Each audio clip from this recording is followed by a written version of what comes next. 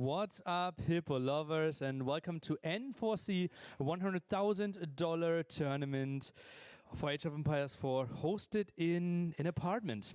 It is a bit weird, especially weird if some people are walking in the background. That was not staged. He actually walks that way. And yeah. 賽事應該啱啱先開始。I didn't sleep a lot. Let's say it that way. And Age of Empires 4 will look 咁咧，但係咧就係 offline 嘅比賽啦，咁所以應該有啲流程要做嘅，佢哋。The production went through what we did there. It's going to be beautiful. It's going to be informative.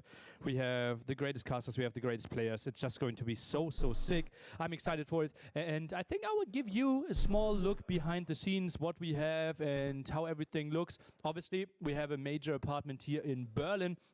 I think 300 square meters or something. And now production hates me for this trick. Now I'm like switching between rooms and they will simply have to try to track me. Let's see.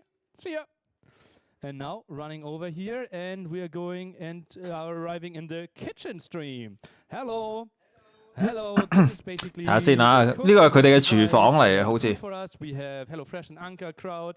And they also have a stream, right? What's your Twitch channel, or are you streaming to Twitch? Anker Crowd.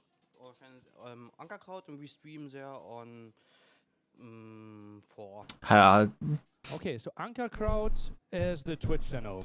Yeah. Okay, sweet stuff. And they will provide us with lots of healthy, delicious food. As you can see, we have the brunch buffet here, and later on we will get dinner. Obviously, HelloFresh. 正。 That's basically 外國咧好興咧就係租地方，然之後搞比賽。 Get delicious meals, easily cooked. 即係以前 StarCraft 都好多。 We have this as the viewing area. You can see, that's me. And then we have, for example, VCQT's girlfriend, who is enjoying the whole show here as well. And now I will walk out of the frame. That's what production thought. 我記得以前咧 StarCraft 咧直情係又係租嗰啲豪宅咧，然之後喺入邊燒嘢食，即係一邊打比賽一邊燒嘢食。Nice. Okay, 睇下先啊，呢個乒乓波台，但係咁細張嘅。Okay. 玩嘢。Okay, maybe I will improve the next day. Drongo is enjoying the show as well. We also have a rotating camera over here. Is it rotating? 冇咩 game 係咁樣搞噶，通常都係 RTS 先會。Drongo. Okay. And then we will continue now in the practice area. 啱啱呢個鬼佬係咪 Drongo？ 8 PCs set up, and as you can see, 哇 we're live. As you can see, players are playing here. Everyone has their own PC set up, and except Gravi, obviously. And yeah, enjoying. Marine 攞件衫好似咁透嘅，透視裝嚟係咪？ Maybe I need to talk to you about that in 30 seconds over at the interview couch. And then we move over to the tournament area where we have the two players facing each other. 咁啊，右上嗰個好似係 Lucifer， 我唔知有冇認錯人。 We have Mike on keyboard as well. And obviously the first match is the Mister against Lenok. Starting, I would think in like 5 minutes. Lenok 喺度，應該係 Yeah, expecting lots of 我睇佢嗰個 mon 咧，應該係喺度 band pick 緊可能。Small fans, so he brought 2 fans. Also like 哇 ，Lenok 係用緊即係 Real Force 嘅 keyboard 啊，好似。 But Lenok has something to say about that as well. And now moving back to the interview couch. 今日 N4C 啊，打咗好耐啊，呢個比賽打咗成個禮拜。Oh my goodness. 今日應該得，我唔知今日係咪得4場啊。 Here I am back. And now you know the good production already has another microphone prepared. What am I saying here? And yeah, $100,000 tournament. 今日應該係得4場啫，但係咧就 BO5 嘅。 I have to say, the Muslim. What's going on? Hello. Well, 咁啊，而 Demuslim 咧，好似係今日咧就宣布咗自己係入咗呢個 Team Liquid 戰隊啦，終於應該係重新入去啦嚇。佢以前打 StarCraft 都係呢隊，咁然之後咧就冇打 StarCraft 之後，應該係離咗隊。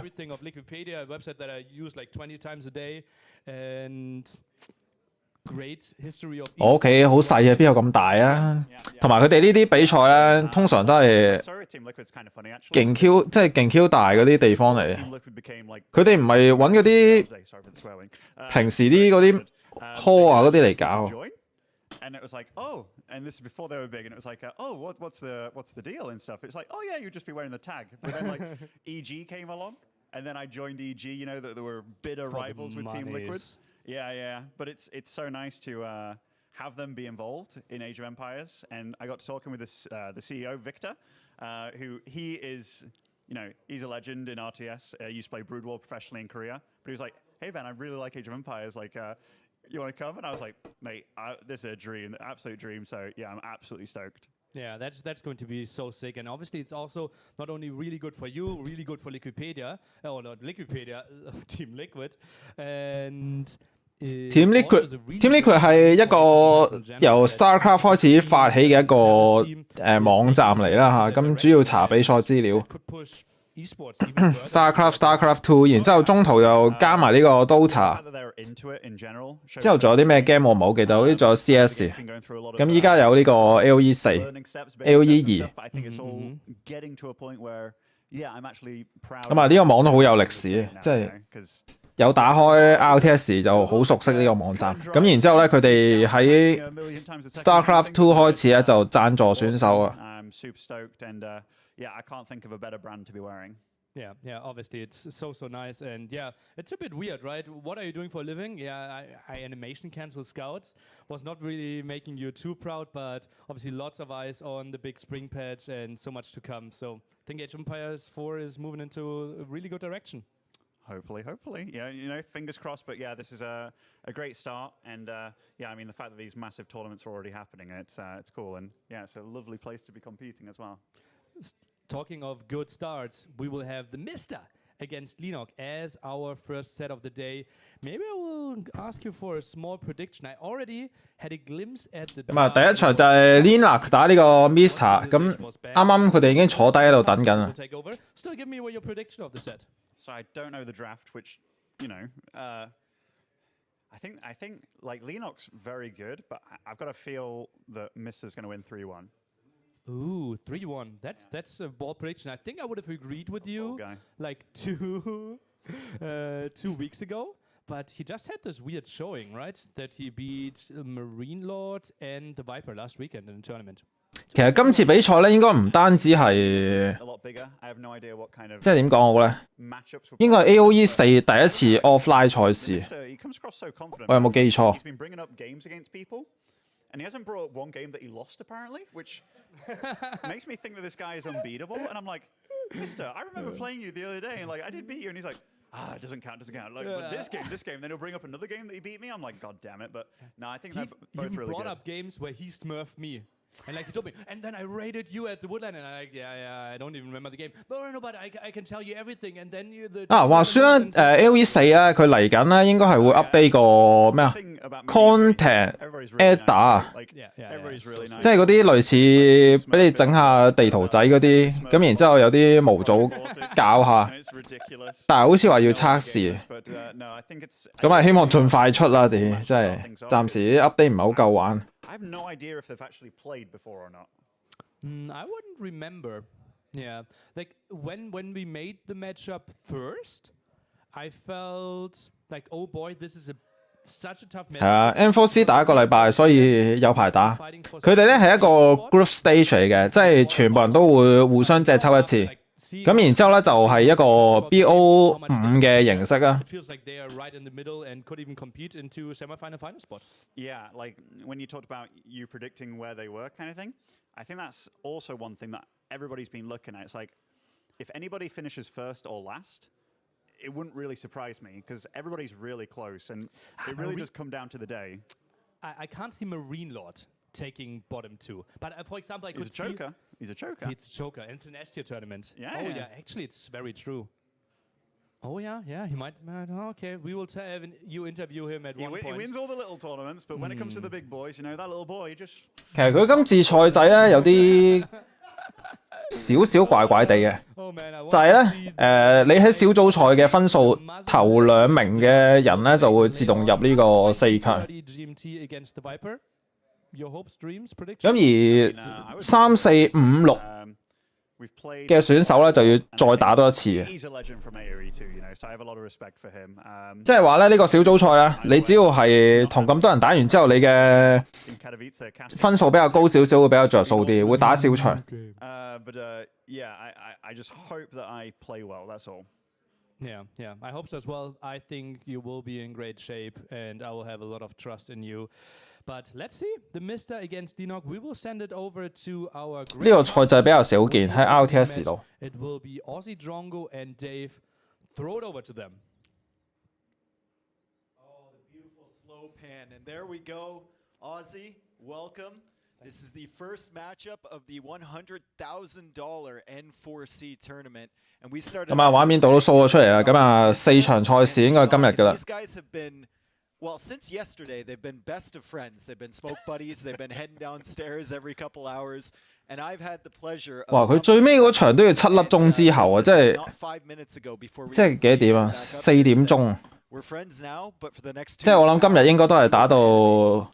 And then we'll go for a smoke after. 可能5、6點。We'll be friends again. It is going to be an absolutely insane game. I mean, coming into this, you see Lee Nock, who I think initially people they saw him as a dark horse, but recently we've seen him be incredibly successful. Had wins. 好正嘅，你睇下以前咧 StarCraft 咧有一個叫 Home Cup 嘅，咁然之後咧啲比賽都係一模一樣。Thinking about his strategies all day, and that's something that he mentioned. He said he has got so many strategies planned. So I'm curious to see what we've got today. The first game, it's going to be France for the Mister. It's Lee Nock on the Mongols.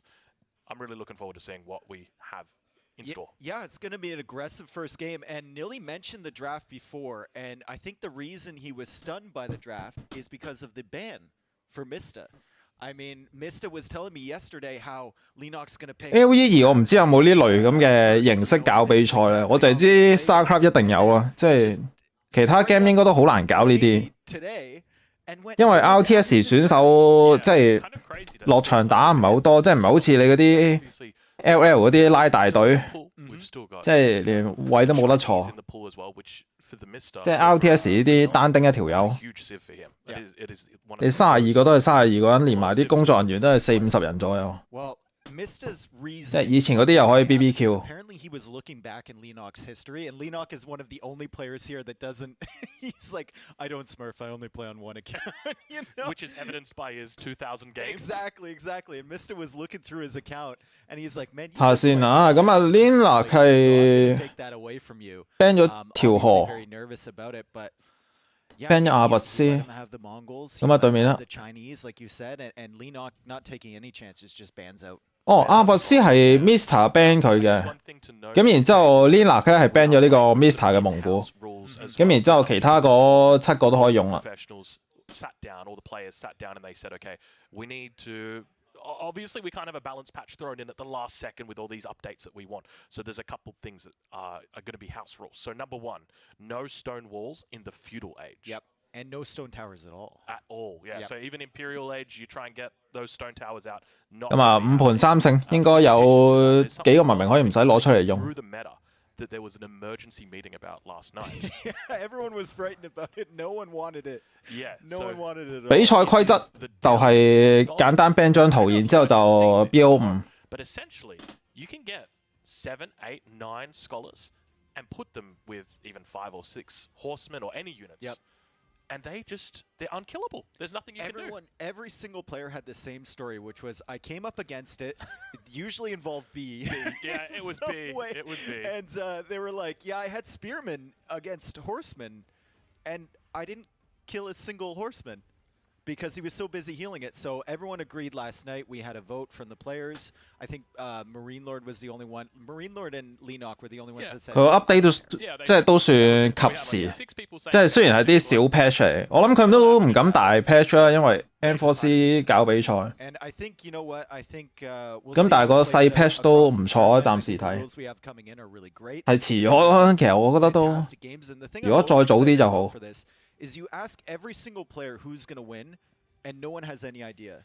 Everyone says anyone here can take it. There's obviously some favorites like Marine Lord, like Nilly said, not expected to finish, bottom two. But 我覺得中國咧喺之前幾日個細 patch 咧，我諗可能會稍微上場咧，可能高啲都未定。The matchups and everything like that, there's just an uncertainty. And I think that's really, really exciting for us. 即係反而英國啊慘啊！英國好似由出 game 到依家有冇改過嘢？好似完全冇。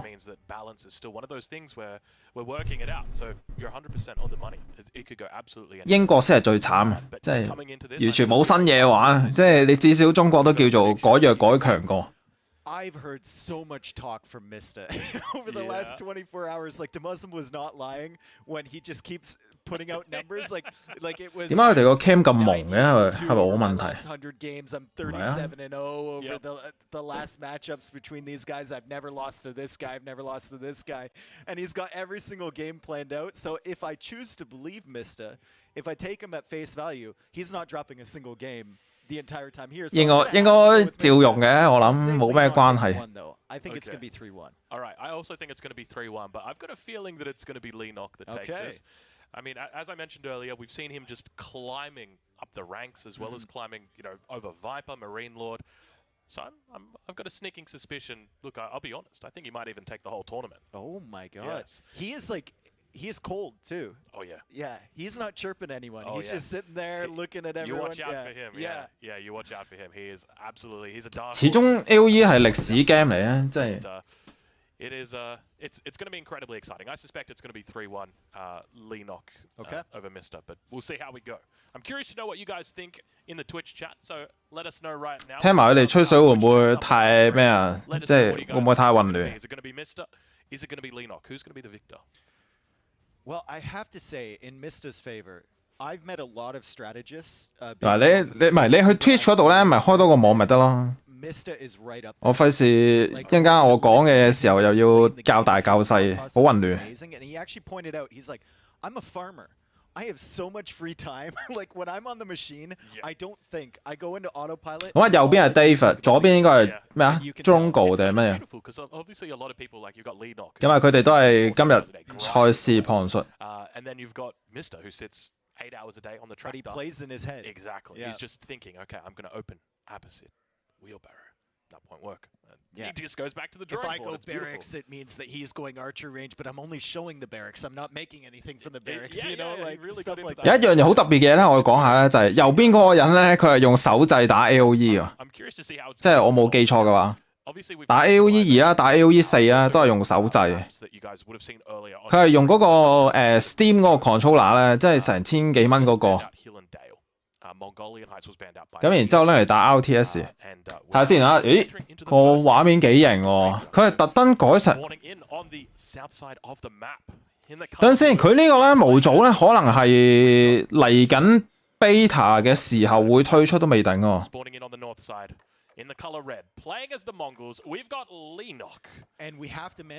唔知係咪啦？即係個畫面係完全係大改喎，即係改到好似 StarCraft 嗰個觀戰模式咁，即係又或者 AOE 2嗰個 Capture Age， 我覺得呢個畫面都幾靚，即係幾簡潔。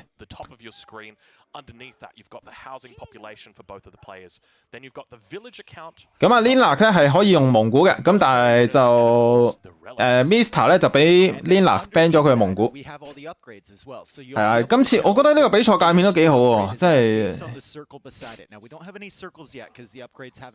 係至少叫清晰少少咯睇嘢，即係啲咩 upgrade 都可以睇到。咁呢個時候 Mista 有啲濕滯啊，即係打蒙古嘅話，唔知有啲咩諗法咧 You just won't know. 因為蒙古咧，啲人話其實佢改到80石、100石、82石嗰度，其實好似都唔係好夠皮。We can see Mr. bringing back some of the sheep underneath the town center. Now he's going up against the Mongols here, so highly likely. 即係影響係有嘅，但係唔係真係超大影響。I've got a sneaking suspicion that Mr. has got something in store for this game. 點解 Lina 右邊有個細路嘅？真係好恐怖啊！就咁睇。Really looking forward because he said like as you mentioned, he's got a whole game plan, a whole theory about this, and he knows what he's going to do. So I'm looking forward to seeing whether he's actually going to do it and how Lina Queen， 我覺得係啊，蒙古大優勢啊，真係冇理由。照計下正路嚟講，雙方水平差唔多咧，冇理由打輸。Some early H2 aggression. If we go and take a look at Lennox's base, if he's got any buildings on the Uvu, that'll also indicate to us. What his plans are, whether he's 咁啊 Khan 都改弱咗喺城堡時代，不過係。Yeah, this Khan just providing a little bit of pressure right now on Mista, but he is going to be able to pull the villagers away, and I believe there was some sort of building around that Uvu. 咁啊黑暗時代嘅時候咧，咁啊呢隻嘅嘢咧得2點攻擊力嘅啫，但係問題就係好鬼煩。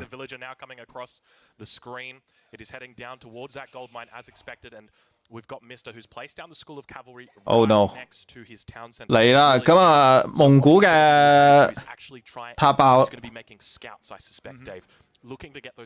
但先呢個村民會唔會太陽啊？即係人哋知你做咩啊？咁啊，直接先拍一支喺黃金位附近先啦。咁啊，然之後帶2隻長槍出嚟。咁啊，為咗贏冇計啊！真係呢個比賽好多錢嚇。Who would have imagined a Mongol player doing an outpost rush? First scout going to be coming out and looking to siege this down, or at least place a little bit of pressure on that villager. 咁啊，以前咧啲人咧係用呢個即係法國咧會留喺黑暗時代耐少少啦，然之後自己出翻長槍去處理嘅。但係咧就今次 Mr. 咧係直接升咗上呢。等先 ，Lina 喺上面送咗兵喎，啱啱望到。咁啊，好似死咗隻長槍，你唔知死咗啲咩？即係喺個 TC 隔離。咁啊 ，Mr. 直接升封建時代嘅話，唔知點打咧之後，即係你俾人封晒啲資源啦已經。So no real surprises. But looks like a sheep might potentially go down here. But the Khan going to continue moving back towards that town center. Got to be careful. The sheep does indeed go down, but it's in a pretty safe spot. We now see that. 咁啊，先封咗黃金，咁然之後應該係慢慢就會封埋你嘅木啦。咁然之後就非常難搞噶啦。Sitting on that gold with his early spearman there, and he's got the outpost on the wood as well. Didn't lose that villager forward. 咁啊嚟啊，過嚟插呢個木位啦，準備。The key here or what we've got to really watch now is the town center. Is the town center training scouts? Because if the town center is training, it's only training villagers at the moment. So he's looking to keep the scouts. 咁啊想偷氣啊，咁啊俾人斥候望到啦。He's going to be using this to siege down the outpost, and you can see now moving towards those villages. The spears coming around the south side of that tree line. And looking to reinforce this position. He's got to be careful with that villager. He's only got the one villager out, so if he loses this, Tower Russ is shut down. 咁啊，直接加速，應該都起得到嘅。暫時睇，即係我睇唔到法國有啲咩兵可以暫時處理到。咁啊，出緊工兵嘅，但係就時間唔係好夠快嘅應該。咁然之後咧就封咗少少木位啦。咁果呢邊唔知佢夠唔夠膽繼續食啊？ And now that archer coming out, got to be careful. Looking to try and take down that villager. You can see. 等先，工兵喺度射緊村啦。爭少少，喂，起唔到，可能有機會。隻村民冇血。哇！呢個大鑊啦，咁就。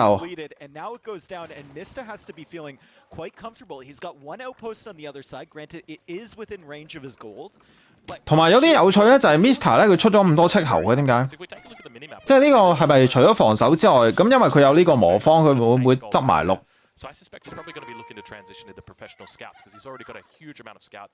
咁啊，工兵數量都差唔多啦。咁啊，單純如果得長槍嘅話咧，就應該好難繼續加塔噶啦。咁呢個時候咧，應該係 Lina 可能係少少劣勢都未定。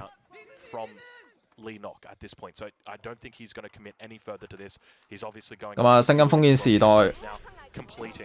出咩啊？ potentially see a transition into a castle age here. I love the way that Mista. 蒙古係應該打肉馬加長槍噶嘛，照道理。As long as I build up enough army, I can take map control there. I can slowly push out towards that gold and secure myself for the later stages of the game. He doesn't want the early pressure from Leenock to find any. 頭先呢度 Mr 有啲奇怪啊，咁啊過嚟衝呢支塔，但係呢支塔對佢嘅影響其實唔係好大嘅，即係佢可以暫時唔使理嘅，但係咧就佢選擇想清咗佢先。但係就俾 Lina 賺咗好多嘢，其實都你諗下死2-3隻戚啦，死隻工兵啦。And now the question is, what does Leenock do to transition or to deal with this? Because now the shoe's going to be on the other foot. 哇！真係呢度要投資好多嘢嚟處理啊！你睇下又死一隻戚啊！ And he's going to have control and probably going to even be looking to go castle age himself. Yeah, and with such a compact. 但係 Mr 繼續喺度加緊戚球啊！黐線！哇！又死一隻。佢依家等緊着火，咁啊應該唔使處理㗎呢度。等下先，佢做乜嘢啊？ 佢諗住清佢諗住清理埋啲兵嘅，但係又死咗隻兵，好蝕下喎！咁樣你睇下，處理一支塔要死勁多兵啊！咁啊 ，Lina 咧係準備緊呢個馬加呢個長槍啦，咁啊打一個好正路嘅打法啦，即係正路就係鬥即係勁多兵。咁啊，然之後咧法國咁少兵咧好難處理。咁啊鬥龜啊唯有。但係先，佢呢個畫面咧冇提到嗰個專業斥候喎。He's not being very aggressive with them at all. He's just playing straight to his game plan. He knows his TC is going to be producing a little bit faster here. He knows he's probably going to have a better economy as well. 咁啊，過去 Lina 屋企轉個圈，順便睇下人哋出咩兵啦。咁之後就應該翻屋企嘅呢度。即係佢一定要知道人哋 Lina 想做啲咩先啦。咁啊，望一望都好。咁但係大鑊啦。咁啊，斥候移動速度係比呢個肉馬慢啲嘅。咁啊，可能會死咁1-2隻。等陣先 ，Lina 有呢個鐵匠鋪喎，佢唔知有咩諗法咧，可能打一波流。咁啊，又死一隻戚啊！咁啊，雖然 Lina 嘅人口咧好似低少少啊，但係法國嗰啲嘢全部都係暫時即係冇咩太大幫助啊！即係斥候又唔可以打正面嘅。咁啊，而且佢就係得工兵啫，咁即係話佢要處理人哋肉馬都有啲難。It is +1 ranged armor. We can tell because it's got that beautiful gold ring around it on the outside. So big shout out to Felix for this absolutely beautiful overlay guy. Yeah, the overlay guy. He's done an amazing job on this. So very. 咁啊，升咗2防先，2遠防。 You've done a great job. So if anyone's wondering, that doesn't show the progress of the research. It just shows that it's currently coming in right now. Correct. So once that's in, 其實我覺得呢個界面臨時起出嚟都已經好多嘢都幾齊，即係生產緊嘅科技啦、單位啦，咁啊喺左右都可以睇得到。不過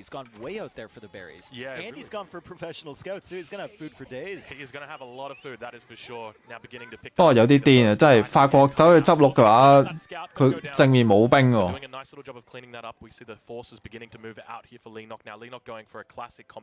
係啊，真係。 放假睇下比賽。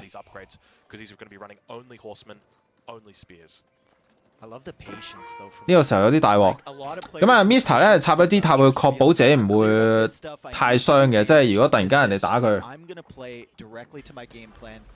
咁而且咧塔咧係一個建築物咧係可以代替少少部隊嘅，即係呢個防守建築。咁啊，所以咧你部隊就算落後少少咧，咁有支塔咧係比較安心啲。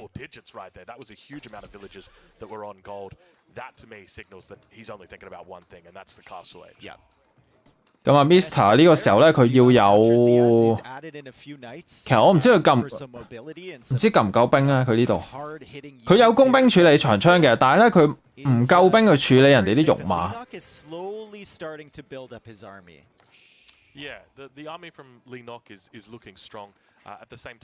咁但係咧就我哋望一望村民數咧，就應該係 Mr 有43隻嘅，咁而 Lina 咧係得35隻村，應該係即係個圖案。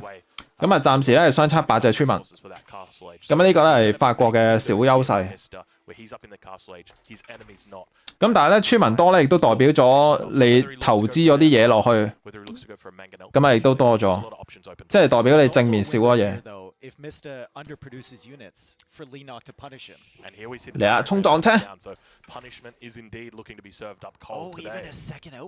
配置係即係咩啊？村民嘅數啊，咁啊好似冇啊，暫時。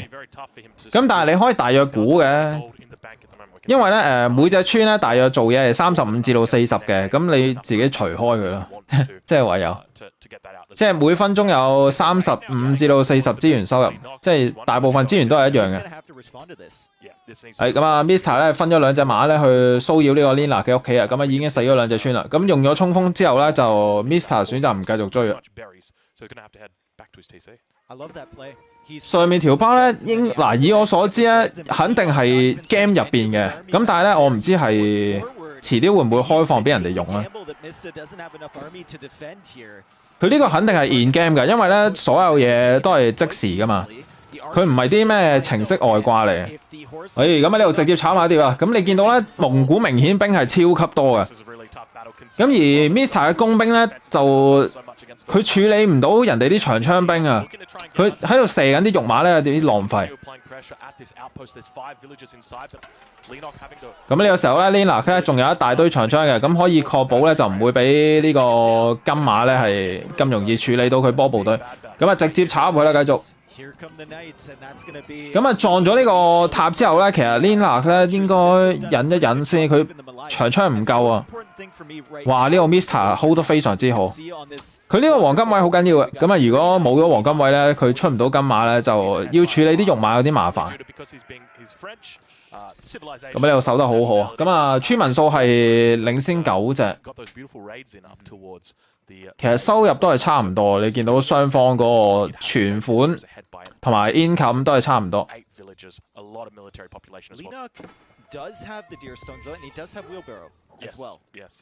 等先 ，Mr 可以升咯。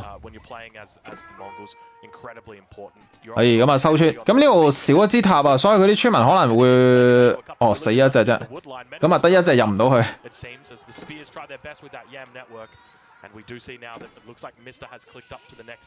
咁啊 ，Mr 已經升緊城啦。我覺得呢個可能會唔會有機會贏咧？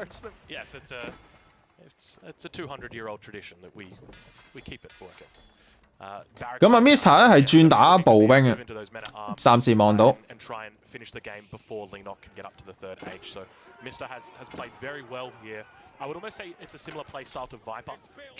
但我覺得蒙古應該問題不大嘅，暫時睇。Lina 升級時間有啲慢啊，真係有啲牙煙。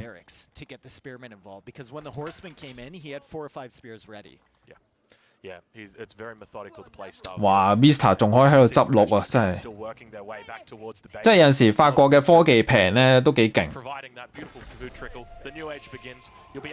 啊 ，Lina 應該係啱啱先開始升嘅，但係咧就其實咧蒙古咧有陣時咧會拖好多村去升呢個城堡時代，所以咧就應該唔會差好遠嘅，我諗。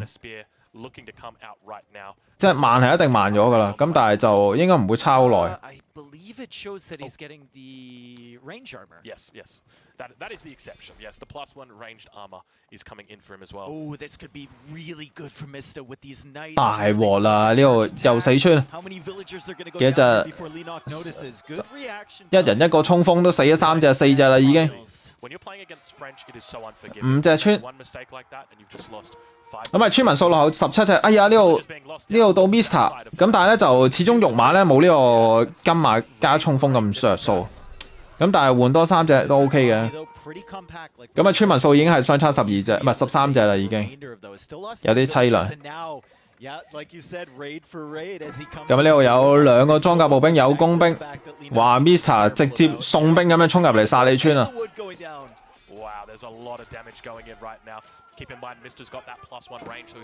咁而且咧，因為呢波咧雖然係送兵咧，但係佢基本上係令到 Lina 嘅村民咧做唔到嘢。咁佢後面嘅兵會越嚟越少啊，即係咁樣俾人騷擾住。咁啊斷咗木啦，成唔到羊啦，金又冇咗啦。哇！呢一波好致命啊！咁啊睇到 Cam 咧，應該係 Lina 投咗啦，即係扭一扭身。And Mista is in a fantastic position, and he takes game number 1, French against Mongols, and that looked very comfortable. Lenok didn't really commit to anything, and Mista just played his game plan. Incredibly well played by Mista. 哇！真係有啲出乎意料之外，點解法國可以打贏蒙古？不過我覺得咧，真係第一波塔嗰度咧死咗村有啲蝕底。哇 ！Lina 後面嗰個細路真係咩事？ Yes, well, not only because he lost the game, because there was also a small individual who was standing behind him. I'm not sure if you saw that, Dave. But, I think, yeah, that individual, he's been creeping around here for a little bit. Yeah, what's his story? I don't know. Honestly, I don't know, but I have a feeling we're going to see. 其實 Lina 咧喺一開始咧，其實都有少少失誤咧，個畫面冇帶到嘅，就係佢有啲長槍咧衝咗入去呢個 Mr. TC 入邊。And what did he have selected? Altai, high view. Okay. So they're your big ticket items, Altai, high view. So he feels very safe on Altai. We often see him go for the Chinese on Altai. Obviously, Delhi, they're a strong. 有少少失誤啊，真係。不過第一鋪冇計啊。And I think from all the conversations I've had. 通常比賽第一鋪都係即係熱下身咁樣，輸贏都應該問題不大。I don't know how to judge it with that guy. Yeah, you got to be careful of him. But yeah, I'm curious to see how the picks are going to go for the next game. But we'll keep you guys up to date with what happens there. But I got to say that last game, it really just came down to the raids. It was just. 但係 Mr. 真係打得好。And I think that's the thing when you're playing against the French, obviously having access to the knights in the second age, it's so unforgiving. It's just, you know, 蒙古係啊 nerf 咗，但係我覺得都 OK 嘅。I think 6 hits for a horseman to take out a village up.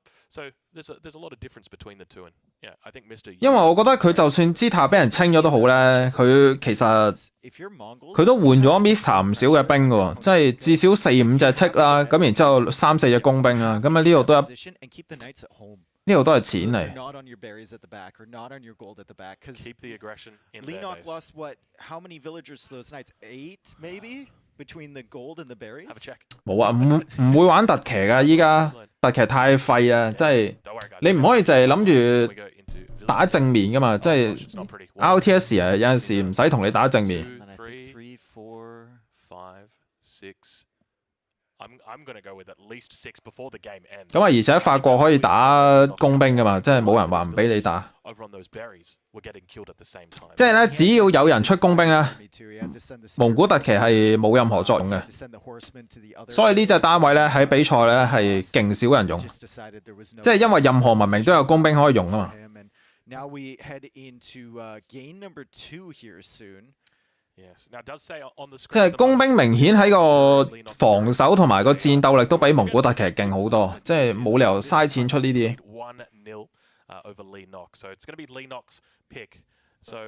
係啊，又要石頭又要金喎，即係一大堆資源出隻嘢出嚟，仲要戰鬥力麻麻地嘅。即係打近戰係 OK 嘅，但係問題就係人哋可以轉兵㗎嘛。Does he want to go back to his comfort zone? If you're down the first game in a best of 5, do you go for the Chinese pick? He's very well known for it. I feel like you do. I think it's a very reasonable thing to do. Yeah, you want to try and get that. 咁啊，依家咧應該係 Lina 嘅 home map 嚟嘅。You know, get that momentum back in your favor. The funny thing is about Mista, he was saying we have these heart rate trackers, and we didn't get to go into it last game, but we probably will this game. And each of the players are wearing one of them. And he said the more that he wins, the more nervous he gets. And as soon as he loses a match, it like grounds him back. Really? So he says if he's up 2-0, he can feel it in his whole body. Like his veins are pulsing, you know, his hands are shaking. Okay. But as soon as he loses, he's calm again. Interesting. Yeah. I think he must be the only guy that happens to. I don't know. When I'm getting pushed to the edge and there's lots of angry people in the Twitch chat. Yeah, true. He doesn't have that up there, though. Also, we're casters, so yes. You know, they judge us harsher than players sometimes, I think. That's true. All right. I could see a lot of fellas in the chat. Some big 團戰始終有隊友啊嘛，咁樣有隊友嘅話，咪大家互相配合咯。但係一打一就冇計啦。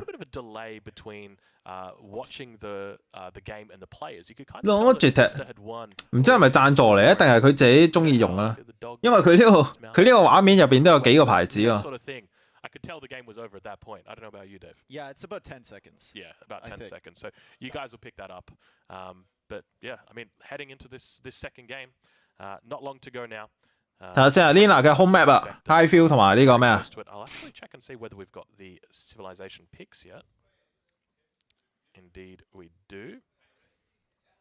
Game 2係呢個 Altai。It is Altai. It's going. Civilization picks. We are waiting. We are waiting. 如果佢冇咗阿拔斯嘅話，就中國同係咪應該中國 ？Altai， 我哋要諗下咧 ，Altai 究竟呢個文明，唔係即係呢個地圖用咩文明好？ Going up against Mr.'s English. Interesting. Mr.'s been a big fan of English. He's been talking about this matchup quite a bit as well. Yeah, and when I talked to him about all the civs, his feelings on English is that they're just a safe pick. Yeah. Basically, they're good on. 係啊，蒙古特奇要嘥好多操作嘅，所以即係有陣時都唔係太建議用。同埋人哋唔一定追住你噶嘛，人哋追住你啲村民噶嘛。That is a big thing that we've seen. If you even just a 2打2比賽唔知有冇咧？佢之前嗰個比賽係純表演賽嚟，即係依家唔知佢搞唔搞。其實暫時啲平衡咧唔係話真係完全集中喺呢啲團戰上面噶嘛，佢全部都係以1打1為主。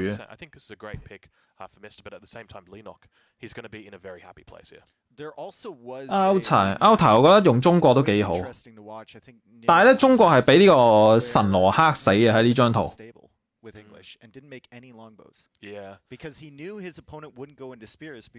咁然之後應該仲有英國，但係。So there's a bit of mind gaming, isn't there? It's almost like. 但係 Lina 佢係冇阿拔斯喎。Or RTS. Or RTS, yes. Yeah, but the best type of chess, the RT chess. Yeah. Yes. I guess when you know that your enemy is gonna or has the capacity to make longbows, naturally you're gonna be like, well, okay, I'll do the opposite, and yeah, it all works out in the end. But 神羅依家都幾勁，但係就大地圖勁咯。I'm looking forward to seeing this. So what I'm going to be looking out for on Altai is Leonok probably putting up some walls. I suspect we're going to be seeing quite a few walls. 其實中國又唔係真係渣得好緊要嘅，即係因為咧中國唔係話即係喺啲阿拉伯地圖攞出嚟用噶嘛。中國有2-3張圖咧，勝率係超過60%嘅。即係其他圖打得廢，但係佢有幾張係特別勁嘅。即係你喺嗰幾張用中國咪得咯。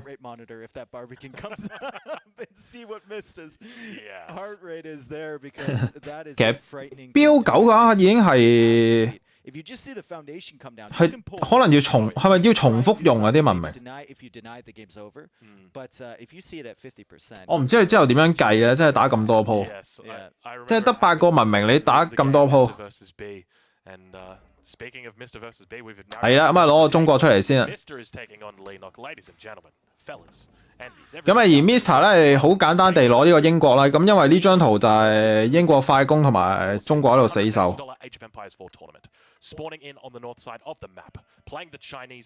但係我覺得 Mr 應該會有啲唔同嘅招用嘅，可能 Mr 啲打法咧有少少即係反正常、反人類。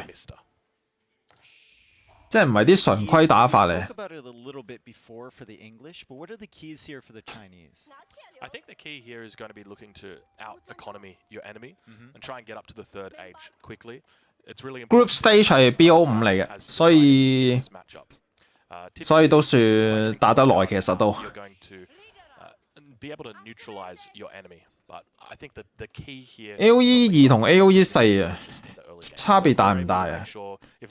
差別肯定有嘅，但係咧就 AOE2咧係你話佢好唔好玩，我又覺得 OK 嘅，但係咧唔多唔少都係情意結咯，可能。但係如果你話邊隻好玩啲咧，我覺得都係睇下你中意咩啦，即係冇話絕對。因為我自己都。2同4我都覺得幾好玩，但係如果你話要我淨係揀一隻咧，我又揀唔到。But we'll check on the town center and see what he's got underway when we come back. But we can see 3 on gold now. 其他人咧喺間休息室度喺度睇緊比賽，應該都。I think it's very safe to say that he's just going to play spear longbow. I think it'd be pretty crazy, especially on this map, to go for horseman. Yeah, I think it would be pretty wild just because of how closed off it can be. It can be very easy to close off. 睇下先啊，英國咧係出咗雙斥嘅，咁然之後咧中國係應該得一隻啫，咁啊仲喺屋企轉緊圈。For Lee Nock, but yeah, we'll have to see how he plays it out. I suspect that we're just going to be seeing spear longbow, but there may be 佢有5 round 噶嘛，5 round。I can kind of smell that one as well, Dave. And it has to be pointed out here as well, if anyone's wondering, these map seeds have been vetted. 5 round 嘅話打係喎，5 round 嘅話有可能會有一個對手冇打，係咪？即係有1、2個對手冇打。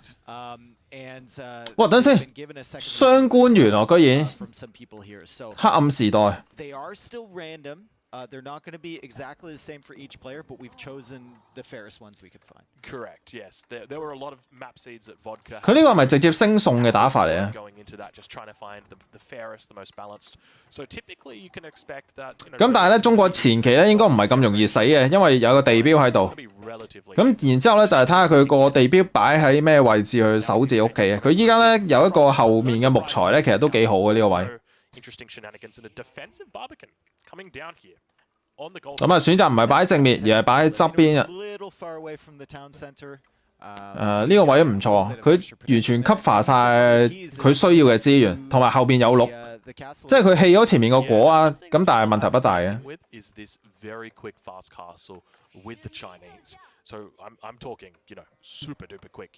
中國唔使好多黃金嘅，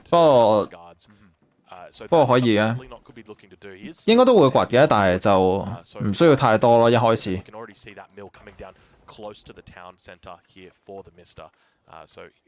但係咧，佢咁樣起咧，我又唔知佢係咪升送咧。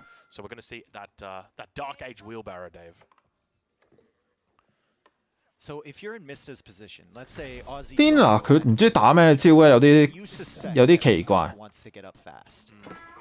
先打馬先。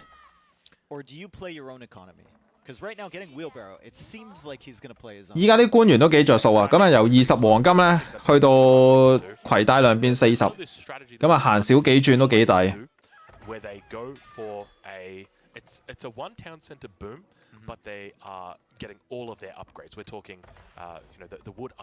Lina 可能係封建時代狂爆兵啊！即係我唔知會唔會啊。我睇嗰啲資源咧，佢肯定短時間都升唔到送。佢係諗住個英國會快攻佢，然之後佢咁樣打。但係 Mr 咧好明顯就係即係有少少反傳統，即係唔知佢做緊啲乜鬼。咁啊 Lina 咧出咗少少兵出嚟啦，咁啊行出嚟發現個英國唔係快攻你嘅，咁搞笑。Sorry, Mista's going to have to be a little bit more defensive with these and just build up and maybe get his upgrades like you were talking about. 咁啊起咗個磨坊，然之後應該係升逐輪先啦。哇 ，Lina 都有逐輪嘅咯，已經。What the fuck？ Just looking to play defensive in his own base at the moment. I think he suspects he's not going to be able to do too much damage towards Leonok. He's running very safe wood lines, relatively safe food economy as well behind the. 但我覺得如果鬥爆經嘅話，英國冇乜睇頭。我唔知 Mr 會有冇啲咩招轉咧？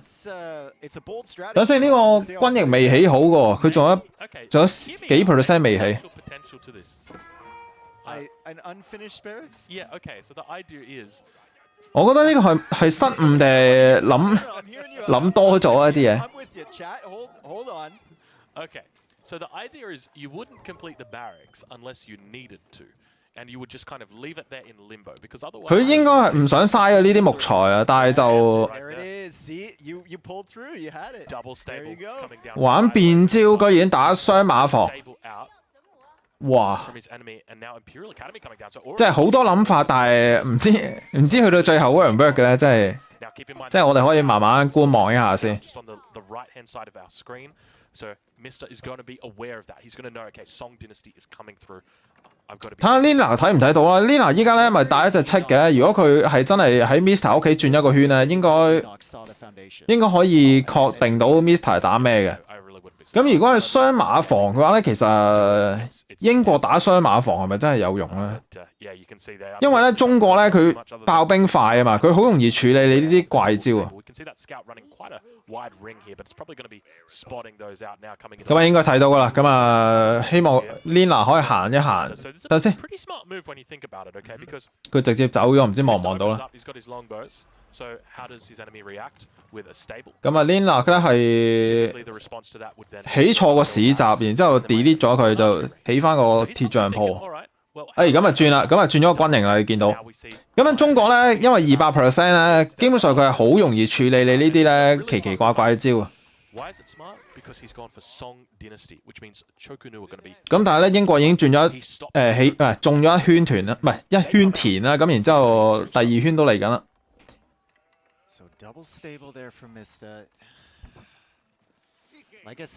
我覺得有啲嘥錢，即係打個雙馬房，因為肉馬又唔係好似平時人哋羅斯嘅早期騎士啊、法國嗰啲皇家騎啦，即係戰鬥力有啲唔係好夠啊。但係如果你即係投資咁多錢喺呢啲咁嘅兵度，如果你做唔到嘢，好蝕錢。即係中國呢個時候咧，佢反而真係唔使出門口啊，即係3官員啦已經。佢後面又有鹿喎。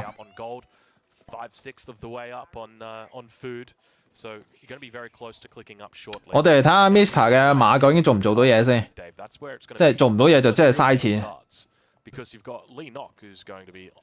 咁啊，大家出門口都帶一隻斥候。咁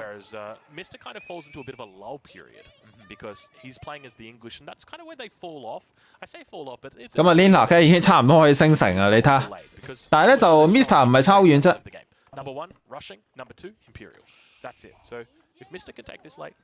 He could potentially win. I think there is a window though. And it's because Mista has his farms already. Yeah. And the Chinese player does out of the carcasses, like you can 佢想起喺邊啊？起喺左手邊。He's gonna have to place farms. Oh yeah. And that means that there's gonna be a window where he's not producing, where he's spending wood. 呢個位可能 Mr 睇唔到，但係咧就 Mr 自己都升緊，所以應該問題不大。From the Mr. So both players now transitioning into 咁啊揀咗一個 TC 地標 sending out feelers at this point in time. You know, you see the scout running around with a couple horsemen. 咁啊暫時 Lina 佢係單 TC 啊，但係咧就 coming out. And he's going to be up when it comes to his economy because right now he's down. 會唔會開翻 TC 啊？定係打進攻啊 ？He's got a second town center about to pop up, which is his king's palace. So he's going to be in prime position. 其實都幾着數啊 God, I love this overlay. Isn't it so good? So good, man. If we don't notice it at first when it comes in, and now Lenok getting the Pierce armor as well. Or he was getting it, I think. No, he's still getting it. Okay. 我唔知後面會發展成點樣，即係嗱，暫時 Lina 梗係打呢個金馬嘅，咁咧就其實佢如果未開始種太多田嘅話咧，佢未必會即係叫做支撐到佢係咁出兵。即係反而英國呢個時候咧，因為佢有馬房咧，佢如果打金馬咧就比較簡單啲。即係田已經種起咗啦，咁啊，而且用緊呢個英國加成。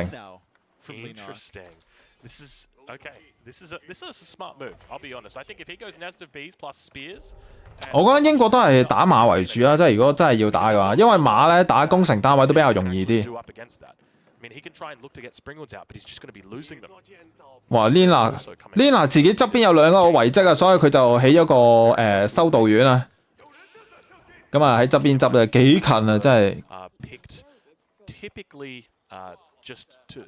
咁啊 ，Mr 咧都係吹緊金馬嘅，真係簡簡單單。其實英國咧，只要經濟執好咗咧，佢其實大把錢出兵。咁喺呢度有個小規模交戰，但係咧就冇乜所謂嘅，即係斥候同肉馬隻抽。But yeah, it's very interesting to note. Look at the upgrades that are coming through for Leenock at this point.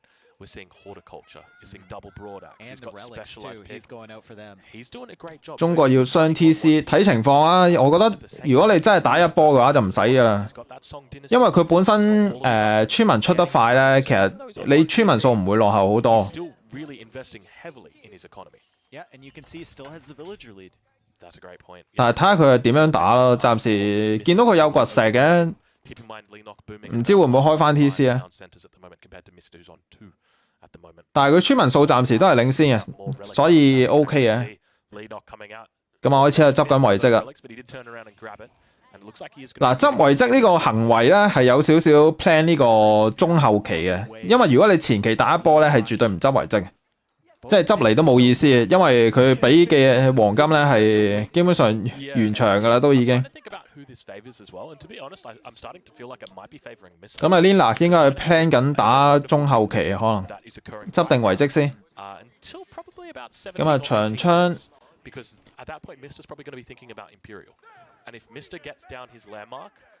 但係佢會唔會加 TC 咧？真係講真。我見佢有掘石嘅，哇！掘石越嚟越多啦，真係應該加嘅，我諗可能。但係慢啲咯，佢唔係嗰啲早期加 TC 嗰啲咁貪心咯。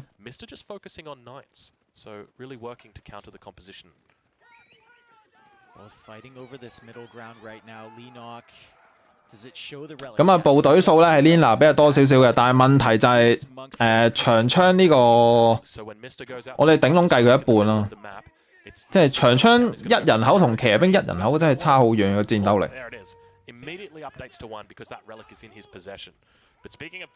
咁啊加個 TC 喺正面啊，居然。咁啊 Mr 喺側邊咧，咁啊入咗兩隻金馬出嚟做騷擾。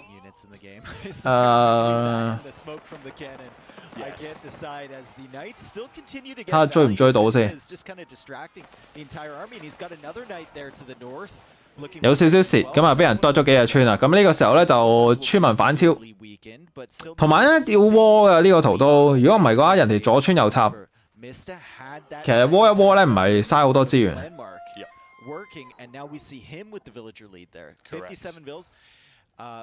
但係呢個村民數領先啲咁多咧，對中國嚟講係冇咩影響，因為佢有監督噶嘛。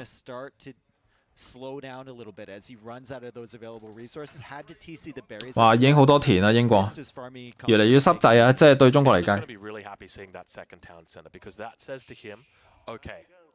My window, so remember we talked about that window. From about 13 minutes on to about 18 minutes is where China's window is to attack on one base.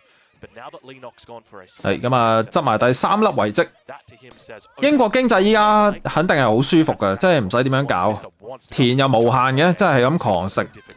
Playing up against those longbows in the late game because, to be honest, nothing will beat longbow spear in the late game. It's an incredible composition. And now Mr. getting horticulture of his own. 係啦，見到 Lina 咧開始係窩，喂呢邊爭啲啊，咁啊俾人捉到個真女，但係咧就想招降招唔到。Probably would have given him a little bit more of a chance. But yeah, that relic gonna be dropped down, and subsequently we see Leenock's relic count return back to 2. And looks like Mr. going to be coming up to try and grab that relic. 咁啊，雙方暫時應該都係5波嘅。More and more raids coming in. Also, 咁啊 plan 緊打後邊。Because he's been under significant raids here, Dave. So it makes sense. I love when you accidentally trigger the. 其實呢度得一隻金馬唔夠抽啊。Yeah, it's like, don't mind me, guys. 咁啊，睇嚟個遺跡會俾 Mr. 攞走啊，即係馬唔夠多。The mighty infantry, not Warwick the wolf. He's going to do it. It's going to go down. It's going to go down. 咁啊，起場死咗隻村，有啲蝕底。Oh yes, animation cancelling is still in the game, but only the wolf can do it, and he animation cancelled the victory there. Absolutely beautiful. 哇，真係 Lina 忍唔住啊！咁啊，帶一堆長槍衝出嚟。Leenock knows exactly where that monk is.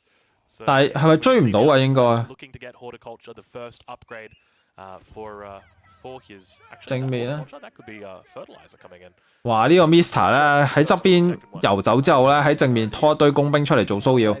Lina 應該有攻城單位喎，係咯，即係應該唔使怕嘅，照道理。Mr. got to be careful here. We can see the nest of bees sitting on that front line. And Leenock just continuing to pump out the nest of bees at the moment. So you can see he's got 2 that are sitting down. I'd be curious to know exactly how many he's got, but it is he's starting to get those numbers up a little bit now. Yeah, and he's still on those berries though. That's the concern for me, right? We have such a farming eco over here from Mist. 我諗應該遲啲會改啊，即係狼呢啲。其實好多人都投訴啊，就係啲狼打村民，然之後啲村民唔識反擊啊。You can see he's got the berries sitting in his base. He doesn't even need those berries because by actually taking those berries, it's going to be at a reduced rate of gathering. So it's just better for him to stay on the farm. And there's the second farm upgrade for him. Yeah, so really looking to put a lot into his economy here. He's going up, but we can see at the moment villager count almost even 74 versus 75. Now it's even 75 versus 75, and it keeps. 咁啊，起一個城堡出嚟，咁啊，哇呢個位都幾靚。等先，會唔會死村啊？冇事喎，居然一隻村都冇死。呢個位應該阻唔到噶 ，Mr. 哇大鑊啦 ！Mr. 諗住阻止啊，咁啊引走咗一堆兵。咁但係咧，因為Lina 正面有呢個一窩蜂嘅，所以。等先，哇！呢個走位大鑊啦 ，Mr. 咧咁樣引走咗呢個 Lina 嘅部隊啊，咁呢個時候要翻轉頭追，不過有啲失誤呢個位紅兵。我以為 Mr. 會殺得更多嘢，但係咧就暫時睇就好似，哇大鑊啦！咁啊 Lina 究竟起唔起到個城堡咧？佢啱啱俾人拉扯咗一下，其實長槍兵死咗唔少，但係好彩咧，中國起嘢快脆，死咗幾多隻村啊？但係應該落後16隻啦已經。啱啱唔知死咗幾多村民啊，有啲凄涼。哇！啱啱 Mr. 咧稍微拉扯一下，咁然之後咧等埋右邊嘅騎兵衝過嚟，咁啊陰咗 Lina 一鑊啊！咁但係咧就好彩起到個城堡出嚟。咁城堡起到之後咧，就應該係等帝王時代啦。如果唔係嘅話，即係嘥時間，點樣推都推唔到啊！咁但係英國經濟唔錯啊，依家咁啊85村啦，咁啊田，咁啊又非常之多，咁啊升帝會好快脆啊！即係可以嘅話咧，就梗係連兵都唔出嘅，但係咧就Lina 都推出少少，俾咗啲壓力佢。哇 ！Lina 轉咗呢個裝甲步兵。哇 ！Lina 有啲凄涼，你睇下 Lina 嘅食物 income 咧，每分鐘得500幾。咁而 Mr. 咧已經係差唔多咧，等一陣間就可以升呢個帝㗎啦。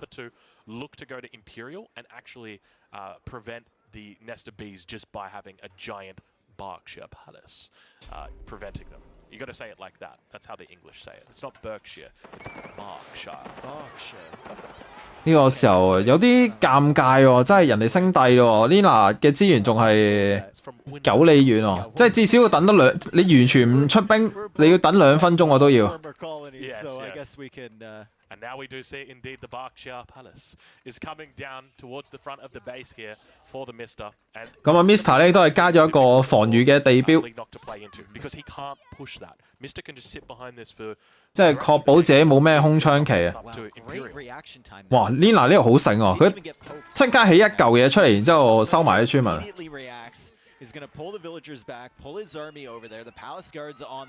但係冇用啊！真係Mr. 依家呢啲兵咧，只不過係拖下時間嘅，等自己升帝。咁但係咧 ，Lina 咧就完全中晒招啊！真係咁喺度追住嚟炮。咁啊 ，Mr. 咧升完帝之後咧，應該係加火炮啊！咁然之後咧就開始加軍營啦。我覺得非常不利喎呢一鋪。For the rest of their lives, it's crazy. So I expect that we'll probably see that. 不過 Lina 有市集嘅，如果佢調一調資咧，應該可以盡快升翻上去，因為中國起嘢快脆啊嘛。但係呢度有啲頭痛嘅都。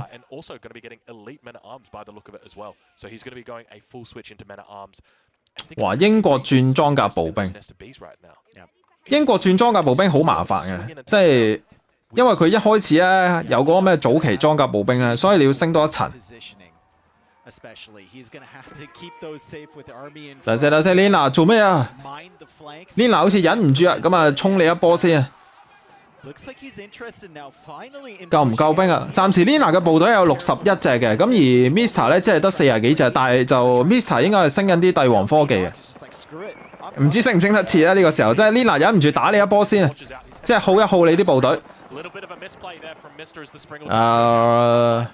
等先，咁啊 Lina 要小心啲咧，就係唔好俾啲騎兵衝佢嗰啲攻城單位啊！佢後面唔知有冇部隊保護啊？咁啊，暫時畫面唔係太清楚。哇！呢一波壓一壓過嚟有啲痛苦。但係 Lina 已經升咗帝咯。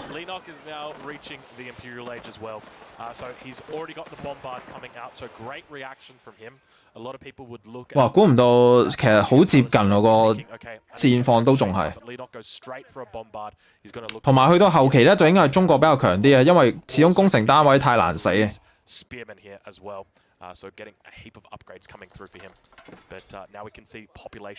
哇！呢 Mr 點樣可以數咗2隻工兵入嚟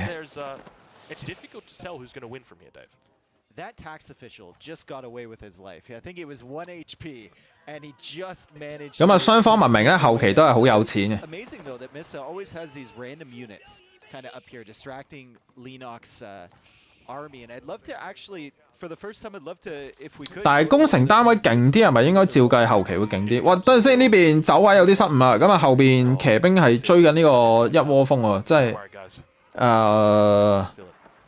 好似又唔係想像中咁傷。其實佢窩得唔係太好啊，即係俾人喺右邊仲有位可以穿穿插插。Spectator overlay provided by our wonderful spectator Vodka, as he is looking at all the important parts of the map. 咁啊 ，Mr 係3遺跡啦，咁啊加埋佢啲田啦，咁而 Lina 咧就有得收稅啦，咁啊同埋有2遺跡。但係依家收稅快咗咧，其實應該 income 都多咗唔少啊。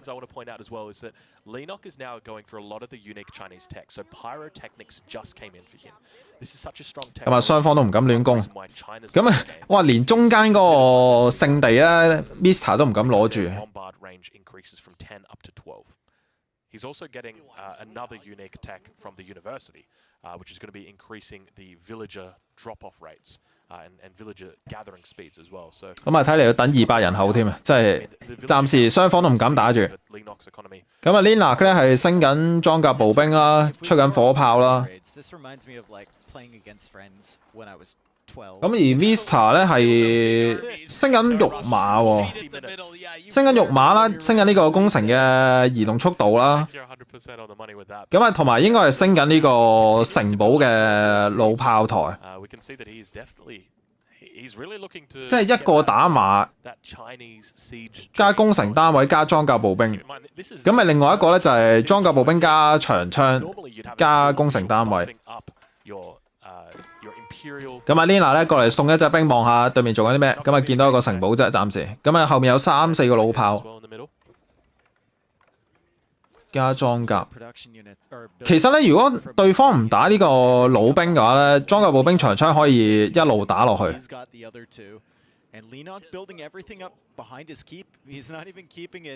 係啊，肉馬打攻城單位幾勁啊！依家，但係咧就其實 Lina 如果 keep 住有長槍兵咧，咁有裝甲咧，咁 OK 嘅，即係問題不大。同埋佢嗰個一窩蜂數量都幾多，即係有機會可以係好短時間可以秒殺到啲馬。但係 Mr 好似冇木材喎。Mr 冇木咯，但係咧就 Lina 喺側邊仲有木材一大堆。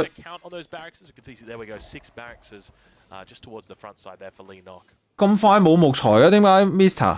佢嗰個圖唔知係咪一開始睇漏咗啊？係咪有啲不利嘅咧？嗱，佢呢度仲有呢一笪啦，咁然之後就冇木噶啦，好似我暫時睇個小地圖應該係咁樣。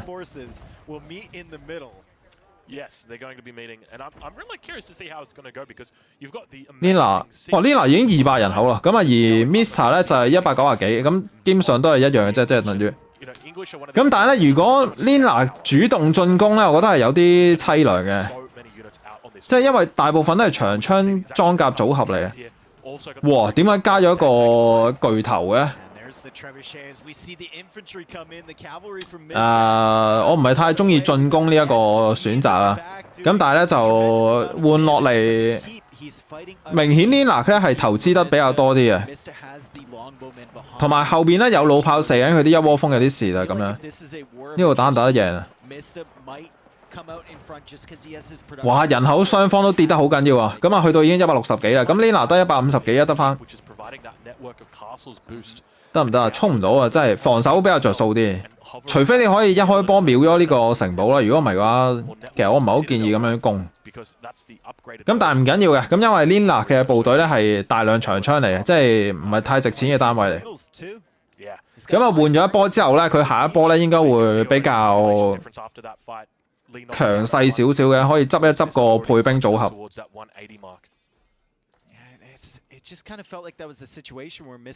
啱啱太多長槍啦，即係一大堆。咁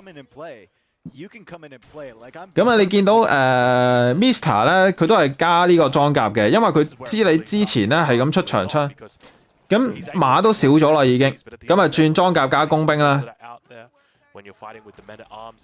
Lina 冇巨頭唔使起啊，巨頭廢啊，即係英國可能會攞嚟用一用啦，但係實際都係廢垃圾嚟。即係除咗射程遠之外咧，係任何嘢都輸火炮，即係不如出火炮。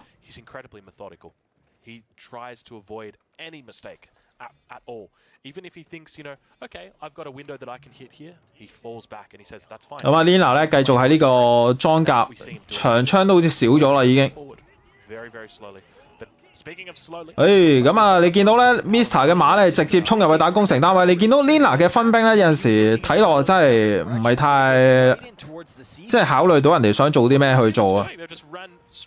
睇下先啊，正面送咗一波兵，但係咧後邊嘅馬都處理咗啦，大鑊啦！其實最緊要咧就係你嘅攻城單位側邊咧要分少少長槍去保護佢哋咧，咁其實唔會咁容易俾人沖死嘅。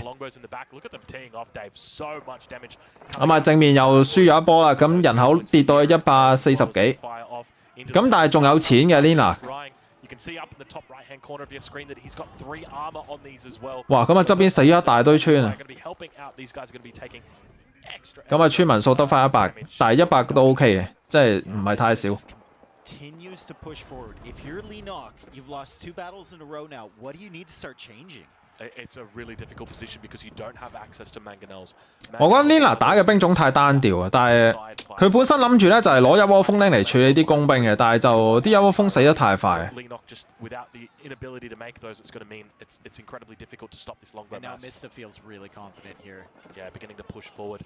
其實中國都可以打馬噶嘛，但係我唔知 Lina 點解唔轉馬。We now see reload drills coming in here for Leenock. 係啊 ，Mr 控兵比較好少少 ，Lina 咧有少少係跨埋一堆，然之後 A 上前嗰啲操作，即係冇乜思考過人哋啲馬會點樣用咧。咁然之後佢啲長槍裝甲全部都向前走。咁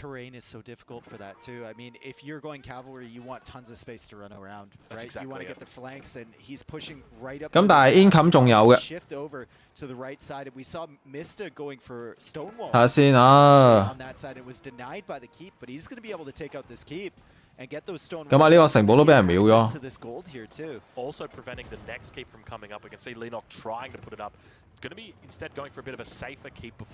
其實錢仲有嘅，漚一陣可以繼續打嘅，如果唔死嘅話。咁但係咧變咗依家咧喺度爭緊呢個黃金位。但係 Mr 咧仲有成1600黃金收入嘅，咁但係咧 Lina 得翻300咋。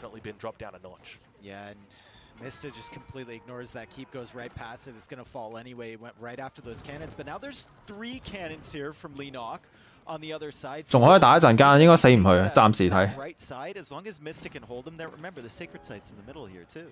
Yeah, it's a really good point. 其實如果有打馬就好啊！裝甲步兵咧，雖然就唔係咁容易死喺啲工兵手上嘅，但係馬咧始終處理得比較容易啲，即係處理啲工兵啦，處理工程單位啊。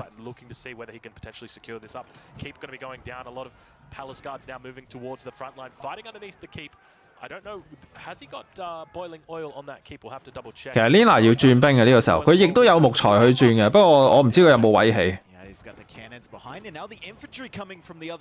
咁啊，裝甲步兵再喺前面繼續衝一次。唔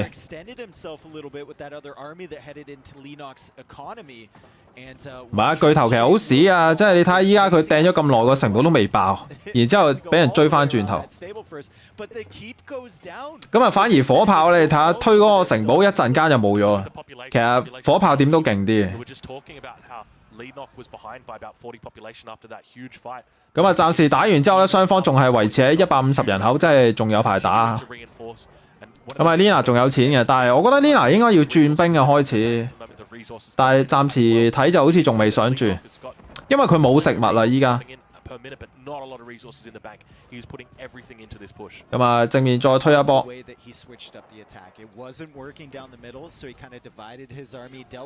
下先啊，秒咗呢個巨頭先。咁啊 ，Mr 咧就冇乜木材嘅，咁而 Lina 咧就好多木，但係又冇乜食物。Yeah, doing a great job with this. And that's really it. If he can keep these bombards alive, there's not going to be a lot that Mr. can actually use to deal with this. 哇！呢度頂住啲工兵喺度掘金喎，居然。So strong in the late game because these bombards have got that extra range. So to counter the bombards, you're going to need to make springles of some sort. And they've got the exact same range as the bombard. So now we see 頭先呢個有啲混亂，大家都係鬥死村喎。喂，等陣先 ，Mr. 啱啱佢拖咗成20隻村衝上前面拆人哋啲工程單位係咩意思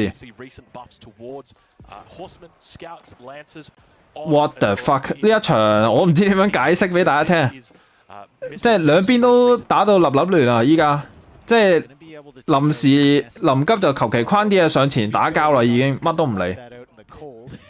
咁但係 Mr 咧已經開始不斷跌緊人口啦，咁啊已經去到120啦，咁而 Lina 咧仲有130幾。咁最緊要咧就係因為佢冇木材啦，冇木材嘅話咧佢係騎兵都出唔到噶嘛，依家即係佢唔係 AOE2啊嘛，冇木啊 Mr。咁啊求其好似買咗少少木翻嚟。咁而 Lina 咧就食物唔係好夠，但係就問題不大嘅。講真，即係因為食物咧，你係田攞翻嚟咧，係基本上佢係只要你一路種田咧就冇問題嘅，唔係俾人反打死啊嘛。我覺得呢個時候係木材量決定咗勝負啊。Mr 嗰邊已經冇木啦，真係有啲慘。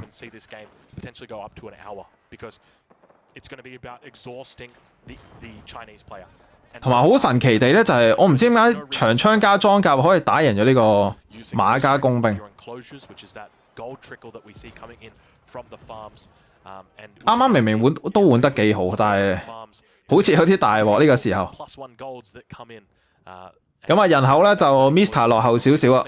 咁啊 ，Lina 嘅經濟反而好健康啊，即係120幾村，佢死咗咁多村都仲有100幾隻村。唔得，點解佢唔轉老兵咧？即係淨係咁狂出工兵。老兵咧打呢個長槍加裝甲咧係最好嘅部隊嚟㗎啦，已經即係最好嘅選擇嚟。有些呢度又炒埋一碟啊！其實有一個我覺得係失誤咧，就係 Mr 咧佢拖20隻村上去打工程單位，即係我覺得嗰個位唔知係咪失誤嚟。即係呢度炒埋一碟啊！但係我覺得 Mr 會唔會經濟差少少就咁樣換落都冇乜用啊？同埋佢已經冇工程單位啦，即係佢衝唔到嗰個城堡嘅後面都又出咗一個巨頭，咩料啊？巨頭愛好者冇啊！真係輸木材呢一鋪，你睇下 Lina 仲有成千木收入。咁啊 ，Mr 咧有600幾嘅，即係600幾嘅話咧，你出工兵就出唔到工程單位啊，即係出馬都出唔到工程單位。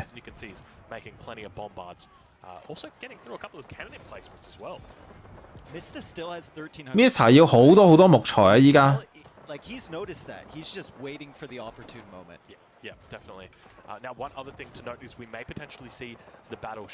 咁啊，有一個巨頭過嚟參戰，加個老炮。升呢度 trade 落好似都仲係唔錯，但係越 trade Lina 嘅人口越嚟越多啊！突然間，好啦，俾人反打翻轉頭。咁啊冇啦，咁啊嗰個黃金位穩定咗之後，其實下面仲有黃金嘅，但係我唔知佢依家係冇村民咯，反而係。我覺得拖村嗰個係失誤嚟嘅，但係嗰個真係太混亂啦個情況，即係我諗咧好多人都望唔到，佢有個位無啦啦拖咗廿幾隻村上前。佢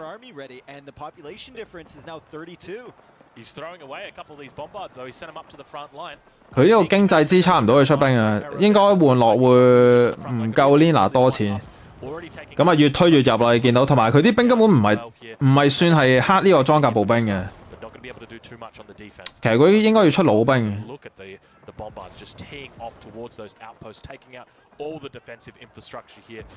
即係一隻老兵都冇。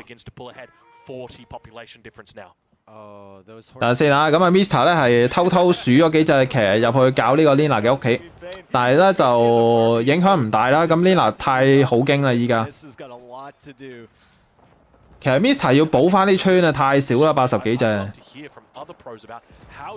Go up against this Chinese composition because the bombards are really the key here. The bombards enable you to have this artillery or this siege superiority. 冇啊，個巨頭唔使理佢啊，真係有陣時。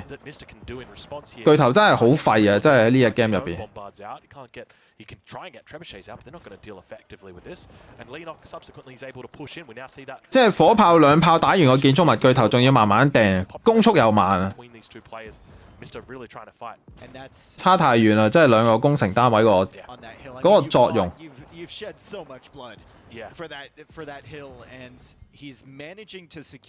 哇冇啦，咁啊中國嘅火炮去到一定數量之後咧，就你好難阻止佢啦已經。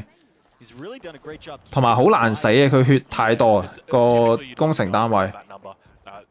咁啊人口係174對132啊，咁啊你見到 Mr 明顯係冇錢啦已經。太少村啦，得88隻。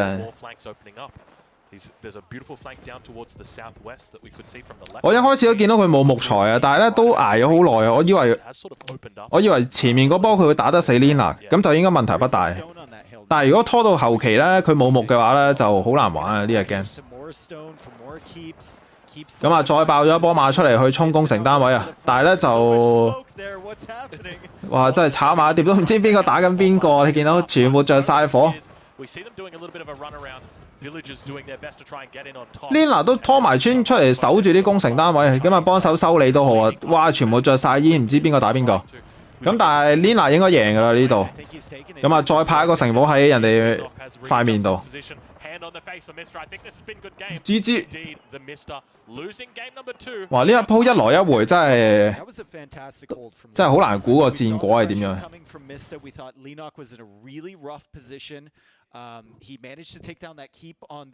真係前面炒埋一碟好大煙。唉，我覺得 Mr 咧佢唔應該拖村民㗎，即係佢本身有百幾隻村咧，佢拖廿幾隻上前去拆工程單位咧，即係令到自己經濟根本跟唔到啦開始。Didn't matter about the gold coming from the farms at the end of the day if you can kill them before that. And that's exactly it. I think that to me is such a beautiful game to watch because we really see both players understanding their timing. AOE4咧後期嘅木材咧比AOE2咧係更加之重要，因為佢連出馬都要木噶嘛，即係出嗰隻肉馬。咁你肉馬工兵又要木材啦，咁你又要攻城單位。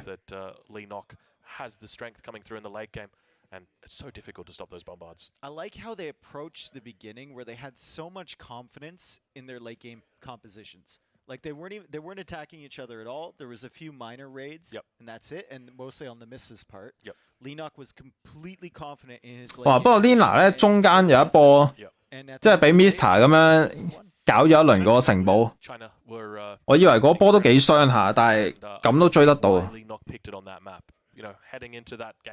I think a lot of people would have been throwing around the questions, okay, China, why not Delhi? Why not, Holy Roman Empire? There's a lot of strong civilizations on that map, but Leonok looked very comfortable there.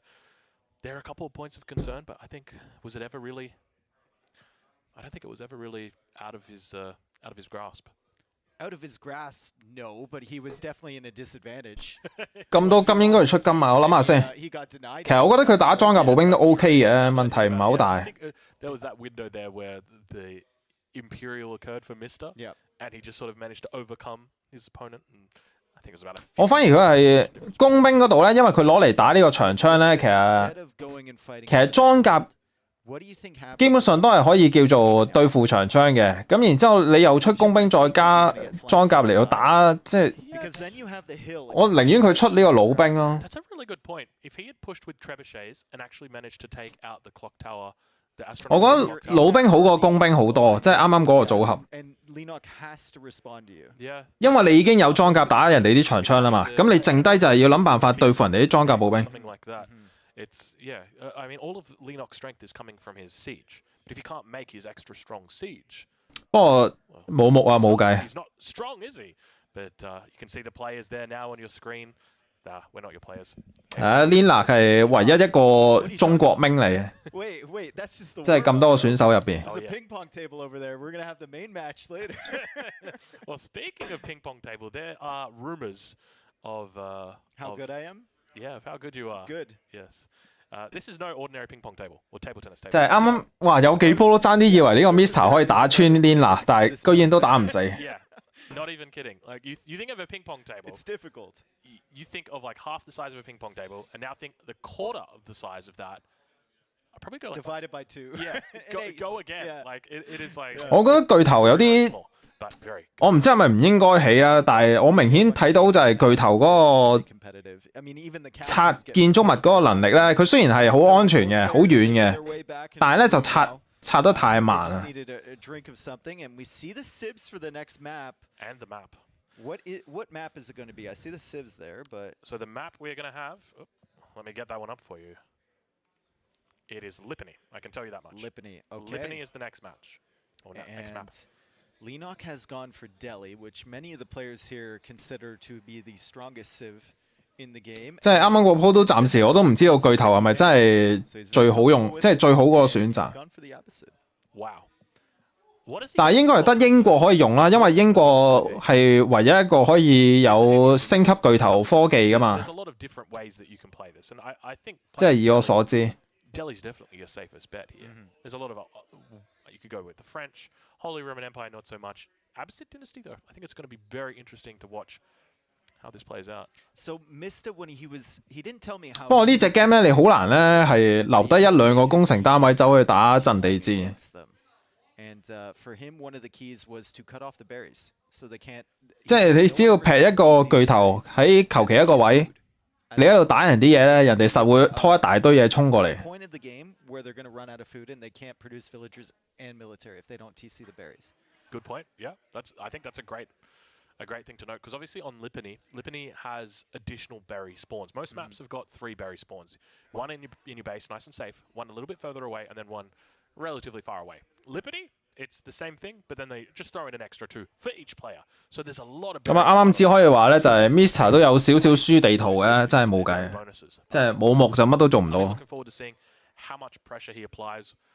Typically, Abbasid Dynasty, they've got a lot of strength in their early castle age, so we could potentially see a 2 TC fast castle into Man-at-Arms timing with Mangonel push. I think that's probably going to be the safest bet. But if Lenok plays this well, I don't see how he can lose. It's a really tough matchup. Yeah, Delhi just seemed that good, don't they? They're incredibly strong. So I'd be expecting that what we're going to be seeing from Lenok, probably some early pressure, archers, spears, a few walls on the sacred sites. Look to capture all 3 of those sacred sites about 7 minutes 30. Slowly transition into the castle age, but just keep on keeping on.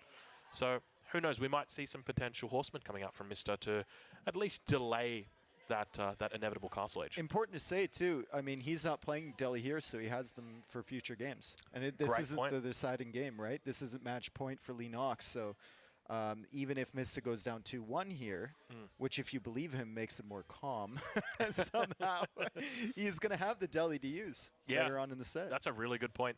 And there's a lot of good maps that are still available to him. 我哋等下一鋪咁啊 ，Lina 好似話揀咗德里啊，我啱啱聽唔到係咩地圖。 In the bag, a great Delhi map. Mongols was banned too. Yeah, that's a great point. Yeah. And then also Highview. So we could potentially see Rus on that map. Could also see Delhi there. So yeah, a lot of good options by it. If he can take this map away from Lenok, it's kind of like tennis basically. Think of like tennis with your break point. It's the same kind of concept. It would be, yeah, you would just not expect it to happen. Tennis, chess. Was there any other games you mentioned? Table tennis. Table tennis. It's like everything. Yes. I saw Lenok just head back into the room, so we're gonna get rolling here pretty soon. All right, I'm looking forward to it. Oh my God! Apparently the cops saw him too. Can you guys hear that in the Twitch I'm chat? sure, Wow. I'm sure they can. Oh, doggo. Oh, Grubby's dog. isn't she a beauty? Look at that. Oh, so cute. Champion. I mean, we don't need to commentate how beautiful that dog is. You guys. 呢個係 Oh, look at that. A little bit of a handshake. Wow. 獸王嗰隻狗仔嚟啊，好似。 Gorgeous dog. That is such a good boy. Or girl. I haven't met the dog yet. Now I don't want to cast. I just want to go and pet the dog. Can we get some dog? Can we over here, get like please? a sub in here? Someone? Yeah. We need to meet the dog, guys. All right. Pause the stream. 因為咧 Firepower 嗰隻狗仔咧係即係好似芝娃娃 size 黑色噶嘛，勁細隻嗰啲臘腸狗嚟。 咁啊，啱啱隻狗咧應該係 Grubby 嗰隻，即係帶埋去現場。 There it is. 唔係 Firepower 餵佢啫，但係隻狗唔係 Firepower。 Easily confused. Yeah, our Greek farmer. Our wonderful Greek farmer. 隻狗係 Grubby。 Right, so heading into this one. So we got Lipany. Firepower 屋企咧有一隻黑色臘腸狗啊，然之後有隻貓啊，我記得。 Very curious to see what he's got in store. 咁啊 Grubby 咧有一隻 Don Artie 白色狗 build order. 仔 I don't know if you know about this as a 大 traditional 狗。 Don Artie build order, where you go for an early wheelbarrow and look to try and maintain a lot of pressure. There it is. That's what that's what I have to look at over Drongo's shoulder. Is this? Oh gosh, that was a beautiful fade in. Props to production for that. I wasn't expecting that. 有興趣你可以睇下佢嗰個 Twitter 㗎，佢有貼相嘅，即係白色狗仔。 Oh gosh. All right. It's just in the corner of my eye, 24/7. It's living in my head, dude. Oh jeez. All right. Well, not too long. 但係估唔到會帶埋出嚟咯，即係 Players are well and truly getting comfortable now. So 啲人個個都帶住條女，即係過嚟旅行啊，即係順便比賽。 lobby. Let me take a look. They are 係咁啊 ，Lina 埋位啦已經。 not online. Oh, Lena. 咦個 BB 移走咗。 Heading in, ladies and gentlemen. Welcome to the third game of your series between the Mister and Lenok. Day 1 of N4C. 咁啊 ，Lina 係選擇得你，咁而 Mister 咧係阿拔斯。咁 Lina 咧係俾呢個 Mister 咧 ban 咗佢嘅阿拔斯啊，所以咧佢應該冇得用嘅今場。 Early wheelbarrow coming out for our Abbasid player. 咁啊，大家都食果。 Spawning in on the north side of the map. 我記得好似話得你係減咗50木材收入啊嘛，但係咧就其實 On the opposite side. 其實應該影響不大嘅。 Playing as the Red Deli, we've got Lenok. Now, I will say it's very nice to have Mr. spawning on the left side of our map. 因為咧，如果係木材少咗咧，一開始咁基本上佢嗰個清真寺起慢啲咯，即係冇分別。 Feels better. It just feels better. So 其實主流都係呢個打法嘅，係比較即係有少少人係特別個清真寺起快啲，即係賺多過一個科技。但係應該主流都係打翻咁樣噶啦，依家。 It's wheelbarrow. Sorry. 即係10萬舐嚟，唔係冠軍有冠軍唔知3萬定4萬美金啊！ Showed for a minute on our overlay. We still have some kinks here. I was so confused. 其實佢入咗圍嘅人都有錢噶啦，已經有我唔知5000定8000美金，即係都唔少。 Well, because you said 聖地少咗，唔係聖地係得你少咗咯，淨係。 it is actually part of the build order though. 'Cause you 但係我覺得影響唔大嘅，真係講真，即係全部都係即係免費嘢嚟嘅呢啲， that's the trick. 即係你搶到就有，搶唔到亦都冇所謂。 To see, but okay. 即係呢啲免費嘅資源， Looking a little bit better. 佢就算改弱咗少少，其實都冇分別。 I was very confused. I was stunned. 即係因為前提就係你要搶到先有噶嘛。 All right, well, 佢只係咧令到呢個科技咧滾雪球唔好滾得咁勁咯。 looking to try and pick up, maybe even steal a couple of his own sheep. But yeah, I'm looking. 但係都係要搶到嘅前提下先至開始傾偈。 Next stage going up with the economic wing. No surprises there. Wow, it's 誒， the only viable option here. 咁啊冇嘢。 It really is. Yeah. Excited for them to change it. I know they mentioned it. Yeah, they did. It was Yeah. something that they talked about. They want to make things more viable. I don't know how you're going to make anything more viable than that. 哇，咁啊 Lina 個清真寺起得幾慢啊！ How can you beat that? But Dome of the Faith now going to be coming down. 我唔知佢升級嗰陣會唔會即係升得似一個科技咧，至少，因為佢至少要升個駐紮100% 啦。咁 How do you compete with Abbasid against the production? 等陣先，佢直接升埋血喎。 It's just, and especially once they get, even if they get the one sacred site, it just seems unstoppable. 得你勁啲定阿拔斯？ Well, keep in mind there have been a number of nerfs. 我覺得都係得你勁啲。 So one of those things that we are going to see is less gold coming in for the Delhi player. 因為呢個圖咧有3個嘅聖地啦，咁即係簡單講咧就係得你比較容易啲搶多1、2粒。 咁佢就可以用到佢嗰個搶聖地嗰個優勢。咁而阿拔斯亦都冇辦法係死龜啦，即係如果你俾人咁樣搶聖地，即係冇得龜嘅話咧，就佢唔知會唔會仲喺度雙 TC 咧？唔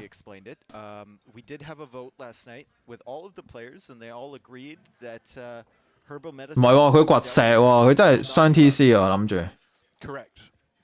咁即係話咧，佢要諗辦法咧，就喺人哋得你搶點嗰陣咧，佢要諗辦法出到兵出嚟去處理嘅。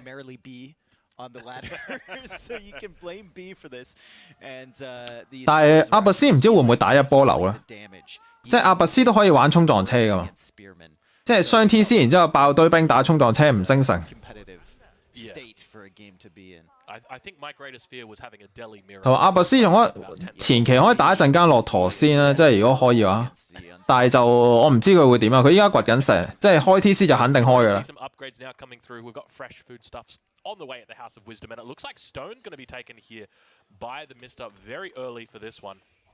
If you take a look towards the top of your screen, 阿拔斯可以唔知會唔會嘗試下圍一圍啲聖地咧？即係或者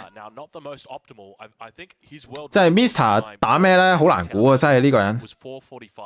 So we're sitting at 450 for about 5 minutes now.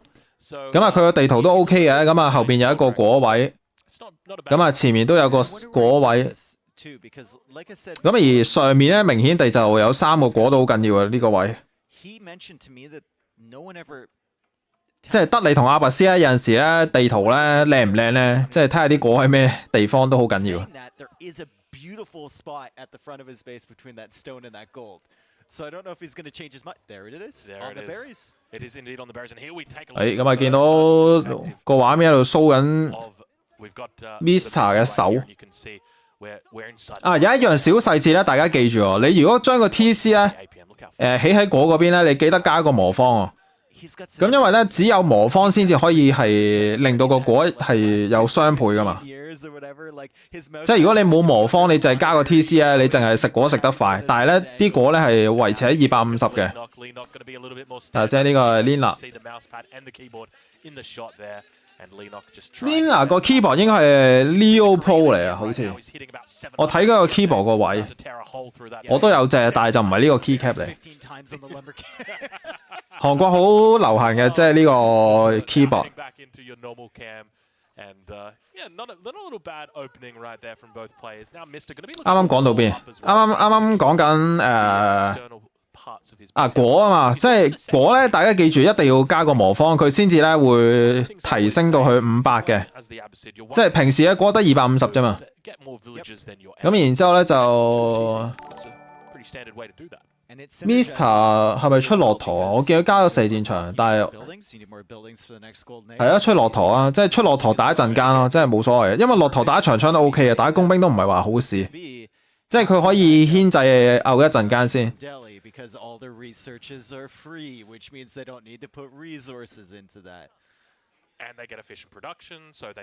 咁啊 ，Lina 咧係一定爆兵噶啦，因為呢個係暫時得你主流打法，但係就 Lina 加咗3隻入去呢個清真寺喎，即係加咗3隻真。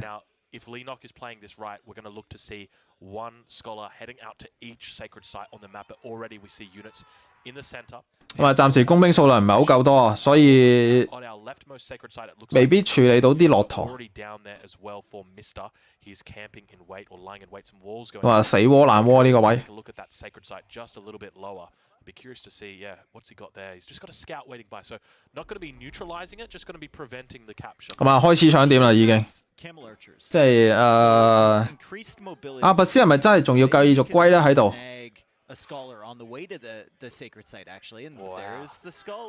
同埋 Lina 啲果係正啲嘅，即係你諗下，人哋阿拔斯淨係得後邊有一個果咧 ，Lina 呢度佢雖然就唔係話超多果嘅，但係佢至少佢側邊仲有一個，然之後佢再左少少又有一粒。咁我開始喺度圍啦。咁啊，駱駝打長槍3戰一隻。And Mr. trying to secure up down towards the south, doing a great job with the walls so far. 4個，等先加軍營啊。Two camel archers here. He went for 2 archer ranges, made 2 camel archers. 加軍營係咩意思？ Full of horsemen, and now beginning to build even more camel archers behind this. Okay. So. But the barracks is out, yeah. 暫時劈喺度得個睇字啊！呢個軍營。He's looking to play this H2 or H3. At the moment, it kind of looks like he's thinking about H2. 但係呢個係3個射箭場啊！ This is such a tough thing, and this is why I was really curious coming into this. You know, what is his plan gonna be? And you know, we were talking. 我真係唔係好明 Mr. 依家個配兵係咩原理？人哋有，人哋一隻馬都冇喎，係咪啊？啊唔係喎，加緊。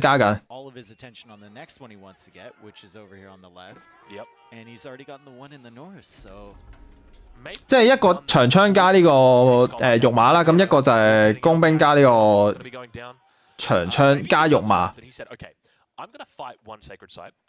得你點都係勁啲㗎呢個時候，始終有得搶點，阿拔斯冇得被動。但係咧，如果鬥爆兵嘅話咧，咁阿拔斯都係唔夠多啊。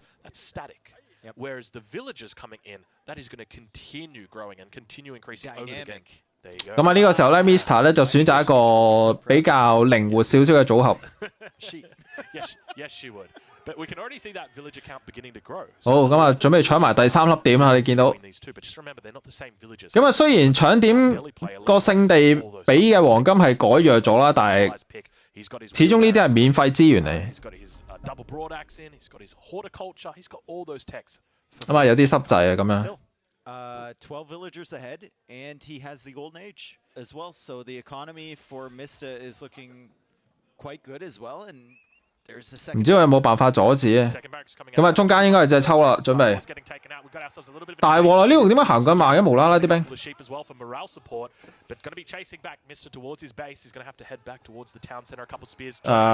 好多兵啊！得你真係黐線。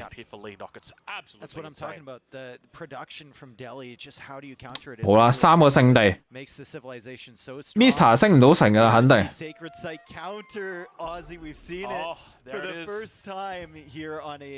唔係喎 ，Mr. 都諗住升城先係咪啩？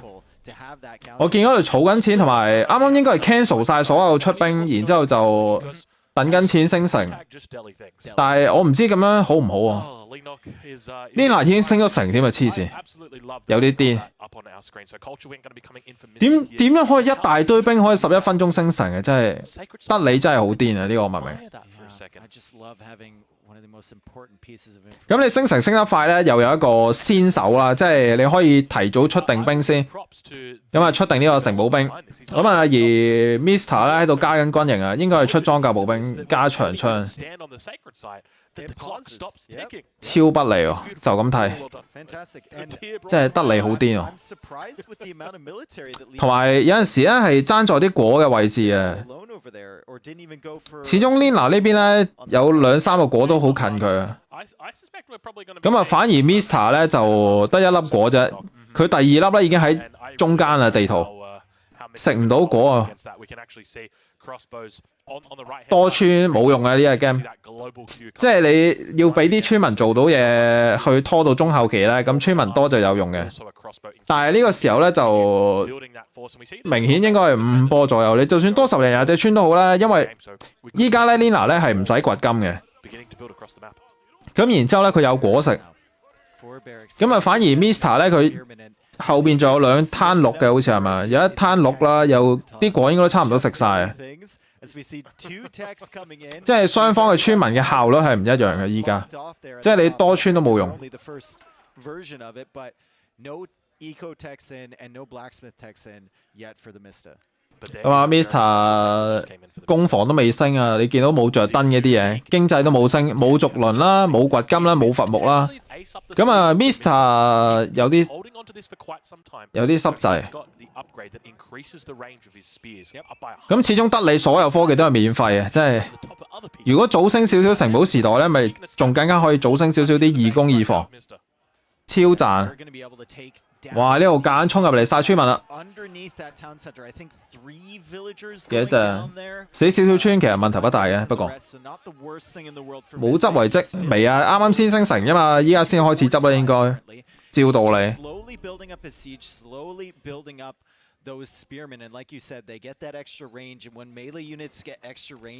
依家戰鬥力咧就係雙方都唔係對等嘅，即係 Mr 會有啲頭痛啊！即係如果佢夾硬衝出嚟嘅，佢啲兵唔夠靈活嘅，咁俾人大包抄嘅話，佢啲兵全部死晒，咁啊得不償失。但係佢唔衝出嚟咧，啲聖地咁樣俾人攞黃金咧，佢都係一路蝕緊錢。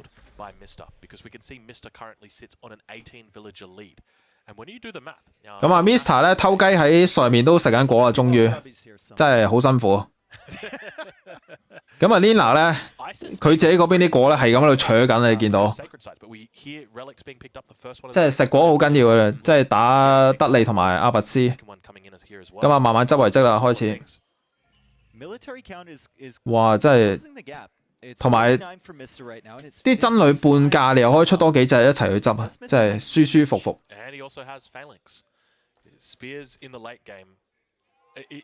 但係即係 Lina 咩意思？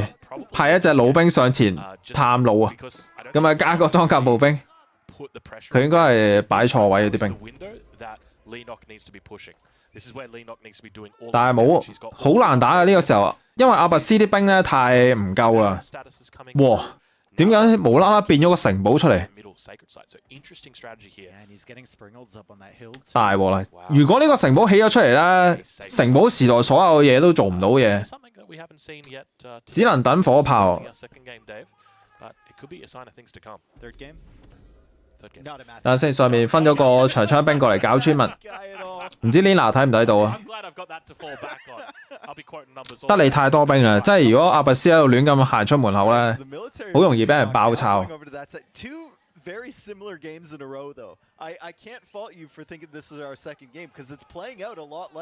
啊，睇嚟有機會大戰一場。得你升級啲嘢。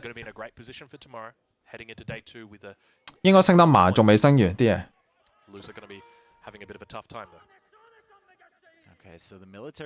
同埋村民領先20隻，咁但係咧收入咧都仲係落後緊。不過木材同黃金比較多啲，可以打攻城單位。但係呢度打唔打？Lina 啲配兵有啲怪雞啲，即係長槍加馬就冇任何其他部隊。我覺得就咁打落去唔係太着數，因為駱駝會減呢個馬噶嘛。佢應該要搭第二啲兵嘅開始。我見佢喺度搭裝甲步兵加老炮。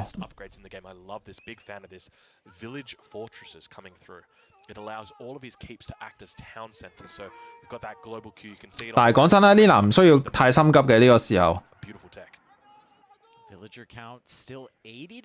佢就算只有一個聖地，佢都係賺緊，即係完全唔需要心急。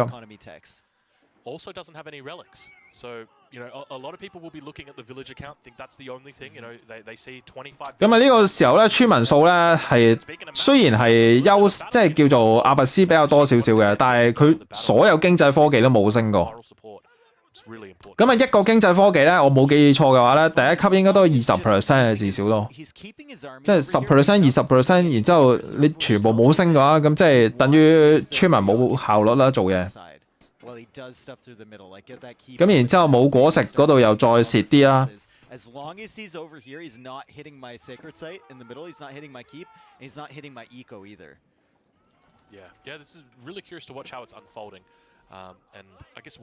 但係 Lina 成日都立亂嘅屋企搞到。So we don't know what the scores are. We don't know what the positions of these players are, other than everything. 係啊，即係嗱，德里同阿拔斯都應該最想咧就喺呢個時候打啊，即係因為德里打帝王時代係比較廢啲，咁而阿拔斯咧亦都唔想拖太耐啊，即係睇下有冇機會打交呢度。咁啊側邊有少少摩擦，咁呢度有個果啊，好緊要，應該要拖穿走啊，啲兵分散晒。其實咧 ，Lina 喺上面應該要窩嘅，即係有機會係一個漏洞咧，俾人搞嘅。等先，呢個時候立亂啦。咁啊，要睇下邊個走好啲，但係記住下面啲輕頭小心啲啊！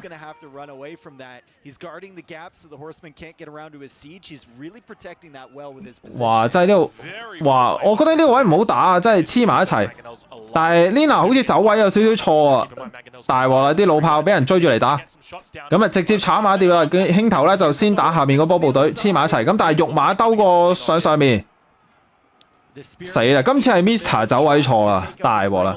咁啊冇嘢保護呢堆輕頭啊，咁啊然之後咧 Lina 咧正面嘅部隊不斷向後拉走啦，咁等呢個輕頭打唔到，咁然之後後面嘅肉馬咧係清理咗呢個 Mr 嘅輕頭，咁輕頭冇晒之後咧，部隊可以安心向前 A 啊，咁剩低咧就係保護啲馬啦，因為啲馬打長槍就即係俾人秒。睇下先，突然間又換畫面咁搞笑嘅，真係。呢度贏唔贏啊？正面撳錯掣，起咗塊田喺度。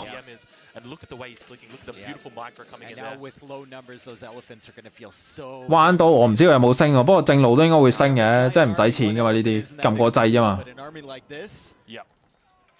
大鑊啦 ！Mr 如果呢度打輸咗一波之後咧，因為即係咁樣嘅話，佢損失埋呢個勝地，同埋打輸之後，佢剩翻嘅部隊係只係得23隻咋。咁但係但係 Lina 咧有64隻部隊，即係部隊數相差好遠啊！咁而且最緊要就係 Lina 有4粒遺跡啊，點打啊咁樣？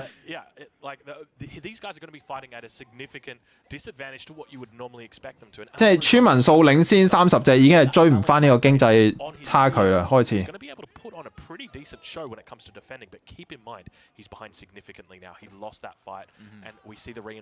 咁啊 ，Mr 冇錢，冇食物，有木材，有黃金，有石頭，就係冇食物。咁啊，啱啱 trade 咗嗰一次之後咧，因為損失太多啦，佢要重新補翻一堆部隊出嚟，又要錢。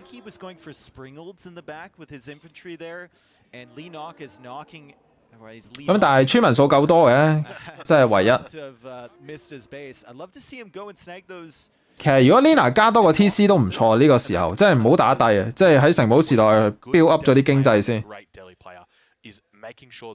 You are constantly taking those sacred sites back. So you can see right here, Leenock is in prime position. 66 military population against 29, which is now 32, I apologize.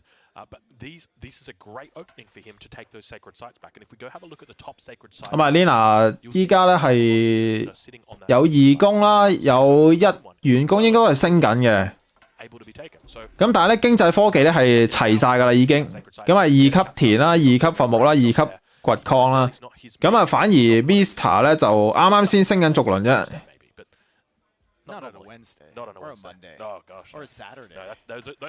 咁啊有個2遠防、2近防同埋有個2近攻嘅，但係就冇遠攻嘅 Mr。呢一鋪應該都係 Lina 優勢。同埋暫時睇個經濟係冇可能升帝㗎啦，即係喺城堡時代決戰。Have a look at the population. It's so interesting to see that, and people would obviously be looking at the population and think that the game is quite even. But keep in mind, Leenock's got 4 relics in the bag. Leenock's got 2 sacred sites. 仲有3隻大笨象。 That right there is 700 and all the gold. eco upgrades, and we look at the eco upgrades right now. Just now getting them from Mista, just getting wheelbarrow, just getting. 有啲凄涼啊 ，Mr。22-minute wheelbarrow build order. Yeah. you'd be crazy not to be going with something like this. But yes, it's a late. 咁啊，今次咧就木材都有嘅，但係咧就明顯地就係經濟，即係雖然有村民啦，但係好多嘢都冇升到。He can always pull those to make some defensive structures if he wants to on that side. And then on the other side, 咁啊，上面喺度偷食果，咁啊俾人發現咗啦。咁但係都食咗好耐啦，嗰啲果都。Yeah, and now we continue to see the elephant mass beginning to build here as well. No scholars really coming out onto the map yet. We can see that he's only got 3. 咁兩個勝地4遺跡 ，Lina 好難輸啊呢個位。Look at all the upgrades that are starting to come through for Leenock here. So we continue to see him getting the blacksmith upgrades towards the top of your screen, over towards the right. A lot of those unique. Lina 唔知係咪已經有3 TC 啊？我睇個小地圖咧 ，Lina 好似有3 TC 咁樣，即係右邊咧嗰個角落頭位佢起咗2個 TC 好似。咁呢個時候 Lina 淨係需要咧係補翻佢嘅村民數啦，咁啊等個村民數健康少少啦，咁剩低就係全部出部隊就夠啦，即係唔使升帝噶啦。100% on Leenock. Production buildings at the front too, going down near that second TC. Oh. 咁啊 Prop C Barracks 咁啊嘢係啊，呢個加2個 TC 非常好啊。A spear in the works, a spanner in the works. I guess it's probably a bit of the saying, but 即係呢個時候咧，如果 Lina 咧係補到100村左右咧，咁啊加埋佢嘅科技升級咧，咁基本上。採集資源嘅效率咧係比呢個阿拔斯好好多，即係 Mr 缺少太多科技啦依家。係咁啊 ，Lina 咧直接部隊優勢咧係直接鏟入嚟啊！咁而大笨象嘅 Animation Cancel 應該係改走咗噶啦已經。睇下先啊，分兵小心啲啊！咁啊，輕頭咧要打落啲工兵度，但係。炒埋啲邊個贏啊？我覺得Lina 咧，就算喺度死咁啲兵咧都冇所謂嘅，因為佢干擾住呢個Mr 經濟咧，其實已經係好賺噶啦。如果正面再打贏就更加誇張，更加賺。睇下先，3隻大象都仲未死啊！咁啊，你見到咧殘血咧拖翻去後面等回血啊，可能。但係都操作唔切啊，真係等。咁啊，大笨象冇血嘅時候咧，拖翻去後面補血。咁然之後咧，再加個城堡喺度。Mr 應該瓜咗喺呢度，就咁睇。咁啊，61隻兵打31隻，仲有嘅暫時，但係就已經係要1個人打2個人啦。啊，真係好傷啊！即係呢度就算守咗之後咧，你諗下所有田廢咗啦，咁啊呢邊墳墓斷咗啦，咁而且越抌得耐咧，啲聖地同埋遺跡俾 Lina 嘅錢就越多，即係打到5波都係蝕錢。咁啊 Lina 嘅村民數已經係追到差唔多啦，即係已經90隻啦。At this point in time, has added in 2 extra town centers, so he means serious business when it comes to this late game economy. And he is really Mr 非常慘啊屋企，咁啊仲有20隻兵嘅暫時，咁但係 Lina 咧有一個前置嘅城堡同埋有50幾隻兵，即係短時間都清理唔到噶啦，肯定。仲加一個城堡，即係啲城堡一路向前加喎。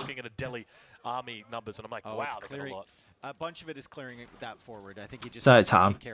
城堡時代嘅城堡咧係好難處理嘅，即係你一定要靠帝王時代火炮。如果唔係嘅話咧，就係一係就出巨頭咯。但係呢個時候，即係咁樣壓到上面咧，真係有啲慘。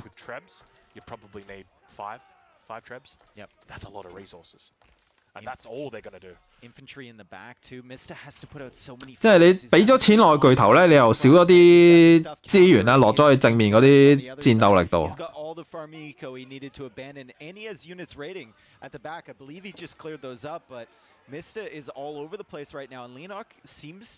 咁啊 ，Mr 喺度做緊最後嘅反抗，咁啊喺側邊起咗幾個野軍營，然之後求其出啲兵騷擾下經濟。咁但係正面差太遠啦，啲部隊數差40隻。係啊，應該冇辦法啊，呢度應該瓜噶啦。得你都係勁好多，真係冇計。took his attention away from the front, dealt with these buildings. 咁而且咧 ，Mr 咧係俾人 ban 咗蒙古㗎，即係唔係太。即係佢冇一個文明咧係叫穩定攞分嘅，即係或者用翻德里咯，一係。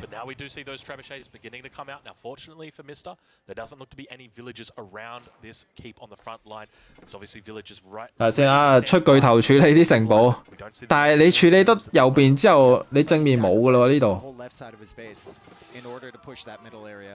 而且最麻煩咧就係你俾人斷咗咁多田咧，你又要補翻啲田咧，嗰度又係木材。真係德里太勁啊！呢度其實側邊打咗個城堡都冇用啊，真係嗰個位影響唔係好大。啊 I think he tasked those away to another resource, but fortunately for him, I mean, 啲村民居然冇死到，咩事 ？And his enemy doesn't notice they went through an army either, so we'll call it even, yeah.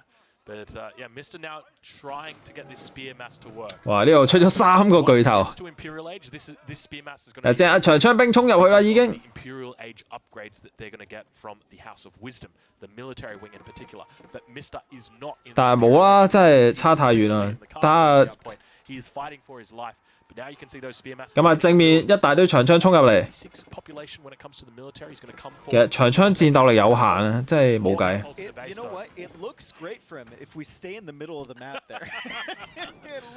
哇！周圍都着晒燈，你睇下個小地圖。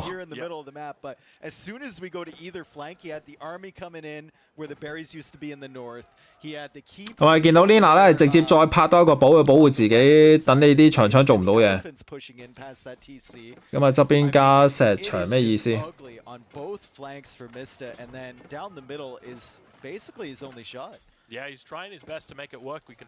實都捱啊！如果 Lina 咧佢有資源升到帝咧，咁加火炮之後就會清得好快噶啦。咁啊正面。哇！周圍喺度加城堡。阿拔斯仲要加強，其實阿拔斯，我覺得係德里勁得滯啫。阿拔斯其實又唔係話真係好渣嘅，但係阿拔斯咧佢爆兵佢始終要加建築物咧，喺前期有啲蝕底。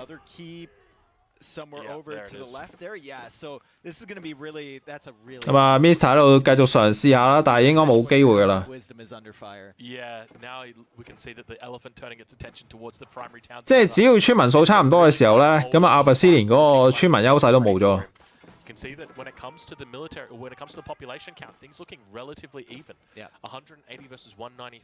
實德里太勁啦，即係。不過亦都有少少係，即係有啲文明相克 feel 咯，即係感覺上。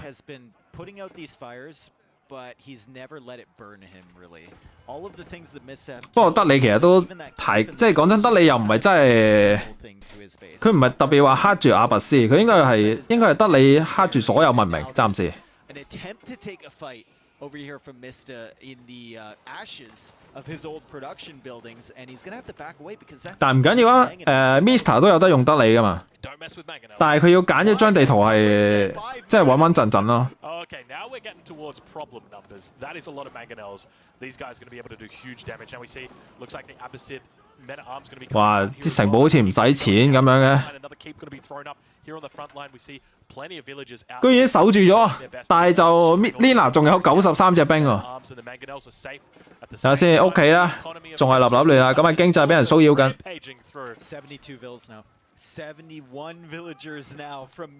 好啦 ，Mr 得翻100人口啦，差唔多。咁啊，見到 Lina 咧係明顯係唔升帝啦，即係狂爆兵打你，即係升帝都嘥錢。咁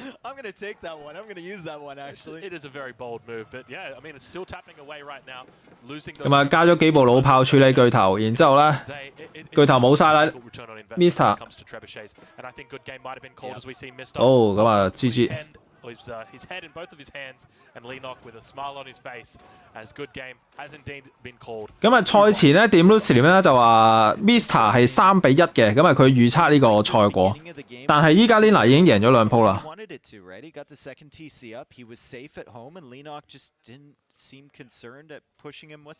Yeah.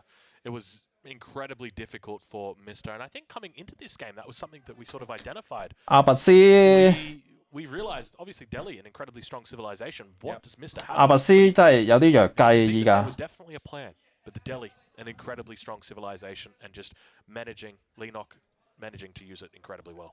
I love Leenock's confidence. 其實係咪應該要開雙？佢一開始雙 TC， 我唔知係啱定錯啊。但係如果你同德里鬥爆兵咧，又唔夠佢打啊。He's not a little kid. It's the kid that was behind Leenock. I don't know who that is, but he's staring at me as well. So now I have the hippo and the. 係咁啊！見到咧兩個鬼佬度話咧，啱啱後邊嗰個細路仔個紙牌太嚇人啦，所以佢就移走咗。So anyway, like I was saying, 1 TC for Leenock, no drive to really do eco damage. Capture the sacred sites and then just get your eco techs in quickly. 但係阿拔斯真係好慘啊！即係如果佢爆經嘅。你中間啲聖地一定係俾得你免費攞，但係如果你話單 TC 走去爆兵嘅話咧，即係都係應付到一時，但係就感覺上都係冇乜用。因為就算得你搶唔到點都好咧，佢所有科技免費升咧，同埋啱啱嘅地圖咧，其實有少少都係個果嘅原因咧。The very beginning of the game. I mean, about the 4th minute, 5th minute, Delhi are just the best civ that there is. 冇計啊！即係 Lina 咧食緊第3個果嘅時候咧，Mr 先至喺上面開始食緊佢第2個果，因為佢第2個果咧喺正面咧，正面嗰個食唔到咧，佢要喺上面發展。其實依家食果係好緊要嘅，即係尤其是阿拔斯同德里咧，因為咧佢哋咧加個魔方之後咧。啲果係變雙倍嘅，即係嗰個存量。咁然之後再加埋你嗰個食果提升收入咧，係好賺嘅，幾乎係完全唔使填嘅。所以你見到佢哋兩個咧，其實前期都冇乜種田，即係咁樣爆兵法都唔使種田。咁但係就啲果嘅位置唔靚，即係影響唔少啊嗰度都。The Chinese, actually, no, won't be able to use the Chinese. The Chinese, at the moment, what you're seeing on your screen, 邊打邊加 TC. Game number 2 actually isn't in there. Some teething issues, guys. Some teething issues. Bear with us. 但係 won't be able to use the Chinese either. He's going to have access to the Holy Roman Empire though. So we. 但係都有啲難。即係諗落，即係你諗下，如果你單 TC 爆緊兵，你然之後你慢慢調翻支去加 TC， 即係好似好難控制咁樣。因為你一爆兵，你又想咧做到最好咧，就肯定係越加越多嘅，即係啲部隊，即係盡量都唔想留錢。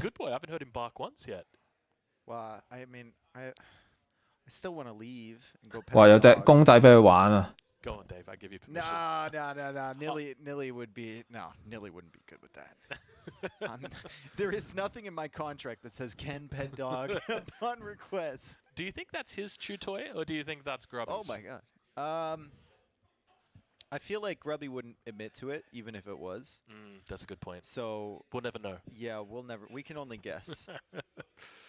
All right, well, heading into game number 4, Leenock with match point here. So he's going to be on probably the Holy Roman Empire. In fact, we can go and have a look and see. So let's have a check. 好難㗎，因為你阿拔斯咧，你要控制你自己啲部隊數咧，即係反而得你唔使控制嘅，佢完全即係有咁多錢就出咁多兵，所以好難搞。即係你本身爆兵都唔夠人哋多啊，咁然之後你仲想控制啲部隊數，然之後加 TC， 咁不如可能一開始加仲好過。So it's not going to be a repeat of the last 2 games where they just kind of picked away at each other in the early stages. 或者打第二啲招咯，即係一係就食頭。 Decided early castle age or mid feudal. I would expect that we see this game between 15 and 18 minutes. 因為咧阿拔斯咧正常打咧都已經係即係你唔加 TC 咧，你正常打啲兵都唔夠得你多。好難，唔係決賽，呢個係小組賽嚟嘅，打1個禮拜。不過我淨係播到今日啫。If he's able to put all 4 of those together, the Mister's going to be in a great position. And I think the English take a fair bit of time to come online, whereas the Holy Roman Empire, once they get to that point, boom, they're ready to go. They're just running it down. Okay. So you think it's going to be a longbow? It'll be a longbow spear out of lean knock, probably. 咁啊，呢個小組賽咧係打到禮拜3嘅，咁然之後咧禮拜5定唔知禮拜6咧就會有，定係禮拜4計下數先。It's tough. There's so many good build orders he could do. Yeah. He just needs to stay alive long enough to get those relics in. Yeah, that's gonna be it. Yeah. 禮拜5晚啊，應該禮拜5晚咧應該係會開始打4強啊，應該。It was a beautiful strategy he did as the Mongols against Holy Roman Empire on Hillendale. He actually placed outposts. 唔係4強，8強 on the map. 係咪8強咧？睇佢嗰個表。有啲亂。Yeah, that makes sense. That makes sense, doesn't it? It's a little 6強啊，唔係6強嚟啊，6強嚟啊，最尾即係咧，佢呢個小組賽就係踢走2個人啫。Or have your opponent have free gold for the rest of their life. Yeah. So very quickly became worth and 係啦，咁啊呢個小組賽咧，最高分嗰2個人咧可以直接入4強啦，咁然之後最低分嗰2個咧就直接出局嘅，咁然之後中間會有另外4個咧就要打一場賽事先啦。Welcome to game number 4 of the first series between the Mister and Leenock. 即係呢個賽制我咁樣望一望，我先明佢點樣。For Age of Empires 4. 神羅居然 playing as the English, we have Leenock. And spawning in the north and playing as the Holy. 嚇神羅佢唔係有個咩 Hill 咩 High End 咩鬼嘢嘅咩 ？Relic positioning here. This I think this might be the wrong map seed. I'm just going to double check. 我唔知咁樣揀神羅係啱唔啱嘅咧。即係神羅雖然係勁啊，但係神羅好少會喺呢啲地圖度揀出嚟嘅直頭。So guys, what we're doing right now is we're just double checking the map seed because if you have a look on the mini map right now, okay, you can see that 4 relics have spawned right next to Leenock. One relic is spawned. Mr. ban 咗啊！啱啱冇特別望清楚添。So we're just going to go double check and make sure that they were given the right seed. Make sure that 我就係知道 Lina ban 咗條河啦，咁然之後 Mr. 我啱啱 everything needs to be perfect, and you could 我唔知係咪記錯第2張圖啊。There was an escape. Restarting the game. That was nearly. Perfect. Good. Huh? Restart? This What the is fuck? quick admin work. I like it. We get something a little bit off, and it's just immediate. There was, as soon as that map came up, Nilly's like running back and forth. Yes. So there's a couple of things that you need to do to make sure you've got the right map. Yeah. It needs to, obviously, you need to press, King of the Hill, but you also need to get the right biome, and then you also need to type in the right map and seed. The players are doing the settings too. We can't do that globally, so we're relying on them to get everything correct. And there's a lot of points of potential failure. Not only is it there the player, but there's also the potential that the person giving them the seed might type in. 我哋繼續等啊！呢個時候，咁啊應該係重開啊，將啱啱嗰場。但係揀神羅真係有啲怪雞。Both of us. I saw a good boy. 係啊，咁啊小組賽其實小組賽佢唔係全部人循環喎，佢原來係淨係打5場每人，即係有5個對手咯，淨係。其實咁樣會唔會唔公平咧？即係你會特別有2個人冇打過。Do we play some games with chat? All right. What games do you want to play? We can't do spin the bottle. Yeah. I doubt they'd want to play spin the bottle with us anyway. Yeah. You're pretty good at spin the bottle, as we found out last night. But, okay. Keep in mind, we are like there's no delay here either. So you guys are. 我覺得咧循環賽唔係全部人循環一次咧，就好似好奇怪。3 minutes, guys. 3 minutes. 180 seconds. Okay. Hey Siri. Do you know what other matchups we have coming today? Yes, I do. Maybe we should pull that up. Yeah, I think that's a great idea. I want to know what you guys are looking forward to because we have got 3 more series coming up after this. 即係你諗下咧，如果你遇唔到即係譬如遇唔到 The Muslim 嘅，你遇唔到 Marine Law 嘅，咁咪好着數，即係你點都輸少2鋪啊，至少。That is, and like the format of this, we only have 8 players involved in this main event of the tournament, but we're going. 即係最勁嗰個你遇唔到嘅話，就肯定係輸少2場啊，至少。咁然之後啲分咪特別高啲。I believe we have 1 day off. Yes. This Thursday, I believe. I should probably know that. 唔係咁咪真係點樣 I'm here anyway. Ready to cast. It's not like I can go anywhere. So that means constant games, and of course we have the Swiss group stage system. So the winners will match up against each other tomorrow, and the losers will match up against each other in the matches tomorrow. 即係咩？即係敗者打勝者，勝者打敗者嗰啲啊。Because if you lose today and then you go up against a loser from yesterday. 哦 ，GSL 賽制真係，我明。Okay. 即係勝者同勝者打，敗者同敗者打。咁然之後咧，第3 round 咧就應該係連輸2場嘅人同連輸2場嘅人打，連勝嘅人就同連勝嘅人打，即係可能係咁樣應該。即係佢嗰個 Team Liquid 嗰個網冇寫。You go up against another person. You go up against another person who has a clean record, undefeated technically. Yes. Yeah. And then if you win that next day, then you go on to be a super winner. A super winner. A super winner. Do you get a gold? 即係最簡單講就係咁贏就得啦。Super winner. Wow. Haven't heard that since like grade 1. 咁樣我明佢嘅賽制應該大約。That is a fresh delivery. Thank you. Big shout out to Nilly. Red Bull. Yeah. It's delivered me the special drink. You know. Dave, they asked, "Hey Drongo, what did you want?" 我一開始以為咧係好單純嗰啲咧，即係抽暈啲選手，然之後打5次。Looks like we got a lot of movement. Dave, what are you drinking? Unspecified liquor. 但係如果係勝者打勝者，敗者打敗者咧，咁就都叫公平嘅，即係。Water trademark. It's great. I'm looking forward to it. All right. Let us take a look. So. Do we have any interesting tidbits that you can tell me about these players? I can, but Nilly's going to have a trivia thing, so 我哋嚟要等。Do any tidbit stuff. 之前睇完呢個 Leary 咧，即係我見佢得依家好似升到1600啊，但係我睇落佢好似都仲係喺度學緊啲新文明咁樣，即係啲打法。即係我覺得佢短時間呢個 Golden League 應該係打唔到啲咩成績。即係就咁睇。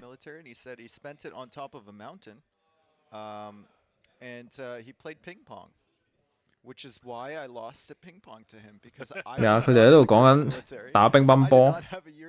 係咯，現場有一個乒乓波台。咁啊，重新開始。咁啊，今次 Mr 咧就喺下邊嘅。咁而 Lina 咧就喺上面。咁啊，呢個地圖咧就係得一個勝地嘅啫，所以咧搶呢個點咧有機會係一個重要嘅戰略位置。咁啊，通常啲人咧會用呢個德里啦、中國啦，即係甚至可能見到蒙古啊、法國呢啲咧喺呢張圖度出現嘅。咁啊，只要搶一個點咧就死守就得。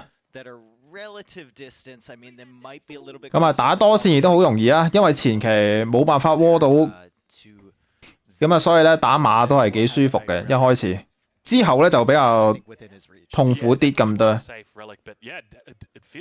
啊，只要圍起咗之後咧就好麻煩嘅呢張圖。但係未圍之前咧打咩兵都冇所謂。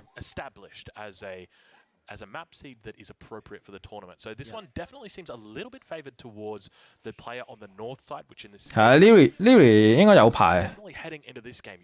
同埋15號就已經 qualify 咯，即係佢要2個禮拜入邊突然間開竅啊，真係有啲難。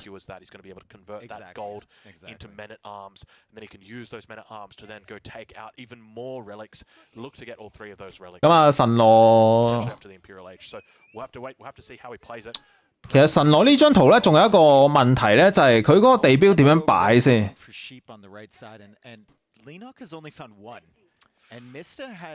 即係呢一張圖咧，擺地標好難擺啊！即係啲嘢全部又分散，木材又少。佢應該係加落果金嗰邊啦，一係果金同 TC 啦。如果加個地標，即係木材唔好加啦，因為嗰個木太少啦。即係你一陣間就罰完啦，你加個地標喺嗰邊冇乜用。Yes.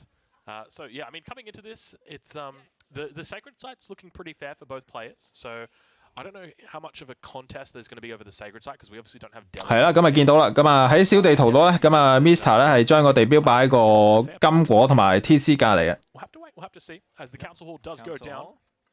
No real surprise. No surprise there. I mean, he could go for. 即係通常肯定唔會加木嘅，因為呢個地圖咧木嗰啲一開始嗰個木太細啊。即係你用唔盡佢嗰個加成。等先，咦？加個魔方喎，執鹿啊！但係哇，我覺得有啲貪心啊！如果佢執鹿嘅話，即係你打嘅係英國喎。英國咧最常見咧就係前期一個工兵加長槍快攻，即係如果直接執鹿嘅話，好牙煙啊！但係咧，佢可以選擇咧爆一波馬，然之後再轉去執鹿嘅，即係至少守咗前面個快攻先。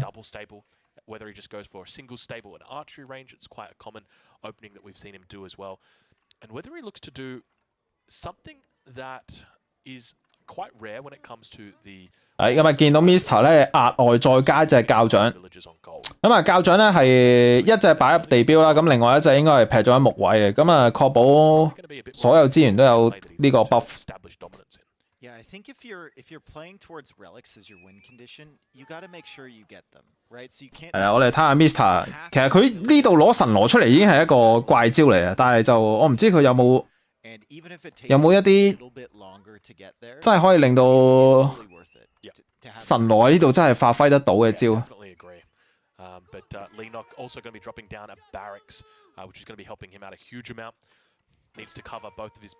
因為神羅雖然係勁，但係神羅喺呢啲地圖咧，其實一般般。即係神羅呢啲可以舒舒服服爆經嗰啲咧，應該係最強。但係呢張圖真係好難舒舒服服喎。哇！咁啊加兩個細戰場，咁呢個咧係穩陣起見嘅，即係確保自己唔死咧，就一定要咁樣打嘅。應該唔會出裝甲嘅，因為裝甲步兵咧即係工兵數量多起上嚟咧，有啲廢。咁啊，雙射戰場，咁啊好標準，亦都係好簡單，就係單純咧係攞工兵同你啲工兵打嘅啫。咁但係咧 ，Lina 出咗少少長槍咧，就真係會蝕咗少少錢嘅，因為長槍打正面冇用噶啦，依家。睇下佢有冇辦法盡快發現先啦，最緊要係。佢後面仲喺度加長槍就好蝕底，咁啊拖村民啊，咁啊直接塔攻你啊，咁啊打神羅嘅話咧，封佢黃金都 OK 嘅，因為神羅咧應該算係喺咁多爆經嘅文明入邊咧，其中一個佢都即係要黃金嘅，即係如果唔係嘅話升唔到城。咁啊遠距離插一支塔，但係好似俾人發現咗。英國工兵多啲呢個位，睇下佢係咪繼續要射村民啊？呢個位係咪啊？呢度哇！但係呢個補血夠唔夠㗎？都係要死。5-5波呢度，但係英國有呢個工兵優勢。哇！真係我留意到嗰個教長補血都幾鬼快脆，但係都係要死。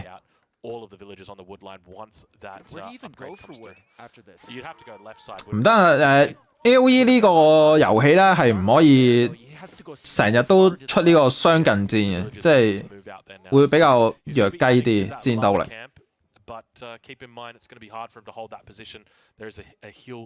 即係除非人哋都係打近戰啊，如果唔係嘅話好難。大鑊啦！ Leenock holds that position there, and he has 神羅呢度要窩添啦，直頭。睇下窩唔窩得切啦，死一隻村都要噶啦，係咪啊？窩唔窩啊？唔窩。coming out to build that wall. He sent out a couple more afterwards, but then gets denied the wall. 呢個時候有啲濕滯。He's looking like he might not be in a decent position. Village. 咁啊執，哎呀，爭啲以為執到一隻村。英國咧都係可以拉打嘅，雖然咧就大家都會射到箭嘅，但係就英國拉打會令到個短射程嘅工兵咧走位會有啲奇怪。哎呀，死一隻村啊！係咯，都要死村窩啊！但係就係咪窩晒啊呢度？哇！3隻村民啊！冇啊，裝甲頂唔到長弓㗎，完全頂唔到。I think he should be fine. I think he should be fine. I can see the pillars on both sides. I think he should be fine. Yeah, it's. I believe it's built. Okay. All right. Mister still manages to keep his head above water for the moment. You can see the villager lead really starting to favour Leenock now. He's up 4 villages, 5 villages. A really tough position here for Mister. He is. 同埋呢個時候咧就不斷加塔啊，即係問你死未？ Just slowly tapping away at it. 咁啊，而 Mr 嘅木材咧全部喺晒左手邊嘅，所以 Lina 咧都直接塔晒左手邊。咁啊，右邊嘅木太遠啦，咁啊得左手邊啫，但係就確保自己工兵比較多少少先呢個時候。咁啊，忍一陣間。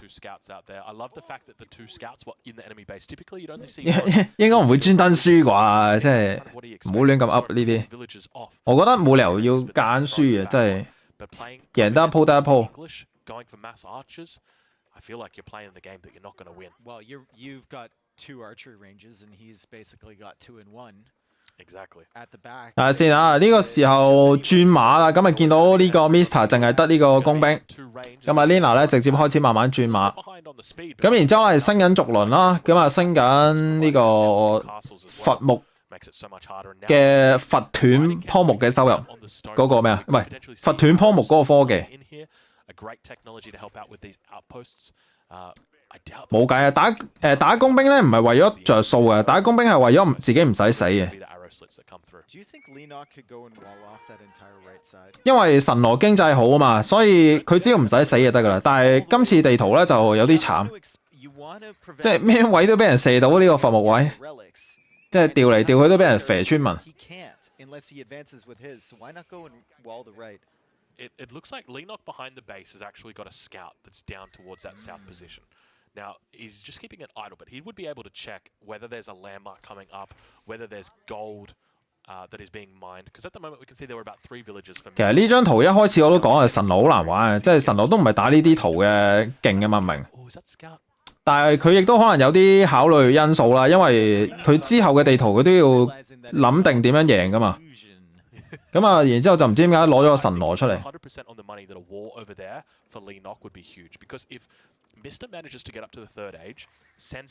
唔係啊，工兵雖然英國係多，但係英國要行過嚟噶嘛，即係你有冇計下先？英國嘅工兵要行過嚟，咁然之後咧，因為神羅係4分半星咧，咁基本上佢加2個射戰場咧，英國嘅工兵行到過嚟之後咧，神羅嘅兵係同佢數量一樣嘅，即係你唔可以計晒成個地圖嘅兵嘅數量嘅，你要計咧就係英國攻過嚟嘅時候嘅兵嘅數量，佢啲兵係要慢慢行過嚟噶嘛，你中間嗰啲你唔可以當佢戰鬥緊噶嘛。係即係好似依家呢啲兵咧，佢行緊過嘅，佢唔係戰鬥緊嘅。咁神羅屋企自己啲兵咧，佢基本上行2步就去到可以守噶啦。咁所以神羅打雙射戰場同埋羅斯都係打呢啲啊，其實。睇下先啊，呢個係咪想打交啊？但係有支塔喎。我覺得如果夾硬打人支塔有啲事啊，咁就。嗱，你見到雙方數量差唔多，但係呢度多支塔根本唔應該打。咁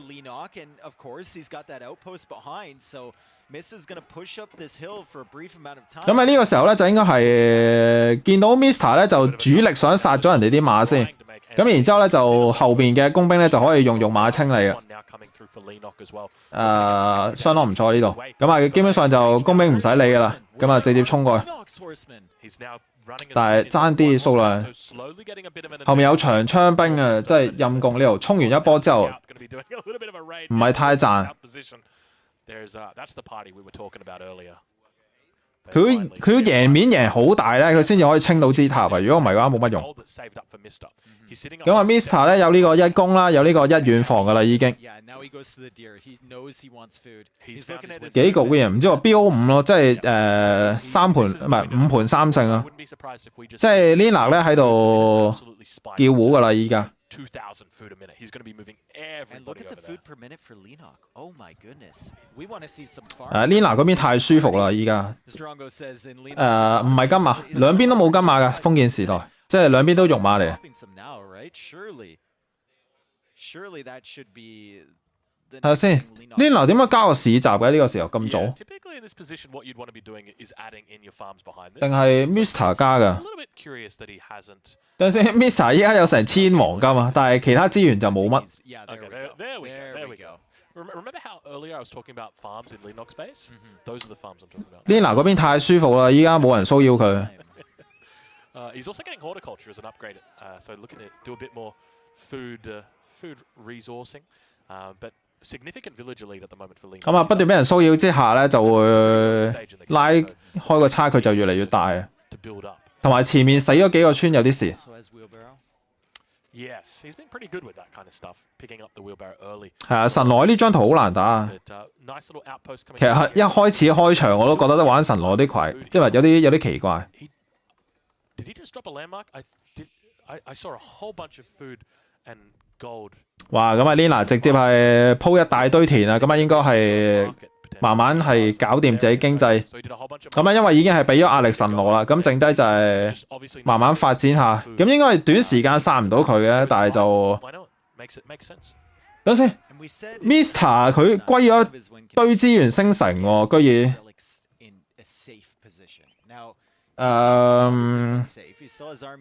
不過可能係一個失誤嚟。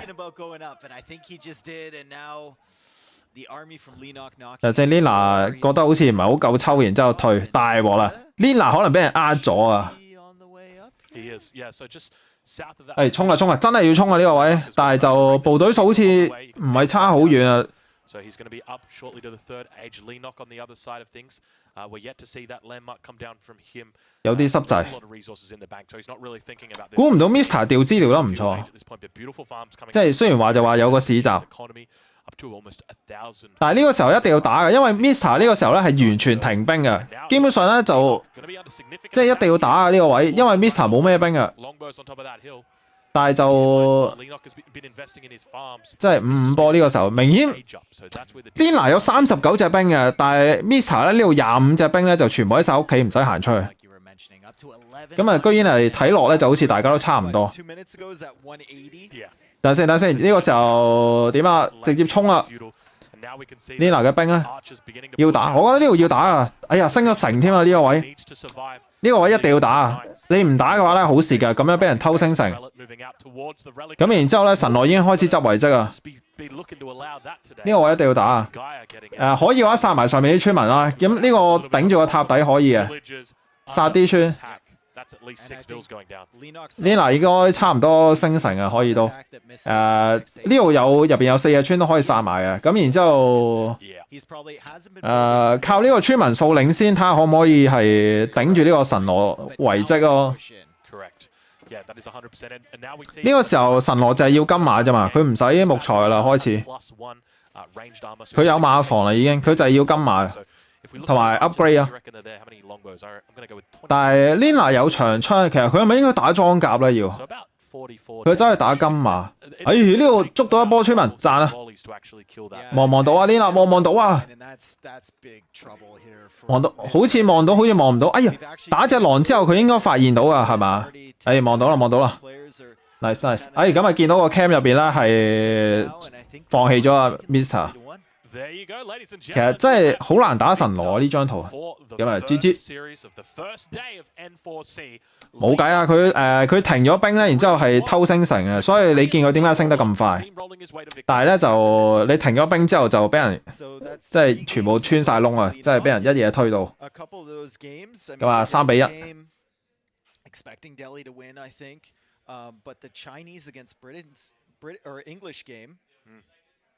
No military fights similar to the game number 3, but 其實英國 just building up, playing to his game plan, and then getting 唔 there. 緊要啊，第一鋪。 Very confident. Yeah, I mean coming into 咁咪 this, 之後咧，佢應該係打係咪下一場嘅敗者？我唔知係咪咁樣計啊。 to the competitive nature of their play styles, but Leenock just demonstrating.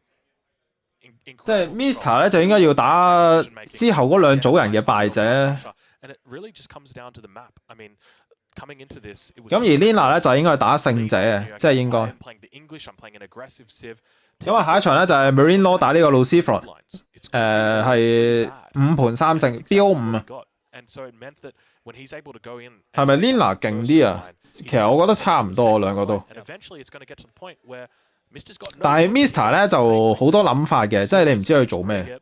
That's when Leenock hit. And I think Mista maybe with a little bit too many mind 唔 games. 握手，唔係啱冇留意個畫面喎。Lina 係咪有舉隻手先？ You can have a 即係如果 Lina 有舉隻手，然之後 Mr 冇握嘅，咁就有啲 mechanics are as 有啲唔好睇嘅畫面。 as playing the opponent's mechanics. Correct. And figuring out how they think. And I think going for the double archery range there was A bold is move. getting a little bit too deep maybe. I think you might be right. Yeah. It was.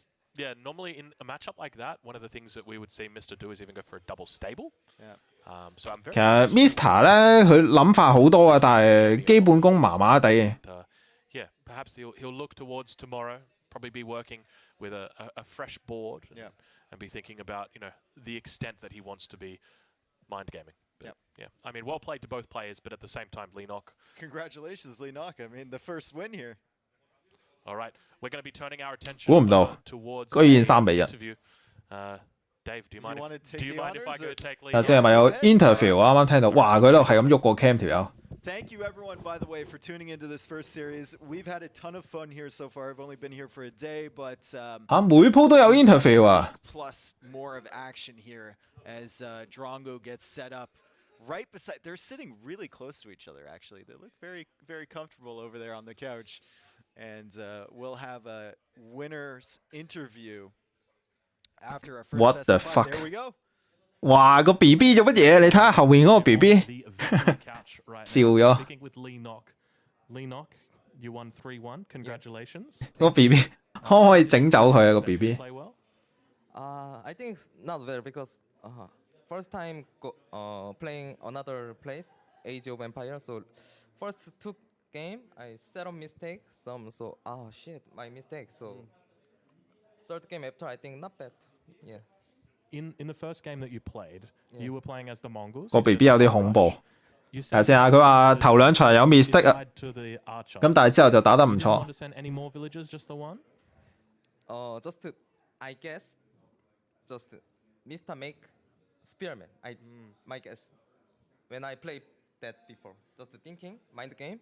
Maybe he will defend the spearman, but he don't make spearman. So how to do little bit my head breaks. So 咁啊 ，Lina 喺度講緊咧，啱啱塔攻嗰一場咧，就佢係估呢個 Mr 咧係出長槍嘅，即係佢守住個塔嘅。但係咧就 Mr 咧居然係升咗封建出長攻， it's bad, I think. 咁所以咧就 Lina 個腦咧就輕咗機。 Playing as the Chinese, and you were playing against his English. Yes. There was a point in that game I was pretty scared for you. Did you always feel like you were in control in that game, or did you think? Oh, 睇下先啊，喺度問緊中國嗰一場。 Actually, when I play in China, Altai, always my opponent choose English, but I feel it's comfortable. I don't know why. I think China better than English, but 哦， where players say the English better than China, so but always I win. 咁啊 Lina 咧喺度講咧就啱啱 out 題嗰一場咧，即係 well, it's great to 中 see 國成日都打英國咧，即係 Now, 其他人咧就覺得英國比較勁嘅。 you guys probably 但係唯獨是 Lina 咧就覺得 Lina 打中國咧比較舒服啲， Leenock, you used to play StarCraft. Yes. And back in 2010, Leenock. 所以佢都拗晒頭啊！啱啱 And I was actually watching Leenock back then. So I just want to say today, it is an honor to be sitting here in front of you. 睇下先啊，都講緊 StarCraft 嘅嘢。 To you with beautiful Nilly, and I wish you all the luck in this tournament. And I'm confident you're going to do well. 唔係啊 Lina 英文幾好啊，好似 Right. Well, production, 進步咗啊！ over to you guys.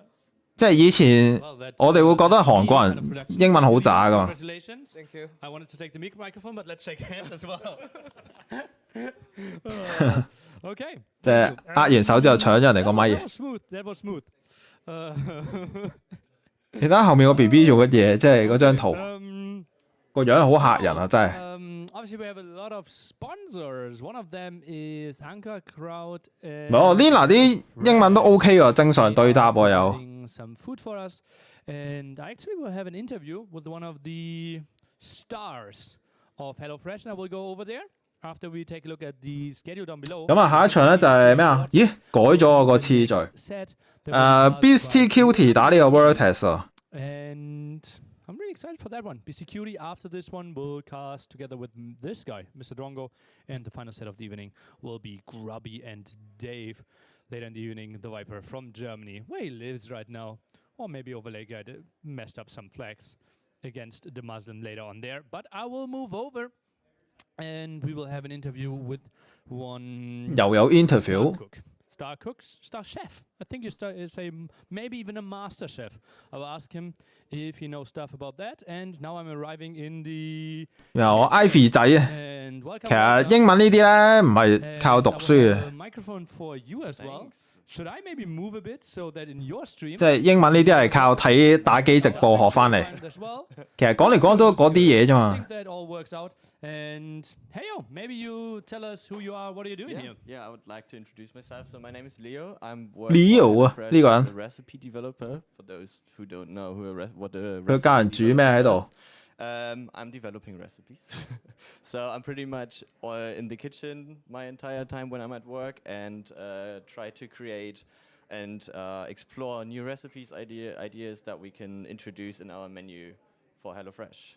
Okay, that's pretty crazy. Like, how can I imagine a typical 讀咩科 ？Ivy 以前係讀 Like, are you just throwing around stuff in your 讀 pan? 寫 program 好似唔知係咪41303？我唔知有冇記錯。To be honest, well, cooking is like trying and error most of the time. But yeah, there are many people, many different. 不過讀完啲嘢我都唔記得晒啦已經。So first we look into our menu, look into our portfolio, what 呢個 sponsor 嘅。 what we feel like is missing, and then there's a person who says like, oh, we need another, let's say, pasta recipe, and it needs to use red sauce. So I have like some sort of restrictions I have to work for, and then I can go into the kitchen and start thinking about what could we do here and what don't we have already. Then it's all about gathering ingredients and trying and error, see what comes out, and yeah, that's usually how I develop my recipes. Ooh, that's interesting. What's the most creative thing you ever came up with? Well, I would say like that should never work, and Gordon Ramsay told me to never put those two ingredients together, but you made it work. That's a good question. Let me think of it. I think the most difficult thing or most random and most surprising thing for myself was making a falafel, which sounds easy at first. 咩叫 falafel？ You have to deep fry a falafel, you have to put a lot of ingredients into it, and it usually takes more than like half an hour, and half an hour is usually the time we aim for our recipes. And yeah, I managed to like just grind some ingredients together, some chickpeas, some flour, some spices, a little bit of garlic, some herbs, and it worked perfectly fine in the pan and worked in like half an hour. And then I created a burger recipe with that, and it was super surprising for me because I never thought it would work. But I think that's the nice thing about just trying, right? Okay, so basically a falafel burger that 咩啊？佢整漢堡啊？聽唔清楚啊！真係呢個。 Easy to make falafel. Okay, so falafel I burger。 asked all the players of this event and asked like, okay, I give you this menu and gave them a lot of recipes, surely including some of yours as well. And then we picked out of all that big list, and I saw an option multiple times. Minus 35% CO2 reduction. Yeah. Maybe you can enlighten us a bit on that. I can definitely talk a little bit about that. So that's our Klimaheltag. I mean, that's a German word, but it basically stands for sustainability, and sustainability is super important for HelloFresh. So what it basically means is that we look into each ingredient we have and each ingredient that is contained in the recipe.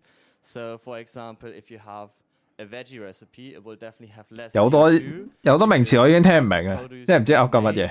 Doesn't take so much CO2 or doesn't create so much CO2 in compared when 咩叫 CO2 啊？第二個英文嚟。Veggie recipes definitely more sustainable than all the meat ones.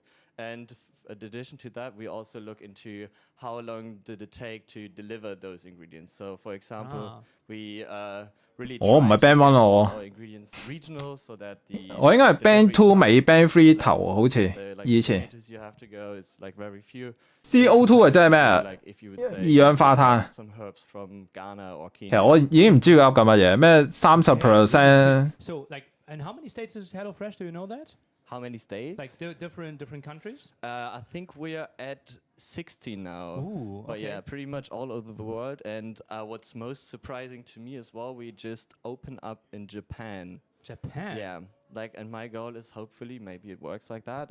Maybe that I can go to Japan and see how the culture is over there, and like maybe go there for like a month. 好複雜啊，太多名詞啊，已經聽唔明。 German dishes into Some sushi. German bratwurst, Yeah. sushi. That would Squeeze be it, squeeze it in nice, there, right? slice it. Yeah. The sharp sashimi knife. Maybe. Sashimi. Do you think that would be nice? Would you try it? I mean, you're vegetarian, Well, I right? have lots of trust in you. Okay. So obviously I will try it. Okay, perfect. That's what I wanted to hear. Yeah, very sweet. So basically, like this is kind of a dream job for some people, right? Like you love food and you're suddenly like experimenting with food, coming up with crazy recipes. Like, how did you get there? Yeah, that's really surprising to me as well. Because I come from a completely different background. I started to study social sciences. I think same. 仔餅 burger Yeah, exactly. 真係好複雜啊。 At some point, I realized that's nothing for me. I don't want to be in university studying, and I always had a passion for food. So I think I started cooking when I was 13, 14 years old. And 佢話自己大學讀書係讀緊第二啲嘢，但係出到嚟啊，走去煮嘢食。 How I got into cooking, and then this passion developed even further. And it was always on the side, but I never thought, maybe that's something I can do for work. But then HelloFresh came by and gave me this opportunity that I could be in the kitchen, living my dream, and like having that passion for food in there. So yeah, dream job for me, definitely. Dream job Super sweet, and obviously lots of people here following the 英文聽得多就得㗎啦，又唔係默書， e-sport scene. It's 即係 not 默 that 書就 easy. 叫你串埋出嚟啫，但係唔識串都冇 Where do 所 you see 謂。 yourself in 10 years, like conquering whole Japan with HelloFresh menus? I mean, that would be an opportunity, right? I think Japan is a nice country. Who didn't want to go? But yeah, tough question. To be honest, I don't think I can answer it. For myself, I live like, I don't plan for more than 2 years. I just see how it goes, see what feels good. I think it will definitely have something to do with food. Probably recipe developing still, but could also go into another direction. For example, I love styling food as well. Ooh, I'm a big fan of like putting all the fancy stuff on top. I And have stuff. so many fancy plates at home, but yeah. Oh, okay. I think I have like 2 different ones, but I like them quite a bit. Perfect. I mean, yeah. But yeah, it's that hard to say. 咩叫 recipe 啊？即係我查 Google 咧，佢係嗰啲 Yeah. So okay, one last question. We have Sure. obviously a lot of our typical 即係乜鬼 viewer 嘢？ is, let's say between 25, 35, enjoys some time at home and wants to get a quick recipe done. If they did the mistake of not ordering HelloFresh kits before, some small trick, some small tip, how can 贊助上鏡嗰啲係咁吹水，我都唔知噏緊乜嘢。 I think the best tip for that is to do multiple things at once. For example, if you cook pasta, don't wait until the pasta is cooked. Do something in between. For example, like cut some onions, get all your prep done, and then maybe already start a sauce. And then, yeah, there's hundreds of recipes that can be done. In 20 minutes. Recipes. This exact technique is what we also do at HelloFresh. We have a lot of recipes that only take 15 minutes. 佢係咁講呢個字啊，但係我連點樣串都唔知啊。 That you like prepare and then put in the oven so that you get like a super quick meal out of it. Sweet stuff. And yeah, thank you so much for enlightening us. Thank you so much for being here, providing us with all the great food. I can't wait to taste it. We already had brunch, which was really nice. Cool. And later on, what's our dinner going to be? 負責膳食，教人煮西餐，有咩技巧？ So we have hake with 同埋我記得佢好似話創食譜噶嘛， 我聽到好似。 tzatziki, which is like a Greek cucumber dip with garlic, and also a cucumber salad. And in addition to that, for our vegetarian friends over here, like you, we have a halloumi burger with beet and carrot sticks. There is honey and mustard vinaigrette with it, and it also has some tomatoes on it. So a really nice burger. Sounds 哦，即係呢啲就係嗰啲薄餅、格仔餅嗰啲啊。 okay. That is so sweet. That was a great highlight what HelloFresh is going to offer. But we also had a great. 但係好難想像喎，即係乜嘢格仔餅 burger，即係砌埋一齊定係乜嘢？ After that, Grubby and I will cast together, and it's Vortex against Beastie Cutie. See you then. 我仲以為佢負責喺度煮埋添，原來冇嘅。嗱咁啊，呢個咧就係啱啱嗰個塔爆嗰個畫面啦，就係 Lina 咧喺度講緊咧，就係佢以為 Mr 會出長槍手嘅，但係無啦啦升咗上封建出工兵。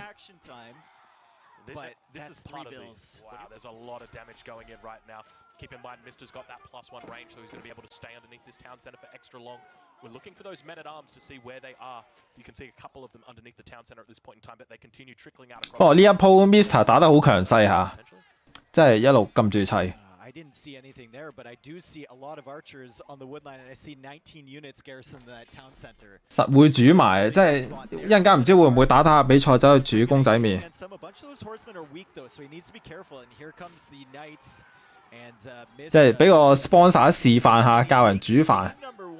French against Mongols, and that looked very comfortable. Lenok didn't really commit to anything. Continues to get the upgrades. He got the wood upgrade there. He's going to get the relics. A little bit of an engagement here as we see some horsemen kind of skirmishing with each other. Lenok's going to lose that, and he's going to run away. Just getting beautiful that's splits in. That's a great flank, though, from Mista. He's pulled the army on away to the left. The spearmen are away to the left, and the cavalry comes in from the right side. 哇！呢一波咧，我都以為 Lina 會瓜添啊！即係佢呢度咁啱好彩咧，就係中國起嘢算快脆嘅。Lenok is in a terrible spot. Lenok is just like, screw it, I'm coming. Yeah, you can see him moving forward with his torches out. He's heading straight towards that Springald. A little bit of a misplay there from Mister as the Springald does go down on the front line. Spears doing their best to try and defend against those cavalry units. We can see them moving forward. A little bit of posturing, but that Berkshire Palace just firing off as well. Look at that, Dave. Mister now going for the flank. There's so much smoke there. What's happening?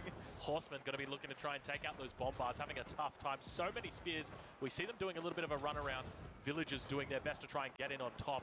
And there's just so much smoke there from the bombards and the Chinese player cleaning up this mess completely, or at least trying to. We begin to see. Look at the population. And I think he's taking it here, Drongo. I think this might be it. Lenok has readjusted his position. Hand on the face for Mister. I think this has been a good game. Indeed, the Mister losing game number 2. Lenok tying up the series 1-1. That was a fantastic hold. 咁啊，全部仲喺度睇緊啱啱嗰啲，即係等一陣間啦，唯有。I was wondering about that. It showed for a minute on our overlay. We still have some kinks here. Yes. I was so confused because I was like looking around. I'm like, my man doesn't even have a mill. This is revolutionary. More catapults in the base. You know what? It looks great for him if we stay in the middle of the map there. You're doing fantastic if we stay here in the middle of the map. But as soon as we go to either flank, he had the army coming in where the berries used to be in the north. He had the keeps over there on the western side of his base, and the elephants pushing in past that TC. I mean, it is just ugly on both flanks for Mista. 71 villagers now from Mista. Look at the population difference. Yep. He's lost 80 population in the last 60 seconds. This could be it. I have to say, I do love this strategy from Lenok to lose a keep, and then while you're losing that keep, make one even further forward with like 4 villagers. I'm going to take that one. I'm going to use that one, actually. It is a very bold move, but yeah, I mean, it's still tapping away right now, losing those trebuchets. And keep in mind, those trebuchets, you know, it's such a difficult return on investment when it comes to trebuchets. And I think good game might have been called as we see Mister put his head in both of his hands, and Lenok with a smile on his face as good game has indeed been called 2-1. Lenok victorious. And Mista, I mean, it seemed like the beginning of the... Yeah, that is 100%. And now we see the knight going to be coming out, the first knight of the game. Now, this bad boy does have +1 ranged armor, so he's only going to be taking 2 damage a pop here. So if we look at those archers, how many you reckon are there? How many longbows? I'm going to go with 23. I'm going to go with 22. So about 44 damage. It's going to take them about 5 or 6 volleys to actually kill that. Yeah, and he'll get on that wood line, and that's big trouble here for Mista. And I think we've actually seen a clue that Mista is already tapped out here, as both players are just kind of taking off their headsets now. And I think Lenok 3點半係咪應該開始啊？其實 There you go, ladies and gentlemen. 我唔知啊。 Victor for the first series of the first day of N4C. Traditional meta. Okay, Grubby giving me some coaching how to set up some microphones. Are we live? That's indeed the live. GMT 啊嘛，GMT 加8啊嘛， And that's people at home. Hey, Alright, hi 其實 everyone. 應該係20分鐘之前個時間 Yeah, 嚟。 let's go get into that second match of the day, guys. A very dominant performance by Linak here against the Mista. I don't know, did it surprise you here that Linak took that? 食緊生煎包，但係啱啱我唔小心食第一個包嘅時候，我唔記得搣個底嗰張紙，依家吞咗落肚，我唔知點算。What the fuck？ 冇事冇事 ，safe， 安全。2-1, and after that, the Viper 3-2 in a best of 5. Still not the biggest tournament of all times, but certainly a strong performance. And it felt like everyone played 100%. Maybe not the best strategies, but certainly the best to their capabilities in the strategies. So Linak, maybe a dark horse initially, now living up to even greater potential, winning that first match and in this Swiss round. Swiss round group system. First time I'm casting a Swiss round system, by the way. Oh. And very interesting to see. We will have a good friend called Buchholz for you. I will explain it multiple times on stream, trust me. It's going to be confusing. And, well, by the way, I guess we should probably introduce ourselves. Here's the man with the plan, Neely, organizer of N4C. Thanks for getting us all out here for the first Age of Empires 4 LAN tournament, first offline tournament, legendary. $100,000 in prize money. Super sick. We got 8 of the best players here. If you just tuned in, you're going to see your first match, but the early birds have already, of course, seen a fantastic match here. Of Linak versus the Mista. BCQT 正啊！以前咧都有好多㗎。以前 StarCraft 咧有啲喺豪宅燒嘢食啊，喺野外 BBQ 啊，真係好多，即係 RTS 先搞到，因為佢唔使拖成村人去打啊嘛。I guess in the West at least. In the West, yeah, for sure. In the West, I guess most well known. Sky and Moon are great counterparts in their respective countries and the world, by the way. Very famous players. But yeah, Warcraft 3 is where I became a man. Oh, okay. And, so you only played yesterday? Well, yeah, I was playing it very recently. Warcraft 3, where I grew up, and then StarCraft 2. Never did play Age of Empires 2. But got to know the Age of Empires 即係有興趣嘅話咧，可以 search 下呢個 Home Story Cup 咧，係一個專喺一間屋入面開 party， 然之後打比賽。And it's the whole time even, right? How people from different games are coming over. We have Age of Mythology, Age of Empires Online, Age of Empires 2, even 3, like Drongo's background mainly, for example. And then from the non-Age of Empires games, we have Warcraft 3 players, StarCraft 2. 不過以前咧就係得 StarCraft 有，所以咧你聽到佢哋討論啊講嘢咧都喺度講緊 StarCraft 嗰啲。Yeah, it's been awesome, you know, Linak representing Korea. 咁啊 ，Home Story Cup 咧應該係搞咗10幾次，咁但係就最後一次唔知係幾時啦，已經都好耐以前。But they've only fielded 2 of their players in the scene. They were first known as Warcraft 3 players, qualifying for things like BlizzCon and stuff. And then you've got their StarCraft 2 tenure, and now even they didn't expect it. Had a little chat with them. For them to be competing again in an RTS in 2022. It's awesome. Yeah. And we'll be seeing Vortex play first here among the 2 of them up against BCQT, who is, of course, very famous for StarCraft 2 and has been absolutely loving Age of Empires 4 as well. Dove into this new project, this new adventure, and it's taken him far. He qualified for N4C. Yeah, and quite convincing, right? He beat Lucifron 2-0 in the qualifier, and BCQT. I didn't really see him as like a top 8 player. I saw him the ladder grind, I saw him walling a lot, and I felt like, okay, it will be tricky for him to play against the very best, but he has... 咁啊，賽事應該差唔多開始，不過等佢吹下水先依家。So this is kind of the player that I struggled the most to predict. Yeah. He could easily make it into the semi-final, scratching the finals, but he also could have some blow-ups and after 0-3 stop caring. Yeah, I think that's very fair to say, and I think I have the same feeling about him actually. And we didn't talk about this.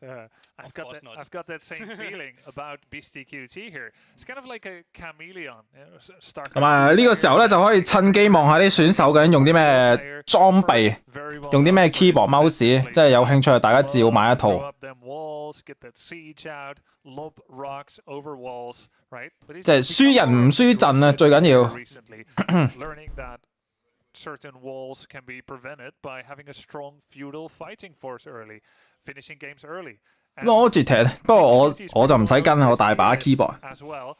In the Age of Empires 即係用自己舒服嗰啲就得。I think tier list. Why are you doing that to me, Grubby? You know that I hate tier lists, and like every single time, every single patch, you make a new YouTube video, change one thing, and like just put it out there as the new truth. And then like, what's the different map? And then one tiny change, and you do the same video again. Not the biggest People fan. need universal truths, and a tier list is. It's not.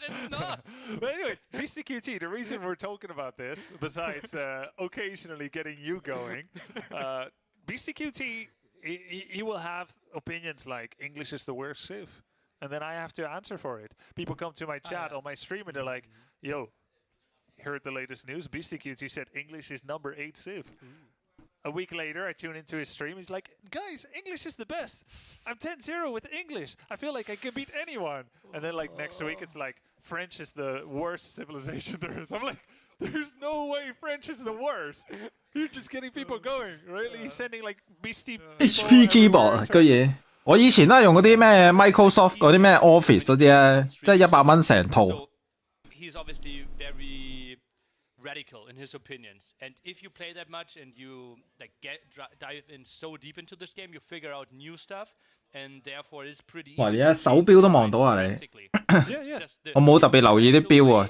Of like having this pretty clear sponsor 嘢 and one scale, nothing in between, just makes it so dramatic.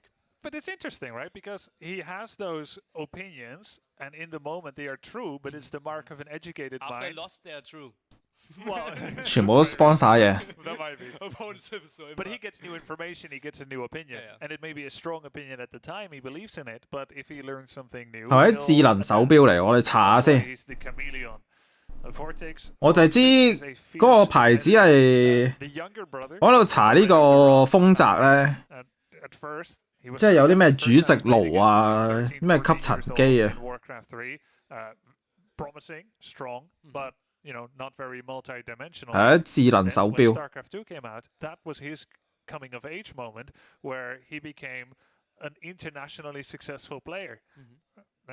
Amazing Zerg player, and then in Age of Empires 4, the two of them, I mean, they're very brilliant, these two guys. They're brilliant, they're calm, mild-mannered, they work hard, and they have each other as well, for whatever that's worth in terms of talking about the game, practicing. And Vortex, I think at his height, he had 400 plus APM. 啲人話 Logitech 嘅咩嗰個咩 Light Speed， Both of these very 即係嗰啲咩 G Pro Wireless 咧，冇 delay 幾好用噶嘛，即係我到依家都未試過。我見嗰啲咩 CS 嗰啲全部都係用呢隻，嗰個 G Pro Wireless。 Yeah, in the beta, right?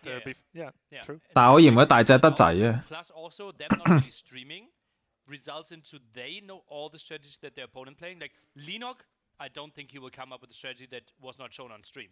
That's fair, yeah. And Lucifron, Vortex, they could be holding back strategies till the semifinals. Yeah, great point to bring up because when the Delhi double mask play came out, when Delhi was still a weak, deleted, a weak civilization, not worthy to be played, Lucifron and Vortex both came out with a double mask early sacred site capture strategy where you could get the sites. 啊！我哋兩個好長氣，即係仲喺度講緊以前啲嘢。咁啊，啱啱咧喺度講緊咧就係 BCQT 嗰個直播咧，即係一時一樣啊！咁啊 ，Grabby 喺度話，咁啊一時咧就話英國好渣嚇第8個文明，咁然之後咧下一個禮拜咧無啦啦咧連贏咗幾鋪之後咧個 BCQT 咧就喺度吹奏呢個英國係最強嘅文明。 咁但係咧，佢就轉頭去吹，又係下一個文明，又唔知邊個有鬼屎咁樣。咁啊喺度係咁講緊一時一樣。G Pro 502我都有用過，但係502好容易污糟啊，即係好多坑噶嘛。咁然之後就轉咗另一隻我都。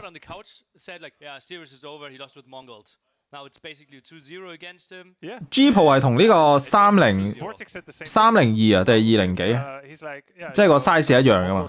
但係咧就好似話個 sensor 唔同。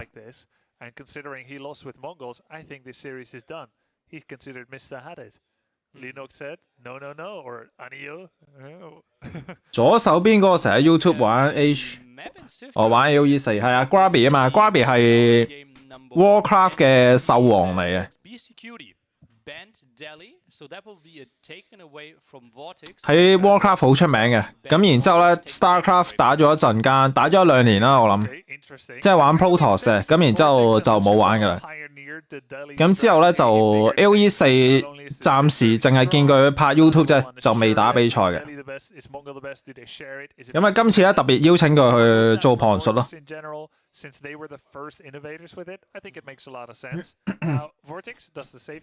啊，佢係 Warcraft 出名嘅，佢有嚟過香港喎。我諗大家應該唔即係年紀大啲會知嘅，佢去過嗰個中山搞嗰個咩電子競技大賽第一屆好似。頭先啊 ，ban 咗德里同埋蒙古啊，居然。I think he was the first one that I saw go for like fast Imperial Age with HRE as well, so pretty easy choice. G 鋪，我有機會遲啲等佢減價，我買嚟試下咯。但係我都要改微動啊，如果唔係嘅話，我唔係好中意用呢個歐姆龍。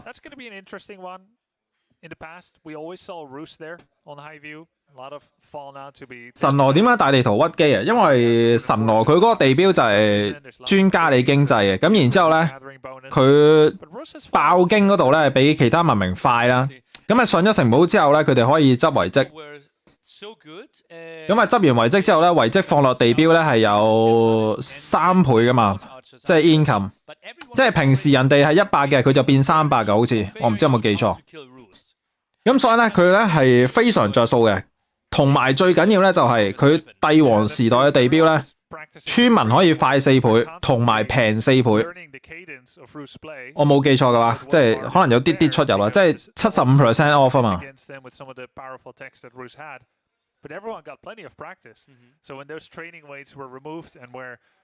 咁啊，所以咧佢係由頭到尾都係一個爆經嘅文明嚟嘅。所以咧大地圖咧唔係好適合快攻嘅話咧，咁神羅就會好着數。We know how to beat Rus now. Also, one major thing why we didn't see Rus in tournaments is that we had Boulder Bay in the. 咩啊？pick 阿拉伯第一張打咩？唔係啊，唔係你係咪想講 ban 阿拉伯？冇得 ban 阿拉伯好似。After we voted with all the players, taken out of the map pool, so suddenly Rus. 邊有得 ban 阿拉伯？阿拉伯係最平衡嘅地圖嚟㗎，即係照道理唔會 ban 咗佢。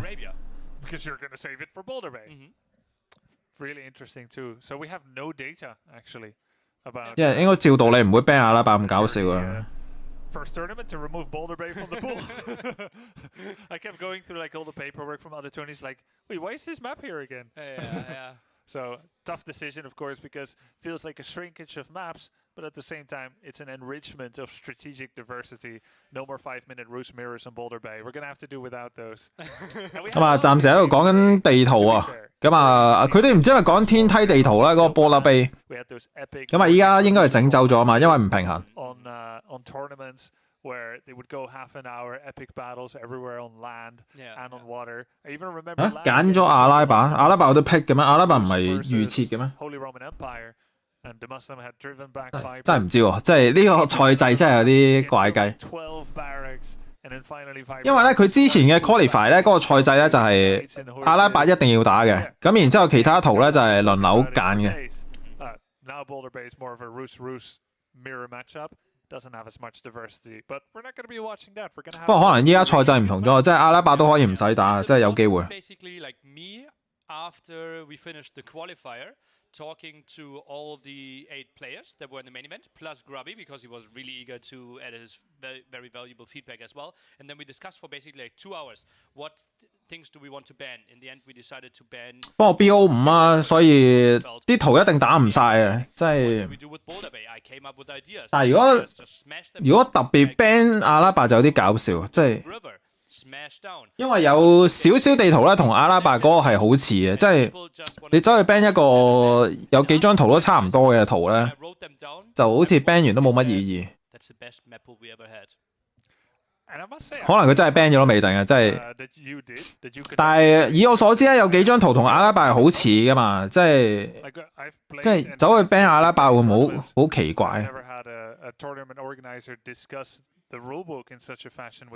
即係好似 High Feel 呢啲咧，其實同阿拉伯都好似啊。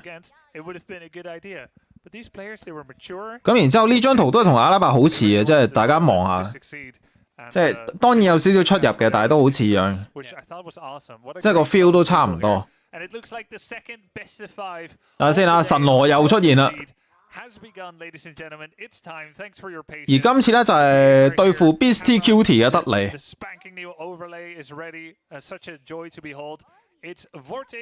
我覺得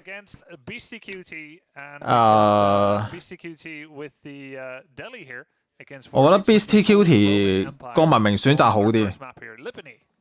Okay, that's going to be really interesting. Lipany, obviously, one of the more open maps we have to say. Still some. 但係啲果幾遠嚇，即係1、2、3，不過又唔係好遠喎，睇落都可以一打。點解有個越南話嘅咩 ？So Holy Roman Empire, I think they will need to make something happen because we saw how crazy Delhi can be in feudal age if they get. 突然間有個越南話留言啊！但係我唔識睇啊，我就係識睇越南嘅英文。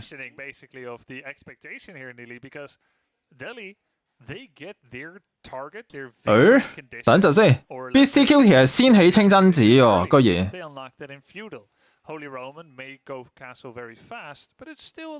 咁啊，先起清真寺咧，可以先升多一個科技啦，但係就嗰個科技唔係話決定性影響好大嘅。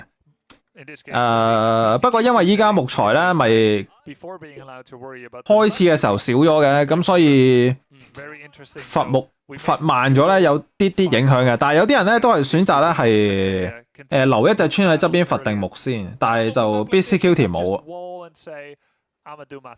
即係話要遠距離伐噶咯。之後其實2-3格都算係遠距離嘅喺前期，佢冇辦法爆到兵嘅。但係就唔知係咪因為對付神羅啦，所以前期佢又唔需要太多木材去起建築物。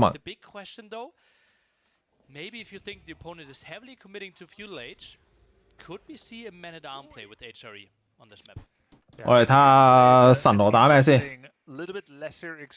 但係先神羅個地標起得咁怪雞嘅，佢側邊咪種唔到田咯。唔知有冇2格嘅咧嗰個位？1200乜嘢1200蚊個 mouse？ 唔係啊，減價先買啊！如果唔係嘅話，唔好。我覺得1000幾蚊冇錢俾啊！我寧願玩啲 cheap 嘢，然之後玩爛咗換過下一隻啊。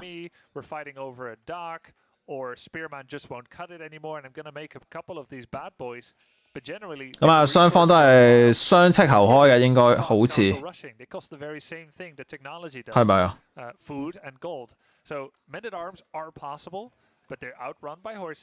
好似係1斥啫喎，都仲係。等陣先，佢上面嗰個顯示係咪壞壞地啊？點？即係你諗下咧，佢嗰度顯示有2個軍事單位嘅，但係佢唔知係咪計咗真類落去咧，所以就變咗2個軍事單位。即係一隻斥加一個教長就等於2隻軍事單位。但係神羅呢個位佢留條啦，我唔知種唔種到田咧嗰個位，即係 TC 同埋個地標中間嗰個位，唔知係咪得1格，即係會唔會太浪費啊咁樣？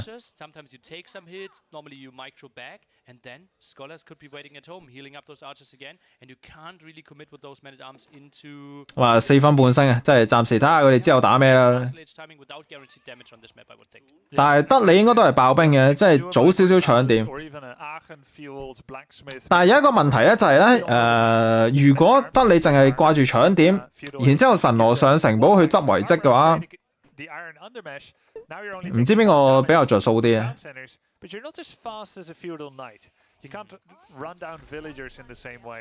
因為1粒遺跡係等於3個點噶咯，即係差唔多，係咪？即係啊，唔係喎，有 buff 喎。等先，加咗個軍營喎呢度，打咩啊？裝甲步兵啊，唔係啩？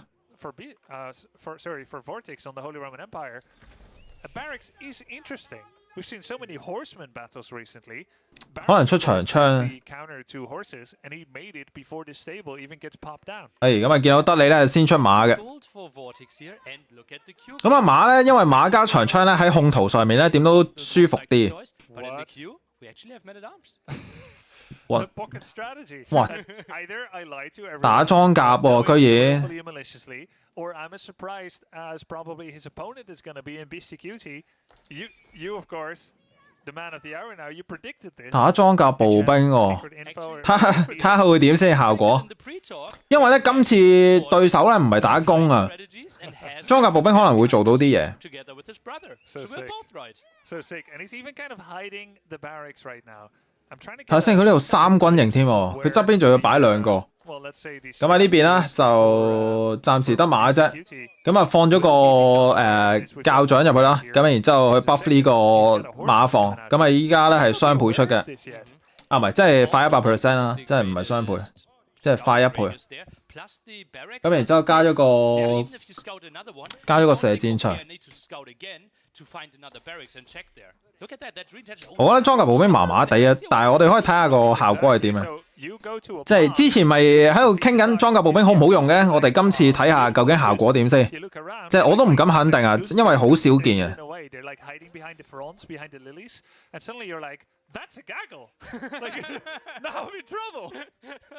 咁啊 ，Vortex 咧係裝甲，咁然之後 Beastie Cutie 咧就係一個純爆兵嘅德里配置嚟嘅。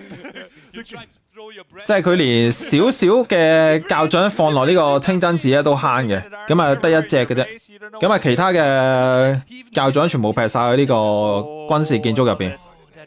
哇！佢呢度收埋啲裝甲步兵唔俾人睇嘅，但係唔知打唔打到嘢。其實我覺得佢要升翻個2防係咪會好少少啊？如果唔係嘅話，你入唔到 TC 嘅。等下先，哎呀呢度嗱呢度暴露咗一隻裝甲噶啦已經，咁Beastie Cutie 應該要盡量出多啲工兵嘅，咁盡可能咧梗係升翻個遠攻嘅，咁所以咧佢依家咧應該有鐵匠鋪啦，咁但係咧就唔知升緊咩科技先，即係全部都免費，即係全部亂撳撳。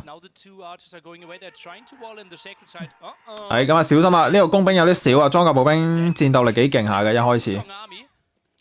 即係工兵咧要數量多咧，咁啊裝甲步兵先開始渣嘅。咁但係小規模交戰咧就裝甲步兵比較着數啲。咁啊控兵嘅空間有限啦，工兵太少啊依家。哇！佢呢度雙鐵匠鋪。睇下先啊，咁啊得你啦，偷出去嘗試搶點嘅呢邊啦。衝入 TC 我覺得有啲奇怪，佢係咪想啄晒啲羊先諗住？睇先，佢呢度係咁，我唔知呢度好唔好啊咁樣，但係佢一路喺度推啊。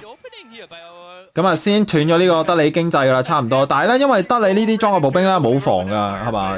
有一遠防，有一遠防。頭先嗰度都啲咩啊 ？burn 唔 burn 啊？即係嗱咁樣嘅情況算唔算 burn？ 好似唔錯，就咁睇。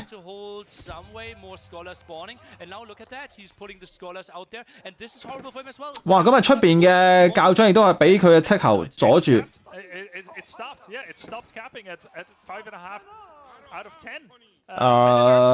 好似唔錯，又好似唔係唔好。我唔知好唔好啊！呢個時候即係其實都仲係5-5波咯，我覺得。Can BCQT get under such heavy duress? Oh, look at that! 14 villagers into the town center again. Maybe trying to focus down the scholars here. 睇下先啊，咁喺呢個時候咧 ，Vortex 係不斷用生命值喺度係咁送兵。佢唯一咧就係要拖住呢個德里經濟。但係你咁樣送落去，其實我暫時睇落冇乜分別喎。你睇下人口數同埋部隊數都係差唔多啫喎。哇！然之後你睇下呢兩個教長互相補血，即係裝甲步兵打佢唔死啊！居然搞完一輪好刺激，但係刺激過。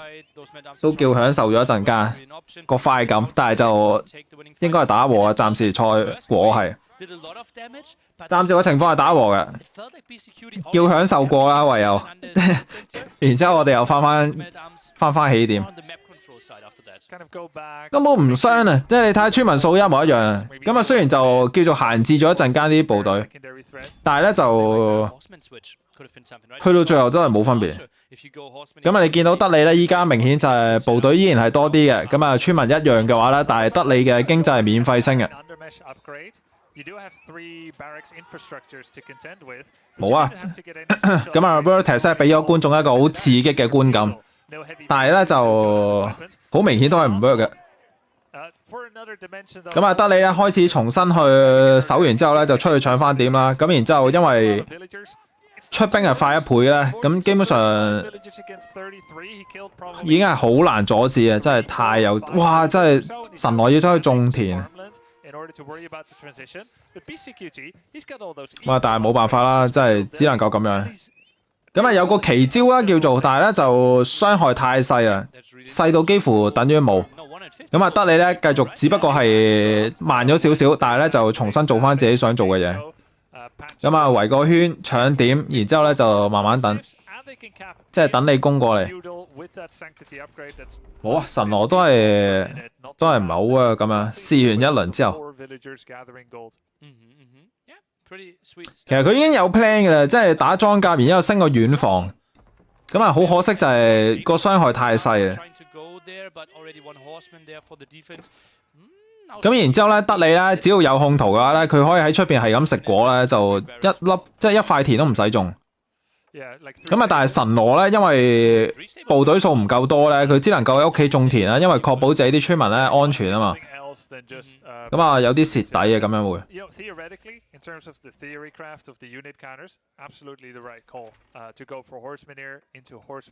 咁啊，德里依家屋企有羊，咁啊出邊又有果，咁啊收入咧係每分鐘都800幾食物。咁啊其他支都唔少，因為有搶點。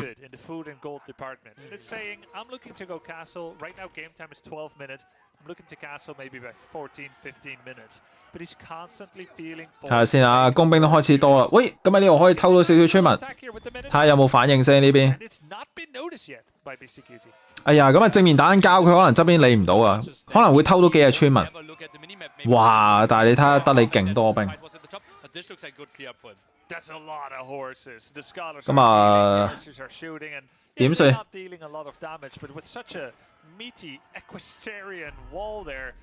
即係啲肉馬追住啲裝甲步兵打，即係本身戰鬥力咧係麻麻地嘅，但係太多啦。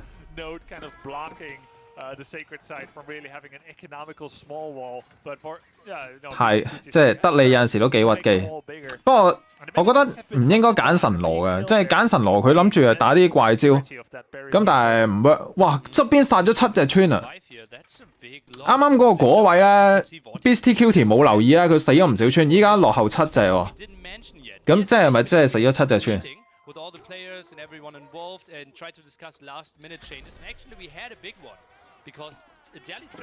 咁啊搶晒點算？咁啊神羅嘅資歷都睇落有排都升唔到成嘅，即係只能夠爆兵啦。但係如果爆兵嘅話，同德里爆又唔夠人多喎，呢個時候點算？慢性死亡啊！依家裝甲行得太慢啦，即係快攻都即係可以6個杯麵等你過嚟。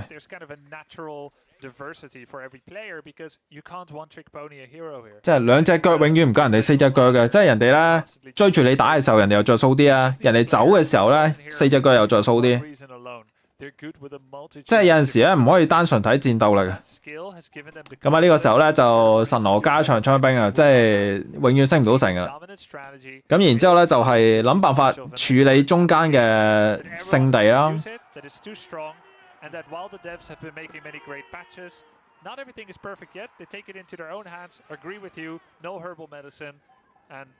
係啊，工兵成咗型，應該投咗啦。咁啊見到個 cam 咧扭身扭晒，應該投咗啦。其實德里應該係穩攞嘅呢一分。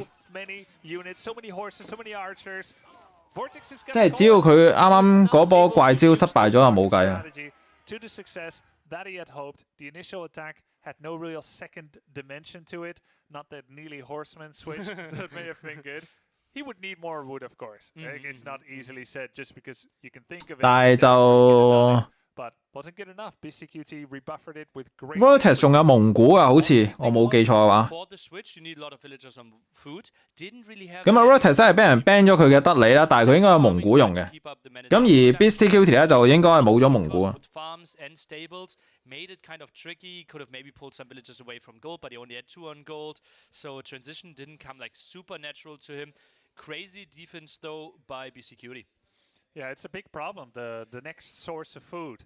You're not pro scouting. You're not really feeling like it's safe to go for deer Gaia. 所以我都唔係好明啊，即係點解揀神羅？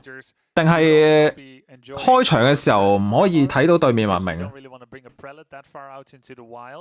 So Holy Roman, they like to keep a tight nucleus. Eventually, those sheep run out. I noticed BC. 即係如果大家 many sheep, we should try to count them next time. 盲選嘅話，就可能睇唔到人哋文明係咩文明嘅話，咁或者揀神羅都合理嘅。但係德里明顯就係穩贏㗎啦，依家呢個版本太勁。So BCQT takes a very important first victory here. 睇下先啊，買有阿拉伯喎，我哋可以睇。 I would imagine Vortex would be off to a winning start here, but BCQT has been getting so much quality practice in. He's risen high on the ladder, really improved a lot, and he was already very good. Yeah, absolutely, and he's super confident as well. Like 阿拉伯咁有蒙古啊 ，OK。咁啊揀蒙古嚟打咯，一陣間。咁而 BCQT 應該要諗一諗咧，就係如果人哋揀蒙古，佢應該要用咩？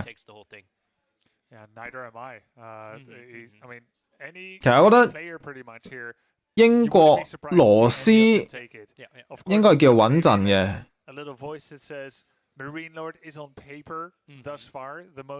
即係照道理唔會攞法國嘅，雖然之前 Mr 法國贏咗，但係我覺得法國都仲係打蒙古好難打。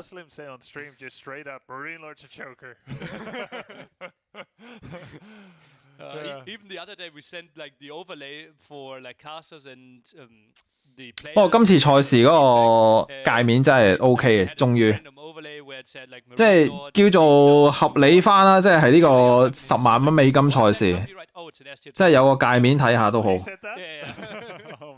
得你依家太勁 ，Lina 係贏咗一場噶啦，已經，所以咧依家喺度等緊嘅。咁啊，暫時榜首係因為其他人未打，佢贏咗一鋪，暫時係榜首嚟。同埋佢贏 Mr 咧都算係一個唔錯嘅結果嚟啊，應該。因為 Mr 都算係喺8強呢幾個人入邊都算勁噶嘛，應該。暫時唔使打住，佢要等下一場對手。係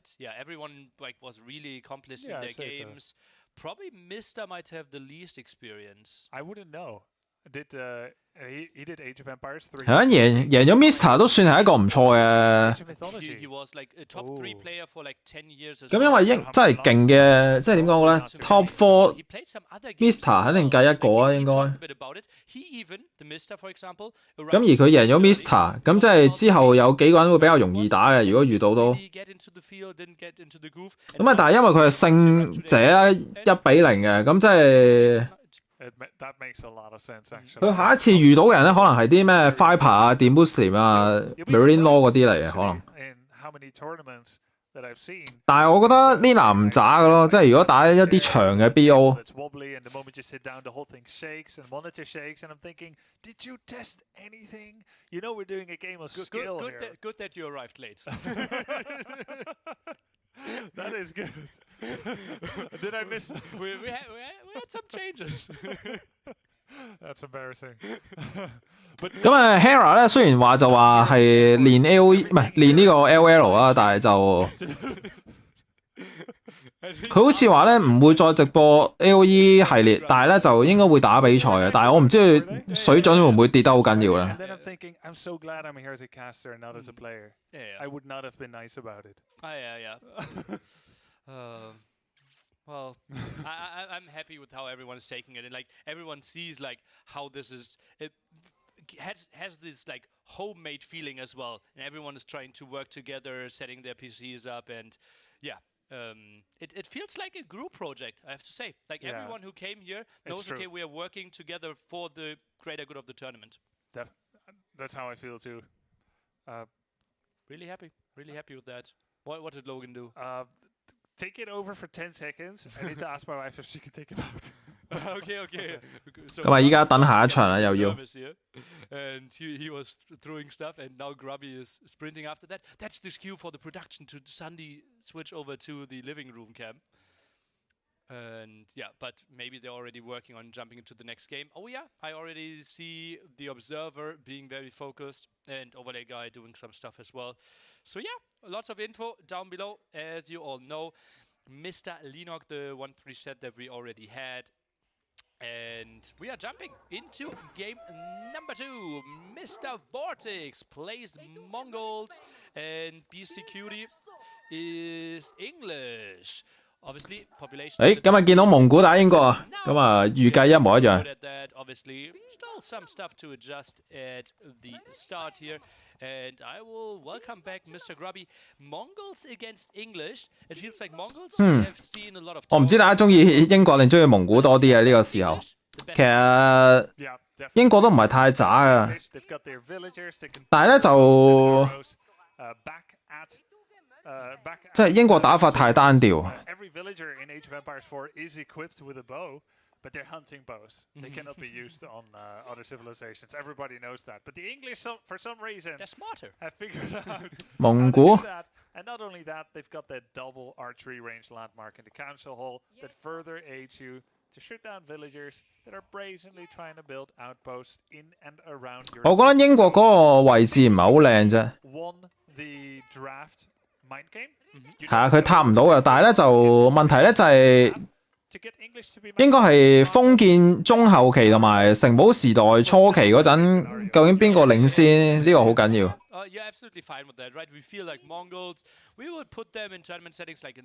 因為咧英國咧喺城堡之後咧咪雙 TC 嘅，咁基本上咧應該係經濟會開始慢慢拉開㗎啦。咁但係咧前期咧就係咪應該蒙古兵多啲啊？但係如果蒙古兵多啲咧，佢升城又唔係太快。咁然之後咧就慢慢拗經濟。咁然之後係咪英國着數啲？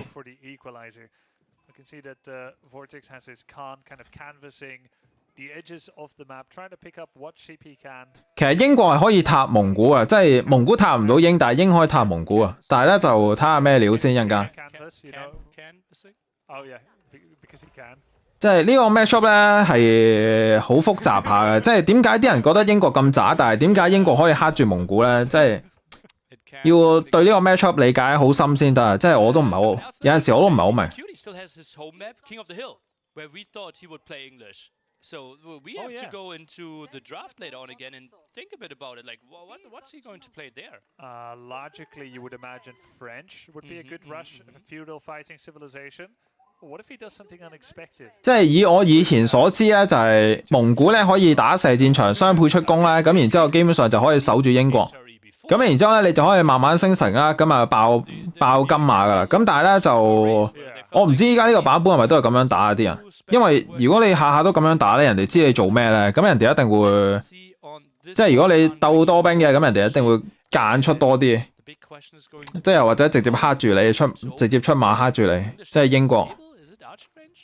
Yeah, it's interesting. I would imagine, and we're seeing that, right? Like he's not doing a feudal, he's not doing a Dark Age rush. This is very useful in many different matchups, but not against English. You're gonna go to feudal. You've got a few options. 嗱咁啊，英國咧係加軍營啦，咁啊直接係壓你噶啦，諗住。咁啊有啲細節好好嘅，就係佢 TC 底嘅羊咧，全部都剁咗一次先。Using that Ovu stone build up to have critical numbers of archers that do get outranged, but they're cheaper than the longbows. 咁啊，直接壓蒙古啦，咁啊可以塔爆噶啦，咁啊英國可以去塔攻呢個蒙古。下先蒙古搞咩啊？呢個時候。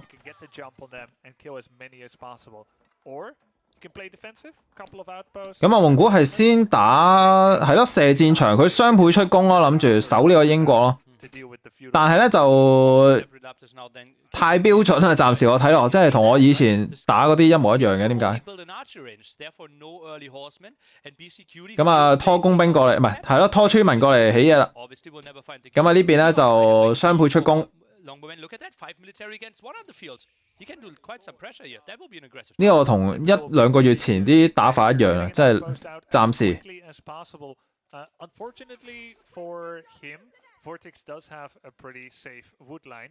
咁啊，因為咧英國咧加咗長槍，其實長槍應該暫時係幫助不大嘅。如果佢知人哋打工兵咧，應該係盡量唔出住嘅。但係即係呢支塔係咩意思啊？即係由遠會遠得滯啊！呢支塔即係咩料？啊！佢諗住呢支塔起完之後守住，慢慢推過去啊！即係冇雷公咁遠啊！呢個位。係咁啊！呢個時候咧，發現工兵唔夠多啊，咁啊拖咗村走先啊。咁啊好穩陣。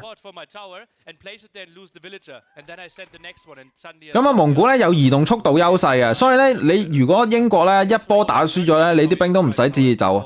咁所以要好小心啊呢個時候。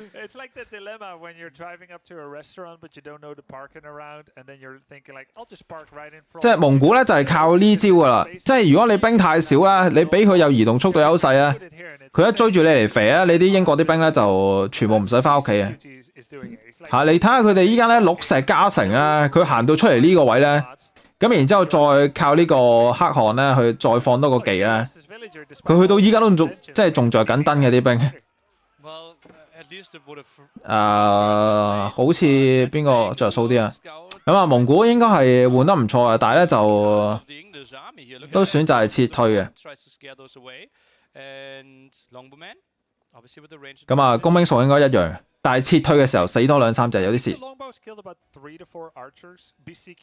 不過工兵大戰就係咁樣啊，即係工兵咧邊個走佬咧就走嗰個要俾人射多幾箭。睇下先啊，呢個時候轉肉馬，咁啊處理人哋嘅工兵啦。咁長槍應該係停咗噶，應該。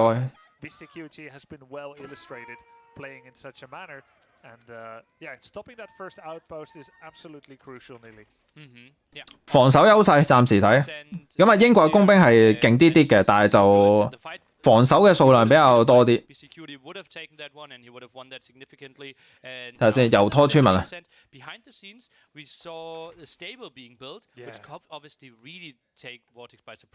其實如果馬嘅數量唔夠多或者冇遠防咧，其實轉馬未必係好嘅，即係如果數量唔夠多嘅話。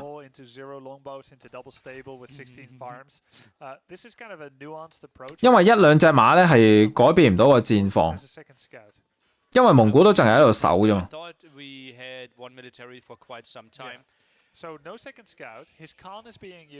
睇下先啦，咦蒙古喺度升緊呢個肉馬咯，咁啊大家一齊肉馬加攻喎，即係兩邊都。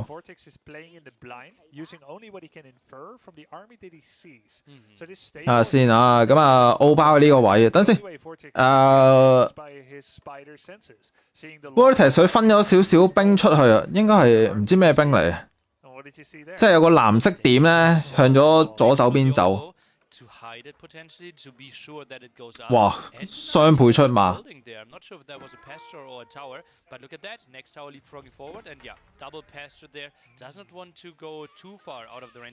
咁啊，不斷慢慢加塔。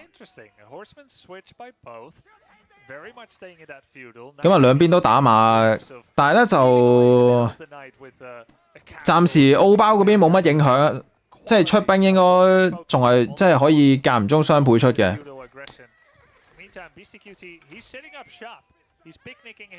但係啲兵一出嚟就俾人射2箭啊，有啲時咧不如唔出啦，即係你見到都取消咗啦，即係啲兵一出嚟就要死啊，即係不如唔出啦。咁然之後咧就係靠屋企嗰堆馬房出肉馬，呢啲係咪七球嚟嘅？即係孭住個背包喎。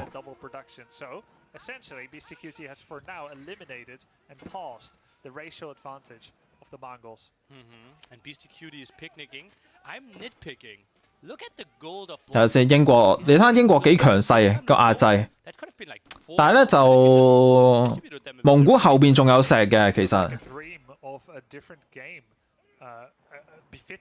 其實佢前面俾人拆咗之後，佢可以喺後邊起。哇！但係英國開始慢慢踏入去啦，已經。夠唔夠兵多啊？呢度有幾隻肉馬。睇下先，直接衝啊！忍唔住啊！睇下先啦，咁喺呢個時候咧 ，BSTQT 咧直接係拉翻側邊啲馬過嚟守啦，但係就大家互換。邊個賺啊？蒙古有啲事咯，咁樣。咁啊 OK， 咁啊清理咗上面啲馬啦。咁啊要靠咧就係靠啲馬咧去拆塔嘅，如果唔係嘅話咧就可能未必拆得到，要小心啲。呢度喺度偷射緊，你見佢。咁喺呢個時候咧，只能夠係靠近戰去拆塔嘅。咁好似唔錯，但係又好似麻麻地。咁因為呢支塔咧拆完之後，後面仲有一支。咁啊蒙古咧拆建築物嘅時候咧有錢俾，咁啊好抵。但係都使好多錢呢度，所以點解我話好似賺又好似唔賺咁樣？即係你睇拆完支塔之後，佢死咗勁多兵啊！咁而 BSTQT 嘅兵咧都仲喺度啊！哇！真係你諗下，拆咗支塔之後，去到最後都仲係出唔到去，同埋後邊偷偷地咁啊英國咧起咗支塔喺度封住你墳墓位。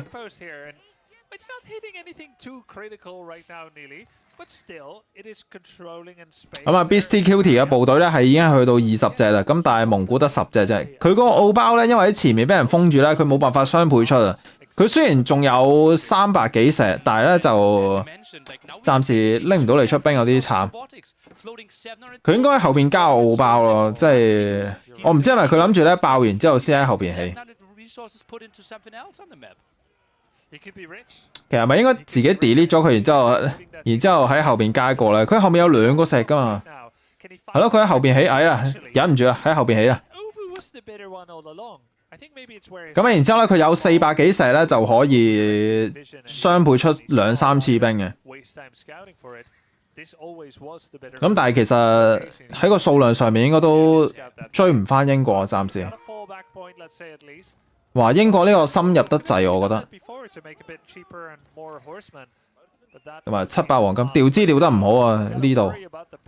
但係咧，佢可以加個市集咧去賣下資源嘅，即係黃金喺呢個時候冇用嘅，對佢嚟講。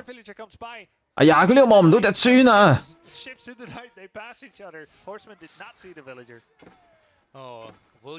但係我覺得英國呢個位有啲深入得滯。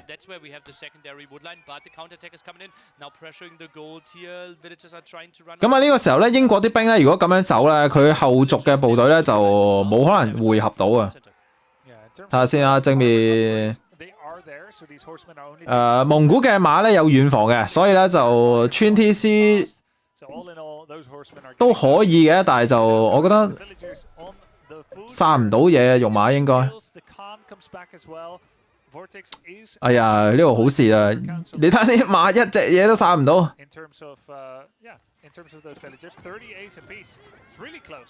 咁但係咧，英國呢一波兵咧應該可以處理嘅。佢已經係同後面啲部隊斷開咗呢度。即係如果蒙古咁都打輸咧，就真係冇得打嘅。照計應該呢個位會贏嘅。其實佢前面嗰波馬唔送嘅話，呢度係輕鬆清㗎。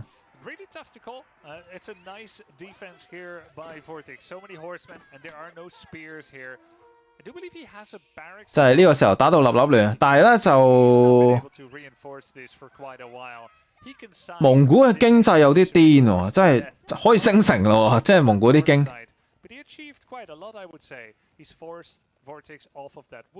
唉，咁啊，因為食羊加鹿石咧，即係講到尾都係少少加成。啲經有啲癲喎，真係可以升城喎，即係呢個時候。其實我覺得 BSTQT 啱啱嗰波兵唔應該咁樣走嘅，即係佢走去後邊咧，好似係騷擾到啲嘢啦，但係實際又乜都冇。然之後咧就俾蒙古咧吞咗一波兵。咁喺呢個時候部隊數咧就 BSTQT 仲要落後添，而且咧佢係離城堡時代應該係遙遙無期嘅。嗰一波唔應該送嘅。咁啊，但係冇計啊！咁啊呢個時候咧，蒙古升咗城之後咧，應該係英國投得噶啦，差唔多。Yes, exactly. You're generating that gold out of thin air, let's say. It's a larger drop off of 15 after you pick up 10. 即係估唔到蒙古俾人搞到咁慘，然之後好似係冇咩太大影響，照樣升城。咁啊有6個牧場。其實蒙古咧食羊咧真係好着數啊，因為喺 TC 隔離咧又安全啊。咁啊蒙古升咗城啦。咁啊 Beastie Cutie 應該係冇咩辦法打嘅呢度。咁啊蒙古咧只需要狂爆金馬嘅啫，即係唔爆金馬出裝甲步兵咯，即係任揀。So true. The breaking point is then 150 food where it's break even after that. You kind of want to think, but also like 哇！呢度直接換你喎，真係哇！呢個人啱啱送完一波買完之後，呢度再送一波，但係對蒙古嚟講影響真係唔大。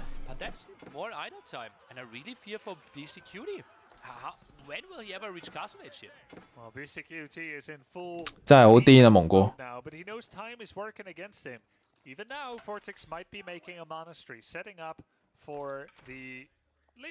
咁啊，蒙古咧應該要升翻個2防先嘅，所以你見到嗰個位咧喺度轉緊圈嘅，即係嗰個科技。咁然之後咧就係轉裝甲步兵。咁啊，裝甲步兵咧就可以直接衝 TC 噶啦，已經。其實金馬都得嘅，但係咧就因為對方有長槍啦，咁啊轉裝甲步兵比較安全啲，即係唔使俾人嚇住。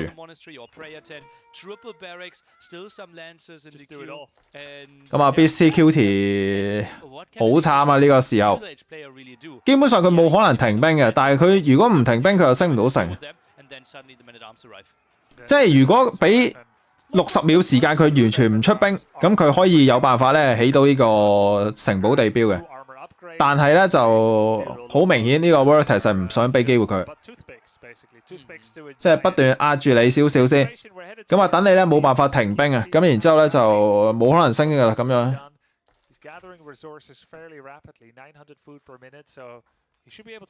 咁啊，蒙古升咗城之後咧，佢嘅黃金係1.5倍收入啦，所以咧就爆黃金兵係超着數。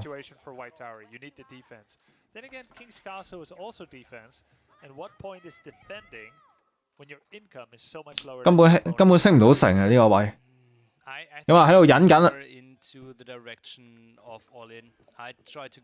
咁啊 ，Beastie Cutie 應該有3圈嘅田噶啦，已經基本上咧佢停一陣間兵係肯定可以升到城嘅。但係佢一停一陣間咧，就即刻俾人打死嘅。咁啊，見到裝甲步兵已經係由地圖嘅上面走緊落去啦。點樣 ？Beastie Cutie 停緊兵啊！佢喺度，你見到啦，佢生產嗰個列表咧得一隻長槍啫，即係其他兵都懶得出啊。咁啊，睇下可唔可以偷雞升到城啊？但係升到城都冇用啊！裝甲步兵行到嚟門口啦。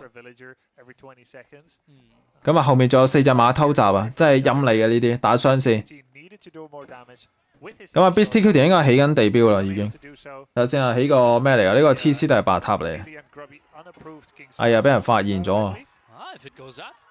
俾人發現咗，陰公啊！呢幾隻馬真係神來之筆啊！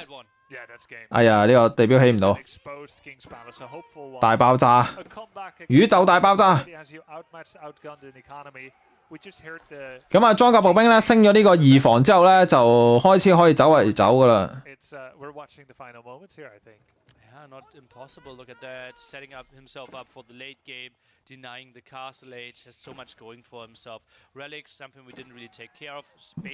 好啦，真係點打？人哋城堡時代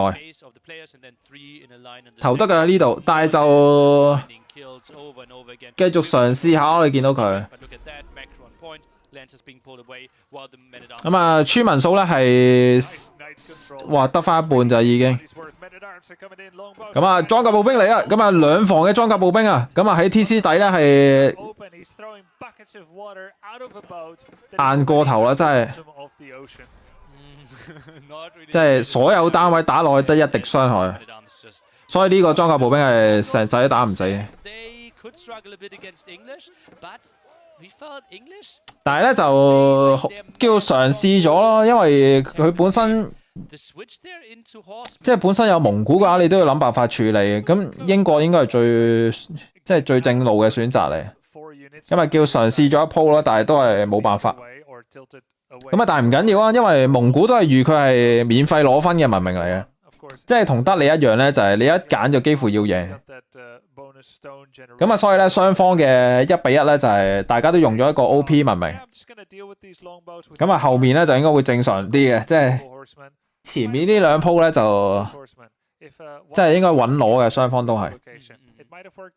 I'll say it hinged on fairly small things, but once Vortex did break through, then it's like it's the floodgates. And the big fight that we had at the top, where we had the Longbowmen and Horsemen fighting on top of the second oval, that was not under the influence of the towers.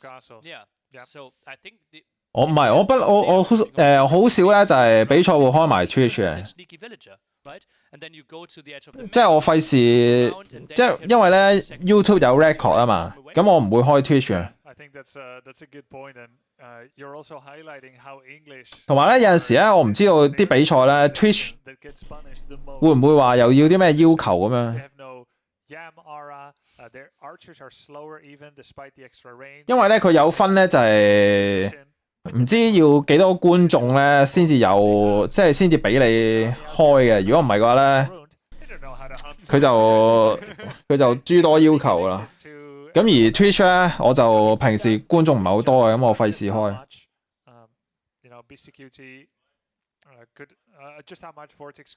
即係佢有陣時一啲比賽咧會限咧，就係、譬如你開台，你要有即係你就算唔係啲大台啊，咁你啲細台咧，咁都要有即係20-30人睇咧，咁佢就唔會俾咩意見你嘅。咁但係咧，如果勁少人嘅話咧，咁佢有陣時唔俾你開啊，即係 Twitch 嗰邊。但係我唔知今次係咪咁啦。咁但係咧，我就懶得煩啦，我全部比賽我都唔開 Twitch 嘅。即係起碼集中下啲觀眾先，咁然之後咧就人哋唔會有啲咩意見。因為咧 AOE2咧，你開台咧你一定要有，我唔記得係幾十人觀看數啦，然之後就唔係即係幾十個觀眾啦，咁然之後就係、唔知個 channel 又要唔知幾多訂閱數咧，咁佢先俾你即係播比賽，好麻煩有陣時。AOE4 都算好噶啦，已經要求好少。It feels like Chinese is like that. They're the most complex civilization in Age of Empires 4. Don't really dabble at them. You're like, what's an imperial official do again? 不過我通常都係懶得煩，我先唔會開 Twitch 啊，真係費事兩邊。播比賽有陣時都好麻煩嘅，真係好多要求嗰啲人。所以咧，你唔會見到咧，就係、我嗰個 channel 咧喺佢哋嗰個咩啊咩官，即係咧你睇下嗰個 Team Liquid 嗰個網站咧，佢咪有啲咩唔同嘅語言嘅 channel 推薦嘅，即係你唔會見到我嘅。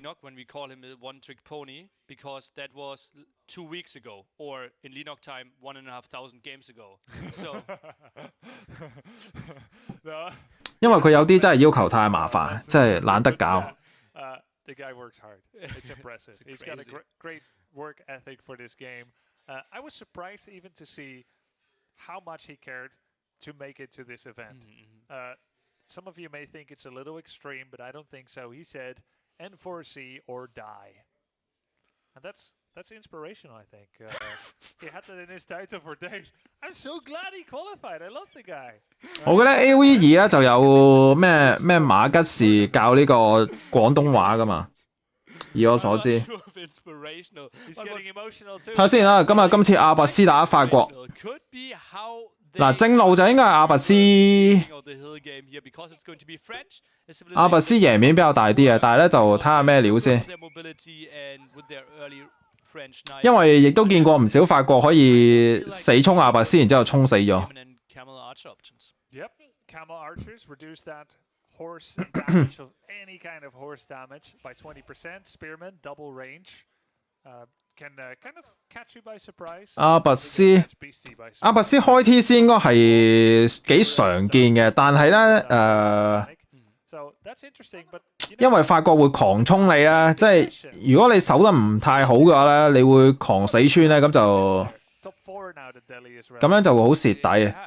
即係有啲人咧會先加軍營嘅，但係咧又先加軍營再開 TC 又好似好遲咁樣，因為去到嗰個時候咧，法國會雙射戰場搞你，咁然之後你淨係得長槍，你又唔夠手啊，所以咧就阿拔斯基本上要睇下佢防守個功力去到邊，即係呢個法國咧會係咁搞你。但係咧，如果你唔開 TC 咧，就冇咗阿拔斯個非常着數嘅優勢。即係去到之後咧，其實有少少慢性自殺，因為法國咧其實佢村民出得快咧，佢科技平咧，其實阿拔斯如果淨係得呢個村民半價咧係唔夠嘅，即係佢要好多村去搞好自己經濟。所以我唔知，我哋睇下呢個阿拔斯點打啊，唯有正路係阿拔斯會勝率好啲啲嘅，不過真係啲咁多。Well, let's see Baltic Write it down for later. Thanks for asking. But no, is it going to be a 5-minute second TC, or do you think Vortex should get feudally responsible and have an army? I think you just lose so much control of the map and basically. 咁啊，阿拔斯今次嘅果位都唔係好靚喎，真係大鑊啦！今次嘅果位有一個咧就喺直頭喺正中間地圖，有一個咧就喺上少少遺跡嗰邊，即係話佢側邊嘅果咧係得一堆啫，好似。呢個咁樣有啲蝕底。阿拔斯咧有陣時啲果近少少咧係舒服好多。呢個時候咧連開 TC 之後，第二個 TC 你想擺喺果都擺唔到，你只能夠擺喺鹿咯，一係。但係佢後面又冇木材喎，好似。後面得一個高地，即係如果可以擺嘅，梗係擺個 TC 喺食物加木咧，係應該最好嘅。咁啊之後其次就係黃金啦。即係如果 TC 擺唔到就可能唔開仲好啊。但係如果唔開嘅話，可以打咩招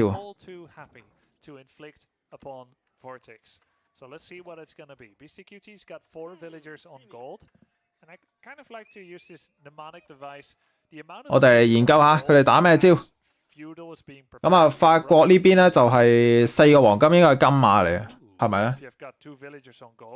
睇下先啦。咁啊，將村民拖走啊。掘石啦。咁啊，開 TC 啊都係決定。我哋睇下點樣咯。大部分嘅情況都係死嘅，其實呢個地圖。即係你開 TC 你冇選擇啊，呢個地圖點樣起啊？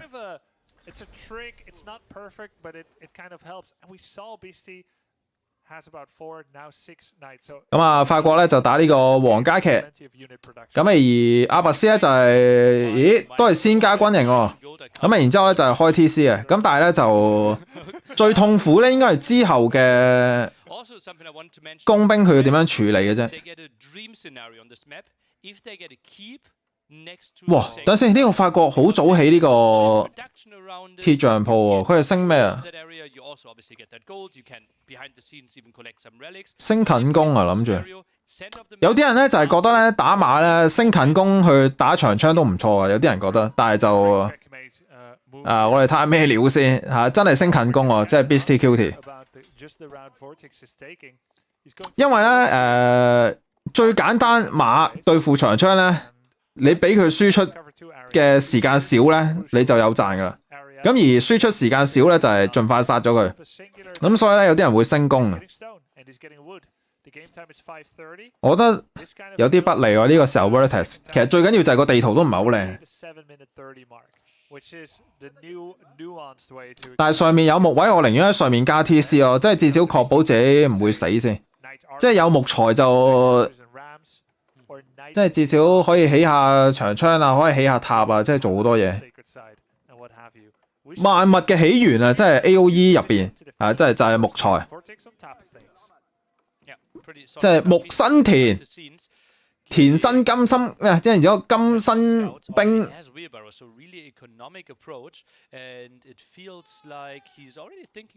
唉，但係掘石，我哋睇下咩料先。我之前見過 Vertex 都死過幾次，即係喺呢張地圖攞阿拔斯，咁啊諗住開個 TC， 然之後死咗，即係開完 TC 就死咗。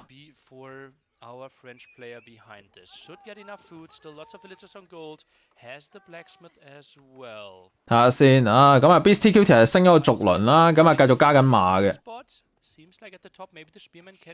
咁啊呢個有2隻長槍，但係哎呀佢呢個俾人搓2下有啲事。哇！呢個 TC 好穩陣啊，即係因為佢之前死過幾次咧，就係將個 TC 起喺出邊俾人剁穿嘛。咁啊呢間咧起喺側邊就唔係有問題嘅，其實都 OK 嘅，即係只能夠咁樣選擇啦，即係冇地方起，即係冇地方起就唯有起喺隔離啦，即係唔好嘥咗啲機會，即係唔好俾機會人哋打殘你。咁啊然之後咧，法國咧加工兵啦。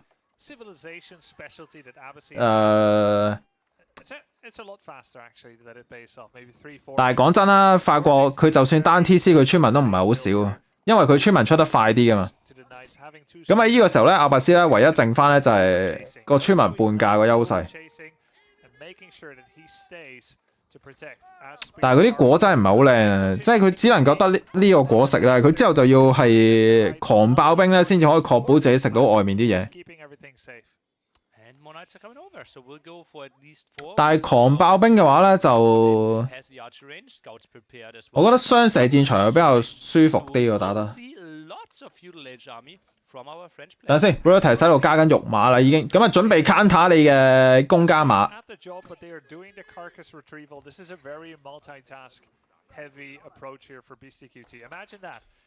其實依家就咁想像下咧，就應該係肉馬長槍比較好控啲嘅，即係應該阿拔斯小優嚟嘅。即係如果只要佢有轉呢個肉馬嘅話。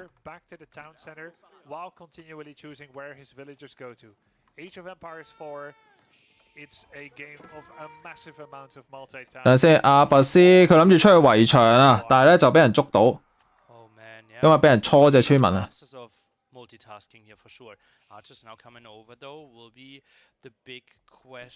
咁啊，佢要將呢啲出入口咧盡量限制啦，咁啊唔俾啲馬咧不斷走嚟走去。等先，上面嗰隻咩嚟㗎？又死嗰隻嘢。咁啊喺出邊食果啦，真係忍唔住啊！即係唔食果嘅阿拔斯係好蝕底嘅，即係只能夠食果。哇！呢2隻騎咩料？咁啊食果係好賺嘅，即係你諗下啲果咧250變500，然之後仲可以食得快啲，即係大量嘅資源，即係盡量都唔想蝕底。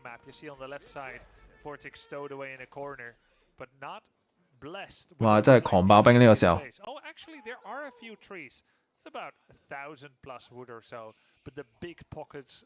哇！阿拔斯 income 都有成800食物每分鐘喎，即係你諗下食果真係超正。即係如果地圖再靚少少嘅話咧，佢個 TC 可能就會喺個果嗰邊嘅，咁啊更加安全。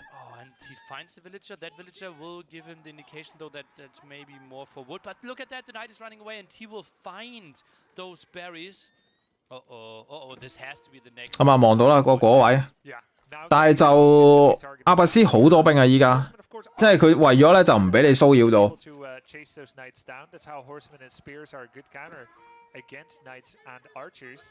等先，呢堆馬做乜鬼嘢啊？我覺得等先，呢個人反應慢咗少少。我覺得咧衝中間個 TC 咧有陣時冇乜用嘅，因為中間個 TC 村民唔多咧，你收村如果有反應嘅話咧係冇可能殺到村嘅。但係啱啱 Vertex 嘅反應慢咗少少，因為只要中間個 TC 有空間咧，你冇可能殺到村，即係正常係唔應該衝中間，中間殺唔到嘢。等先，呢個會唔會死馬咧？究竟 BSTQ 咁啊，搓咗2下都唔錯。咁啊，雖然有回血。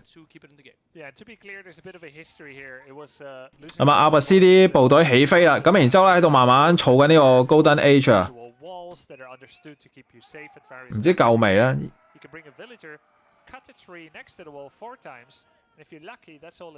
哇，好多長槍，咁啊法國應該處理唔到啊呢堆長槍兵，即係除非你出勁多工兵啦，但係我覺得冇必要啊，即係暫時睇個畫面應該係 BSTQT 應該準備升城先。咁而阿拔斯咧掘金慢咗啲，咁啊應該要啲時間。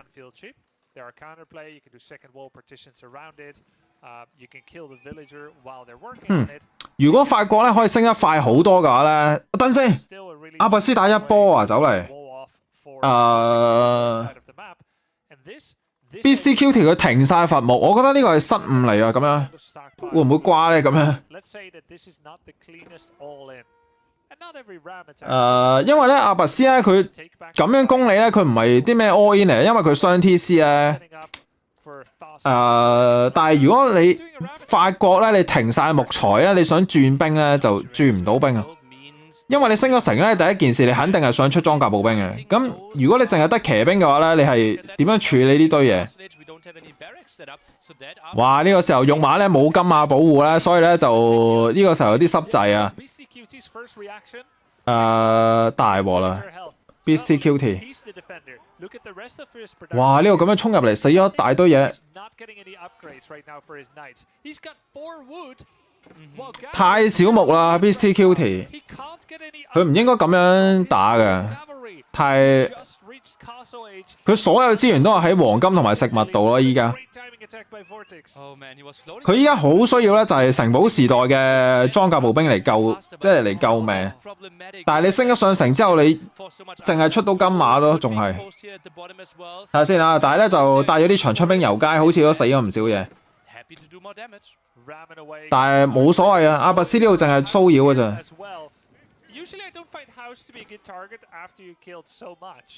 Because there's nobody living in that house anymore. He's 50 under 70. That was not an issue. But 咁啊，阿拔斯咧已經升緊城堡噶啦。咁然之後咧就係因為佢本身有軍營咧，佢轉呢個裝甲加長槍咧好容易轉。哇！咁啊而 BSTQT 咧就佢雖然升咗上城啊，但係就都幾傷下，俾人咁樣搞。哇！呢度死窩難喎，佢好怕你反打。咁啊，窩咗先。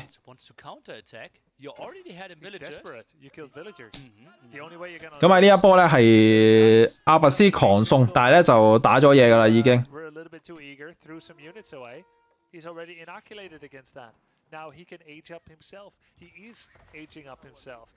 睇下先啊，咁啊繼續加軍營啦，你見到咁啊裝甲加長槍噶啦，咁啊呢個組合。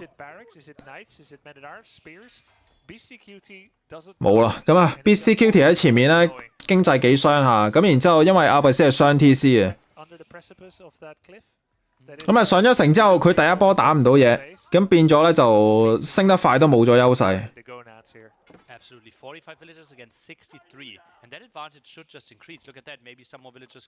咁啊仲俾人喺度搓緊村民，有啲陰功。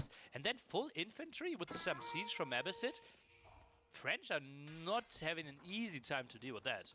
Not at all. Vortex brought out the Abbasid dynasty, one of the biggest winners of the race. 係咪呢個時候點算啊？點樣處理啊？咁樣呢個時候你睇下啲村民立亂啊！ Abbasid dynasty was already shaping up to be a pretty damn. 哎呀，佢為咗咧想反打咧，佢派咗兵出去咧，屋企又俾人搞。咁啊 ，Vortex 而家有67村啦，咁啊對呢個法國47村啦。咁但係咧，暫時經濟科技係一個都未升嘅，逐輪都未有，但係有雙 TC。睇下先啊，呢個黃金位又俾人搞。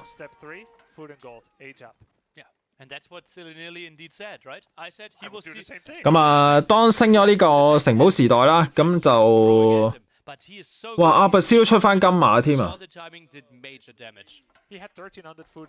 等先，金馬加長槍喎，真係裝甲步兵都慳翻。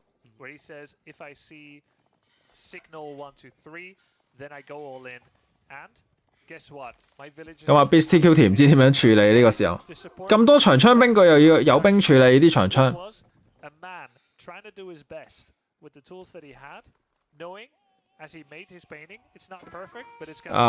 出工兵。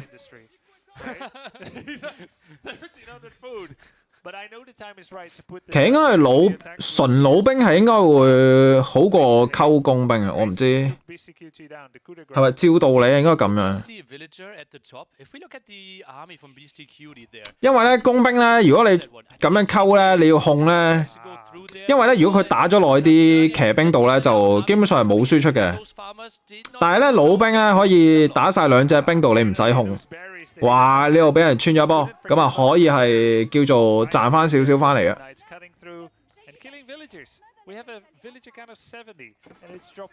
哇！呢度立亂咩事啊？阿拔斯啲兵咧，咁啊打得奔放得滯啊！咁啊前面有兵，後面有兵，咁但係後面穿咗窿啊，咁啊俾人穿咗波兵入嚟。咁而阿拔斯嘅升級有啲少得滯咯。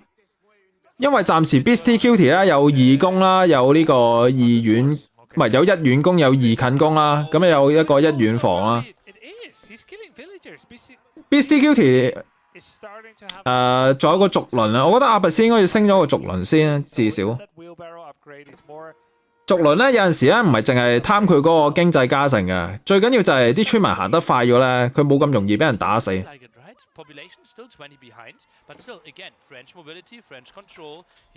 但係有陣時啲人咧就係打到後期咧就唔記得升嘅呢啲嘢。咁啊 BSTQ 少啲慢慢追緊翻嚟喎。咁啊而且咧喺度執緊遺跡。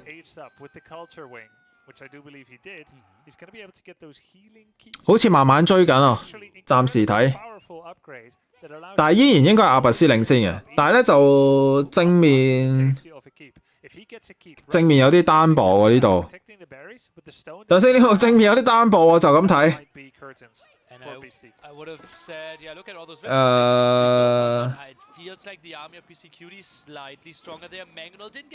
等下先啊，咁啊偷咗個輕頭，但係正面嘅部隊係，我覺得係法國呢邊多少少。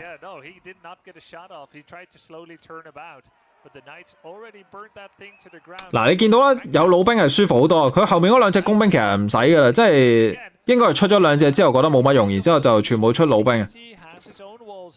咁啊，成功係將阿拔斯推咗翻入屋企先，至少。咁啊，村民數咧係相差16隻，部隊數係差少少啫。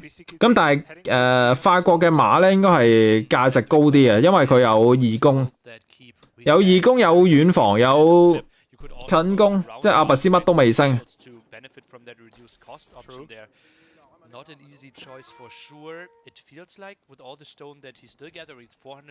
咁啊，側邊繼續俾人偷襲。其實咁多石，佢應該圍有石牆啦，即係有200幾石頭都唔圍石牆。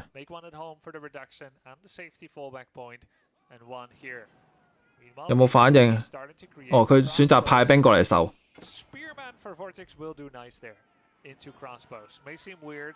睇先 ，delete 呢個場，然之後係啊，衝出去。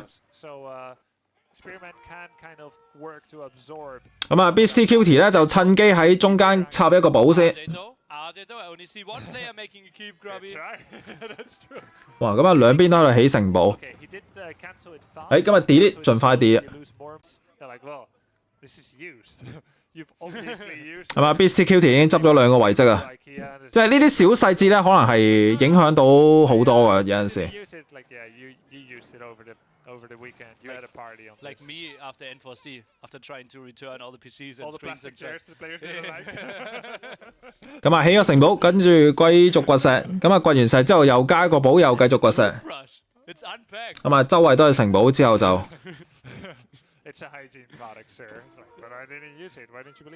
咁啊，阿拔斯前面雖然領先，但係出唔到門口啊！呢個時候。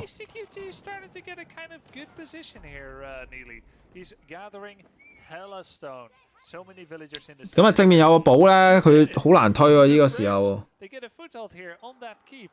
可以加咩兵啊？定係夾硬衝啊？真係冇理由噶。不過呢個圖咧好煩嘅，因為你推唔到側邊嘅。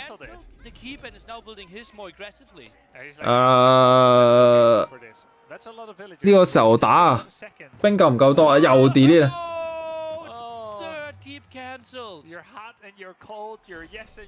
佢啲兵唔啱打啊，後面輕頭太遠啊！呢個時候，點解即係點解好似阿拔斯領先，但係個法國可以咁樣砌住佢嚟打嘅？即係阿拔斯已經去到140幾人口咯，佢啲人口喺邊度嚟啊？係有61隻兵喎，但係點解會俾個法國撳住嚟砌咧？同埋咧，如果人哋個城堡位置咁靚，哇，加石牆啦已經。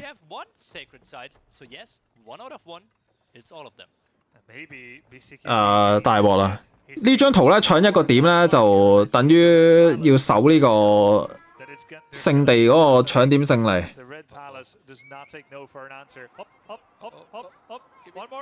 哎呀，其實呢個要改㗎，即係呢個 game 我唔覺得咧，唔應該咁樣點一下就等於起咗啦。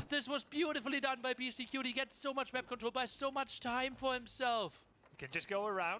The Mangonels are. Mangonel backstab.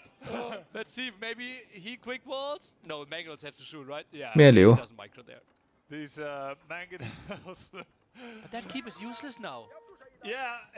You know, if he had built it in the second location, this wall could physically not have been there. 呢個可能係搶點勝利，真係好難攻嘅呢個位。Let's say one thing though. 咁啊呢個時候咧，Vertex 就選擇係調位啊。咁喺下邊兜出去。咁但係呢個圖咧係咁死窩爛窩，你真係有陣時好難突破呢啲位啊。咁啊繼續死窩爛窩。佢呢個時候要衝撞車啊！淨係靠呢啲工程單位係唔夠嘅。睇下先得唔得啊？上面側邊木牆嚟嘅，但係就嗱呢邊未起好，可能呢邊可以擲出去啊。OK。哎呀，佢冇點到啲村民先啊！喂，哎呀，啲老炮咧佢係穿唔到牆啊，好似即係。哎呀，都係要加衝撞車。我記得咧，老炮好似係咧穿唔到牆噶嘛，即係得輕頭可以打。哇！呢一鋪真係依家要靠嗰個點位，究竟可唔可以搶翻嚟？但係中間有個城堡喺度喎。咁啊，你見到 Vertex 已經係差唔多200人口噶啦。咁啊，部隊係足夠嘅，但係因為有石牆嘅關係咧，城堡時代要處理石牆係好麻煩嘅。即係升到底咧都好容易嘅，有火炮。但係咧就因為搶點係你冇辦法俾咁多時間去慢慢升帝啦，已經。咁啊，人哋會有搶點勝利，你基本上都輸啊。但係佢咁樣走嘅點解？我以為佢會上斜路啊，但係咁樣啊？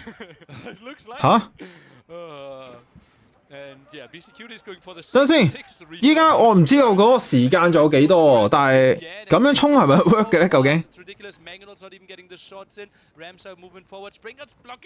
城堡時代我哋有衝撞車都 OK 嘅，但係咧就衝撞車都唔係快咯。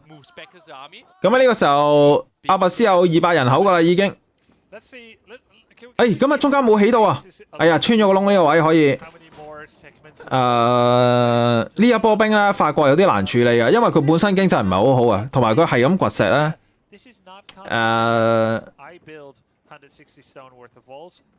可能有機會啊，但係我唔知個搶點勝利個時間係幾，即係咩時間啊？有冇寫啊？呢度唔係，仲有5分幾鐘。仲有5分幾鐘，啱啱望到。咁啊，直接衝入嚟啊！咁但係咧就，我覺得未必係一件好事嚟嘅，咁樣衝。但係咧就，咁啊呢個時候等衝撞車，咁啊去衝呢個城堡啦，然之後靠呢個老炮射呢個老炮，咁剩低咧就攞輕頭幫手輸出嘅。但係咧因為城堡時代嘅兵咧去攻呢個城堡底咧係好難打嘅。但係咧就阿拔斯仲有錢嘅，仲有成，不過好多木材，但係咧就冇食物暫時。仲有5分鐘時間。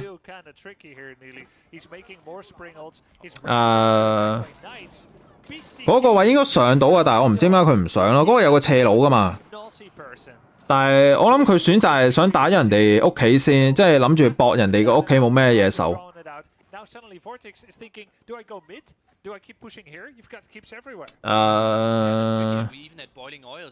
佢真係要衝呢度啊！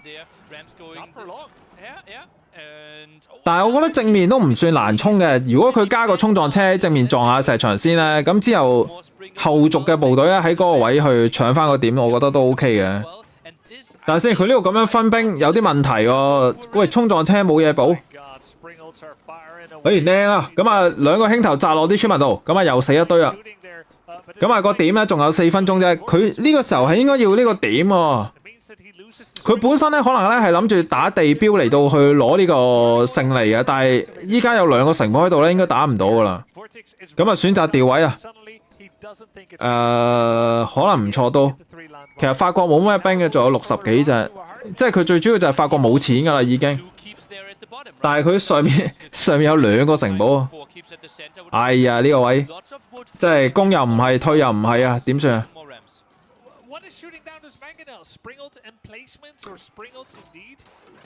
即係仲有3分40秒，呢度打啦，即係吹一波先啦。即係法國冇錢啊，我覺得佢呢度應該要吹一次嘅。但係阿拔斯佢自己都冇錢啊，點算啊？正面啊！正面啊！加緊衝撞車呢度。其實佢一早喺呢個位走上去咪係咯，即係，但係上面有2個城堡，依家佢要搶呢個點位有啲難啊，變咗。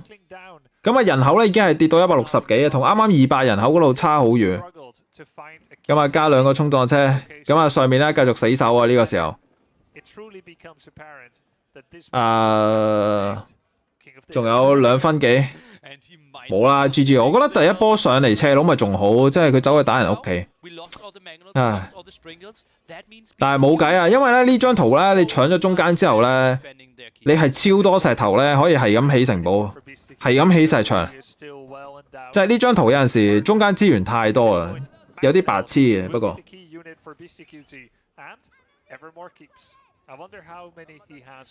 等陣先啊，呢2個衝撞車迷路啊。其實應該輸啊，阿拔斯。佢前面咁大優勢，但係咧就中間可能 Beastie Cutie 打得好啲。呢個時候咧3城堡你點樣衝啊？靠呢個長槍兵裝甲步兵。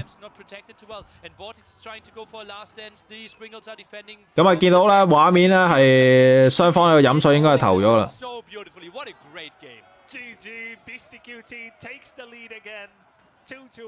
冇啊，唉，真係只可以講係好多細節打得唔好。其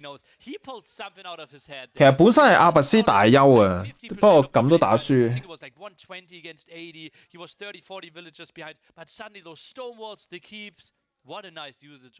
但係阿拔斯都算前期打得好好咯，但係中後面真係麻麻地。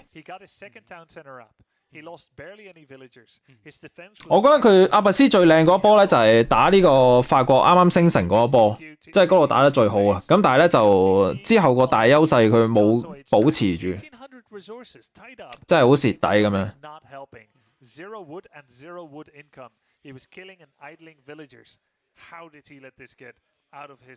即係居然逆轉啊！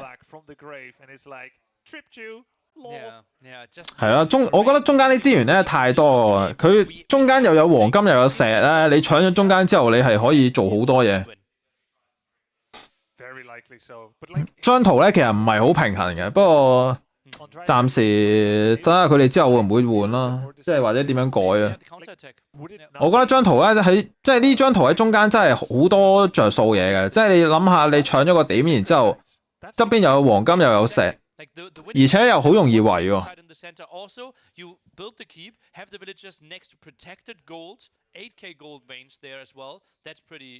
不過我覺得Vertex 有好多失誤嘅，即係你側邊係咁俾人騷擾嗰度咧，因為佢唔記得圍牆。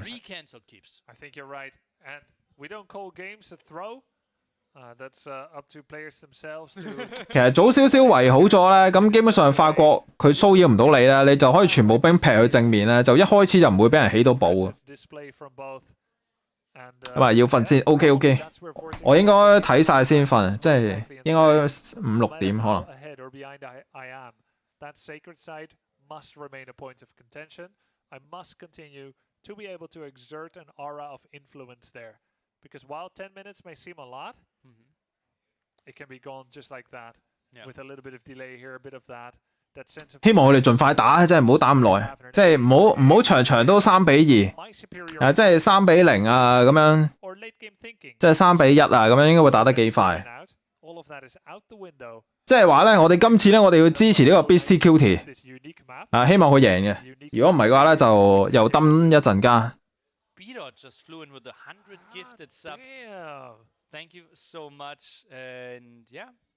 I hope you all enjoyed the show.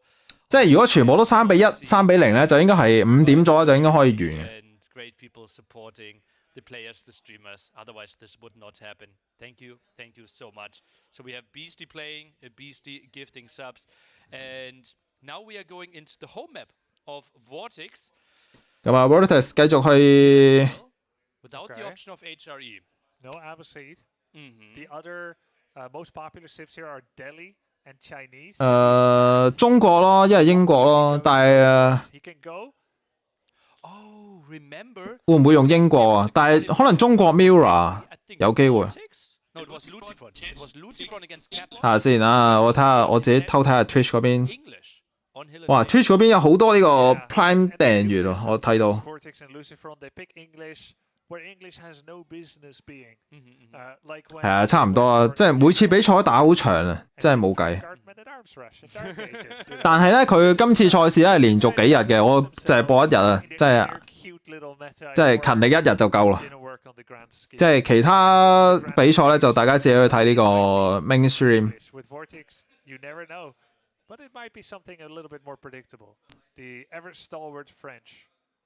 咁然之後咧，我就會喺下個禮拜嘅可能應該係5晚6晚，我就會翻嚟。應該。到時咧就應該係一個6強賽事同埋4強賽事。睇下先啊。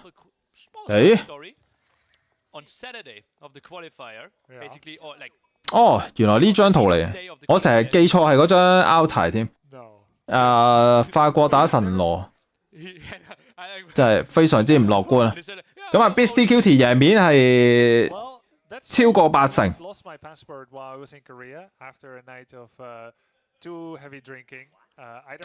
冇啊，應該神羅太勁。我哋睇下咯，法國應該係打快攻嘅，即係有機會嘅話咧，就係好似之前啲比賽咁啦，咁啊非常老土嘅，即係攞啲木牆圍住個神羅唔俾佢出嚟，咁然之後咧就法國喺度爆兵。咁但係咧就亦都係好多場入邊咧都見過咧，就係呢啲招都係得啖笑嘅，但係亦都見過有啲玩家係成功咗嘅。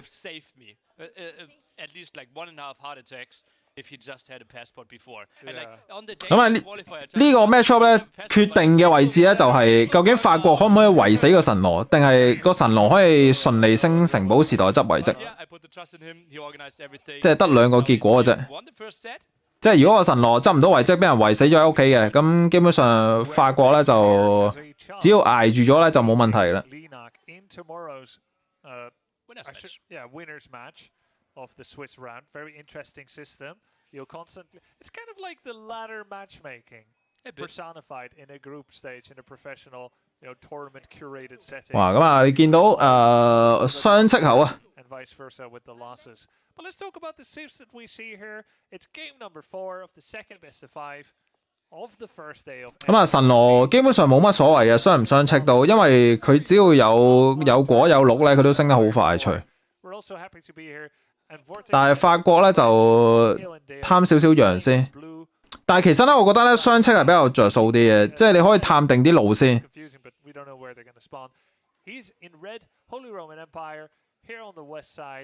哇！呢邊做乜嘢？射呢邊射咗幾隻鹿喎，佢係攞 TC 射㗎。但係呢啲鹿可能係咪 TC 射㗎？即係死嘅位咁奇怪嘅。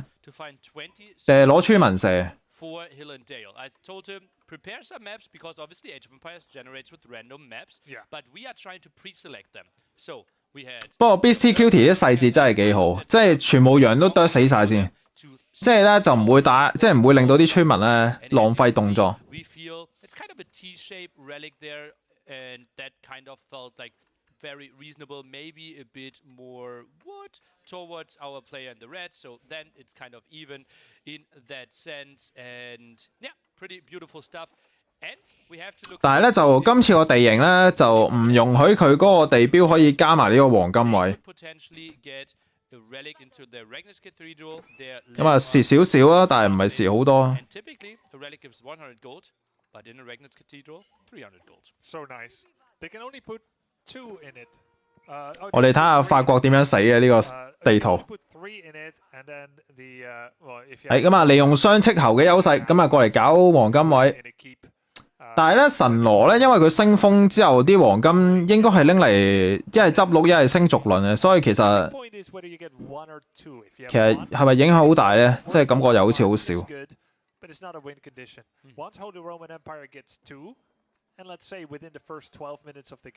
但係先啲村都到差唔多咯，就快。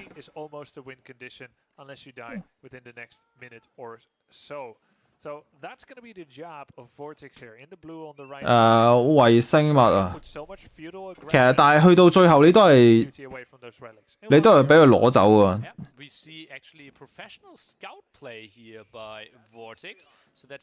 但係可能，不過都要諗下先。我見有人做過嘅圍牧場，但係咧，因為你圍牧場你都要錢噶嘛。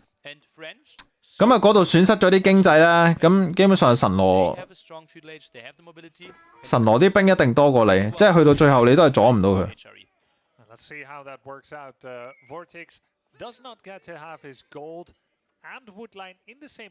咁啊，加咗個軍營，咁啊準備出長槍兵先。咁但係咧就適可而止啦，應該。咁啊，然之後咧升咗個，等先，法國升咗個專業斥候，咁然之後咧加個射箭場。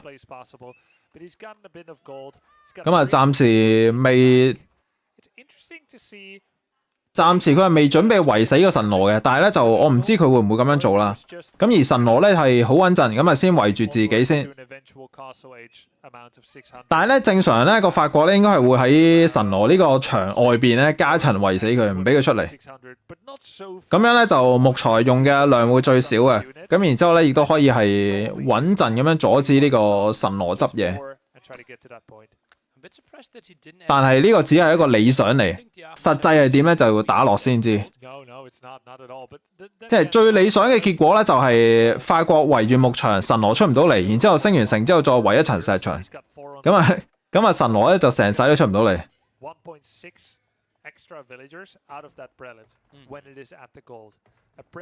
用兵起嘅可以，係啊得你啊，如果係嘅話。Fifth and another 4 out of 10. It's not that good when you consider he cost 1. 咁啊，應該係圍好咗啦呢度。咁啊唔緊要嘅，咁啊神羅圍死咗自己之後咧，法國咧可以係慢少少，但係之後喺呢個神羅升城之前咧，咁啊圍翻死佢咧。咁啊只要佢出唔到嚟就得噶啦。咁但係咧就睇下呢個法國會唔會拖村民先。咁啊，佢暫時喺度執鹿嘅。睇下先啊。其實幾好啊！執鹿嘅話咧，因為神羅外邊嘅鹿咧係即係可以執埋嘅，咁至少佢有3 pack 鹿啊。咁啊，經濟都唔錯啊，唔使種田。咁啊，見到有金馬有工兵，咁啊神羅係點樣啊？我見神羅嘅木嘅數量都唔少啊，佢應該仲係 keep 住伐木。但係咧，如果你 keep 住伐木嘅話咧，就升城唔會太快嘅，應該。可能有其他作用啦，攞啲木材。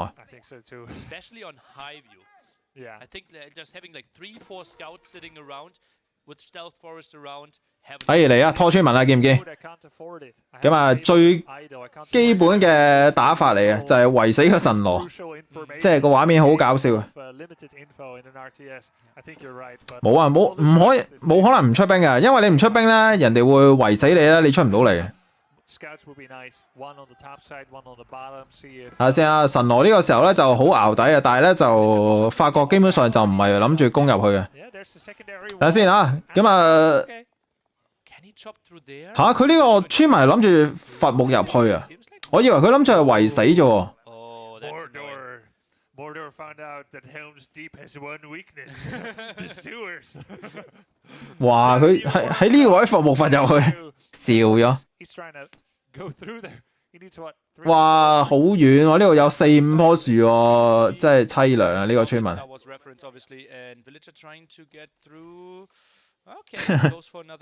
個畫面真係型，伐5棵樹入去啊！呢個時候，原來佢唔係打呢個圍牆戰術啊，佢係打村。等下先，佢係咪放？唔係啊！個村民啲資源咧，佢要交翻去啊！佢應該係去掘石啊！喂，哎呀，佢唔識玩啊呢隻 game。係咁啊，冇啦，佢唔識玩。就算唔 cancel 都好咧，你將隻村民點落去第二啲資源度咧，佢罰一下啲資源咪消失咯。佢唔識玩呢隻 game 啊！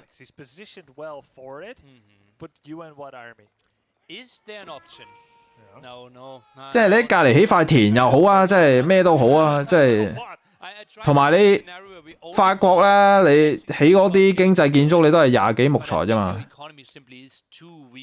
即係又或者佢可能中途放棄咗啊，即係覺得自己好似浪費人生。Okay. He has to deal with the archers and the knights, so it's a mixture of spearmen and minotaurs. 咁啊呢個時候咧就冇圍死個神羅，點算啊？咁樣。Deal with such a relatively brute force army. It's not something that easily pushes out. 真係 Vertex 呢個時候仲升緊呢個唔知係咪衝撞車科技，但係人哋升咗成啦已經直頭。咁啊3比1啦，即係唔使估啊！真係呢一鋪。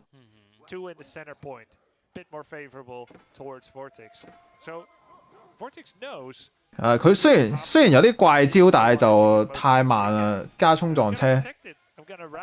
Look at his economy. Vortex's current resource stockpile is so clean, such a far cry from the Abbasid game, which of course was way messier. 睇下先啊，咦，原來地圖嘅遺跡唔係好平衡喎，即係地圖嘅遺跡係偏向呢個法國嗰邊。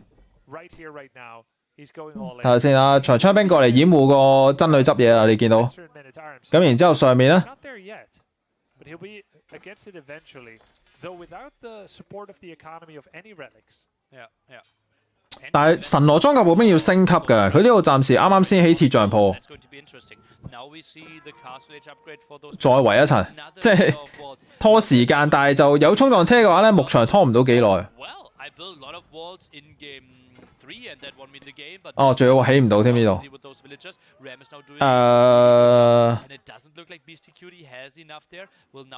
夠唔夠兵啊？呢度好似有啲少。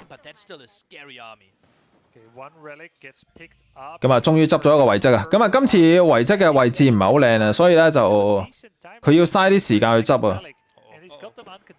等先，好似有機會逆轉喎。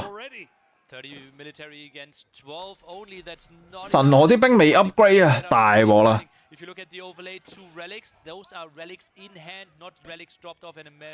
企冇兵啊！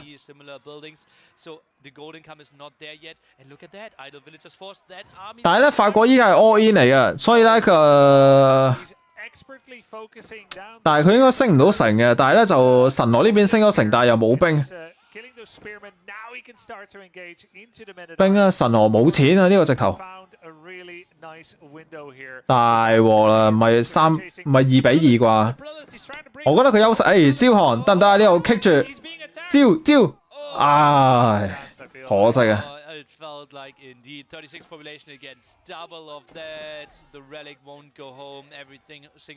咁啊，全部兵死晒啦 ！BCQT 係冇經濟啊！呢個時候。With the barracks that took some damage against the ram. Ram still around going for the main town center, but the income, look at that. 0 food, a tickle of gold. 咁啊，冇木材，有食物，啲咁多，咁啊喺下面有個果位嘅，所以佢仲有少少食物。keeping out the reinforcements, it's good. But God, reinforcements. 做幾多？33村，其實少少村係 OK 嘅，有一個遺跡啊已經。下面仲有果。佢依家咧就係需要咧啲裝甲步兵 upgrade 啦，咁基本上係可以打贏呢個封建嘅兵嘅，但係就係咪唔係好齊嘅啲科技？睇下先，如果工兵唔多嘅話咧，我寧願係升下近攻近防。同埋神羅，因為咧神羅封建咧係可以出裝甲咧，所以呢啲文明咧佢城堡時代要加一個科技，即係有陣時係好麻煩嘅，即係有着數嘅地方，亦都有唔着數嘅地方。係咁啊，着數嘅地方咧就係佢封建可以出裝甲啦，但係唔着數嘅地方咧就係佢城堡時代咧佢要將啲裝甲再升一級咧，先至係城堡時代嘅裝甲步兵嚟，即係有啲蝕底。咁啊，依家應該係升咗噶啦。咁然之後咧就係升緊一個遠防，哇！真係乜都齊，係嘛？得一個遠防就依家乜鬼都冇啊！佢應該要有工有咩啊？但係佢又冇錢。佢依家好多黃金，佢依家個市集啊！呢度啲兵夠唔夠啊？少得滯啊！呢啲兵有冇市集啊？有啊！啱啱起完啦個市集，終於大解放可以買嘢啦。That's got a bunch of relics. 2 in the bank already. Yeah, so sweet for him. And look at that. Now 但係就法國開始係放慢咗個節奏，即係準備升咗城堡先。但係先神羅有2個遺跡喎，我覺得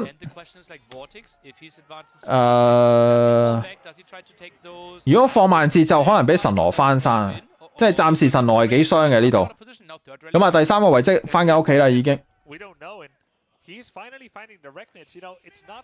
哇！呢個市集真係緊要啊！即係一起咗個市集之後咧，就啲嘢可以全部買翻嚟。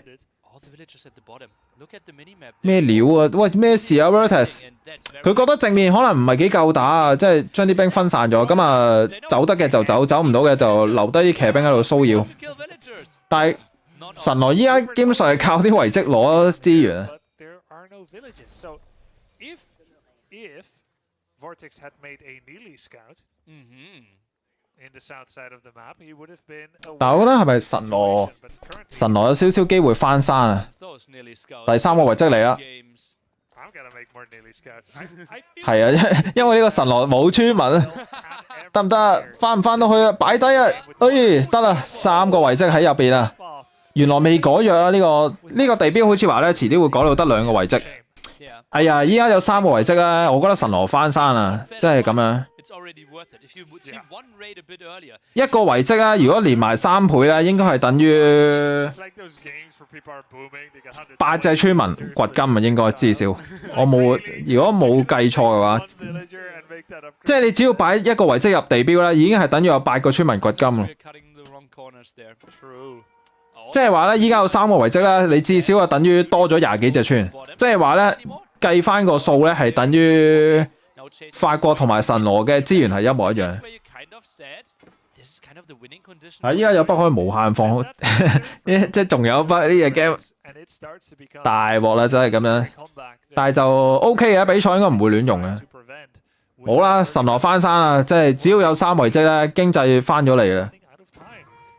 咁然之後就睇下正面啦。如果正面法國，其實法國停咗兵啊，你睇下佢後面嘅兵冇跟上嚟嘅，即係得正面呢一堆啊。呢一堆兵咧冇呢個老兵嘅，即係話咧佢處理呢個裝甲加長槍咧會有啲痛苦。即係工兵有排控啊，即係工兵要控兵咧就要點一啲長槍兵，但係咧就好難點啊。即係如果黐埋一齊嘅話。大鑊啦，翻山啦神羅。咁啊，神羅呢個時候咧有900黃金收入啊，每分鐘。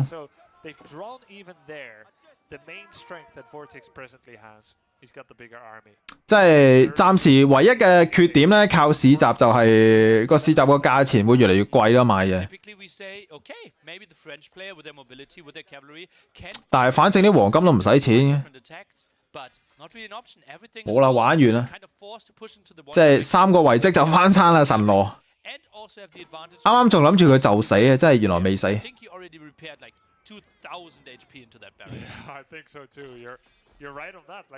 咁啊呢個時候繼續偷襲啊！睇下先啊，長槍得2隻咁少嘅點解？但係唔緊要啊，咁啊全部裝甲步兵揸取啊！呢個時候揸取啊！呢啲裝甲步兵好大力啊！咁啊未升級嘅時候咧，咁啊裝甲步兵係揸劍嘅，但係升級完揸取之後咧，就係勁過呢個騎兵嘅直頭。咁喺呢個時候咧，亦都裝甲步兵有呢個2遠防啦。但係如果可以嘅話，梗係升埋近防近攻嘅，但係就冇升到。哇！你睇下神羅呢個時候1400黃金，佢買少少食物漚一陣間，佢可以升帝咯。佢3塊田升帝啊，即係神羅。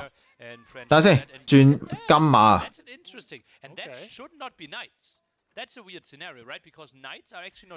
我覺得佢呢個時候唔好老練爆兵咯，人哋退嘅話，佢應該係升帝先咯。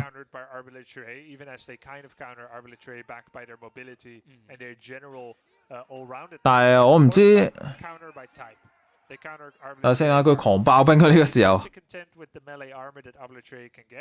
即係呢隻 game 真係神奇，3個遺跡可以壓住個有領先20幾隻村嘅人嚟打。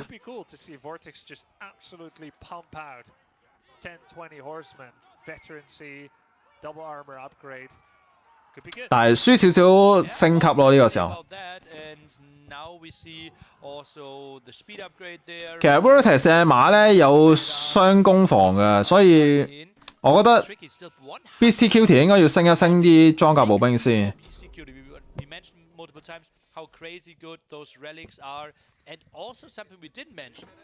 先轉咩兵啊？呢個肉馬嚟喎，嚇轉肉馬，即係佢唯一最缺就係肉，但係佢真係轉肉馬。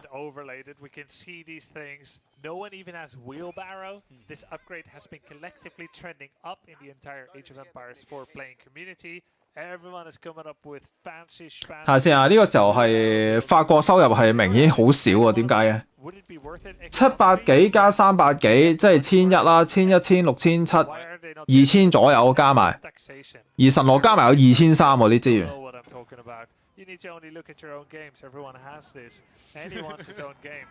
即係總資源咧就係法國有2000收入，然之後神羅有2300喎，但係神羅少27隻村民。真係神奇呢隻遊戲。點算呢個時候？睇下先啊，法國又過嚟打你一波啦。應該係順便估下你係咪升緊帝啊，即係俾啲壓力你。咁但係神羅好似完全冇打算升帝，咁啊爆咗一波兵出嚟。咁啊 surprise！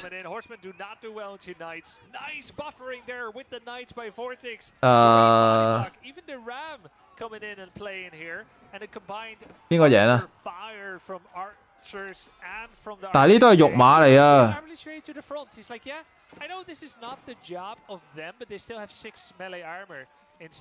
好接近呢度打到，應該係法國贏嘅，都仲係呢個位。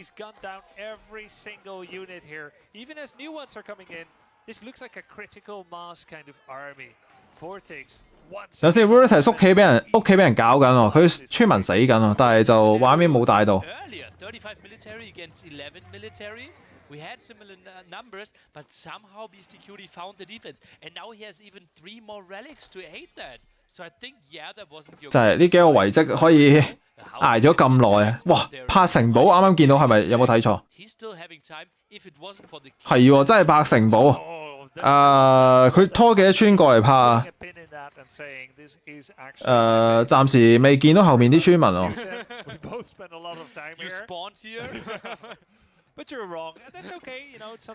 神羅要買資源啦，但係我唔知佢已經買到啲食物幾多錢啦依家。其實佢應該咧係提早咧係買定少少木材去種田先，咁啊確保自己有食物收入。但係依家咧食物得600幾，唔係好夠爆兵。呢個堡如果起咗就有啲濕滯。其實唔係啊，呢個市集用唔到噶啦，因為佢買嘅資源已經買到好貴啦，佢自己都應該唔用噶啦。但係我覺得可以買少少木材啊，仲即係如果要買嘅話，即係買啲木種田就好過你走去買食物啦。依家買食物佢應該係勁貴噶啦。但係就其實我覺得都要買啊，即係就算勁貴，我覺得都要買啊。即係如果唔係攞啲錢可以做咩？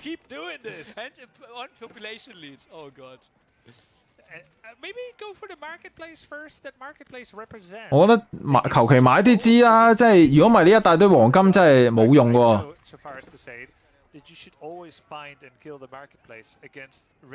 冇啦，咁啊俾人起咗城堡有啲麻煩啊呢個位。咁啊出咗個輕頭出嚟，睇下有冇機會可以砸到啲村民啦。衝啦衝啦衝啦衝啦，只能夠衝啊！但係呢個堡一定起得到啊！大鑊啦，太猶豫啊！佢呢度調資調得唔好啊！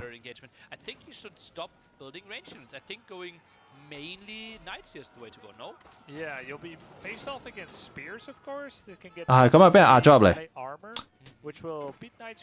本身諗住有機會贏，但係都係調資調得唔好，即係市集調資咧都有技巧嘅，即係唔係淨係齋買食物嘅。即係盡可能咧，就係買少少木材，然之後將所有伐木嘅人全部拎去種田啦，然之後新嘅村民拎去重新伐木咧，咁樣調資咧係可以令到你最容易攞到食物嘅。即係話咧，佢依個時候咧其實唔應該伐木嘅，佢係應該咧係攞啲人去全部種田，然之後再出嘅村民先至去伐木咧，咁樣先係正路啲嘅。因為木材價錢依家應該係最平嘅，因為佢淨係買食物啫嘛。但係冇計啊，市集俾人打爆咗，再起多個咯，唯有即係錢就有嘅。但係依家係田唔夠咯，即係爆唔到兵。佢本身咧係諗住攞肉馬咧嚟到處理呢個老兵加工兵嘅，咁然之後其他兵咧就處理呢個騎兵。但係食物唔夠，爆唔到兵完全。咁喺呢邊啦，伐木去伐穿佢，然之後攞騎兵送入嚟啦。有冇反應啊？呢度？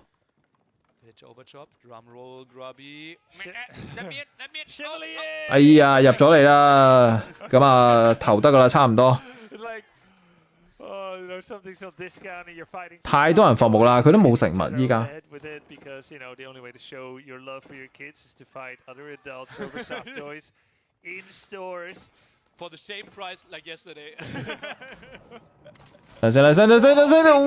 哇！哇！呢個兩下冇咗10幾隻兵喎。哇！真係唔好嚇我啊！真係，我覺得法國係贏面幾大啊！真係唔好咁樣無啦啦俾人拍兩下死咗10幾隻兵。哇！真係 Beastie Cutie 好頑強啊！真係堅持唔死。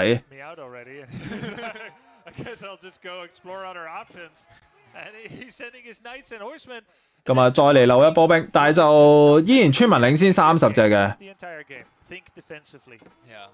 其實如果法國可以打到個地標就好啊，但係呢邊係死守啊，真係堅持。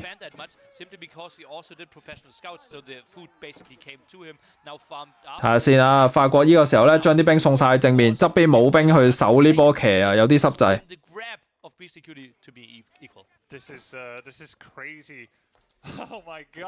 居然死唔去，神羅真係好神奇，創造神蹟啊！喂，咩事畫面？哦，咁啊，選手嘅畫面嚟啊呢度。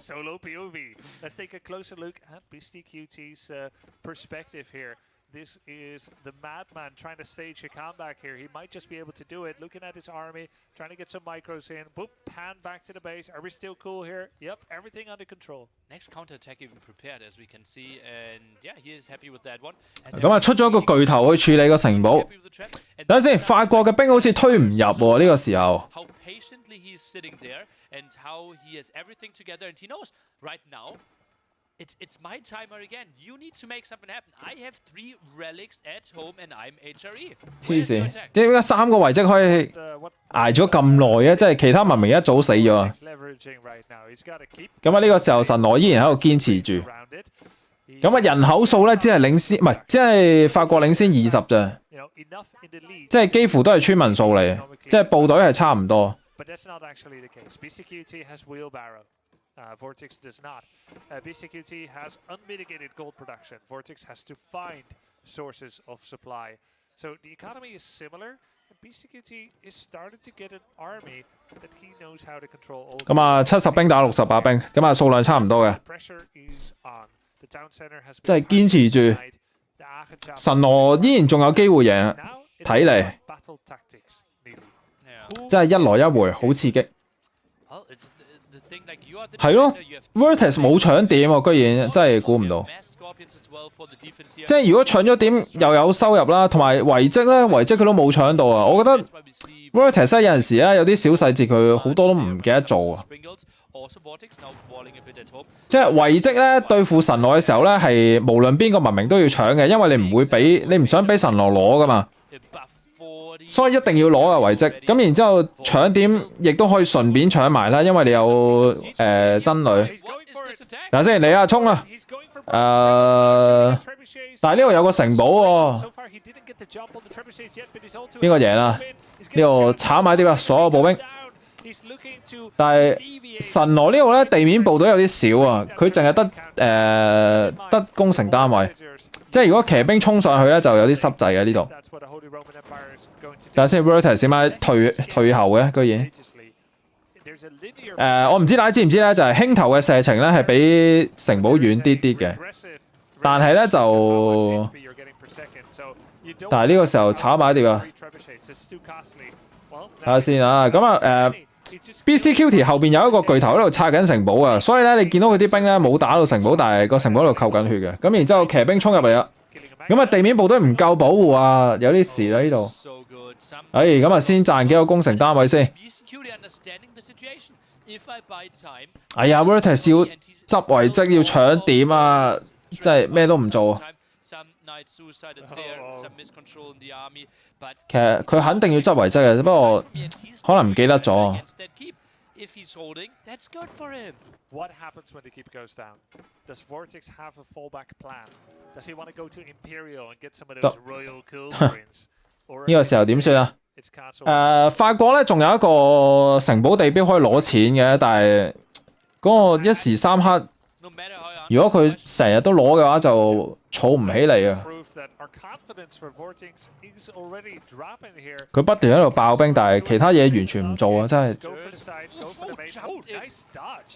咁啊，見到個村民咧係見到個輕頭砸佢咧，即刻縮入去城堡，然之後又出翻嚟。其實呢個位要攻都幾難，但係要守好似亦都幾難。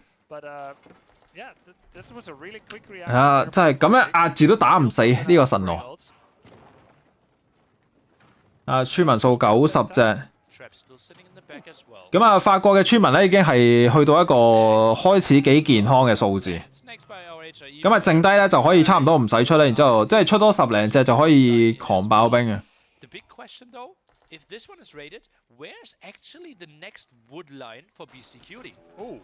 我希望佢記得執遺跡啊，至少。咁啊，法國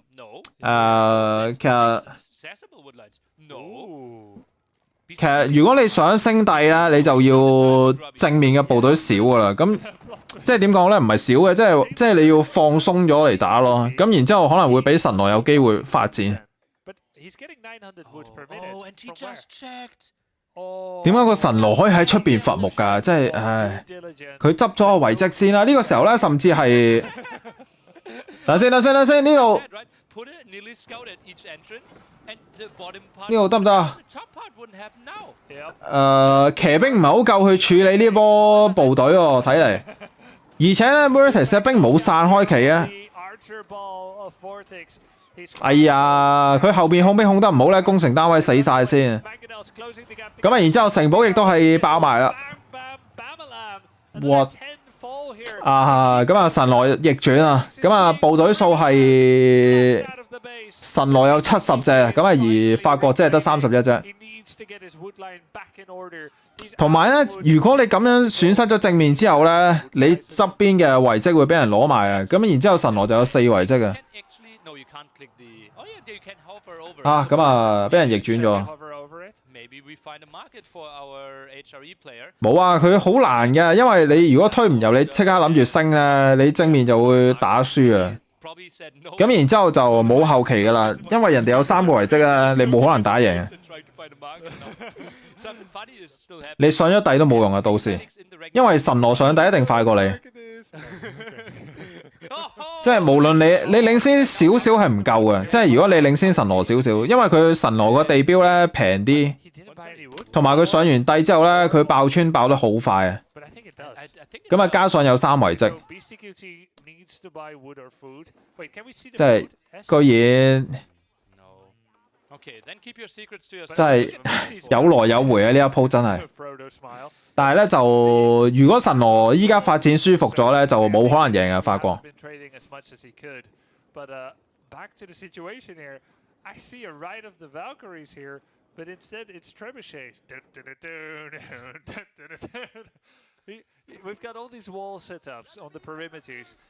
咁啊，法國呢個時候咧就係。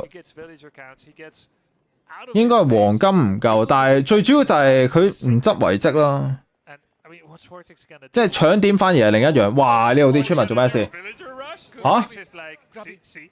佢呢度拖村民隻抽啊，諗住。等先，佢應該係拖村民打交啊，可能係咪啊？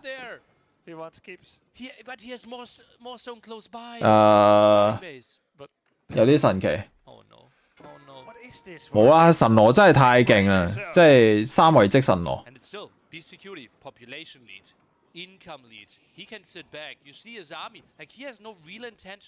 即係本身城堡嗰一波咧，係真係以為佢死噶啦，差唔多。但係俾佢執咗3個遺跡，居然。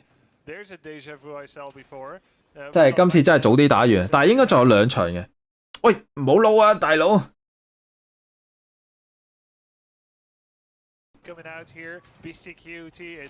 安全，嚇死！發現咧 Twitch 咧有陣時咧，你唔喐個 mouse 佢又係咁撈啊！好啦，咁啊直接打啦，但係咧就 Vertex 上面嘅村民咧俾牧場頂住咗啊！咁啊，然之後咧只能夠係向後退啊！咁啊部隊數領先1倍啊 Vertex 就點打啊咁樣？He's still in the game. He pulled back with the villagers. Thought, hey, that doesn't work out. We'll never know exactly what his plan was. But damn, a nice hold there by BCQT. Obviously, 咁啊冇計啊，應該係3比1啊。去到依家呢個情況，法國冇可能打啊。3遺跡太勁啊，真係呢個 game。同埋咧，我覺得咧，就算你話擺到得2粒都好咧，其實都好勁嚇。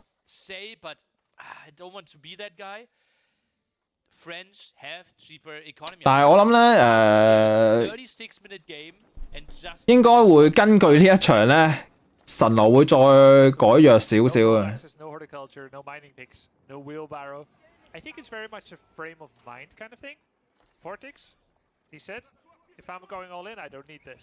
其實我覺得咧最好咧就係神羅嗰個遺跡咧就唔好加咁多黃金，即係俾少少 buff 就夠啦，唔好咁多。但係咧就唔需要話改到咩2遺跡嗰啲嘅，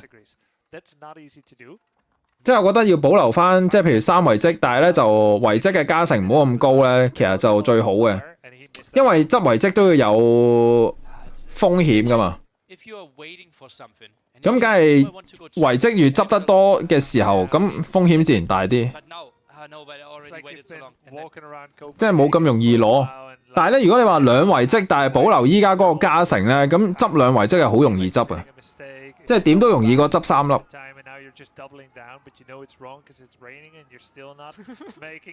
即係打鬼啊！依家神羅有100幾隻村，唔係100幾隻兵啊，已經。Then you probably noticed I was 5 minutes. 好啦，咁啊，神羅應該係升帝啦，我見到我。I said 12 sharp. Yeah. 唉，真係呢隻 game Yeah, no problem. No 好 problem. 慘啊 ！Vertex 佢曾經係勝利在望， Grabby calculating. 但係自從執咗對面執咗3個遺跡之後咧，就 Efficiency. How's Wait, my how much is that? salary 5 increasing? minutes? How many 真係好 hours? 慘。We cool, we cool, we cool. Vortex is also cool. He made it to Imperial Age. He's got a red palace. But a red palace is a building, and what our trebuchet is good at. 咁喺呢個時候咧，就神羅上埋帝之後咧，就狂爆村咧，就基本上就經濟肯定係領先好多。 A lot of mangonels. 法國上咗帝之後係除咗啲咩皇家炮之外，我唔知有啲咩特別勁嘅嘢。 Moment we see Vortex getting to like 6 himself, that could actually be a really good option as a defense there. But big if, and then still like this is where BCQD shines so much, and that's what I mentioned the last. 慘，同埋法國咧，依家佢仲未用緊佢嗰個城堡爆兵嘅， He's minute 10. I tune back, cook, or something from. 真係無限錢玩鬼啊咁樣。依家即係帝王地標仲可以補翻晒所有村民數， That's true. And 即係一陣間就可以彌補翻個差距。 tasty, healthy, with fresh ingredients, easily prepared alongside with the recipe. And they're so tasty, you wouldn't want to take long in eating them. Even though that is 點啊？呢個時候，哇！你睇幾多部呢度？10部老炮， you would still not 3個巨頭。 when you get back. That's sick. Feels BCQD man, and now he's the one still having the full springboard control, and we know how good he is at control. 等先啊！呢個時候法國想喺後邊打工程單位， To happen against what looks like 6 mangonels. They're trying to go for a counter attack there, not really. 但係冇乜用，太少兵啊！ BCQD is 即係帶住去 100% zone here. 遊下街先。 Relic advantage. He knows like 咁啊，正面有6個兄頭啊！咁啊，呢啲工兵埋唔到去。 seconds so much. Exactly. You would, if this game wasn't very busy. 好，咁啊，睇個畫面應該係投咗啦，唔夠抽。 Say like, I love this. I love every second of this. And unfortunately for 好啊， him, 神羅太勁啊！呢張圖。 unfortunately for him, it's over with a victory. BCQT gets the victory. 咁啊，3比1逆轉啊！ Best of 5 of the day. Well done. Well done. We're seeing some smile. We're seeing some smile. Oh yeah, Vortex as well. He was like, "Damn, I kind of lost. hate what happened, but you are asking me." Like probably BCQD is telling you what a nice game, and Vortex. 即係呢兩個鬼佬仲喺度搞笑啊！ He's like, no, dude, that was great. I had 3 relics. You saw? You saw that? They were in my record generating gold. It's like, yeah. 即係 Lily 喺度話咧咩啊？喺度完場嘅時候咧，就喺度扮啊 Vertex 咧，就話咩啊 Good game 啊，今鋪。 Third wall, and I might try to make a keep in your base. But I'm then sure I that's trapped. exactly how the conversation went. 真係凄涼啊！3個遺跡。 Yeah. Wow. BCQD taking the W will face another winner tomorrow, potentially Enoch, potentially someone like 睇下先啊，聖仔係應該係咪打 Lina 嘅 Beastie Cutie？ brother. Couldn't be No, Lucifer. not 1比0， could not be. Could. Yeah, could also be. Yeah, 定係 exactly. 有機會？ Damn. Very, very strong play. And the fashion in which 即係 Damn it！ he did it 神羅真係太勁啦！ impressive as well, because 至少喺執咗遺跡之後嘅神羅係好難阻止。 but he matched up the draft well, so his preparations were good. I would say he out-mind gamed and out-drafted Civ per map, kind of. But more than that, I think that's really only a small part of it. More than that, he came back from deficits. Yeah. Big deficits. 170 against. 係喎，神羅另外一個地標係 Actually already in full hypecaster mode, where he went down. 神羅另外一個地標係咩嚟？我都唔係好知，即係冇人用過。 Under his town center, we had the same earlier. It's just crazy how I he had to defended this reel one. him back in there. He was like Yeah, he was hanging over the leaving. monitor. I'm like, hold on, there's none. It's not over yet. Yeah, he might get relics.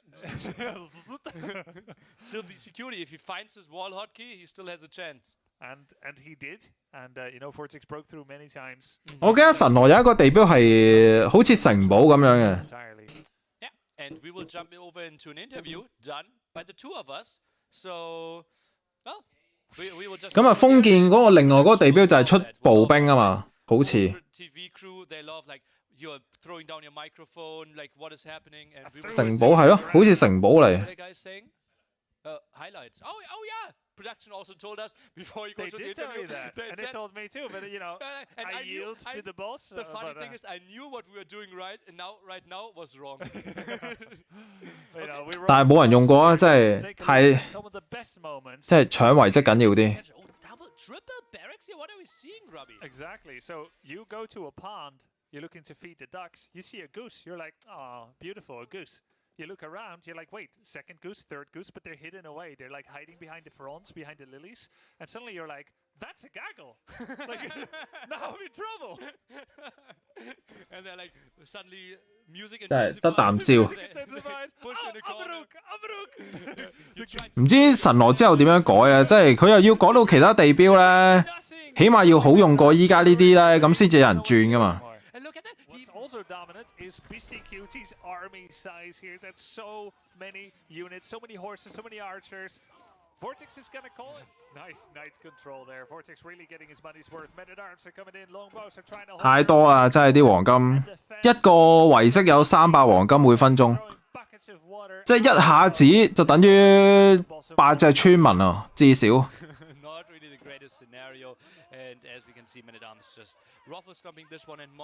另一個就係鐵匠鋪升嘅平啲。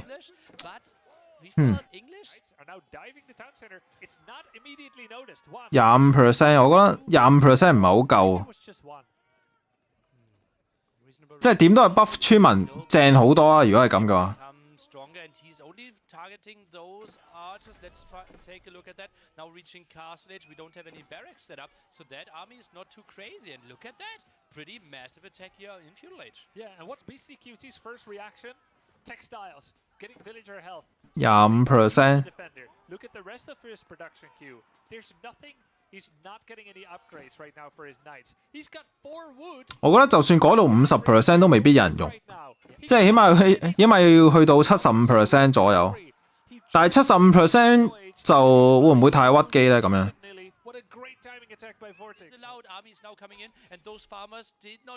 嗱咁啊，啱啱呢張圖咧，呢個位咧，真係俾人穿咗波馬好蝕底。佢以為自己圍咗場啦，但係其實未起啊啲場。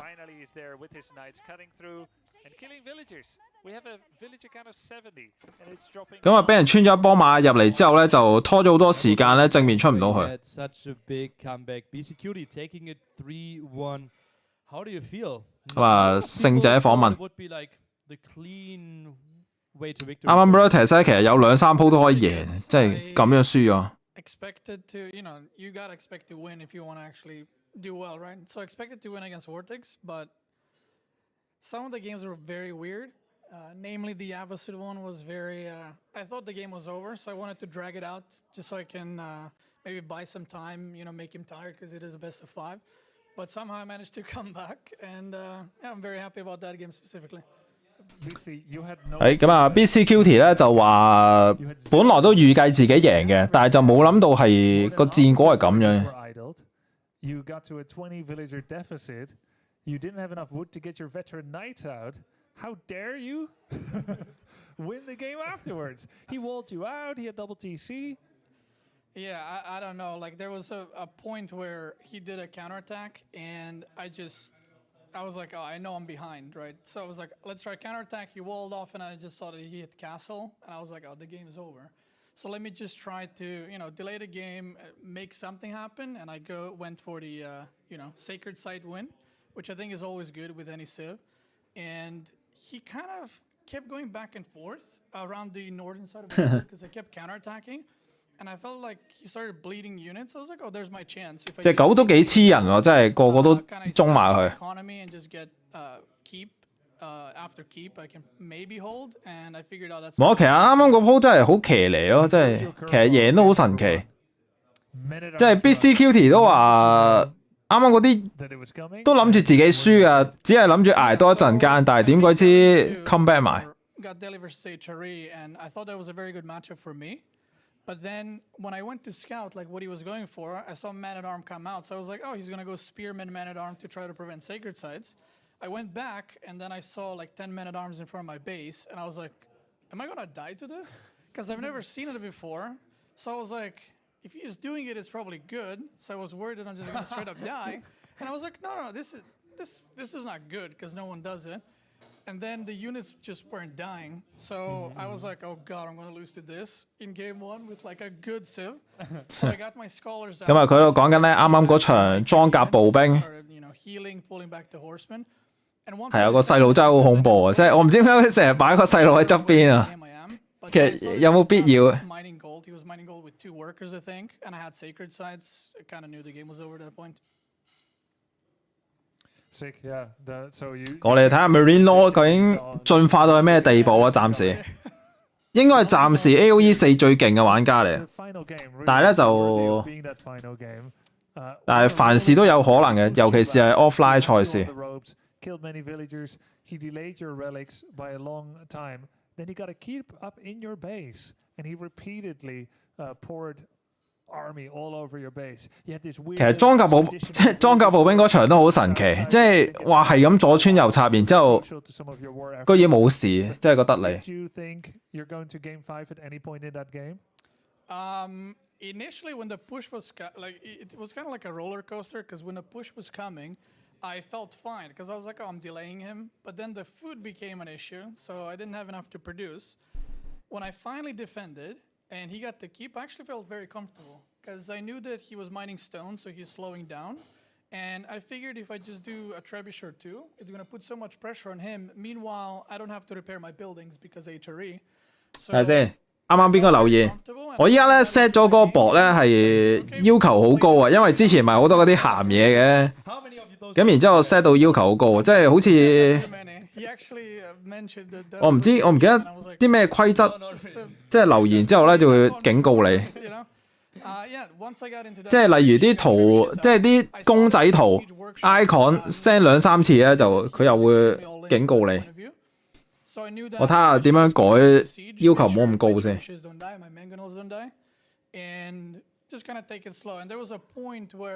I used 3 mangonels when he wasn't looking, and I sniped so many range units. Yep. It's a juicy one. Juicy one indeed.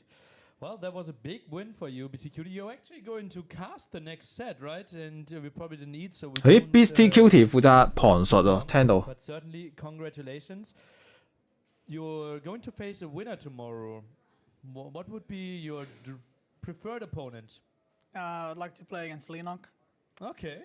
I have a pretty good record against him and did well in practice versus him, so I think it'd be a good match for me. Okay. 睇下先啊 ，Caps 嗰個我熄咗啦，咁然之後就係咁貼公仔圖，應該 Thank you guys. 限3個。You can go. Can I go too? You're allowed to go as well. Yeah. Just me now and trying to fill some time. Grab, thanks for the cast. And people. Let's do it again sometime. Yeah, we will. For the rest of the 嗰個紙牌啱啱一開始喺 Lina 後邊嘅，依家咧就劈咗喺 sofa 後邊。Indeed, we will have. Sometimes those look really scary. 咁啊 ，Lily 都話好恐怖啊，即係有陣時。And I think there are now 2 options. Either I do some trash talking till BCQT will put themselves in the position, the field to cast. Obviously, the next set is going to be Lucifron against Marine Lord. Quite a banger of a matchup there. I think it's C2 against C6. Marine Lord being Hera 依家少玩噶啦。Viper against Muslim at the end there. Indeed, that's the matchup coming up next. And we also still have some highlights to see. So now maybe someone in the production will like wave. No highlights, or let's go to highlights. We can't listen to you anymore. Obviously, overlays, lots of stuff that we are still working on, trying to make something better as well with the draft. Obviously, we already improved that one quite nicely. Hero 玩 LL， 即係最唔中意嗰隻 game 嚟。Giving us feedback. And I hope you're enjoying the show. We worked really hard on this. We are trying to put out so much. And you can see Lucifron walking in the background, trying to make something happen. As you all know, twitch.tv/followgrubby actually has a behind-the-scenes stream where we will have some webcam. YouTube 冇問題㗎，唔係佢本身今次比賽咧就係任轉嘅。我本身係平時就係開 YouTube， 所以就得 YouTube 啫。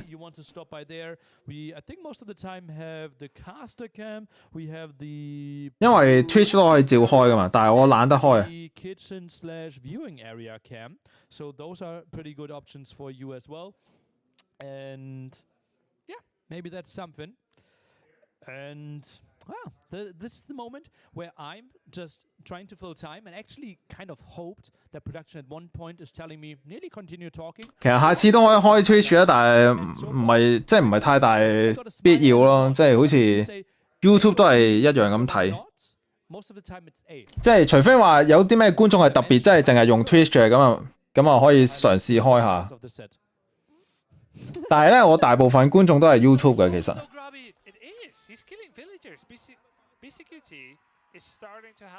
呢一場啱呢一場呢度真係蝕底。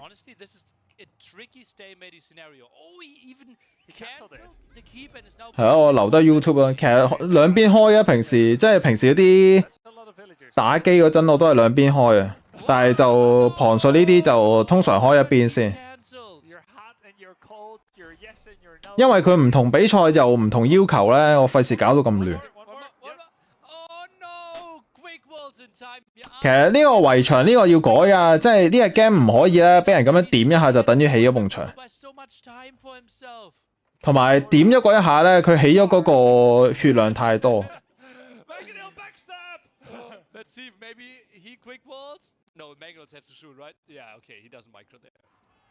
其實 YouTube 幾好啊，因為咧 YouTube 啲直播咧，你可以拉翻轉頭睇咗邊啲 miss 咗咧，點都舒服過 Twitch 嗰邊。但係咧 Twitch 係即係有陣時啊主流多啲人咯，有啲地方。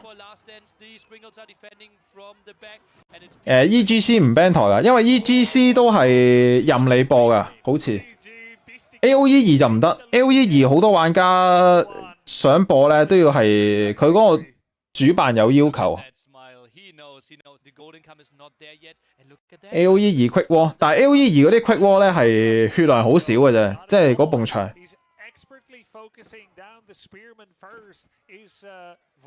同埋係叫做佢冇依家呢個石牆嗰啲咁屈機。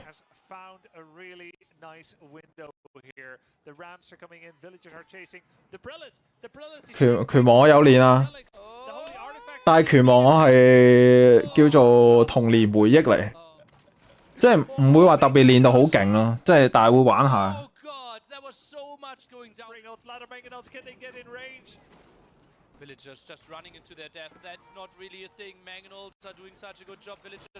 係咯 ，AOE2 嗰啲咧，始終佢可能會救到一隻半隻村民嗰啲嘢嘅，但係就問題不大嘅。但係咧 AOE4 咧啲石牆咧係好影響個戰略嗰邊咯，直頭。即係你直頭係圍咗石牆之後，人哋完全過唔到嚟啊！即係城堡時代係只能夠用衝撞車，咁衝撞車又要300木材。如果你為咗衝埲牆，你用300資源去起一嚿嘢出嚟咧，係廢嘅有陣時，即係幫唔到你正面打交。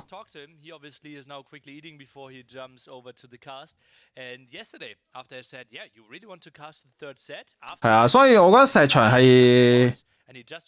即係一係啲兵要打到嘅，同埋佢唔可以一起咧就起到有成即係幾百血咁多咯，即係點一下就幾百血。即係佢因為要改低好多。即係只要啲兵打到，同埋佢點第一下嗰陣咧，啲血量少啲咧就 OK 嘅，可以。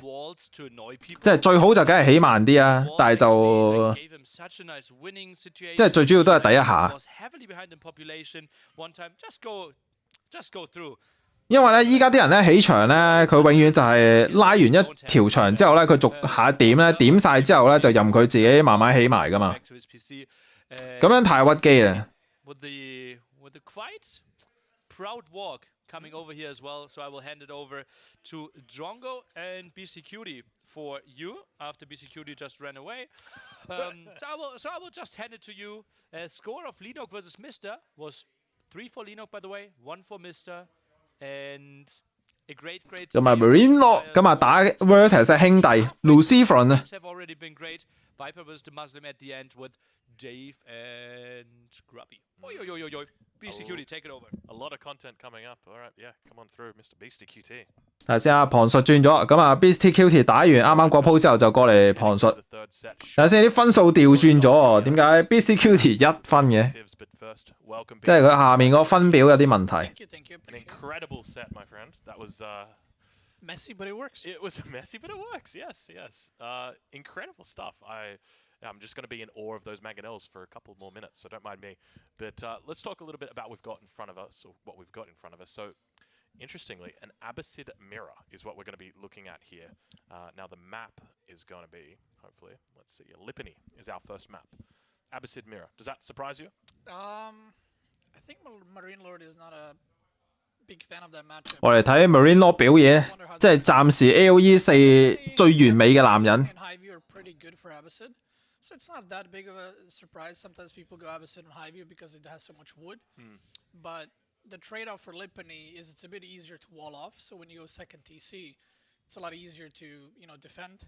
Yeah. The thing is they're both going to be going Abbasid, and I guess they're both going to go for boom most likely. 係佢哋輪流做旁述啊嘛，好似。其實通常咧啲呢啲咁嘅 home 搞嘅賽事咧都係咁，即係啲選手輪住上。但係 AOE2咧就比較少呢啲好似。AOE4咧就應該係第一次搞呢啲。以前咧 StarCraft 咧就好多時候都有㗎。即係租一個地方打邊爐啊、燒嘢食啊，咁然之後啲選手邊個得閒就邊個上去旁述。If you go 2 versus 3, you hit castle a bit faster, but because it's Abbasid and they can build siege units on the field, even though you're aggressive. 不過今次咧就邀請得嘅人比較少啲，可能咧遲啲有啲賽事會多啲都未定嘅，即係或者再搞多次咯，第時。我覺得如果即係譬如你邀請嘅人係即係起碼16個啊咁樣，或者甚至32個嘅話咧，因為氣氛會好好多。即係今次少人啲8個。Lucifron on the other side banning out Mongolian Heights. So we're seeing a lot of Mongolian Heights getting banned out today. People not a fan of it. Yeah, I'm a bit surprised. I mean, I like all 以前都係咁嘅咩 ？AOE 呢啲。But I think it's because it's the only hybrid map, so people kind of don't want to play it because you have to specifically practice for that map. Yep. So I think that's probably the reason. The high view ban is interesting because people usually never ban Tri-Arabian high view. It's kind of like normal map. We've seen in the tournament. 我諗應該係同呢個 StarCraft 嗰個 Home Story 級係差唔多，即係搞嘅形式。Didn't want to play Abbasid against, I mean, Lucifer's Abbasid or high view, I'm not sure, but interesting ban. Maybe he just doesn't mind any map, so he was like, I'll go for that one. Marine Lord does seem to be that kind of guy. Yeah, we talked last night about how Delhi and their improved healing. 哦，本來 Lily 屋企搞嘅。Technology was going up for potential ban, and Marine Lord's like, we'll deal with it. It'll be fine. And then later he said he uses it, like abuses it all the time. Of course he does. But he doesn't mind, So when it comes to his picks for maps, he's gone for Dry Arabia and. 係咯，佢今次因為由 AOE2轉咗 AOE4咧，俾人係咁鬧。Obviously we know he's crossed out the Abbasid already. Leaves a couple of civilizations open to him. So not sure here. Okay, so that is Lucifron's ban, so it means Marine. 其實 AOE2同4都好慘嘅，即係啲選手咧每次都要祈禱下一次有比賽。We can see the players preparing. Lucifron looking incredibly invisible in his seat at the moment. 哦，多人家庭聚集啊，口罩都唔使戴。Yeah, he's in that high view. Regarding the maps, I would say Marine Lord probably picked the. Oh, so he picked King of the Hill twice. I think Lucifer picked King of the Hill and Hill and Dale. Yes, that's. 其實 AOE4少咗兜啫，即係兜係最中意亂咁噏嘢。More specific maps, and Marine Lord kind of just picked Alta and Tri-Arabia, which are very straightforward. Yeah. I've noticed that both Lucifron and Vortex like picking King of the Hill, and they both go Abbasid on it. But I guess not today for Lucifron because he's picking game 1, and then Hill and Dale. Usually the game turned out to be either Delhi or HRE on it. Both civs are very, very good. So obviously one player doesn't have access to it. So that changes things quite a bit. But NAC my match versus Vortex, and in theirs, one of them banned Mongols and one of them banned Delhi. Yeah. So players are kind of split on. 口罩，其實口 I 罩 think that's a great sign, isn't it? Because I remember earlier tournaments and it was just 真係冇計啊！ you didn't even see Mongols because it was always just banned. But at least now we're getting a bit of a split coming. 其實翻工好多人都唔戴啊，不過 we're seeing less mirrors. 可能 We do have a mirror, but 道德問題啊，即係行出街戴一戴做下樣。 It's not the best, not the worst. But I do think Abbasid has a lot of potential as a civ, and I do think it's very, very strong right now. 好啊，你打針都中啦，即係唔好話口罩。 Without sacrificing, army or. 但係冇計，呢個世界好多道德 Interesting to see. 道德撚。咁然之後咧就你唔想舐嘢咧，就你唔想俾人拍片放上網咧，就唯有照戴咯，即係減少麻煩。 Mass cavalry playstyle, you can go man at arms, spearmen. So there's a lot of things that they can do. 其實口罩 OK 嘅，你少咗啲即係傷風感冒打乞嗤都少咗。即係唔知大家覺唔覺？即係戴咗口罩之後，但係鼻敏感仲喺度咯，依家。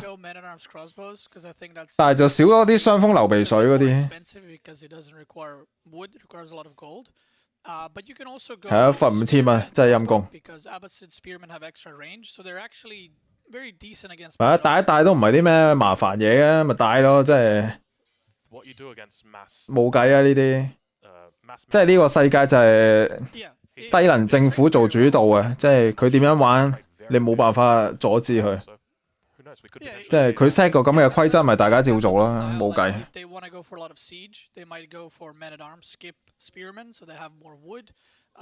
Depending how the gold spawns on their side of the map, maybe it's better to preserve that gold and go for more wood. So, and at the end of the day, it's whatever. 即係依家嘅遊戲規則就係政府話事嘅，即係無論佢點樣低能都好，你都冇辦法。And do fine with it. I suspect the theme of the game is definitely going to be siege, though. Probably going to be seeing a lot of siege in this game with the mangonels. Whether we see the springwoods coming out, but yeah, I suspect there's going to be a lot of it. So it looks like players now 即係好似啲人話咩打3針4針6針8針，即係任佢話嘅，即係佢話打咪打啦，即係唔中意打嘅咪留喺屋企唔好出街。咁啊冇計啊呢啲，即係好似我咁，我咪留喺屋企唔出街啦。即係慢慢由得佢哋打4針、打6針、打8針，即係關我鬼事。I have the exact same answer for you. I think it's the same. Marine Lord obviously comes into this tournament. If there was a favorite, you'd probably have to put your money on him for being the favorite. Very short. Lucifron obviously incredible player, but Marine Lord just looks methodical, very solid. I think he was sitting on a 29 win streak at the moment on rank 1 on the ladder. Yeah. And that's not your fresh account 26 win streak or 28 win streak. That is sitting at the top of the ladder, and he's won 26 times. At the top of the ladder, so yeah, he's a little bit unrivaled, a little bit unmatched. So I think we'd definitely be surprised to see an upset, but at the same. 如果為咗翻工就冇計啊，即係翻工咪照打咯。其實打唔打都係自己選擇啊，即係冇話唔打就係好嘅，又或者冇話打嘅先係好嘅。So during this, obviously, we can also talk about 即係呢啲自己選擇，自己衡量下啲風險啊，即係冇計啊呢啲。Good old-fashioned Holy Roman Empire, Delhi, all that sort of combinations out there. But 有選擇就先係人權啊嘛。Not a fan. Not a fan. Look at that.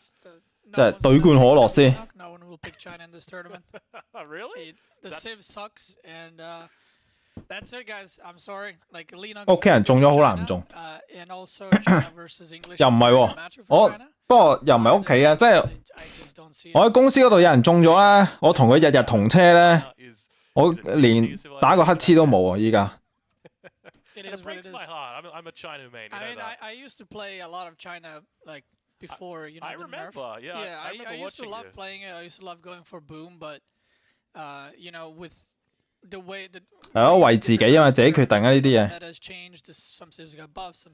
所以冇咩好嘈啊！我見啲人成日喺度嘈，即係又話咩打咗個位咩重症啊，又話唔使死啊咁樣。然之後唔想打嗰啲人咧又喺度嘈啊，又話啲疫苗冇用啊咁樣呢樣嗰樣。即係打咪打，唔打咪唔打啦，使乜嘈啫？ But yeah, I'm looking forward to seeing how this goes up. Going to have the Spaniard going up against Marine Lord. Now, keep in mind, Lucifron brothers with Vortex. So these two are like practice partners, inseparable. They're going to be preparing a lot of strats internally. So potentially we might see a pocket strategy coming out from Lucifron. I don't think he would have predicted map 1 to see... I guess it is Lipany, so probably... There's 2 civ choices, 3 civ choices. Mongols, Delhis, Abbasid on this map.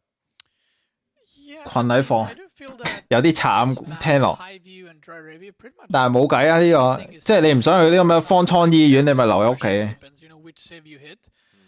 即係上報都唔好報，然之後就留喺屋企自我隔離。If you look at the other maps, I would probably also say this is the best Abbasid map.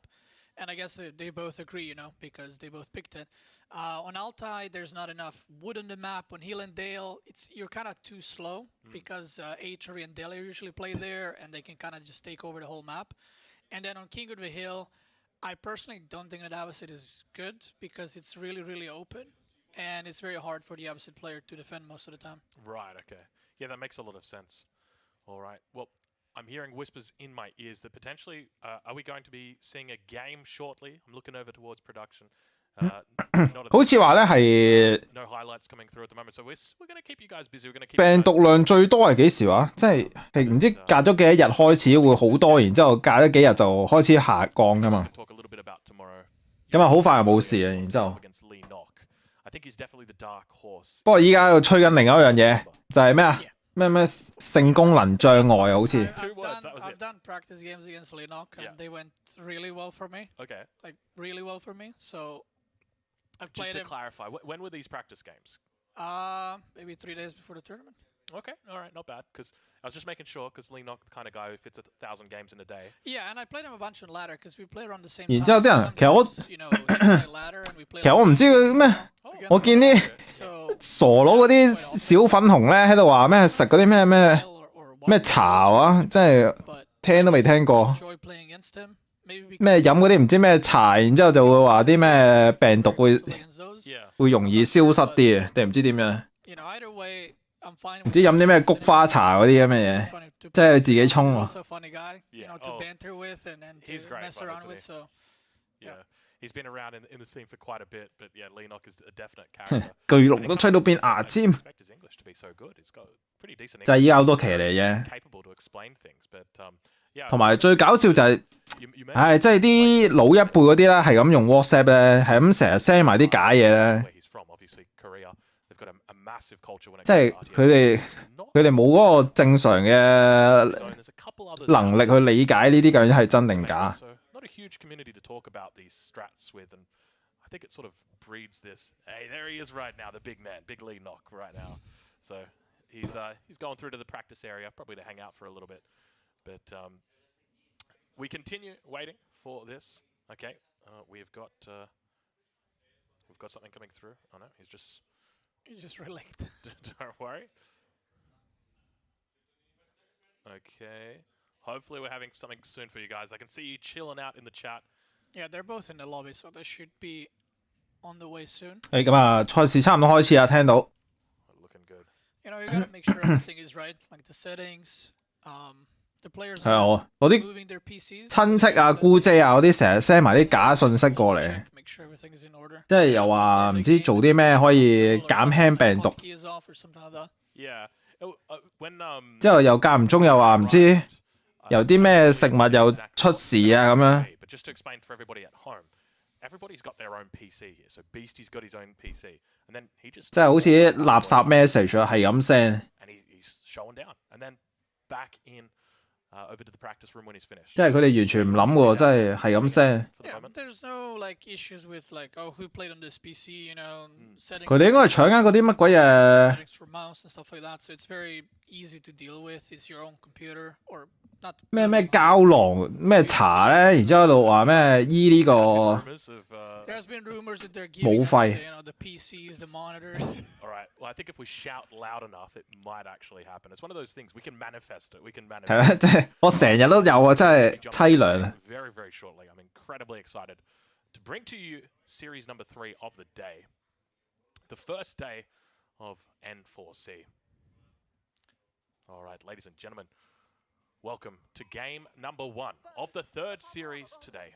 We've got Marine Lord up against Lucifron. 咁啊，賽事開始啊！ Beastie, how are you feeling about this game? All right, let's look at the. 睇下先啊！咦，阿拔斯 Mirror 居然 I mean, Opposite Mirror. I would say the map, the initial spawns of the resources doesn't matter too much because it is a mirror, and it's one of those where it doesn't matter if your food or gold is in front or in the back. If your opponent is 即係有埋啲奇奇嚟嚟嘅，真係。So they're gonna be trying to fight on the middle, which there's this stealth forest really nicely positioned. So that's something. 阿拔斯 Mirror 睇下先啊！咁啊，兩邊都係單斥球嘅。 The gold seems pretty 咁啊，阿拔斯咧就進攻，如果唔係太強勢嘅話咧，就應該兩邊都會雙 TC。focus point for both players. If you put pressure on that side, you deny not only one gold but multiple. We also see a pretty nice cliff formation as well down towards this south side of the map, so it could be interesting to see. 鹽水其實係咪即係嗰啲咩生理鹽水拎嚟洗傷口啊，即係通鼻啊嗰啲咁啊？ 其實我唔知佢哋嗰啲咩嚟嘅。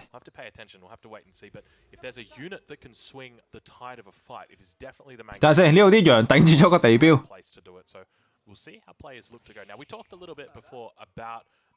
鹽水其實咪即係等於補抗力嗰啲咯，係咪啊？類似，即係補充身體失去水分。因為鹽水應該係同呢個身體嗰啲咩，好似係好接近噶嘛。 Because if played well, it shouldn't be punished. The one thing that I find interesting is neither player went for berries with Abbasid. So they're trying to get feudal as fast as possible. Because going for sheep, you don't need to build that mill, the workers don't need to travel, so you're going to get the fastest possible. 不過，唉，呢啲嘢太複雜啊。 Might run out of sheep. I'm not sure where his scout is, but he's on one sheep right now, and if that runs out, that is going to be definitely a delayed feudal. Yeah, one of the things I've noticed as well is by not taking the berries early, obviously you save up that 50 wood. It allows you to go and spend it elsewhere, and we see that he's already on the wood camp or the lumber camp at this point. 睇下先啊，咁啊雙方打法一模一樣。咁啊有幅牧場，鹽水會抽走你細胞嘅水。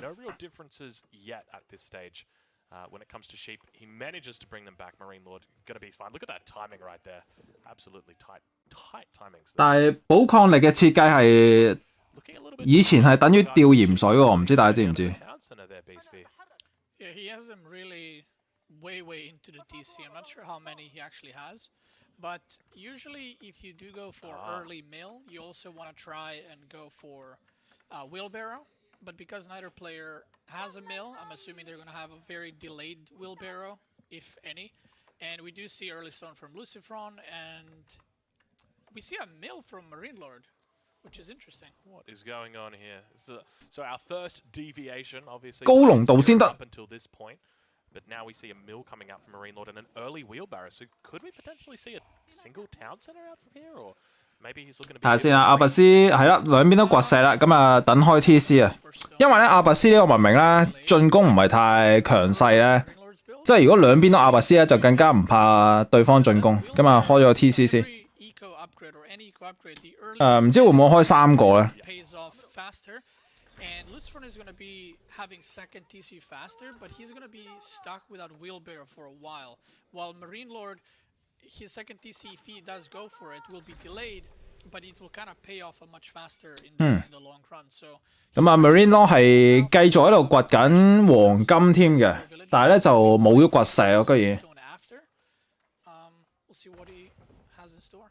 Marine Law 唔知打咩咧？咁啊依家掘石啦，咁啊掘定資源係星族輪嘅原來。但係。 邊個着數啲啊？一個咧就選擇係早少少開 TC， 一個咧就早少少升續輪，但係就 TC 遲少少。其實我覺得續輪升得早前期應該唔係幫助好大。我比較中意 Lucifron 呢個開局多啲。 insanely better than the other, but I do prefer what Marine Lord is doing because sometimes you get into these weird situations where getting wheelbarrow later on is very awkward 咁啊加個魔方，咁啊去令到啲果咧，咁啊雙倍啦，咁然之後就 Marine Lord 係打麻，佢呢個賣呢係咩意思？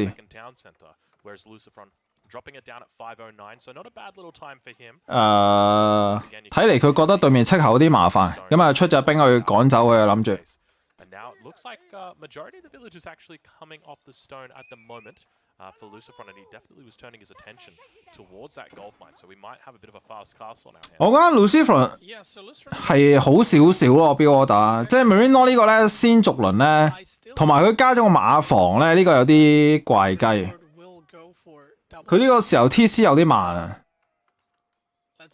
都幾慢啊。人哋依家雙 TC 行緊咧，佢仲係單 TC。起咗個馬房出嚟又唔係做嘢，出一隻咩啊？等先攞一隻斥候趕走人哋斥候，然之後出一隻肉馬，但係佢掘石肯定係開 TC 嘅，個 TC 擺咗勁後啊！依家。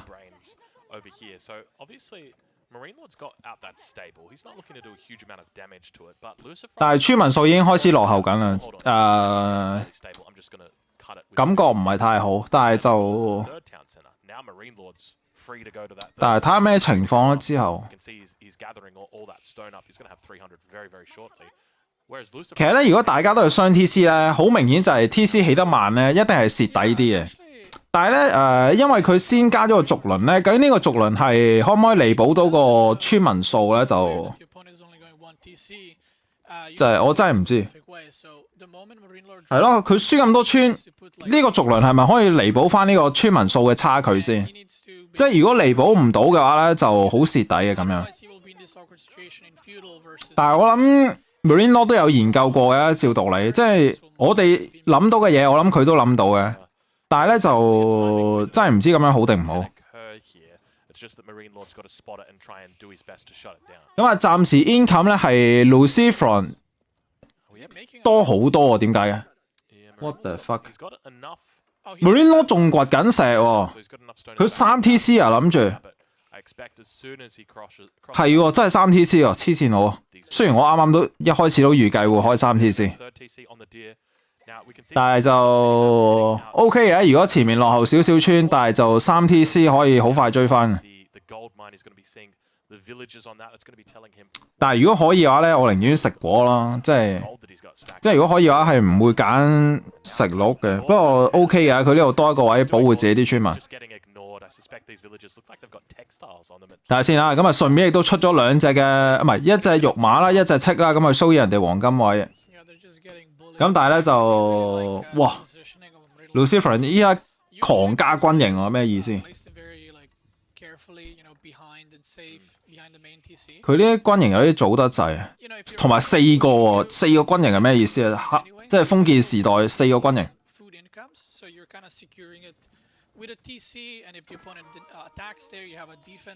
等陣先，唔係喎，佢係升緊城堡咯，已經佢加軍營係出裝甲步兵喎，原來。咁然之後咧就加個鐵匠部去升遠防啊，應該係，然之後就穿 TC 啦，繼續。點解佢資源嚟得咁快嘅？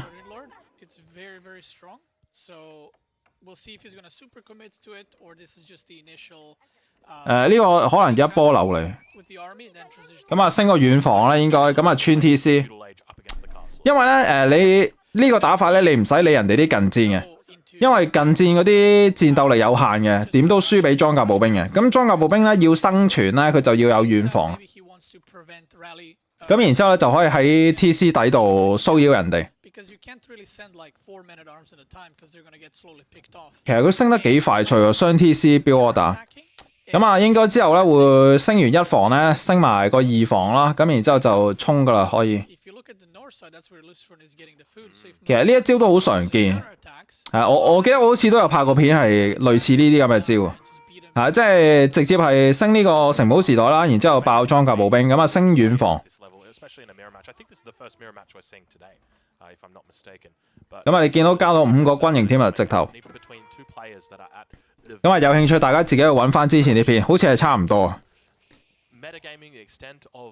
咁啊，呢邊咧出咗隻駱駝，加咗肉馬，但係就封建時代。哎呀，咁呢度有啲遲啊，點啊，村民？咁啊，直接走啊，淆底。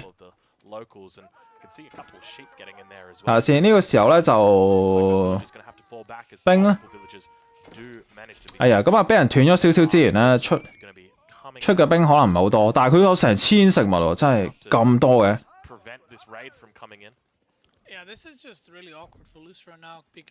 暫時 OK 嘅。咁啊，呢個一波流嚟啊，即係少少 all in 嘅，佢除咗晒自己啲果咧，就去打一波啊。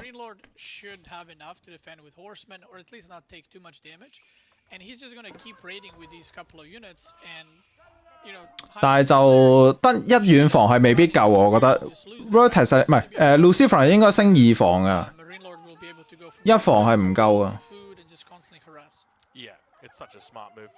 哎呀，咁喺呢個時候咧，不斷派肉馬去騷擾呢個墳墓位啊。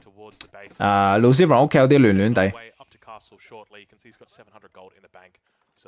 其實一遠防係俾 TC 射都好痛下，即係其實佢應該要加多個遠防啊。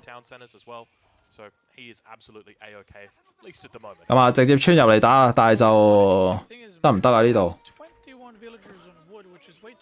咁啊，你見佢仲升緊弓嘅，錢都仲有嘅 ，OK 嘅，但係就咁嘅 damage 係唔夠啊。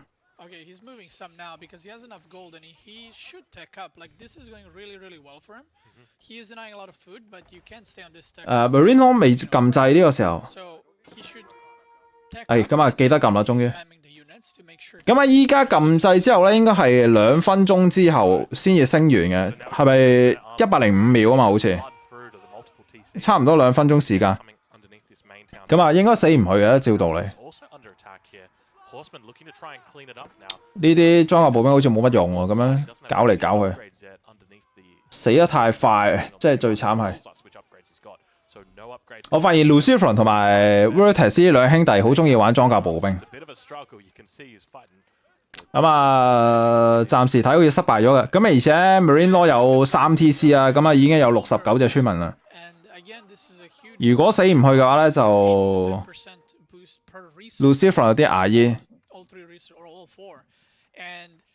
Marino got it super early, delayed his second TC a bit, but now the wheelbarrow is kind of doing work for him, and he's just kind of getting further and further ahead. Yeah, another cheeky raid coming up. 越嚟越領先多啊，72村啊！呢個時候咧 ，Lucifer 咧係肯定要做啲，即係佢有控圖先做到嘅嘢。即係如果可以嘅話，梗係都係執下遺跡先啦，即係加多個 TC 都好。我唔知佢知唔知人哋有3 TC 啊？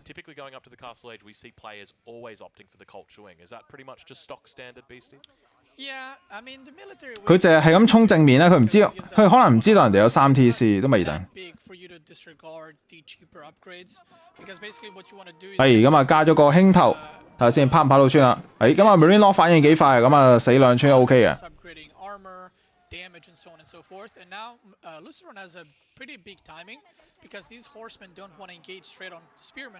但係死2隻村唔夠啊！即係人哋3 TC 咁賺。小心啊！控兵啊，記住，咁啊留低啲兵去保護呢個輕頭。睇下先，呢波打得唔錯嘅，咁啊輕頭暫時有步兵保住，但係都係爆咗。換落嚟可能唔錯啦，暫時睇。咁啊換咗一波肉馬。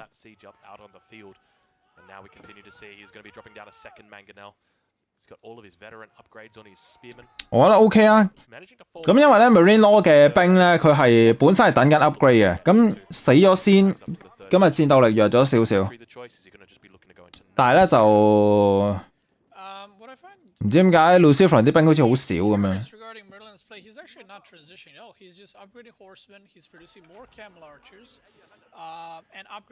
咁啊，人哋已經去到85村民啦，咁啊而 Lucifer 依然係喺60幾70。咁啊收入咧係 Marine Law 有成1400啊，每分鐘，咁啊食物收入。啊，佢側邊揾咗個果位啊！ No infantry, no ability to build any springles. So, I mean, it's a tough situation for him now. So, 咁啊，暫時有一近攻一遠防，但係冇呢個續輪。咁啊，對面咧就係升緊一近攻嘅，咁有一個一遠攻。呢度邊個賺啊？好似都唔錯，暫時睇。Towards the infrastructure here, Mangonel's unfolding, looking to take out a couple of those villages, and a huge bunch of them grouping up there. He's got to be careful, Marine Lord. 哇！呢個位有啲深入得滯啊！我唔知佢會唔會係俾人包死啲波兵咧會。哇！點解 Marine Law 喺隔離掘緊人哋啲金嘅居然？哎呀，小心啊！咁啊，直接炒埋一碟啊！咁啊，見到村民都拖上嚟去打輕頭啊！得唔得啊？死唔死啊？暫時好似唔死喎居然。都爆咗。但係駱駝咧有一個麻煩嘅地方咧，就係你要不斷控啊，即係要嘥好多手速啊。咁然之後咧就係 Marine Law 呢邊咧已經係俾人屠咗好多村啦。咁啊，暫時仲有82隻，咁啊村民數已經拉翻近啦。哇 Lucifer 仲有成30幾隻兵喎，但係 Marine Law 得10幾隻。有啲麻煩。有陣時咧出村民出得多咧，你真係代表你攞啲錢投資咗喺村民上面咧。即係如果你穩定唔到個局面咧，就佢哋都做唔到嘢。咁即係就變咗浪費錢。哇！本來啱啱係 Marine Law 領先唔少，但係就依家咧Lucifer 都加埋第3個 TC 啊。但係佢居然未發現下面嗰個黃金位。喂，呢度有支塔，佢係望到人哋掘金嘅喎，但係佢唔知係咪望住打正面啊，佢望唔到側邊 Marine Law 嗰啲村民，好似望到係咪啊？我見佢周圍轉方向，真係咁近喺隔離掘金都睇唔到，咩料啊？佢係咪要配眼鏡啊？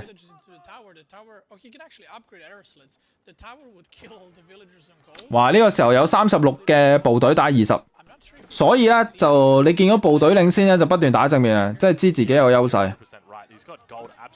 但係咧就喺 TC 底有啲麻煩。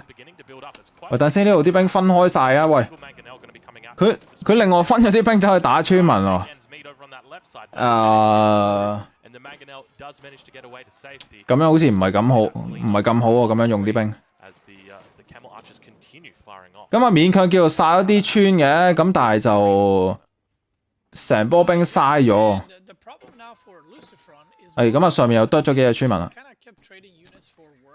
係啊，佢呢度一早應該得咗嗰啲村啦，佢望唔到啊，依家先見到支塔。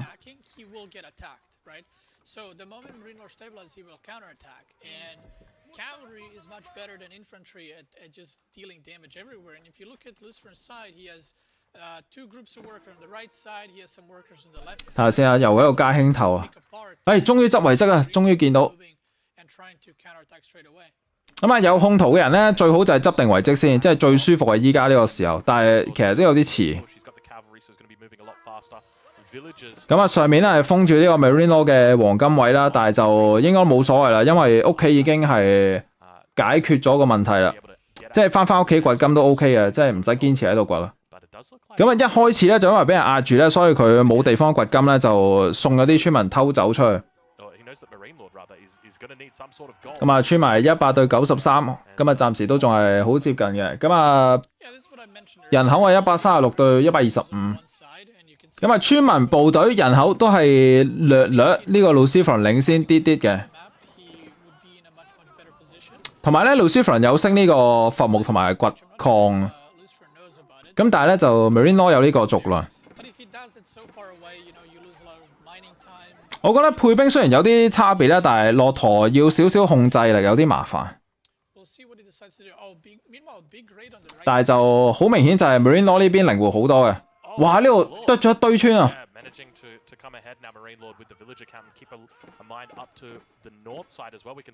哇！呢個時候利用佢嘅靈活，又得咗唔少村啊！咁啊，哇！瞬間死咗10隻村民。正面啦，正面。正面有啲難處理，咁啊將啲兵分晒去左右邊騷擾啊。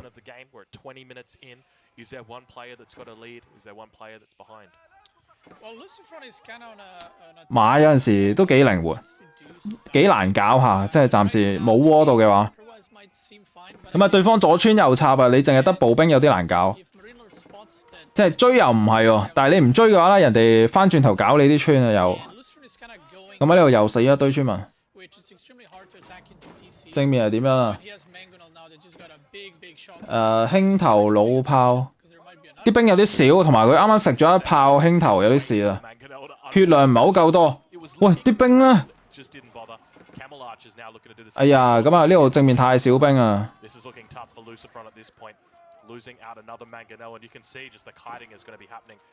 唔得啊，唔夠，啲兵唔夠靈活啊，即係分開晒仲要。冇啦，咁樣死晒啲兵。咁啊呢個時候咧，部隊數咧係20對31，都仲可以嘅，但係就因為主要都係長槍嚟嘅，佢處理唔到啲駱駝啊。其實可以嘅話咧，應該補。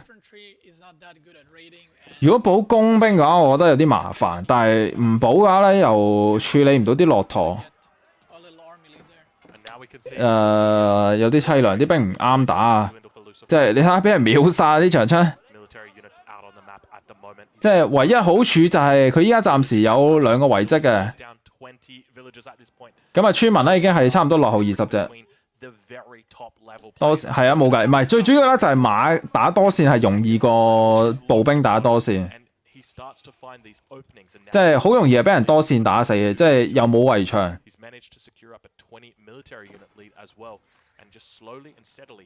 佢呢個時候連屋企嗰3隻馬都唔得閒處理，即係有啲忙啊。咁啊，對方嘅駱駝加馬太靈活啦，即係你淨係打長槍兵好濕滯。你見到Lucifer 都開始轉馬啦，即係起碼自己都舒服啲先，即係唔使齋追。但係就有啲濕滯咁樣，點算？呢度仲有冇兵處理啊？仲出緊長槍兵啊？長槍係好難處理呢啲咁嘅嘢，即係周圍走嚟走去。哇，咁啊好賺啊！咁啊又撻一堆村民啦。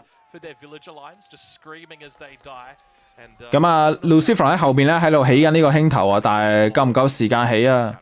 呢度又死一堆村啊！咁啊暫時得翻83隻，已經落後40村啦。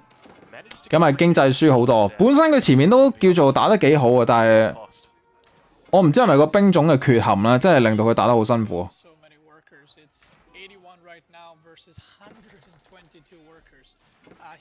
睇下先啊，部隊少1倍啦，咁然之後就係村民少40隻，咁啊人口咧已經係167對106啦。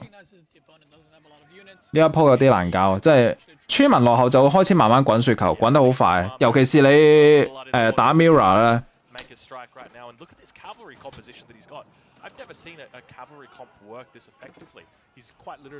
其實呢個駱駝加馬嘅組合咧，有啲似呢個 AOE2 嗰啲馬弓加馬加肉馬。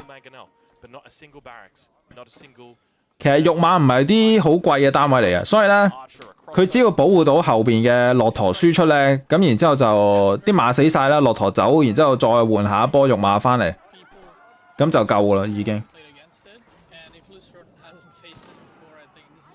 哇！呢度又死一堆村民，完全做唔到嘢啊！啲村佢要圍牆嘅，如果對付呢啲兵，但係 AOE4 嘅圍牆咧係，其實如果喺呢個地圖上面要圍都幾貴，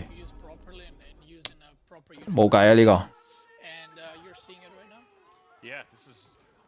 即係呢個可能係對呢個 matchup 嘅理解唔夠 Marine Law 高。咁啊 ，Marine Law 已經200人口啦，咁啊，剩低就係不斷換你嘅啫，大把錢。咁啊，有完全嘅控圖啦，咁啊，剩低就係不斷削你啲經濟，咁剩低就係打你一波，打死你。3TC 死啲村，但係問題就係今次係大家都係阿拔斯啊，即係平時嘅文明咧，如果阿拔斯死少少村咧係 OK 嘅，但係問題就係大家都係阿拔斯。咁所以咧，你阿拔斯是但一個落後咧，其實就已經係要追㗎啦開始。咁然之後，如果依家仲要落後咁多嘅話咧，你就更加有排追。即係如果係打其他文明咧係 OK 嘅，但係問題就係兩邊都阿拔斯，所以咧邊個落後就邊個難，即係邊個難搞㗎啦已經。同埋兵種組合咧，好明顯就係 Marine Law 呢個靈活太多啦，佢好容易捉你流動咯。但係你啲步兵真係得個追字，因為咧步兵係打唔贏駱駝啊，步兵要靠後邊嗰啲攻城單位打啊。哇！呢度咁啊 Marine Law 200人口啊，咁啊直接去嘗試換你啦，即係睇下有咩地方換下先。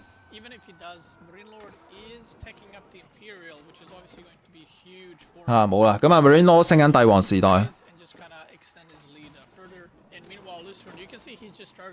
咁啊 Lucifer 食物都唔夠啦，咁啊木材同黃金都有嘅。咁啊正面都好似勉強叫打贏嘅，但係咧就真係使咗幾多錢。咁啊 Marine Law 已經有144隻村啦，咁啊而 Lucifer 得91啫。咁啊已經有50村嘅差距啦。本來咧打後期咧就唔應該有咁多村嘅，但係只要對方係落後咁多嘅話咧，就呢咁多嘅村民咧就會變咗一個，即係喺對手嘅角度嚟講咧，呢個係一個地獄嚟。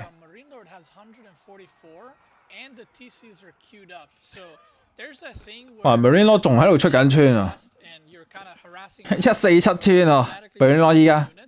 He's supposed to stop at maybe 130 maximum, but he's still producing units. And while his economy is great, he will only have 50 supply for army. 要贏噶啦，冇可能輸啊！咁樣嘅局面，經濟太好啦。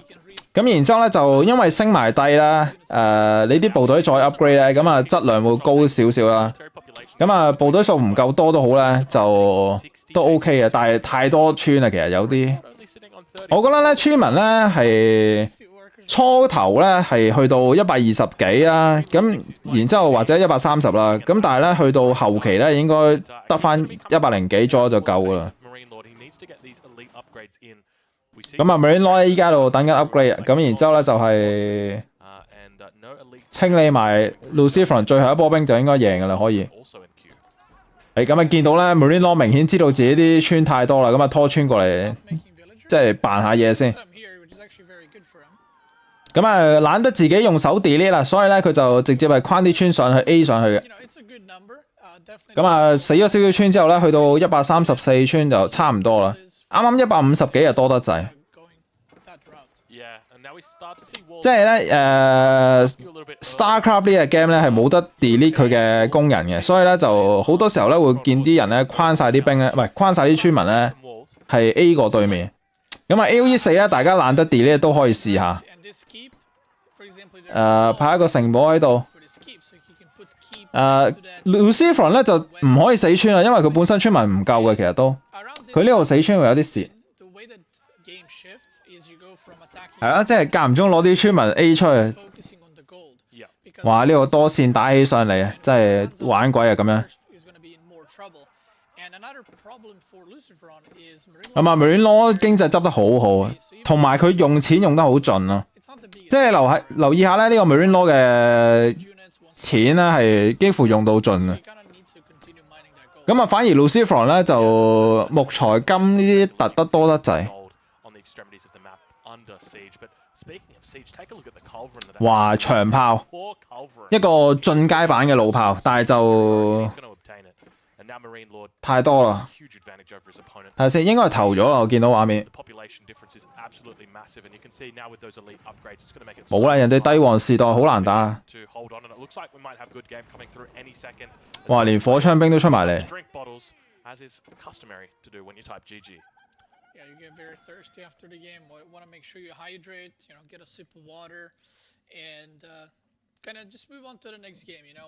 呢個遊戲理解唔同啦，所以選擇啲兵種唔同。但係好似駱駝加肉馬都唔錯，就咁睇。但係啱啱曾經有一段時間係爭啲死咁樣，即係個 feel。但係我覺得 Lucifer 有一個位係唔應該嘅，佢唔應該揀衝入去 TC 底同人打，即係送咗一波兵之後咧，就成個攻勢完晒啦，直頭。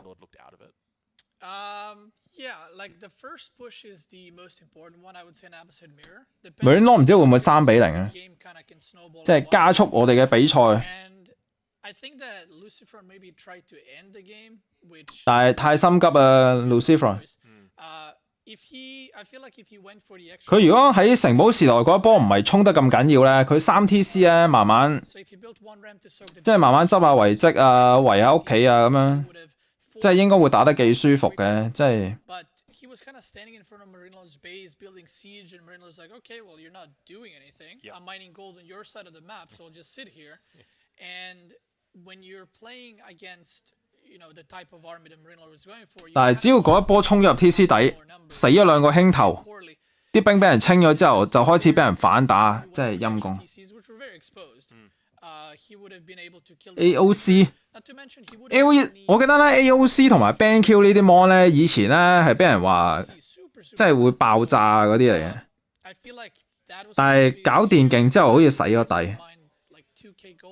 咩 AOC 好似係台灣嘅喎，好似我有冇記錯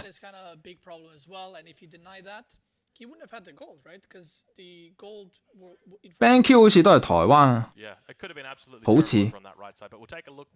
At what you may potentially see up in game number 2. So obviously Lucifron losing that first game, it's going to be. 其實好多 mon 都係台灣嘅，唔係大陸嘅，即係應該。King of the Hill, but I assure you that is King of the Hill and Hill and Dale that is going to be up for. Lucifron 如果穩陣啲又好啊，真係啱啱係心急啫。即係啱啱佢個波兵有優勢咧，佢 cam 咗喺中間打，其實都幾好。AOC 大陸嘅咩？我記得以前呢2個牌子咧，即係你喺嗰啲論壇咧，人哋都會話係大爆炸嗰啲 mon 嚟。Coming into this, you got some great tech. If great information, I know Leenock sitting around the corner. He's ready. He's probably watching. Oh, sorry. Yes. I mean, I'm sure Viper's backstage. He's watching and he's like, King of the Hill. I'm going to ban that map. But obviously, Lucifron.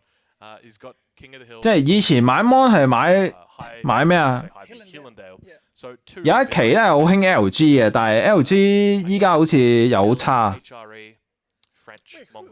即係以前咧啲根基嗰啲垃圾 mon 咧就係 BanQ 同埋 AOC 呢啲啊嘛。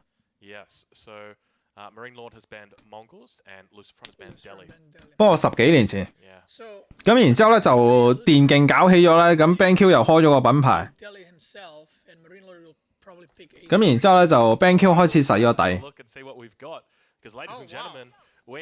其實 BanQ 以前係嗰啲超即係完全係你砌機，然之後人哋間塞一隻 mon 俾你嗰啲。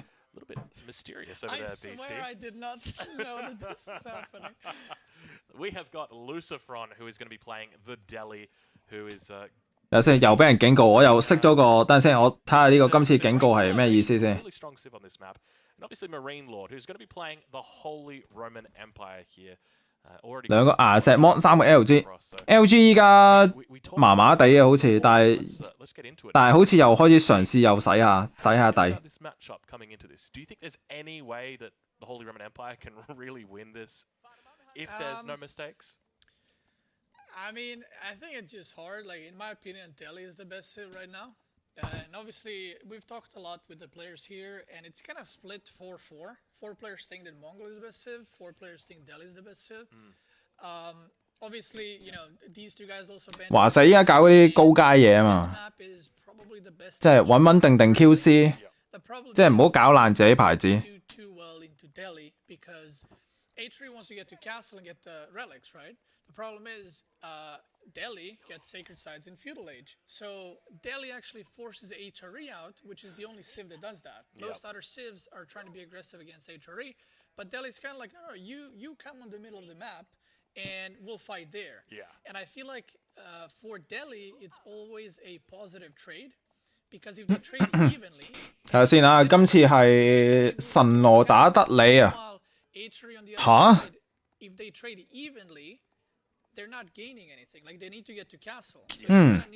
咁啊，德里喺呢張圖咧就係盡早搶咗點先，然之後逼神羅出嚟打交嘅，但係咧就我唔知效果會點咧。LG 啲 QC 麻麻地咯，即係唔穩定啊。我記得咧有一期嘅 LG 嗰啲 mon 咧係全部都側邊着晒五光十色流光咁樣。Relics who's got one to each side of the base for each player, and then one very carefully positioned right in the middle, a little bit closer towards. 佢哋啲 QC 係一時一樣咯，即係有一期好啲，有一期係差啲咁樣，即係買 mon 都好似抽獎啊。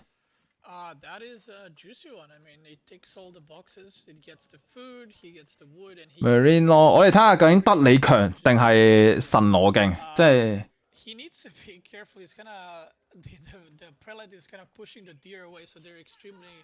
但係神羅要升城咧係好快脆嘅，即係如果德里係淨係想搶點唔想打呢個神羅嘅話咧，就我覺得神羅上咗城之後出翻裝甲步兵，如果穩穩陣陣打未必會死嘅。但係要睇下個德里想做咩依家。即係如果德里唔單止係想搶出邊啲地嘅，佢仲想打神羅嘅話咧，咁神羅就要出兵啊。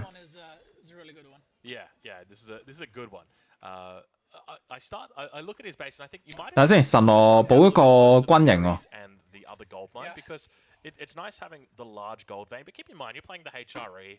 You don't really need to have the big gold vein, but it's always nice to have. 係啊，德里依家強勢啊，冇計。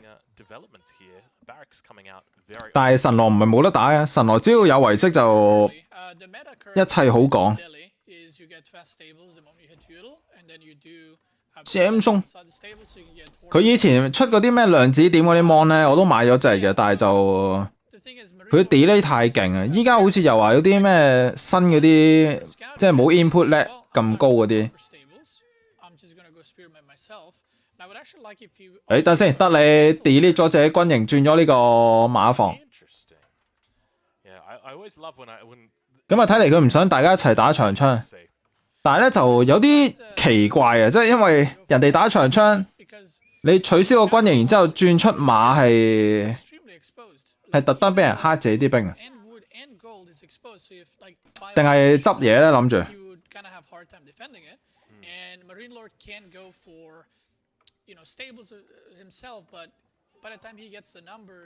德里。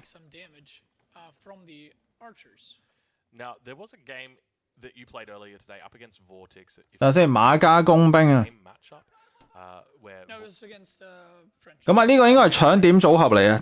即係，但係咧就睇下效果點先。我覺得神羅前期應該冇德里咁多兵嘅，照道理。但係神羅其實只要唔死嘅話咧，佢應該唔需要揀推出去嘅，係咯，圍牆。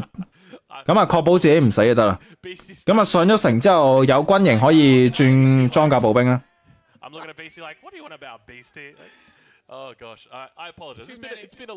嗱咁啊，神羅呢個軍營咧，佢除咗守住自己之外咧，佢就可以城堡時代出裝甲嘅，即係唔需要補太多建築物啦。咁而德里咧，好明顯就係想，我唔知係咪想強攻啦吓，但係至少佢都要搶點，就要即係至少都要爆兵嘅。只不過係爆咩兵，即係要睇下情況。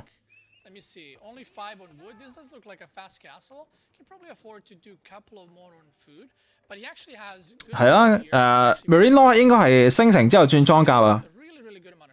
咁因為裝甲步兵咧打封建嘅兵係比較好打嘅，咁你只要唔死就得啦。睇下先啦，咁啊嘗試窩死自己啊，但係就左右都仲有位嘅。但係窩咗最短嗰個路程啊，應該係最好嘅。咁啊，得你出去搶點啦。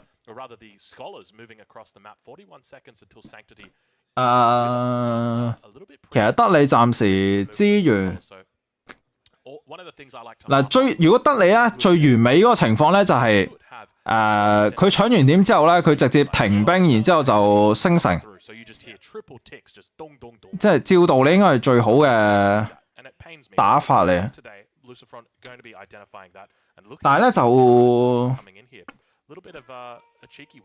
睇下佢係咪咁樣做啊！依家我覺得咧德里有果咧係升城都算快脆嘅，同埋呢個地圖咧就冇人阻止到你食嘢。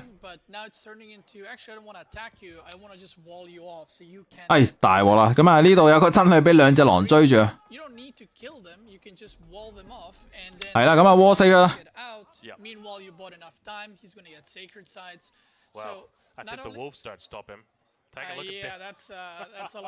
哇！咁啊3隻狼啊！ Even if Marine Lord slowly gets out, then there's 3 sacred sides, and you gotta escort your pellets to pick up the relics, and it just kind of becomes too much. And meanwhile, Lucifer is just getting so much gold from the sacred sides. 呢個咧係以前最初嗰個版本咧，德里係咁樣打神羅啊。咁所以當初德里咧點解嗰個地標，唔係即係點解嗰個搶點要改到封建先可以開始研發？個原因就係咁樣。即係啲狼都幾勁。以前德里就係咁樣打嘅，但係因為咧有一個版本咧就係改到個研發嗰個搶聖地嗰個科技咧改咗去封建先可以開始研發。咁所以咧就德里少咗人用嘅，但係依家咧就你見到呢個戰術又重新出翻嚟啊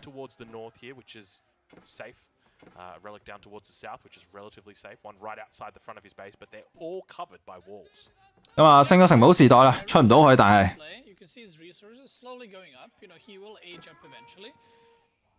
其實德里都幾型嘅，即係攞啲兵喺度圍牆，即係攞隻工兵喺度圍啊。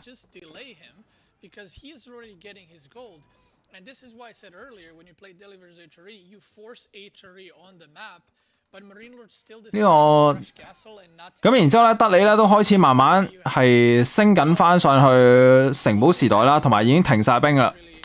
咁啊，盡可能地就係追翻個科技。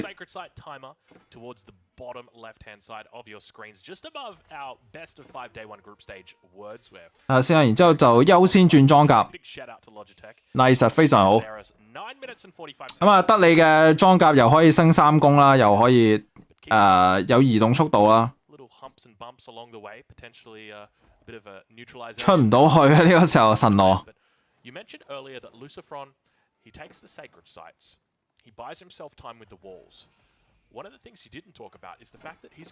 完全出唔到去，點算？但係我覺得神羅。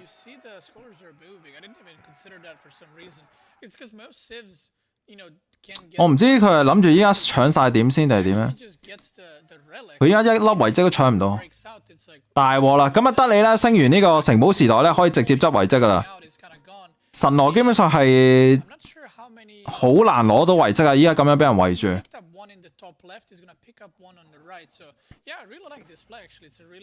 咁啊先攞走幾粒先，大鑊啦！咁啊唔單止有3個聖地，而且開始喺度執緊遺跡啊！咁啊，神羅好想出門口啊，但係出唔到去，太被動啦，打得執晒啦啲遺跡已經，即係如果係咁嘅啦，我寧願咧係直接升帝啦。如果係神羅嘅話，門口仲有一粒遺跡，好近啊，執唔執到啊？喺眼前咋？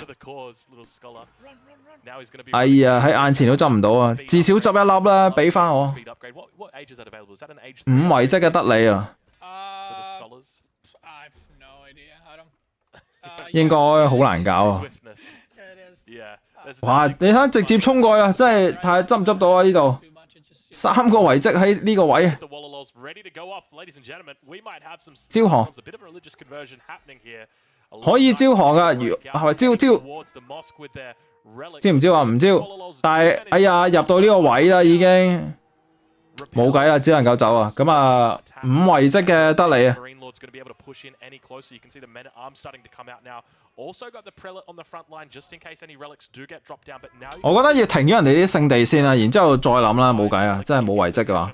denying Marine Lord any Wallalol. 知唔知到？哇，雙層啊！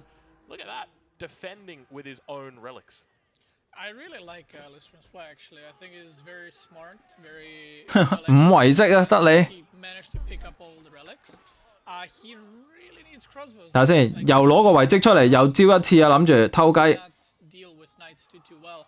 哇 ，Marine Law 咧，直頭攞埋隻真女入嚟幫手打交啊！即係打完之後可以執遺跡，得唔得？招唔招？招有冇反應啊？有啊！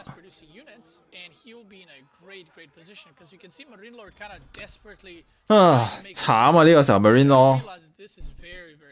Yeah, it feels like at the moment Lucifron's kind of sitting on the edge of his seat.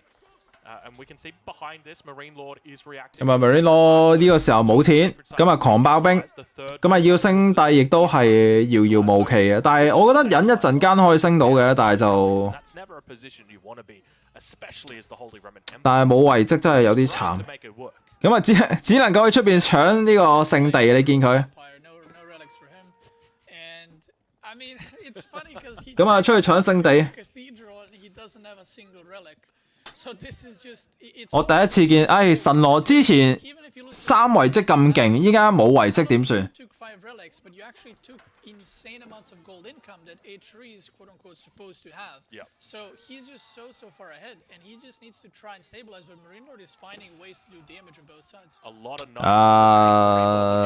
咁啊 ，Marine Law 咧就喺度強勢咁樣進攻啦，就係盡量喺度拖延下，但係就好明顯就係打唔死喎，咁樣打到。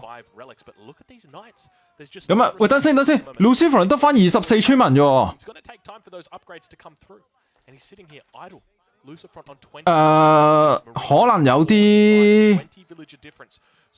可能有啲機會，但係5遺跡喎。普通人攞遺跡咧，一粒咧就應該等於3村民嘅。咁5遺跡都至少有15個村啦。應該仲係5波喺呢度。應該5波左右啊。但係佢要穩定翻個戰況先，依家即係圍翻屋企啦，咁啊確保自己係唔會再俾人騷擾先啦。但係村民少得滯咯。但係佢有300石㗎啦，已經。我諗係咪想開個 TC 啊？哇！佢呢度又死村啊！喂，唔係啊嘛？你領先咁多，佢上面又死村啊！玩嘢啊！呢個得你。佢呢個時候咧，村民太少啦，得24啫。我覺得咧呢個情況差唔多，你要補多個 TC 先掂喎。有啊，原來有補啊，真係。佢喺佢基地嘅左下方補咗個新嘅 TC。我覺得佢有村民數啊，呢個時候，即係你有遺跡冇用啊。咁啊 ，Marine Law 咧出邊叫做撻咗2個聖地，呢邊圍牆啦，繼續圍唔圍啊？呢度點解出邊仲有啲零星嘅部隊喺度遊街？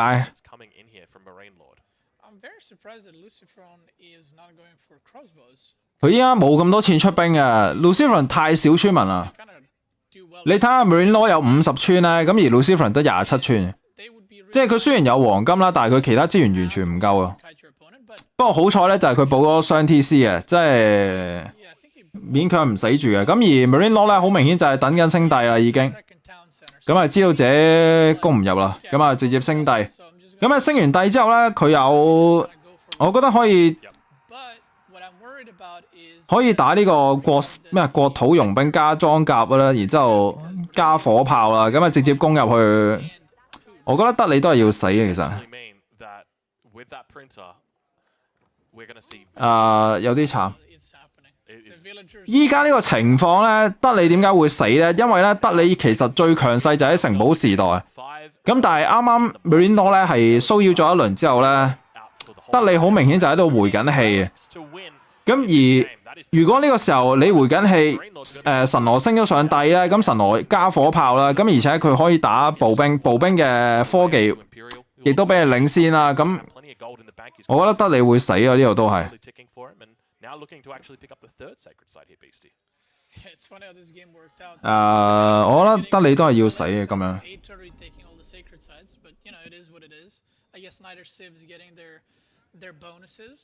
咁啊，神羅咧一起咗個地標之後咧，佢爆村民係好快脆嘅，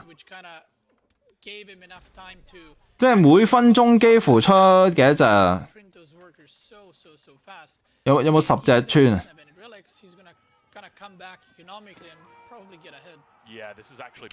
冇啦，德里要瓜啦咁樣。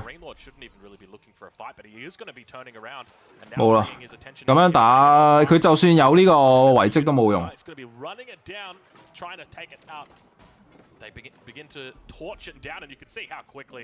冇啦，估唔到都仲係神羅贏啊！黐線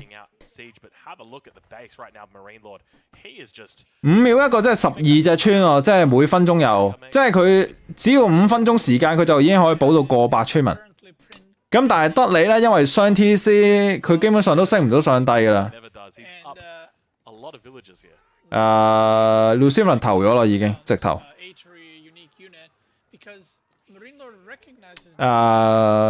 有啲位太傷啦，即係佢俾人騷擾自己屋企嗰個位。居然逆轉啊！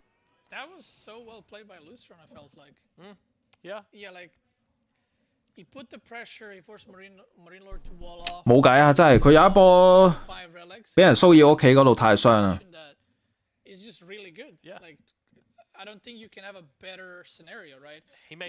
實開局又係幾好，但係真係凄涼。I feel like if you just went crossbows, I'm not sure why not a single crossbow was made that game.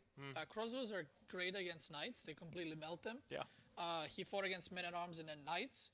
He could have walled off while he was getting attacked as well. Like sometimes. 其實佢要圍屋企啊，真係冇計。即係冇圍到之後，啲馬咧左穿右插咧係好難搞啊。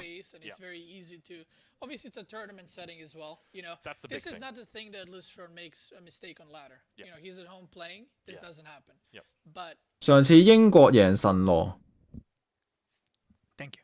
But this is something where in a tournament, it's very easy to make these mistakes and very easy to kind of lose your composure. Maybe you're like, oh my God, this is really good for me. You know, you get a little bit excited, like, oh, this is really good for me. I can't lose from here on out.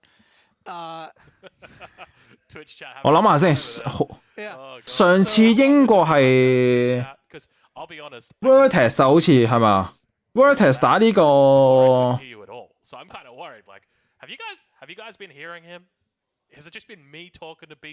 Vertex 打邊個咧？我都升唔起啊。Now it's too loud. Now I'll whisper. But yeah, maybe you know. 我唔記得咗啦，已經上次嗰個神羅。上次個神羅好似係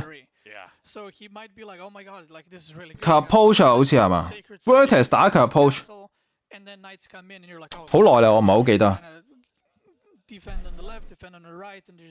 實力勝出，其實我覺得唔係，即係唔多似實力啊，即係唉冇計啊。又唔係話冇實力啊，係 Lucifer 佢嗰度都有啲失誤，但係呢啲失誤咧係太致命，即係同個對手打咩冇咩太直接關係。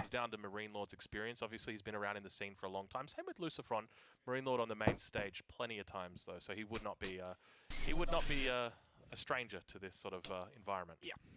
But in an incredible game, I don't think we really expected to see a victory from that position. 2-0，居然即係明明咁大優勢，都2-0。Just Marine Lord really, I don't know how he does it, but this is one of those where mentally playing. 第3場係點解map 嗰個 pick 可以連 pick 2張一樣嘅？係咯，今晚打得幾快脆。this is like it's a really bad game to lose. Like he knows how. 咁啊，之後應該係 King of the Hill 啊， And when you're in that good of a position, 但係兩邊都冇阿拔斯。it's just heartbreaking. Yeah, it feels really bad, and it's very few players, not just in Age of Empires, but in any game, will be able to. 如果用咗得你就有啲凄涼，冇阿拔斯冇得你。 Then it would be 1-1. Then it's a best. 即係打咩啊？法國、英國。 That was like really good game. Kind of dominated. But losing like that is just it feels really bad. And now you're 2-0. Knows he shouldn't have won that. Yeah. So, yeah. Oh, jeez. All right. Well, speaking of game number 3, ladies and gentlemen, we've got a couple of different options for you. So obviously, Lucifron's also going to be picking his next home map, which should be King of the Hill. Yeah. He obviously. 我覺得不利喎咁樣。 He finally gets it. Some people did say he wasn't going to get it, but he may get it. When it comes to the civilizations, we'll take a look and see if we've got it. All right. King of 法 the 國 Hill, I would suspect. 但係 Let me see. Marine Law 有好多選擇喎， Left actually. 咁樣咪好蝕 We 底。 have got. There you go. 即係有自己 home map， 但係就冇一個靚文明打。因為得你都用咗啊，仲有啲咩可以用？阿拔斯又冇咗。哦，法國 Mira。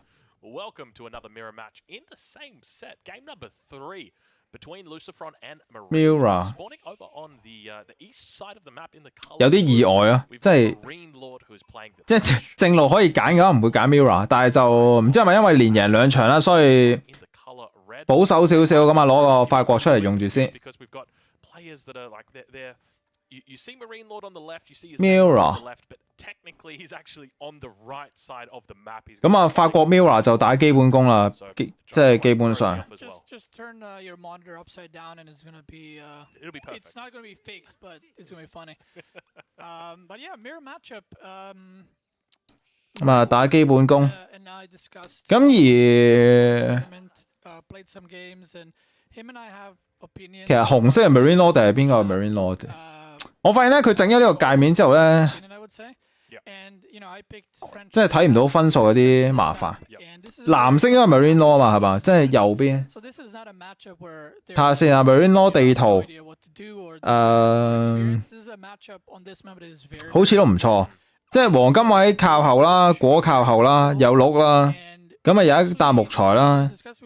咁而 Lucifron 係紅色嘅，即係紅色喺左手邊啦。咁佢嘅黃金喺前面喎，唔係後邊有一個細金嘅。咁然之後木材喺上邊，有一個果。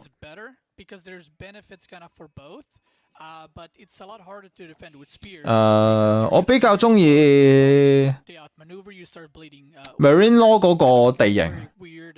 And just bad game for you. But I would still expect a lot of knights and players might stick around in feudal a bit. 我覺得 Marine Law 嗰個地形應該比較好少少啊，但係咧就我哋睇下打成點咯，因為佢後邊又有鹿咧，咁啊有鹿有木啦，咁有金位啊，有果啦，即係全部都靠後，而且好近。咁啊，反而 Lucifron 嗰邊啲嘢比較空曠啲啊，就唔係好多嘅，不過都。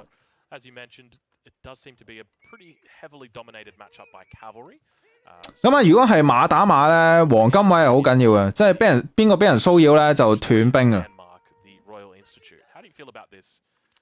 I feel like it's very all in. Like if I see it in my games, I actually just stop attacking. 睇下先啊 ，Marine Law 係一隻戚啫，咁啊而 Lucifron 係2隻嘅，咁但係唔係啲咩太大差距嚟嘅，暫時睇。咁而 Lucifron 咧，因為戚頭多一隻啦，咁啊所以咧就去騷擾。睇下先，阻止人哋掘金，好似都唔錯。You know, HP on knights, but and you can't fight into spearmen, then what's the point?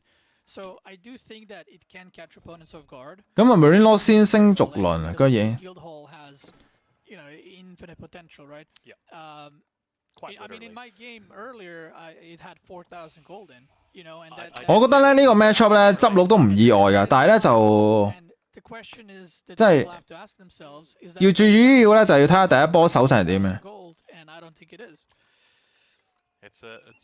同埋咧可以額外加個馬房啊，即係如果真係要執嘅話，但係咧就睇下點先依家。loses this game, then he's going to be down a point on 如果 Lucifer 瓜咗就冇啦，真係3-0。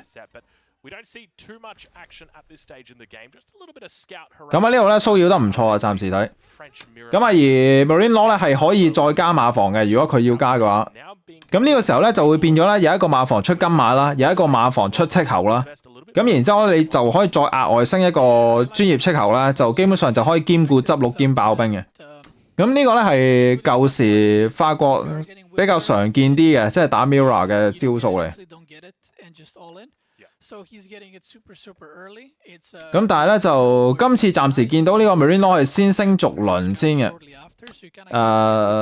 咁之後就睇下佢打咩啦。哇！呢度兩隻馬都做咗唔少嘢。係啦，咁啊升斥候啦。咁然之後就睇下佢有冇加馬房嘅。但係主要都係咁樣打啊，應該我覺得冇。但係睇下佢加唔加先，我暫時未見有加，即係大家咧可以當係團戰咁玩嘅，即係團戰咧咪又係類似如果你係玩法國咧，其實你淨係爆馬嘅啫嘛。但係呢度加軍營啊，居然。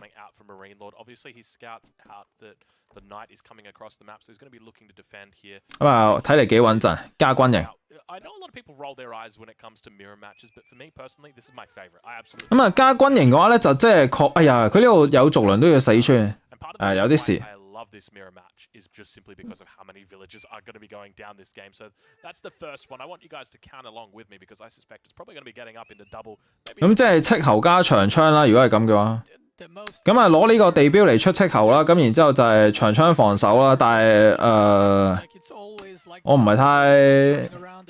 唔係太中意咁樣打，但係就又死一隻穿。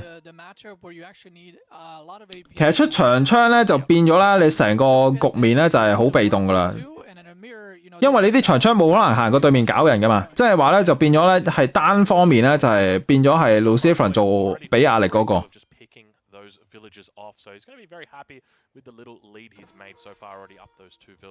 咁啊，防守嗰個你無論做到幾完美都好咧，即係總會有漏洞，即係呢啲 game。所以咧唔可以齋手啊。咁而 Lucifer 呢邊都執緊嘢，但係咧軍營應該係慢少少啦，咁啊先升個長槍 upgrade。睇嚟打法好似差唔多，但係 Marine Law 停金馬停得早咗。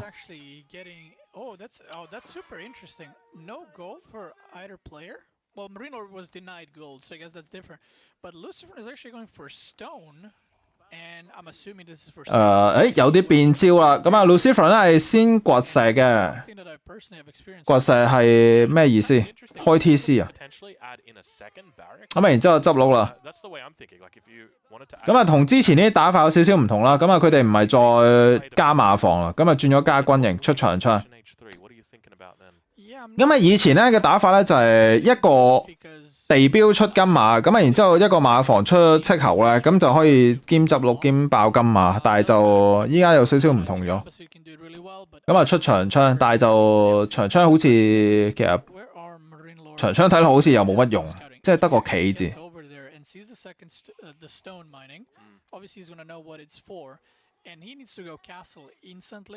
即係長槍呢個咧係一個防守型嘅單位嚟，即係人哋唔搞你，你又得個企字。但係馬嘅話咧就人哋唔搞你咧，你可以走過去搞人。頭先呢度又死一隻村啦。哇，咁啊殺咗少少村啦。咁啊 Lucifer 係領先3村啦，暫時。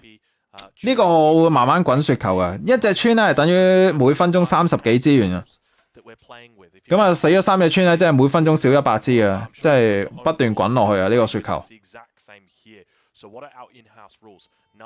但係呢度反衝你一隻，但係呢度呢度冇逐輪嘅呢啲村。其實呢個控得咁搞笑咧，佢魔方隔離都有長槍兵喎。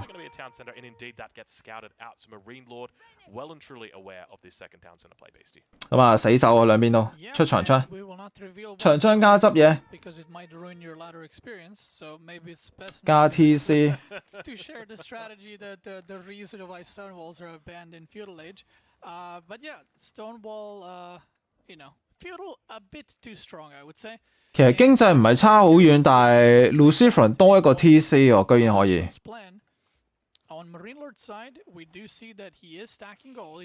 應該唔會插寶 ，AOE4 應該比較少插寶嘅，但係就雖然今日都見到幾鋪，但係應該比較少，因為風險太大啦。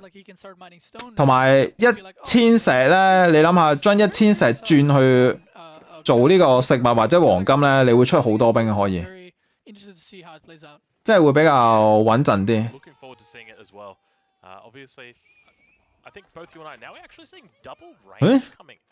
咩料？等先，呢度轉打射箭場係咩意思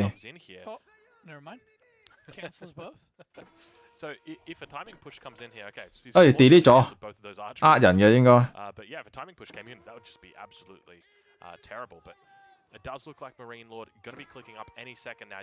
睇下先啊 ，Marine Lord 咧就因為少個 TC 啦，咁少個 TC 即係代表你少700支喺啲唔需要嘅嘢度，暫時。咁但係 Lucifer 唔係慢好多啫喎。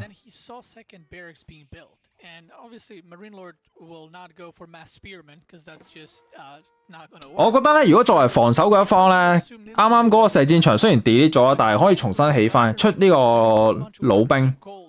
咁啊，老兵加長槍，咁對面第一時間上咗城都好啦，佢都做唔到嘢噶啦，應該。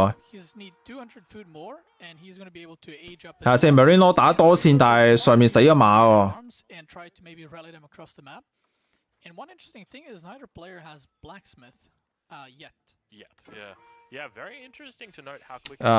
Marine Law 打 all in 啊，打裝甲步兵 all in。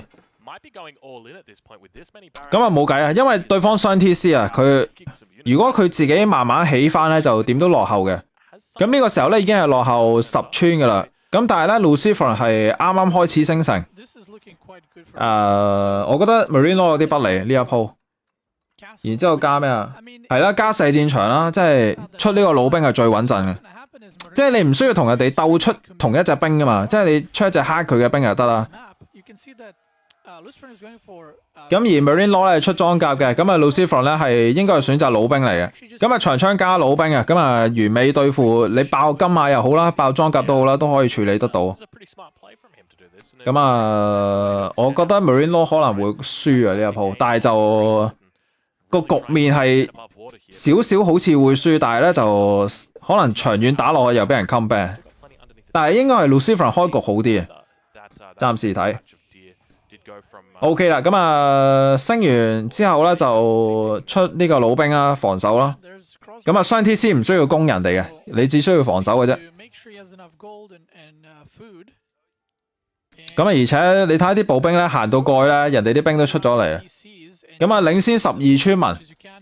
咁啊部隊數雖然落後少少啦，但係就全部都喺半路嘅，咁未去到自己門口。但係 Lucifer 係咁啊，雙方都升咗呢個唔係唔係升，雙方都免費攞咗呢個2嘅近攻啦。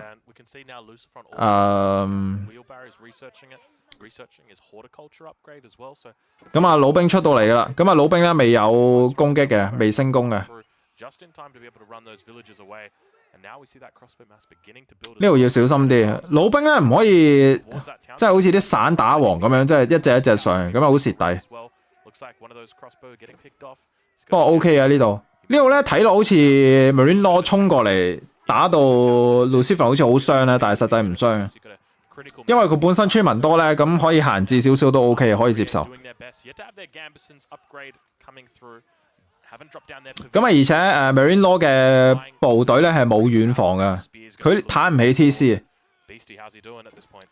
咁啊，應該俾人清咗啊呢一波。咁村民係哎呀，俾人殺咗少少，48對54，咁啊領先幾隻都 OK 嘅，領先7隻，同埋雙 TC 始終。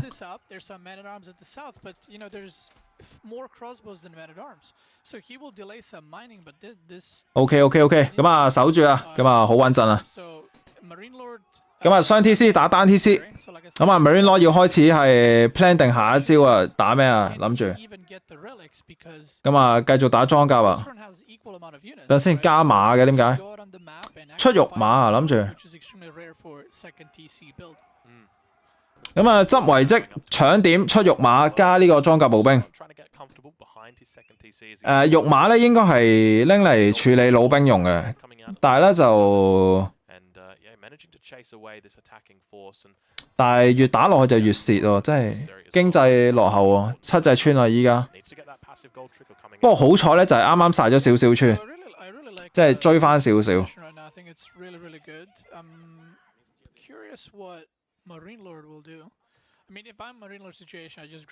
Marine Law 應該係執遺跡搶點啊，冇嘢可以做到。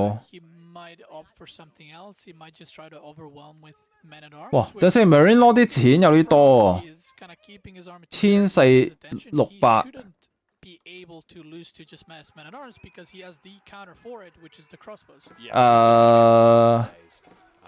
佢呢個資源量咧，我真係有陣時，我唔排除佢喺度等緊升帝添啊！真係儲咁多錢做咩？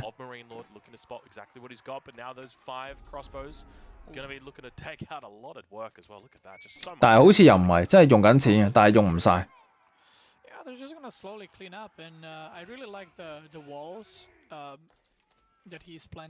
咁啊，老兵出咗嚟啦，咁啊無敵啊！呢個時候暫時，咁啊再慢慢窩埋出邊，咁啊雙 TC 優勢，但係就點解村民數仲係差唔多嘅？唔通 Marine Law 開翻第二個 TC？ 我睇落又冇啊，小地圖，但係點解領先咁少啊？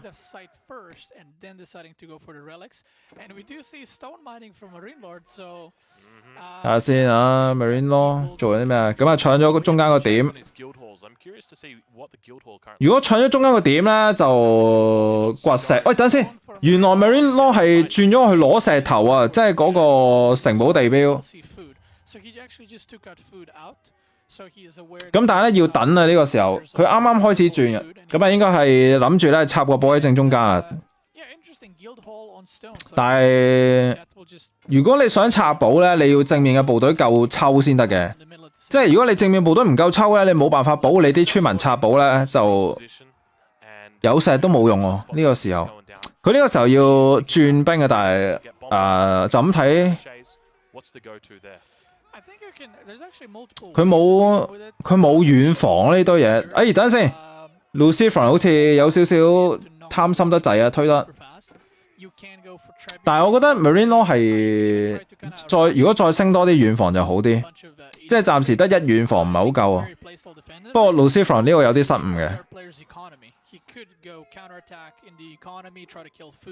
呢度哎呀呢度死咁多老兵 ，Lucifer 啲兵咧，哎呀佢呢度死咗半隊啊老兵。Taking out a huge amount of arbitraire with his horsemen. So a nice little switch coming in there from Marine Lord. We did see him putting down a couple of barracks. 咁啊，但係咧村民領先10隻啦，暫時。咁依家咧就雙方喺度搶緊啲石頭。咁啊睇下邊個咧可以先起到城堡，搶喺中間啦。咁啊會比較舒服噶嗰個。啊，佢呢度啱啱佢唔應該死咁多老兵嘅，真係推得出得滯。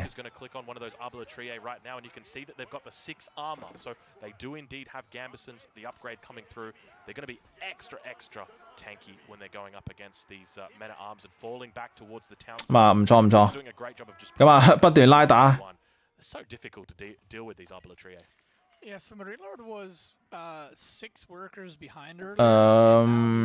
依家石頭好緊要啊！即係邊個最早起個城堡先？咁啊 ，Marine Law 咧係加咗個 Siege Workshop 啦，應該係準備出呢個輕頭咧處理呢個老兵嘅順便。咁啊，而且咧輕頭咧有陣時咧喺阻止人哋起城堡咧都係一個幾好嘅單位嚟。邊個起啊？呢個城堡？呢個應該係 Marine Law 城堡嚟，大家都好想起城堡啊！你見到，衝出去啦！但係就哎呀 ，Lucifer 遲啲啊！咁啊，而且 Marine Law 咧後邊亦都執咗3個遺跡。啲細節做得幾好。即係雖然 TC 少一個啦，但係就死下啲村之後好似差別唔大。Yeah, Marine Lord playing, I would say, really well from behind, and Lustron is stabilized. 但係 Marine Loss 係咪死啲咧？死得有啲多。I defended, you know, I got my 7村69隻，都係領先8隻左右。keep and is going to go to the middle, and there's going to be 2 of them, and this is where the decision has to be made instantly. 哇，4遺跡啊 ，Marine Loss 已經。And I'm sure he's expecting there's villagers for the keep. 即係有陣時原來單 TC 都唔係真係咁差個情況。Because the longer you wait, the further behind you get, and the less time you have because that clock is ticking. And that's exactly it. 啊先啊，後面係咪啱啱有 C2 傻嘅輕頭咧？其實輕頭咧係阻止人哋起城堡最好嘅單位嚟，一嘢拍落又死一大堆村民。呢度就你見到啦，過嚟啦，輕頭，起唔起得切啊？boom！哎呀，第一炮唔死，咁啊你見到移上前少少再靚，第二炮。哎呀，死幾多村啊？呢度我睇唔到暫時，但係瞬間就落後啦，村民。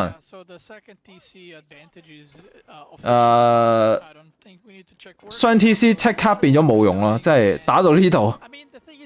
咁而且個點咧仲有6分鐘時間啫，咁呢度有2個寶啊。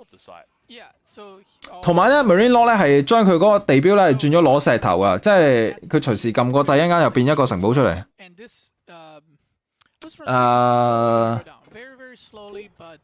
應該3-0啊，因為呢個位點樣攞啊？即係互射，即係互射2次夜晚。哎呀，呢度招降村民啊！咁啊，雖然招唔到好多村啦，但係見到畫面都投咗啦已經。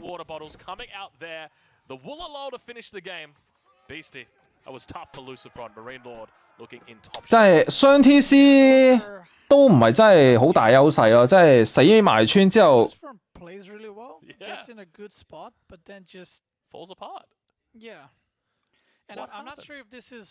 但係有啲位好果斷嘅 Marine Law， 即係佢尤其是咧將個地標轉攞石頭呢度咧，真係都幾緊要。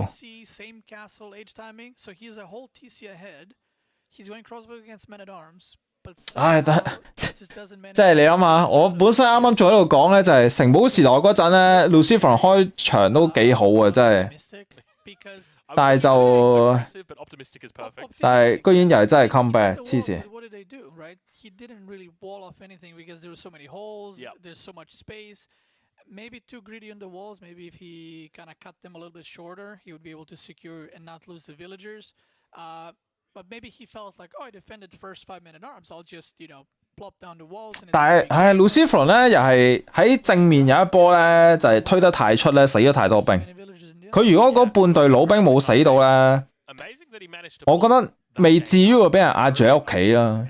咁然之後咧就有機會可以係揾個靚位自己起咗城堡先。其實佢推得太出啦，有個位。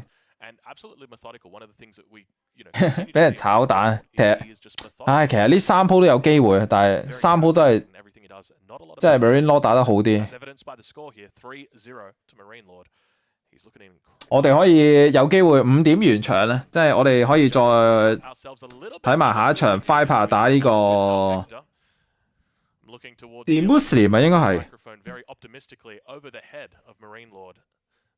AOE 第1打呢個 AOE 4第2啦，即係當暫時。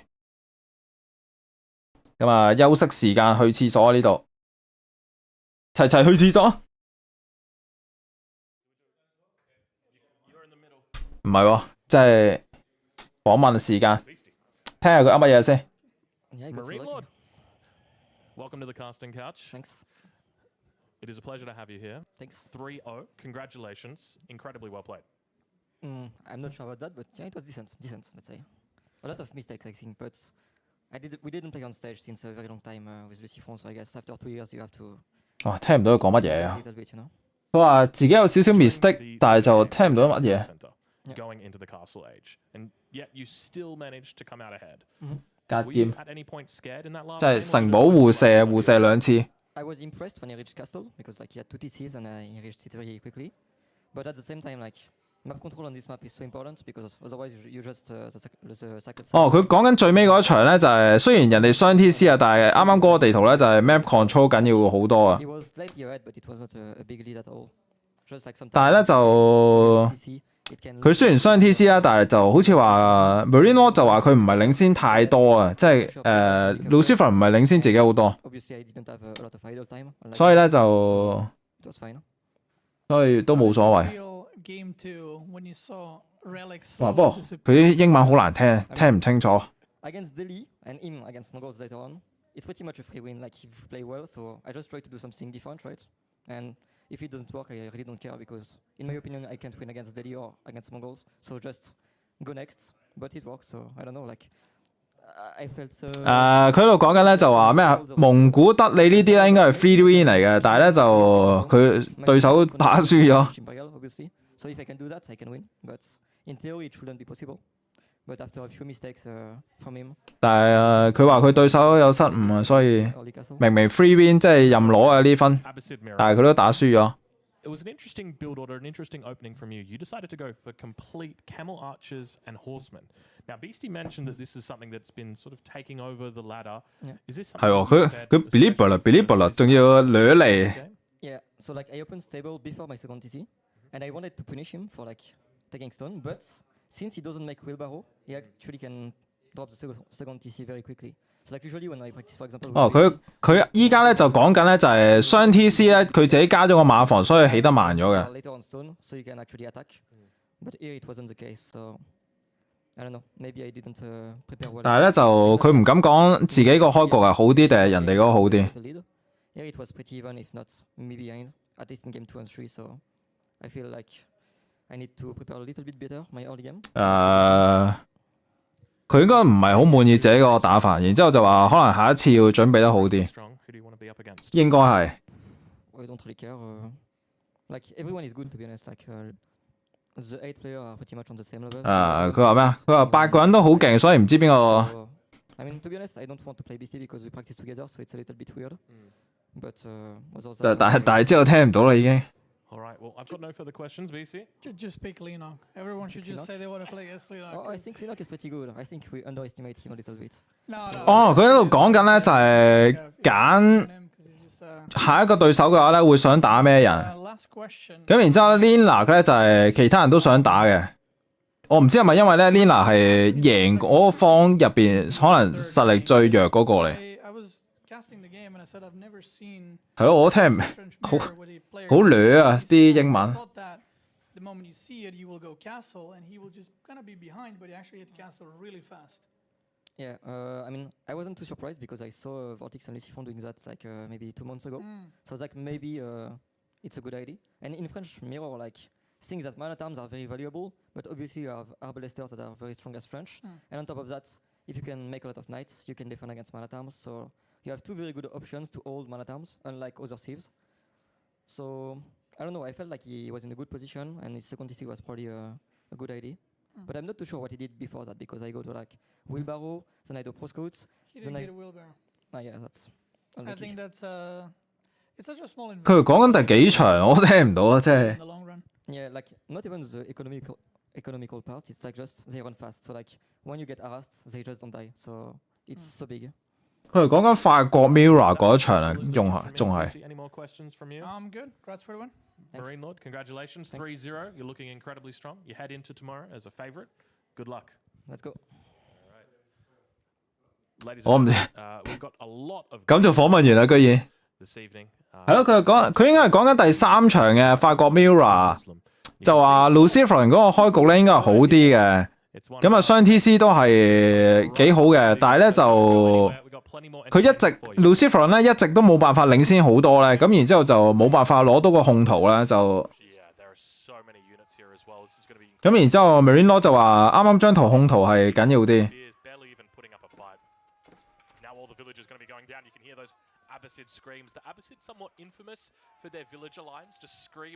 我啱啱聽到嘅嘢好似係大約係咁樣。即係 Marine Law 一直話咧 ，Lucifer 冇一個 big lead 嘅，咁即係冇辦法領先好多，咁然之後佢出唔到嚟。咁然之後咧就佢好似話自己打裝甲步兵都 OK 嘅，即係打裝甲又得啦，打馬又得啦。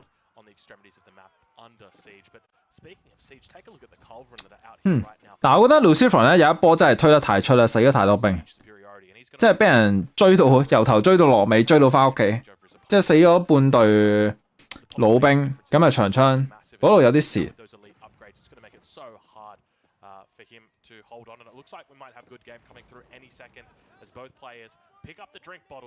As is customary to do when you type GG. We do see the unit that I cannot pronounce, A3 unique unit. 其實有幾波都係有得贏嘅，不過即係尤其是呢一場咧 ，Marine Nova 呢一場咧係得你 free win 嘅，但係就對面 mistake 啊咁樣，然之後就輸咗。依家呢個版本咧，德里同埋蒙古咧可以叫做免費攞分嘅。即係所以咧，你盡可能咧，你係唔會想即係喺用蒙古或者用德里嘅時候輸咗咯。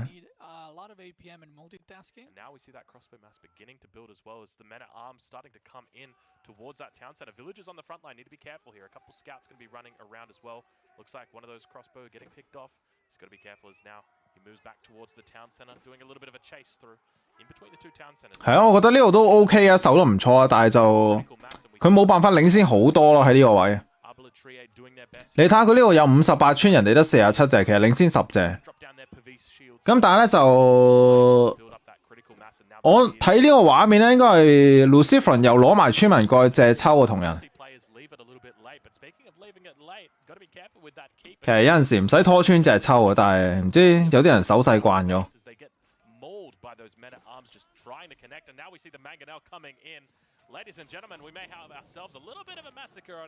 咁啊正啊！呢個輕頭掟落去，哇爽啊！呢度掟咗兩嘢之後咧，啲村民就即刻落後啦。Will face either BCQD, Linok, or the winner of Viper the Muslim tomorrow. Obviously, as you all know, people with the same score will face each other in the Swiss stage format. And we have Grubby ready for the cast as well, together with Day1. 羅斯唔係羅斯，淨係可以打嗰啲咧河圖。Sliding into your DMs. 不過睇 band pick 嘅，即係你睇下揀咩圖啊！哇！隻狗仔即係由頭走到落尾，擔住個玩具。Marine Lord behind. Follow his Instagram. He will give you some pictures as well. The Muslim running through as well. 即係大家都喺度摸狗。Score prediction. 我諗 Twitter 應該有好多相睇嘅，即係 follow 下啲 Marine Law 啊嗰啲，應該有好多相睇啊。Yeah, I don't believe him. I don't believe him. And sliding out of your DMs again. Okay, I think they should be reasonably set up. I think something like 2-3 minutes feels a reasonable thing. 但係 Marine Law 有冇 Twitter 啊？真係好似有。Marine Law SC2 啊，係啊，有相啊，即刻貼添啊佢。Is our classical sellout. If you're enjoying your experience here, 藍島對決 twitch.tv/nilly_AOE on twitch.tv. Yeah, I was inspired by Dave_AOE. www.twitch.tv/nilly_AOE. They all are already on the channel. Well, you can follow the channel. And then you can watch more of this amazing content that we'll have coming to you until next Sunday. 係啊，羅斯淨係可以打啲河圖依家。Full week plus a day of amazing Age of Empires 4 content. I want to know, actually. Oh, Logan, hello. He's so good. Who are we waiting for, by the way? I think it's the players, right? 玩玩具。Yeah. Yeah, but both went in there, I believe. Yeah. Speaking of players, I don't know who the chat supports, and I think we have a pretty good system lined up for that.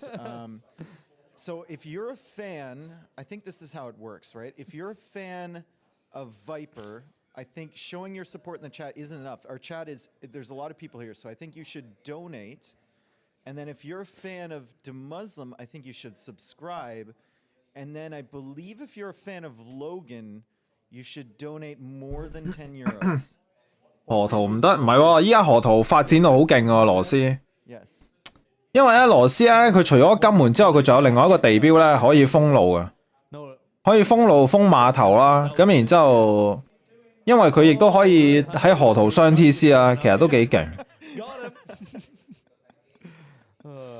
It's been good. Lutifron, you got clapped.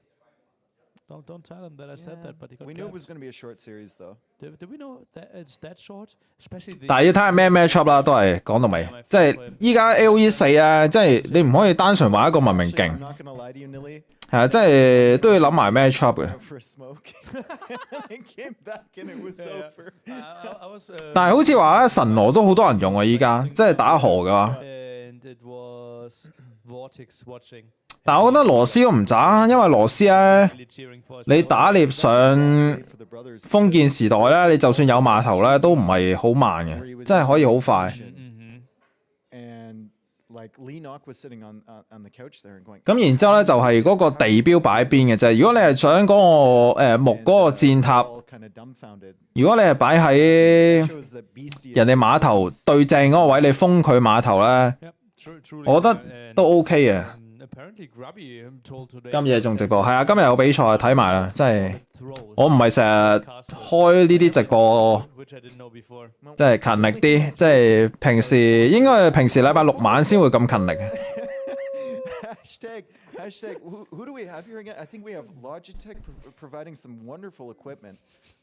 All the meals today were actually amazing. That fish was amazing. Nice. I don't know did you have the fish or did you have the burger? I had the burger. Okay. 我覺得羅斯唔係唔得嘅，因為我覺得羅斯咧仲有一樣嘢咧，就係佢本身斥候多咧。佢喺前期咧，以前咪有人咧喺度強拆人哋碼頭嘅，即係爆斥候。咁而且羅斯一開始係唔使，即係如果唔加小屋，但係我見有啲人又加翻小屋喎，真係我研究下先遲啲。羅斯有好多選擇打河嘅話，即係正常升又得啦，爆斥又得啦，即係圍完然之後加個木嗰個地標都得啦。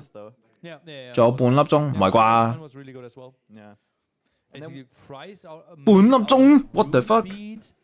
And carrots. The fries? The fries, yeah. I had potatoes. Yeah, I had. Oh, you had fries with your burger. Yeah, Okay. yeah, healthy fries. Okay. That's nice. Okay. Hopefully, guys, impressed by our skills. Yeah, by the way, it's a pure enjoyment. I've gotten used to that look actually. That's the look of a tired man that's had no sleep for the last 2 weeks. This night was rough as well. Yeah. He even started to sleep with his headphones and falls asleep before he can take off the headphones. That's his natural position, though. That's goes a bit like fetus, and then like no way, no. And no way. He's tall too, so like. 下先啊，哦。And there's no way of like he like normal people flip. Yeah. 即係我哋睇下 Marino 喺度影狗。Turns towards the wall. And I find him later, like 4 hours, nothing changed. Falling asleep. Falling asleep. That's how it works, apparently. 即係 Twitter 都好多嘢睇。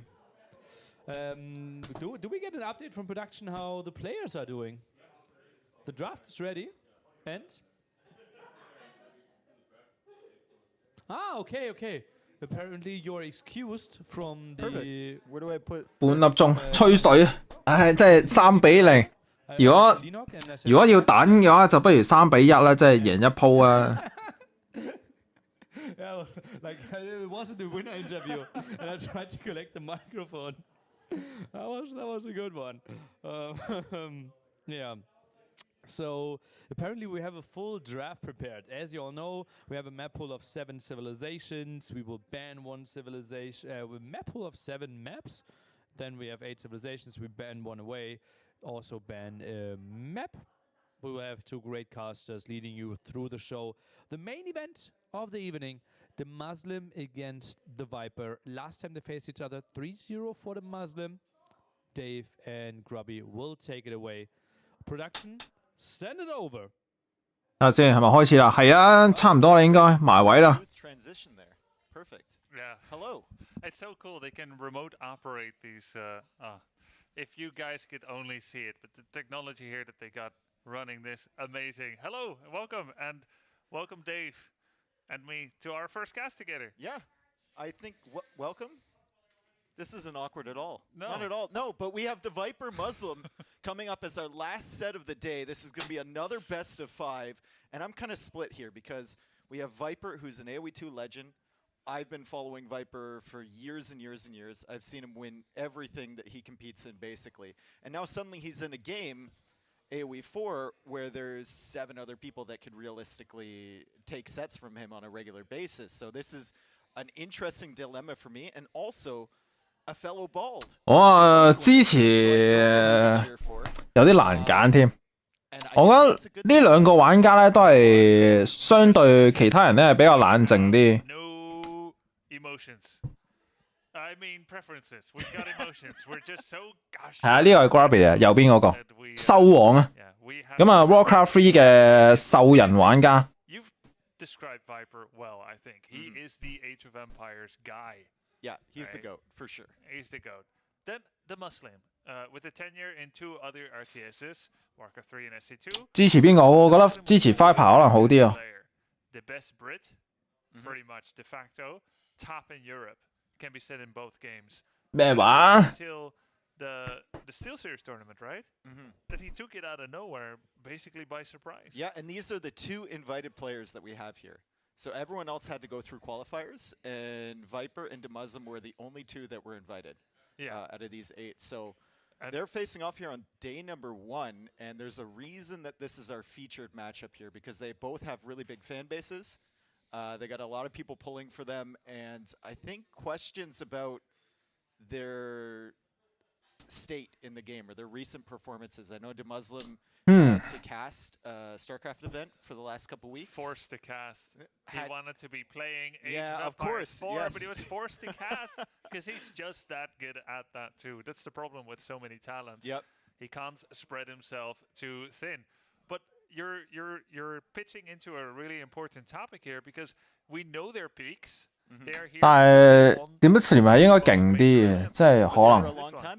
That was a while ago. Sometimes the Con base 喎，佢呢個 sponsor。 2 to 3 weeks ago. And that's the big question. Look at that man's face. He works hard every day. But he's a father. He's a player. He's a caster. He's an absolute demon. He's a Team Liquid member. As we found out today, never taking that jersey off all week. Con base to the moon. I think he's ready to bring it. And then there's the Viper, and he looks completely 藏招啊！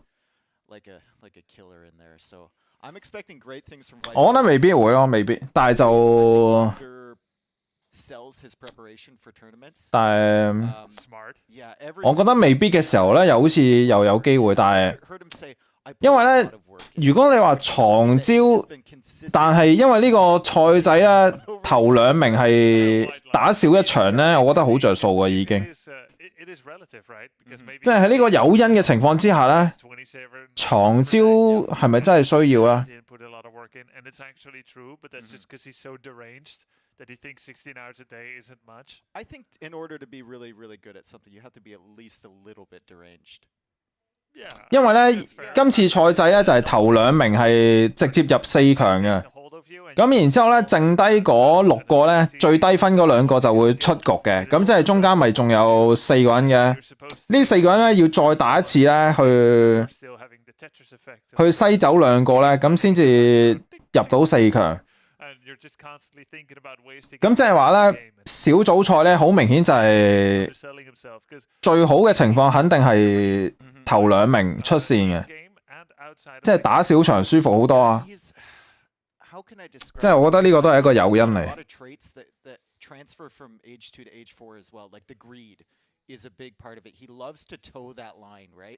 藏招，我覺得，但係。我覺得 Viper 可能有機會咯，但係面對 Demuslim 係，如果佢打啲怪招係，我覺得有啲輕敵。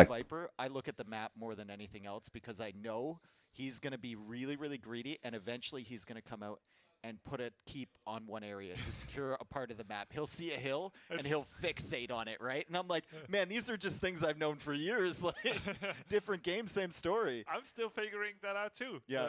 2 months ago, I was watching a Viper replay as not for the first time. 真係問得好，我都唔知會唔會藏招，真係越諗越覺得頭痕。In general, I come from other RTSs.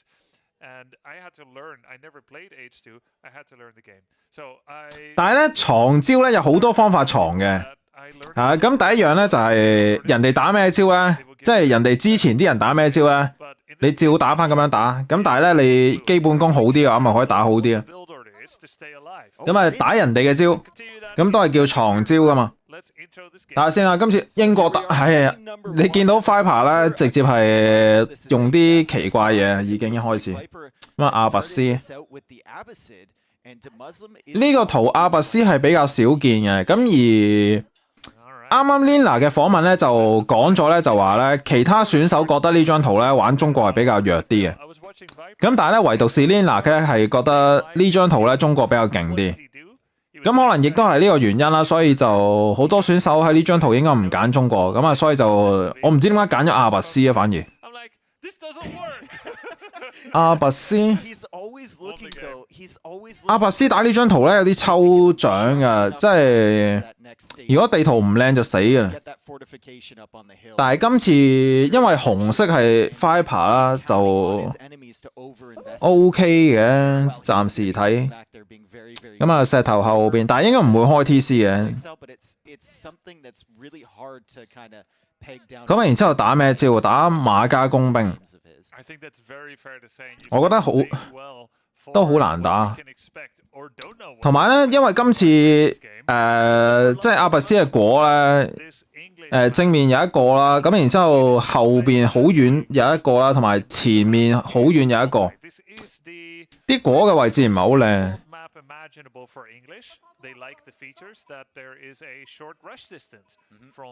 依家阿拔斯同德里咧，有陣時就係睇你個果位。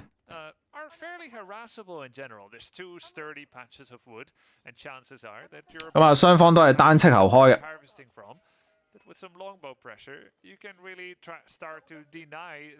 咁啊，聽聞咧呢個圖咧正中間揾羊咧係比較少啲，即係側邊揾嗰啲人。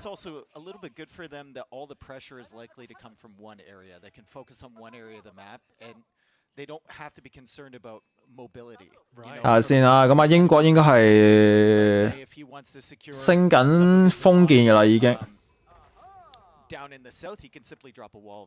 咁啊，阿拔斯都係啱啱即刻撳掣，咁啊應該唔係差好遠嘅。阿拔斯呢個升級時間咧就係等於人哋三村再好似係快啲啲嘅。咁啊，任何文明咧，如果係少過三村咧，就基本上阿拔斯會升得快啲。即係大家可以研究下呢啲。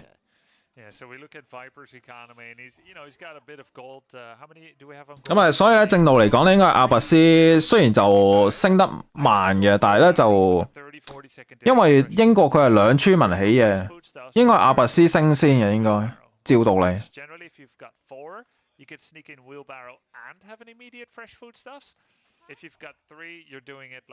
封牆，封係咯，但係我覺得呢個圖封唔到啊，今次應該可以嘗試啊，但係就太大啦，今次喺正面。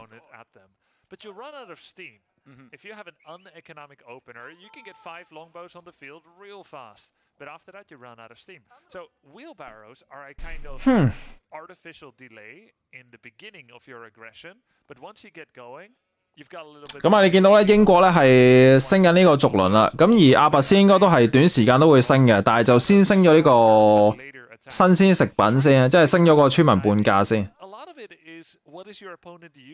只留正面，但係其實我覺得係圍咗正面先啊，即係反而側邊冇乜所謂。So Viper, what is his opening going to be? Is he going to go into horseman? 但係如果要圍嘅話，如果依家咁嘅地形咧，一係就圍木嗰邊位咯，即係木同木連住咯。但係就我真係唔知啊咁樣。等下先啊 ，Viper 咧係先起個射箭場嘅，比較少見啲。平時啲人係先打馬噶嘛，但係可能兩樣都起嘅。咁而英國呢邊咧就英國打咩啊？未見有未見有軍營嘅，唔知打咩招啊？等下先 ，Viper 都係雙射箭場喎。咁啊，死手打法啊！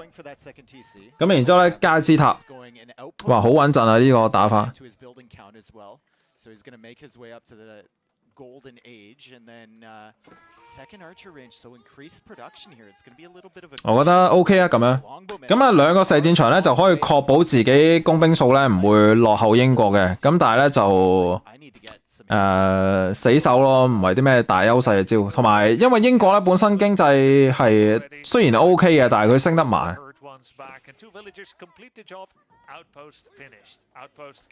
但係阿拔斯升城之後可以打咩？即係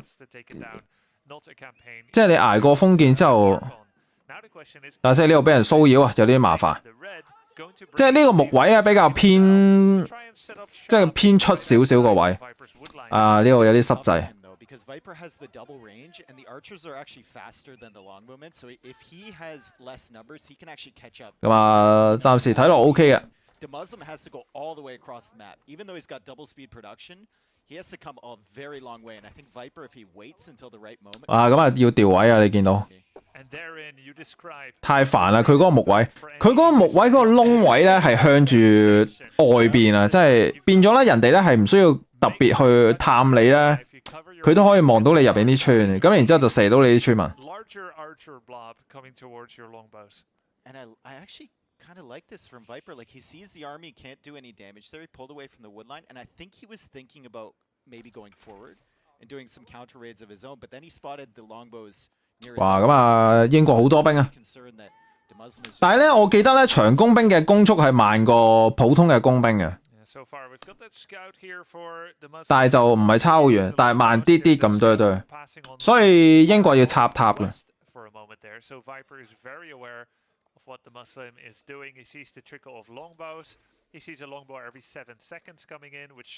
睇下先啊，英國加呢個鐵匠鋪啦，想打咩招？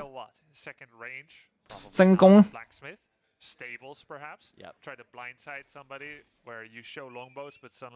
咁啊，暫時仲係得工兵。哇，翻牌都幾勇敢，即係乜嘢都唔知，但係就推堆工兵行出門口。睇下先，敢唔敢出啊？即係都係唔敢出啊！佢唔知人哋有冇馬咧，即係你咁樣就咁推一波工兵出去有啲事。大鑊啦呢度。兵夠唔夠多？呢度幾多隻啊？10隻加14隻兵。花牌應該多啲嘅，但係咧就人哋不斷拉射程。咁不過咧，因為工兵咧射嘅時候咧要企定射咧，所以當你企定射嘅時候咧，人哋會追得翻嚟啊。但係就應該都係5波嘅，有支塔。咁啊，赤牛死咗有啲事。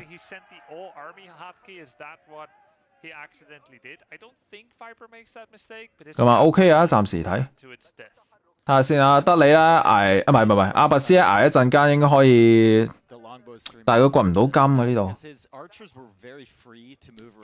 經濟唔錯，但係就升唔到城，暫時。等下先轉打馬。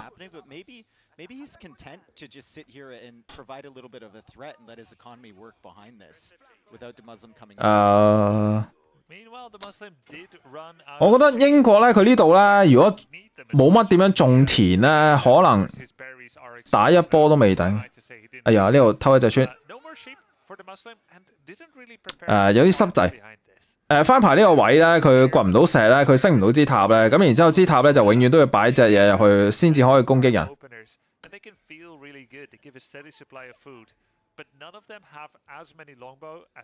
其實我覺得要掘少少石嘅，但係就可能冇乜精神分去第二啲地方，暫時。睇下先，佢呢個果食唔到啊，唔靚啊，呢個位有啲蝕底。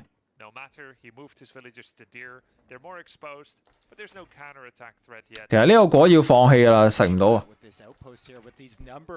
睇下先啊，後邊有鹿嘅，即係危急關頭可以食一啲鹿。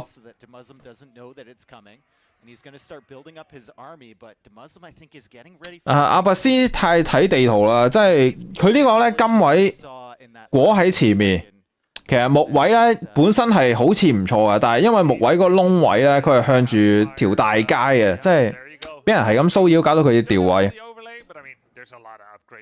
咁啊，你見到啦，Demuslim咧係冇種田嘅，所以應該係打一波啊，直接加衝撞車啦已經。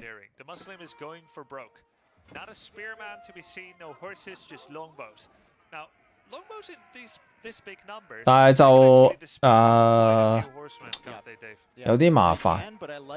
Viper 呢個時候咧係要有二遠防嘅，唔係二遠防，有一遠防嘅，然之後就靠馬都還 OK 嘅，但係呢個英國太多兵啦，佢而且有一攻噶啦已經。睇下先啦，咁呢個時候咧 ，Viper 咧係嘗試去截住後邊嘅兵嘅，咁然之後咧就睇下正面啲波可唔可以點樣處理。咁啊不斷爆馬，即係死爆馬，但係佢要有一防咯，即係爭咁啲嘢。好彩佢後面仲有果，咁啊偷偷地去食啊依家。咁啊 OK 啊，咁啊嗰3隻馬咧不斷 cut 斷咗英國嘅部隊啊，即係依家咧得正面呢一堆啫。咁然之後咧就想盡辦法狂爆兵。我覺得資源都仲 OK 啊，佢要好多馬同埋要一個佢升咗遠攻先啊，居然。我覺得升遠防先會比較着數啲啊，因為遠防咧係工兵同埋馬都可以一齊用，但係如果你升遠攻先咧，就淨係得工兵可以用咧。我唔知佢彈唔彈得起呢堆咁多嘅長弓咯，即係。但係我哋可以睇下打成點啊之後。好多人咧喺呢個組合入邊咧係先升咗遠防先嘅，但係 Viper 升遠攻，即係可能有啲唔同都未定嘅。咁而 Demuslim 咧係升咗呢個遠攻遠防噶啦已經。咁啊有2個衝撞車，睇下先，佢暫時揾地方撞啊，唔知撞咩好。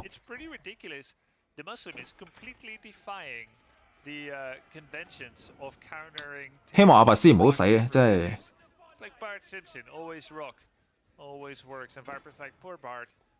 哇，越嚟越多塔啦，有啲麻煩。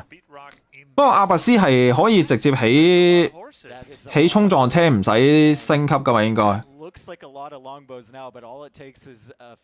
咁啊叫做慳咗一個科技啦，但係就佢要衝箭塔啊，真係要啲衝撞車幫手。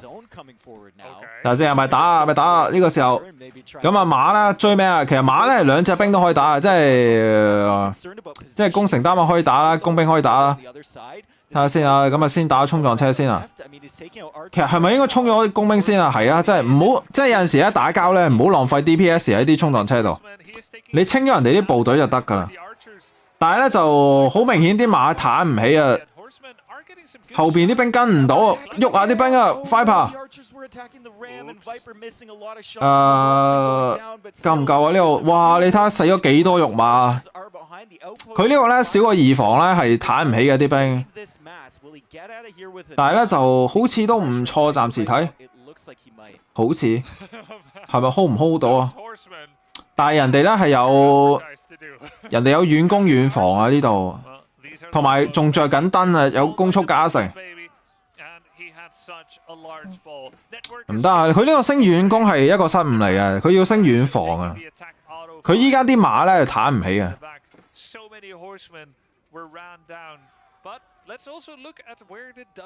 但係咧就英國仲有30部隊喎，真係數量有啲多。咁啊呢個時候咧，因為後邊嘅兵咧冇截到啦，所以就啲兵開始重新跟埋上嚟咧，就會好多兵啊，即係30幾隻兵。咁啊，衝撞車仲未處理。其實佢要升遠防啊，但係到依家都仲未升啊。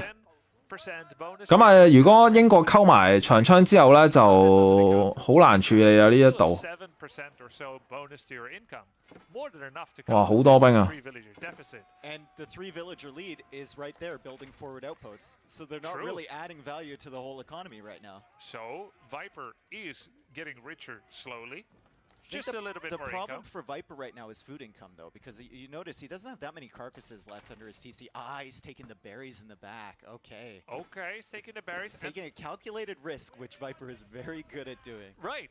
Like, these berries aren't safe, right? Yeah. Where's the 咁啊，點樣處理呢度？吹完之後已經係落後好多啦。嗰一波咧就其實一定要清咗英國，但係清唔到就。 As I understand from you, Viper often makes use of that. 但係冇計啊！呢度攤唔起啊啲兵，佢冇遠防啊。其實佢應該要 feel 到噶，但係依家都仲係唔升啊。 And there goes the villager difference we were just talking about. As the villagers get picked off, I wouldn't want to be a villager in that tower, as it was surrounded by the. 我唔知佢係咪因為唔夠金啊，但係佢後面仲可以掘噶嘛，即係。 He's not stopping, and that House of Wisdom is at the front, so Viper has to defend that area. Yeah, too many towers are up already, and there are arrow slits. We've got about 2 villagers on. 咁啊，好難打呢度，應該輸，咁樣俾人壓住。咁啊，點樣事咧？係一開始都仲係少少 all in 嘅，但係依家已經開始種緊田啦，即係經濟調一調。咁啊，後面啲馬咧嘗試去截後援啦。 但係就已經開始有長槍啦。How dare he? What, my question is, why doesn't Viper have the +1 defense yet? That is a really large oversight. Like, how good would have that done on the first horseman engagement? 冇啊，唉，冇意防，佢應該係臨完場之後都應該唔知自己未升，即係太忙啦呢個時候。哇！你睇下英國啲村民射你一箭先走。 He might have won that battle. Maybe he didn't have the resources at the time. Maybe well, he doesn't have it now either. Yeah, but right? I'm trying to find something. I don't know. He very legitimately. 佢冇黃金呢個時候，佢應該喺後面掘少少啊。 On that gold camp that is kind of to the north of his base, and you're done so. Again, it might be attention distraction. Well, look at the situation he's at right now. It's terrible. I mean, Muslim now has spearmen in his eco. He can fire with. 哇！你睇下，連啲村民都可以射死啲馬，你就知道嗰個遠防幾緊要。 Oh, there it goes. That racial advantage is now gone. The Vipers up against it. 咁啊，Golden Age 都停埋啦呢個時候。咁啊要衝啦，但係肯定唔夠抽啊，冇遠防。咁啊冇計啊呢度。咁啊村民數係差唔多嘅，咁而阿拔斯出村係比較平啲嘅，所以就應該實際正常係應該多啲兵嘅。 No, it's literally yeah. He's literally lost. There we go, unmetaphorically going for the victory. 睇下先呢個點樣啦。 3 rams, clunky machines, Look aren't at they? Rohan's come at the top there, though. Oh my goodness, there's a lot of horsemen. There's still no armor. Viper has 300. 啊，冇遠防喺呢度。 100 gold needs that ranged armor, doesn't have it. Uncharacteristic or one of the mistakes he makes and 就算有遠防都唔係好容易打啊，何況冇。就係花牌呢個時候，佢掘石都唔掘金啊，真係。咁啊，掘咗少少石，咁應該係拎嚟升塔用嘅。但係仲可以打嘅，雖然即係雖然前面吹咗一波唔係太好，但係咧就因為依家部隊數咧相差唔係好多啫。睇先睇先，快牌衝退啦，衝完應該撞完之後退啦，可以唔好打，蝕少少啊，冇計啊呢度。哇！呢度一大堆塔啊！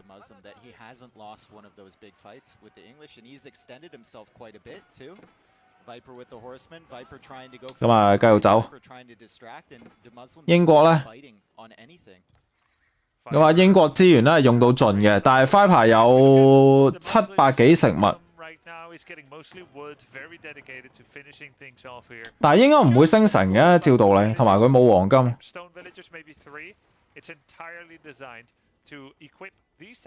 其實如果佢可以仲有機會發現自己未升一房嘅話咧，可能仲好，仲可以打一打應該。What are you gonna do if this doesn't work out? He's like, it's gonna work. It's gonna work. Yeah. Well, Viper, I mean, Viper has to stay in feudal, basically. 啊，佢仲未留意到啊，咁。Click the button that isn't there. It's quite dead, you know. Yeah. Yes, okay. I mean, 咁啊，3衝撞車同埋一大堆工兵長槍。There's no indecision. Should I go up to the next stage? It's like Destroyed you can't. motivation, fully repair to regain mojo. But, And he's got 20. 呢個 TC 爆咯，就快。咁啊，阿拔斯就係得一個 TC 地標同埋原本個地標啫。哎呀，呢個馬咁樣上。等下先，個畫面做乜嘢？ Go to Viper's point of view right here, and look at him. He's speeding up here. He's going after the outpost. 咁啊，GG 啊 ！Viper 唔知道自己冇一防啊 ！Damn it！ 呢個係一個超級大嘅失誤嚟。Who is surprised here? Raise your hands. Why did you raise your hand?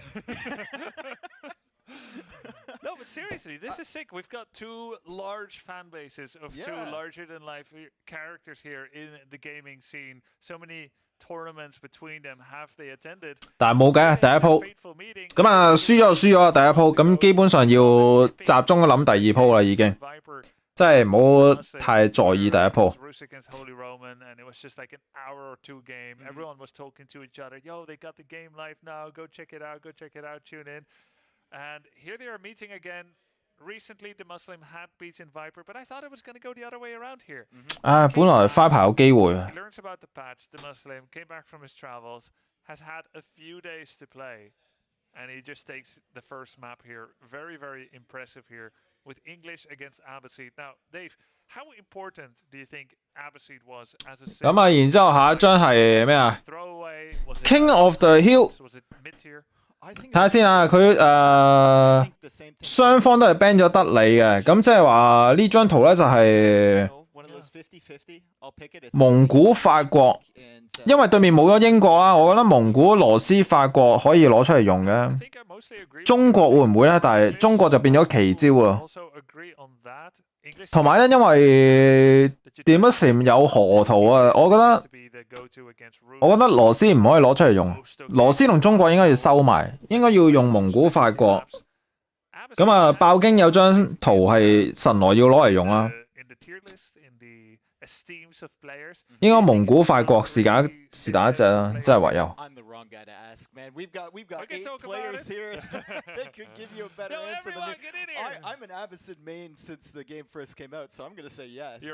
And I think the key sufferer, enjoyer. Yeah, the key thing about that civ is that like as all the other civs got their various nerfs and some of them got buffed as well, Abbasid more or less stayed the same. I mean, we got the increase or decrease, sorry, on the age uptime, which really helped a lot. But I think it's less of them being buffed and more of just other civs kind of coming back down to their level, right? Now people are realizing that, you know, getting villagers for half price is really good. And it enables you to do a lot of other things. I remember when I first started playing, they were my favorite civ. They sound so cool. They shout all the time. Oh, you're playing Tetris with the buildings, you know, it's like a game within a so game. So satisfying. Yeah. But then every time I forgot to get fresh foodstuffs once I made my age up, because there's just so much to learn in a new game. Not these players. And they can do more than that too. But yeah, it got better, the civ. It's still not an aggressive civ, which means you generally don't have agency. You don't get to dictate the flow of the game like an English, a French player, or a Mongol player, right? And even Delhi, with their sacred sites, have agency. Abbasid, as a passive civ, I think cannot be seen as number one. 歐提阿拔斯打英國，其實最主要就係個地圖都唔係好靚，即係佢有啲抽獎 feel 啊。其實有陣時咧，我覺得阿拔斯係一個即係好睇地圖嘅文明嚟。is that one big glaring mistake. It hurts to remember it. No iron under. 即係地圖唔係太好嘅話咧，已經好難打。但係如果係靚嘅圖咧，就阿拔斯都幾正。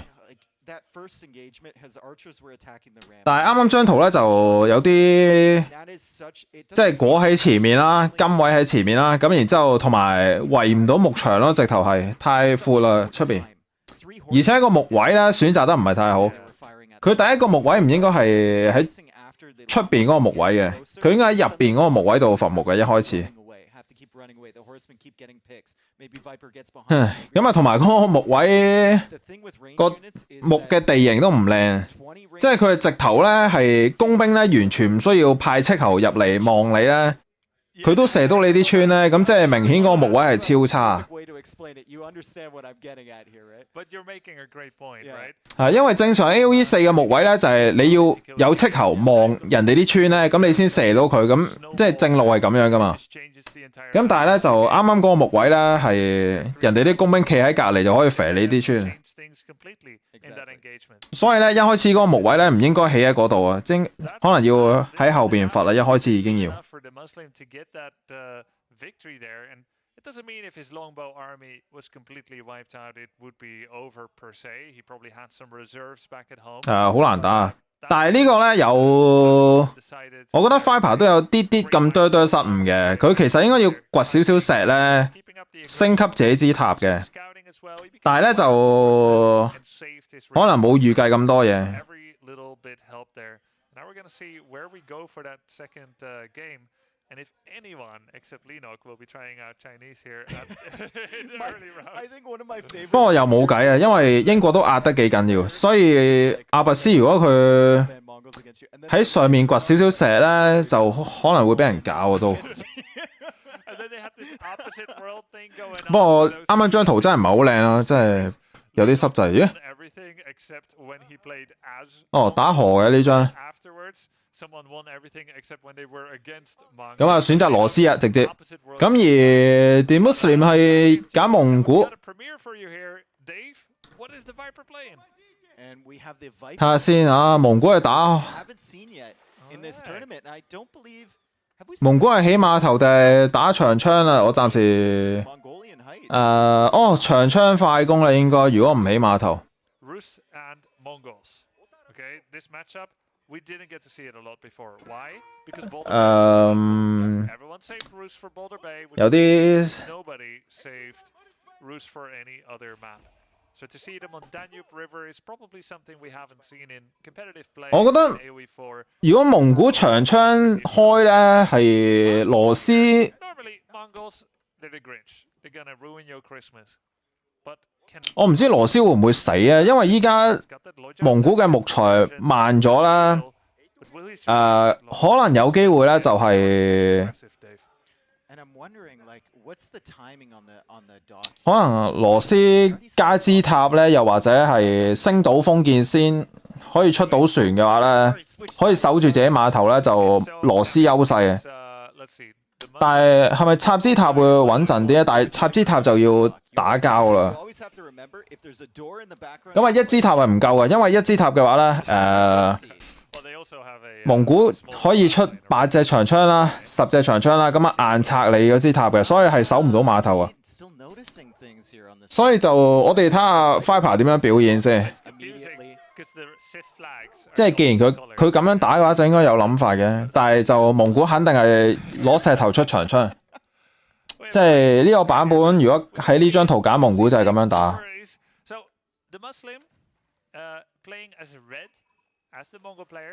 其實可唔可以咧考慮攞啲木牆圍死自己個碼頭啊？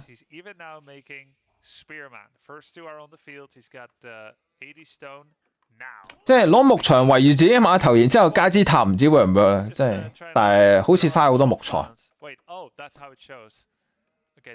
咁啊，長槍嚟啦！Viper 唔知望唔望到啦，即係佢喺度望緊打獵啊！依家。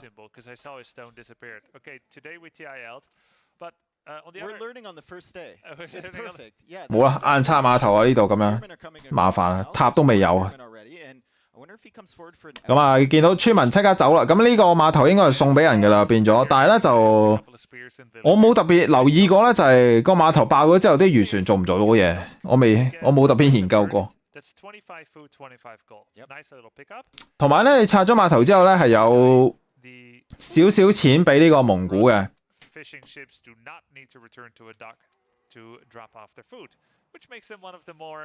good ships to pick if you're planning to lose your dock to Mongols anyway, which anyone should plan. And here's the outpost coming down in the ford there. So if Viper 其實羅斯就算碼頭消失咗，佢可以偷起嘅，然之後啲船變身嘅話咧，咁可能都 OK 嘅，暫時睇。即係呢個時候有好多情況可以出現，但係咧就呢個碼頭應該一定要爆㗎啦。唔係，即係嗱雖然佢唔需要交資源咧，但係如果個碼頭爆咗嘅話咧，咁啲漁船係咪會繼續做嘢㗎？呢個係我唔知嘅嘢嚟嘅，即係我唔知啲漁船係咪會繼續做。即係如果碼頭爆咗，但係啲漁船都可以繼續收集食物嘅話咧，咁梗係冇問題啦。咁但係就我哋睇下點樣啦，我唔係好知。Also includes fishing ships, yeah. So you see the income disparity between the two here. A little bit is gained back from the rate bonus. 其實睇下 income 就知啊，即係依家咧咪有350幾嘅，咁如果一陣間個碼頭爆咗之後，啲食物突然間斷咗嘅話咧，就應該係會少咗好多嘅。咁如果冇少到嘅話咧，就即係話代表碼頭爆咗都冇所謂。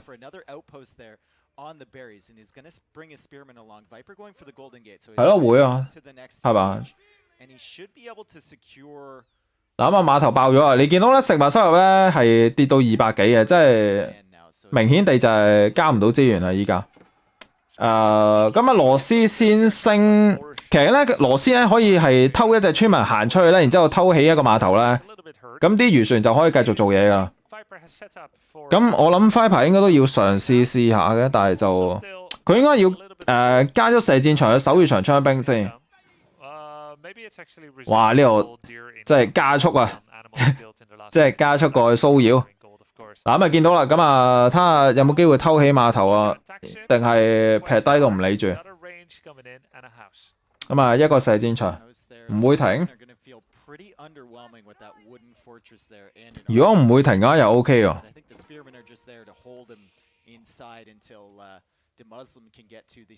喂，如果唔會停嘅話，咁蒙古咁樣打咪好蝕底咯。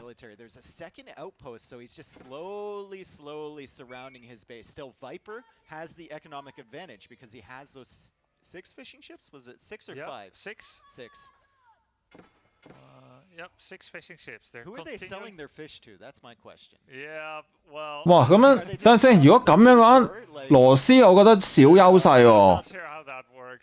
佢咁樣封羅斯資源咧，如果因為佢後面仲有木材咧，其實冇所謂嘅咁樣封。佢有漁船，咁而蒙古冇啦，就。Is she running away or did she die to the town center? I think she's right inside. Is it a she actually? We'll check when they come out again.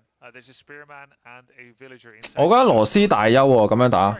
They would have stopped that second tower anyway. So Viper, 即係學到嘢。我初咧，我以為咧就係碼頭爆咗咧，羅斯啲船係唔做嘢嘅。但係如果羅斯啲船會照做嘢嘅話咧，咁基本上打完個碼頭，等於係攞咗25食物同黃金之後就乜都冇噶咯。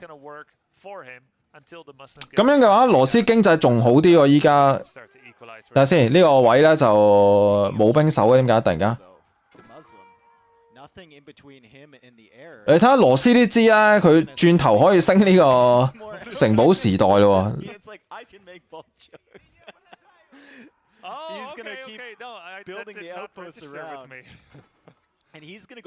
我覺得咁樣打咗長槍仲冇用喎，變咗。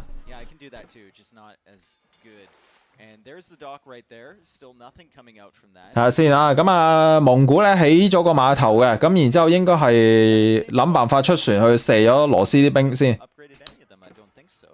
即係射咗啲漁船先。I suppose you can. I didn't try. Guess he doesn't think. Yeah. 但係咦，佢即係羅斯有陣時都幾勁，可以就咁變身。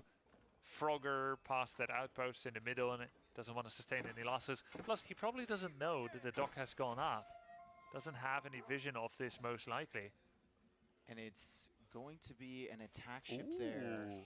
係咁啊，先出一隻嘅戰船啦，但係一隻唔夠嘅，即係羅斯可以變身，但係咧就OK 嘅，咁啊逼佢漁船變一變，但係可以升城咯，已經。係啊，咁啊射咗漁船先，咁然之後就其實花牌要變身嘅早少少，但係應該唔得閒理啊，即係食嘢食得太爽。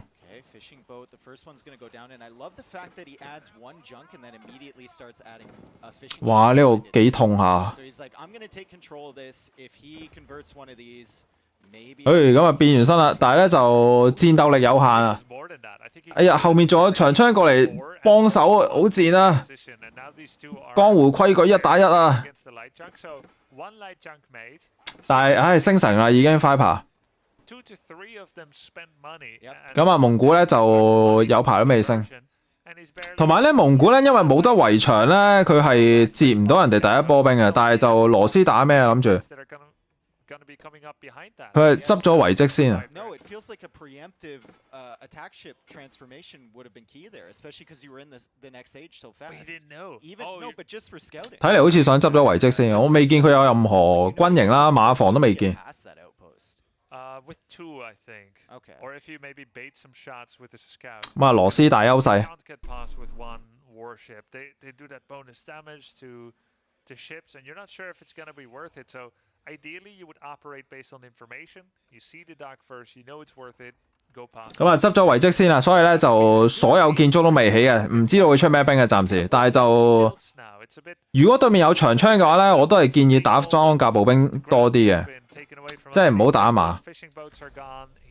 即係又或者啦，打完工兵再唔係打完金馬轉工兵咯，即係金馬加工兵。但係咧就睇下佢加咩啦，攻城單位。不過都係啊，佢即係佢要有老炮去處理呢啲船先啊，順便即係打埋建築又可以打到船。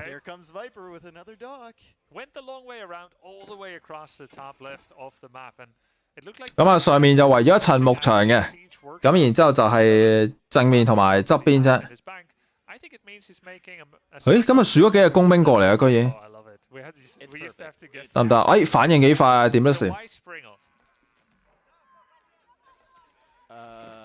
誒，好似唔錯，暫時睇。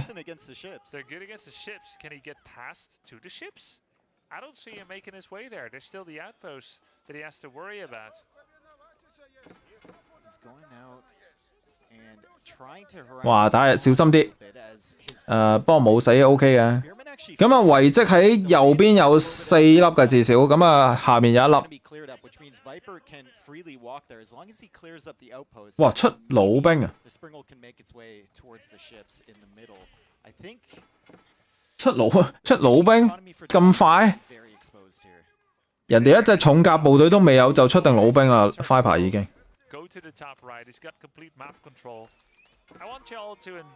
即係超前部署喎，即係人哋連城堡都未升，啱啱先升，佢就即刻出定老兵啦已經。睇嚟有諗法嘅。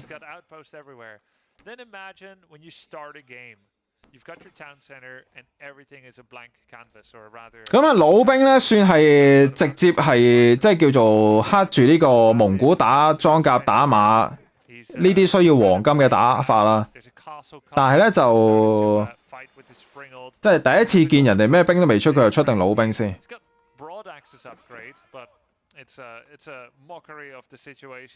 咁啊，想提早儲定一個數量去處理人哋嘅金馬裝甲。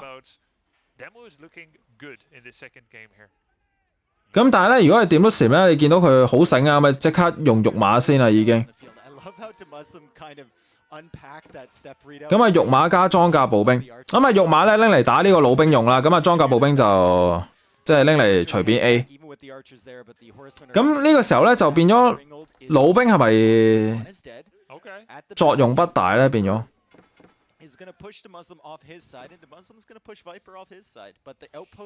其實遇到肉馬加裝甲呢個組合咧，打係咪打翻金馬會着數啲？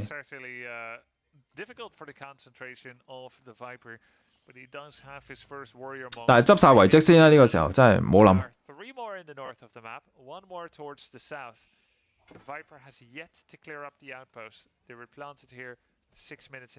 哇！真係蒙古經濟有陣時都睇落都幾好，即係依家有漁船啦，有牧場啦。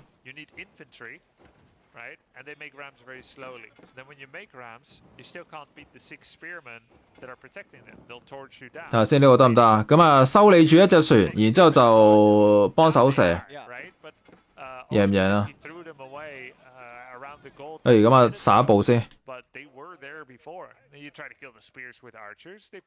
後期有啲難打，蒙古太有錢。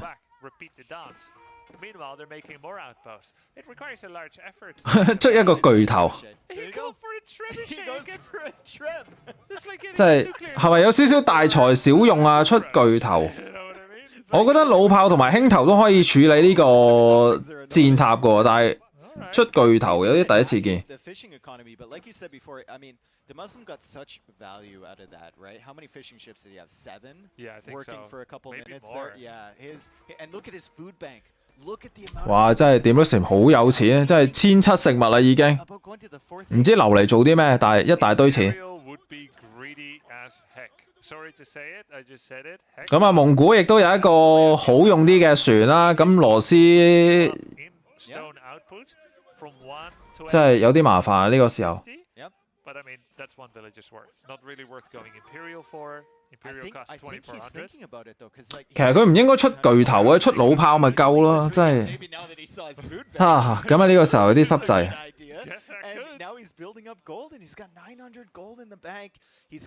哇！你睇下點都閃啲經濟。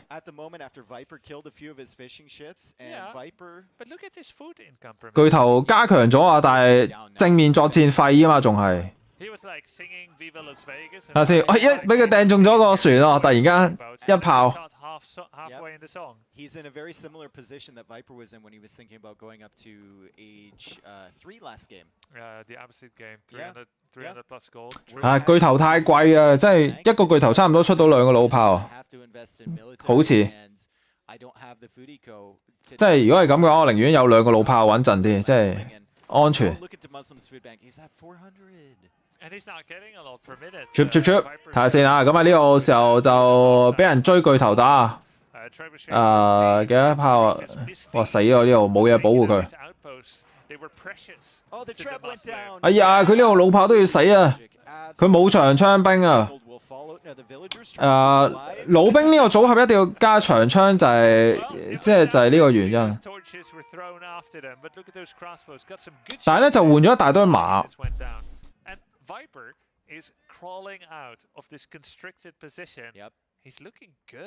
但係 OK 嘅，暫時睇。咁你見到咧 Viper 嘅人口咧有82嘅，咁而蒙古咧得67啫。我覺得係咪死得太多馬咧？啱啱嗰個位，即係心急得滯啊！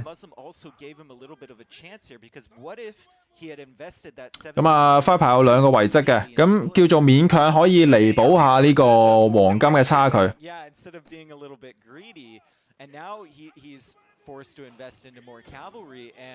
睇下先啦，咁啊帶老炮過嚟射船啦。哇！你睇下點都閃係狂爆金馬。其實呢個時候咧最勁嘅組合咧就係金馬溝肉馬，但係咧就哇走啊，即係不斷向後走。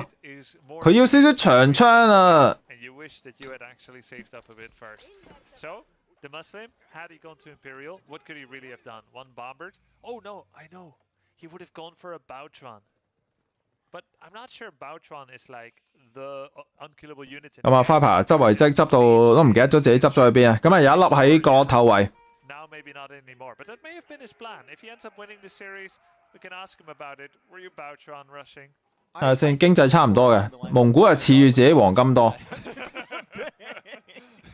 招降招，但係血量太少啊呢個位。Oh my God! Look at all the cavalry chasing me. He's running away. He's gonna get the relic a little bit closer to Viper. That is such a Viper thing to before you even look at your other warrior. 好接近啊呢一鋪。Still has the relic. They haven't dropped off. You're trying to steal it from your opponent's side. 哎呀，快牌呢個位失誤啦。Viper did just lose a Springle to a War Junk. He's looking pretty good in the economy department. He's got 人口領先。 still triple the army size, some of it more valuable as well. But I would say this game is 點解點都時冇石頭嘅？佢冇起澳包啊！哎呀，佢呢度停咗，然之後佢冇加薪嘅。點都時冇石頭啊！依家佢應該冇留意啊，即係控緊前面好忙啊！佢要有一個新嘅澳包啊！有冇人可以通知佢？佢依家冇石頭啊！咁啊 ，Viper 咧有800幾900石，我係可以插寶咯。點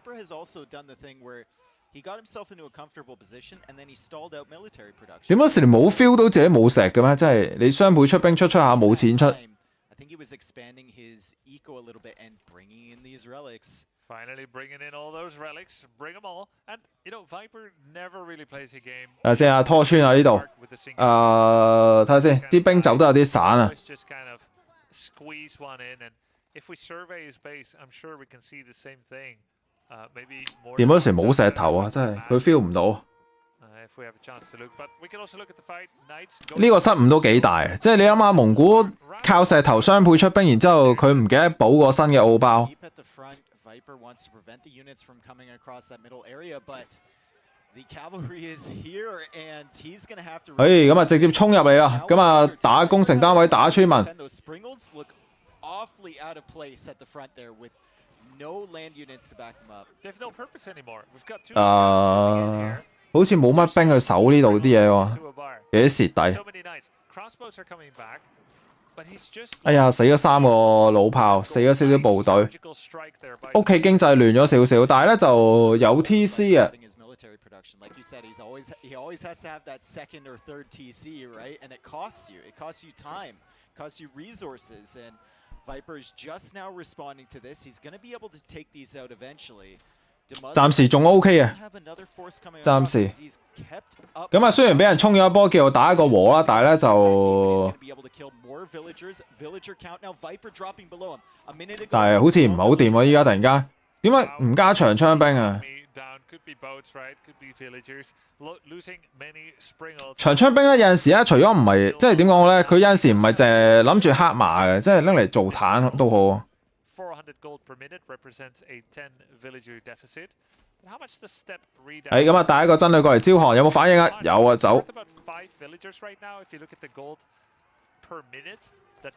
哎呀，小心啲啊！呢度，佢呢度冇一個坦嘅單位咯，叫做。老兵行得太慢啊！咁啊，輸出又唔係快。咁啊，收穿入去。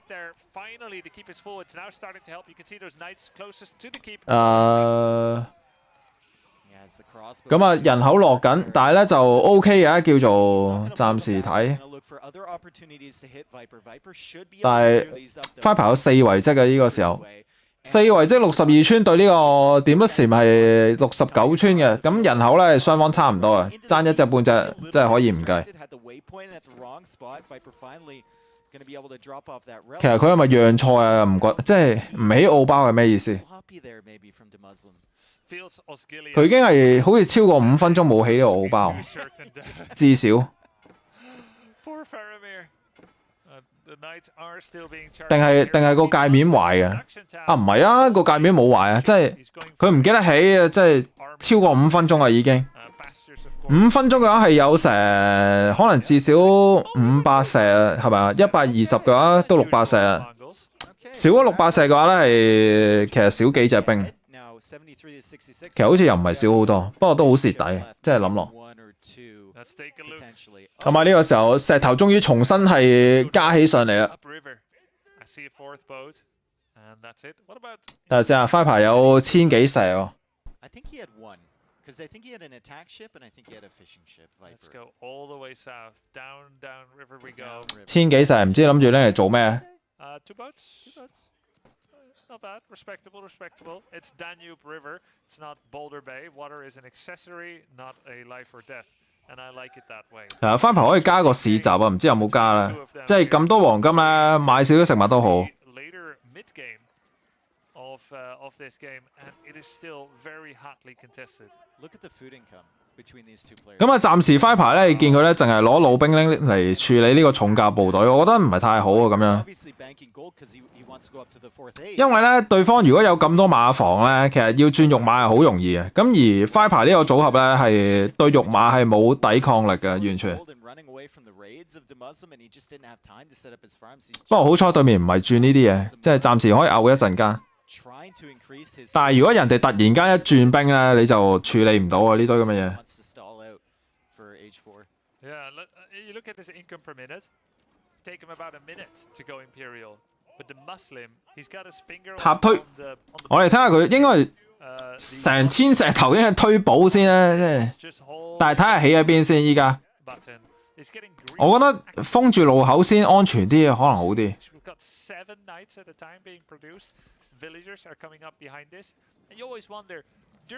等陣先，快跑好似喺度等星帝喎，我睇個資源量。That if the attrition isn't too bad, that he's slowly getting ahead by virtue of his own second TC. I don't know. I think if you asked him, he would say something like, "Oh, I suspected that he was on 2 towns." 佢咁樣升帝咧，好牙煙喎。即係呢個時候咧，蒙古已經有36隻兵啦，咁而快牌28隻咋。但係佢呢個資源量咧，肯定係等升帝啊。唔知會唔會死啊咁樣？睇下先啦，咁啊，終於加長槍啦，係咪啊？即係加軍營啦，終於。佢知道自己缺少啲咩部隊啦，終於 feel 到啦。咁啊，有塔喺度守住，咁應該係升帝啊！見到咁啊，突然間一筆錢使咗啦，咁啊升帝啦。蒙古就狂爆緊兵啊，所以就應該冇可能升嘅。咁後期就應該係羅斯勁啲㗎啦，因為羅斯嗰個老炮，羅斯個老炮咧，蒙古應該冇辦法處理。但係咧就係咪應該要學下呢個 VM01咁樣係咁圍牆？咁啊長槍加老炮加老兵。同埋咧，老兵咧有射箭場咧係可以直接轉呢個火槍兵噶啦，已經。咁即係話咧，後期咧應該係火槍、老炮加長槍嘅。咁基本上咧就蒙古冇得打，即係蒙古打呢啲咁嘅組合咧係比較弱。但係咧就快牌唔好衝住先，忍耐下。等佢升埋帝先。其實蒙古要打多線嘅，但係圍得太靚，真係打唔到多線。依家呢個時候。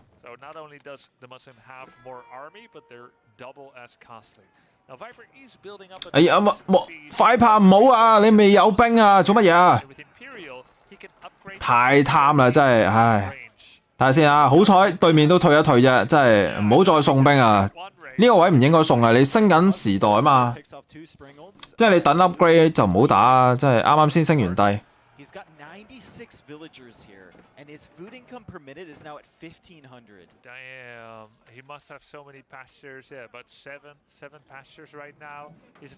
翻牌要等 upgrade 嘅呢個時候，正面打唔到。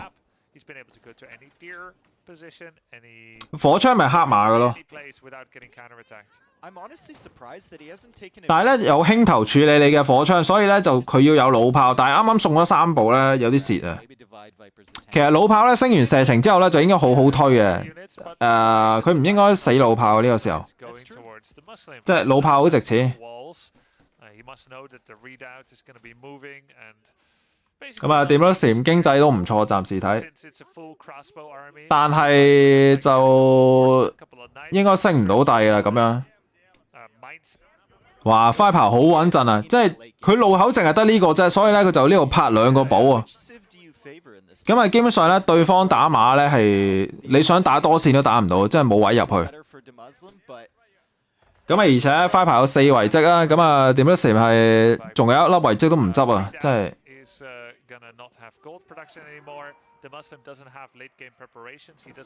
睇下先啊，呢度圍咗牆嘅，但係咧就，哎呀呢度又損失弩炮。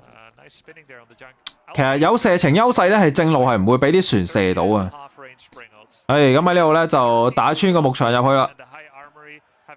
但係呢個位入冇出啊，可能會呢波馬可能會死晒啊！睇下佢識唔識退啊？係啊，走啊，唔好入去。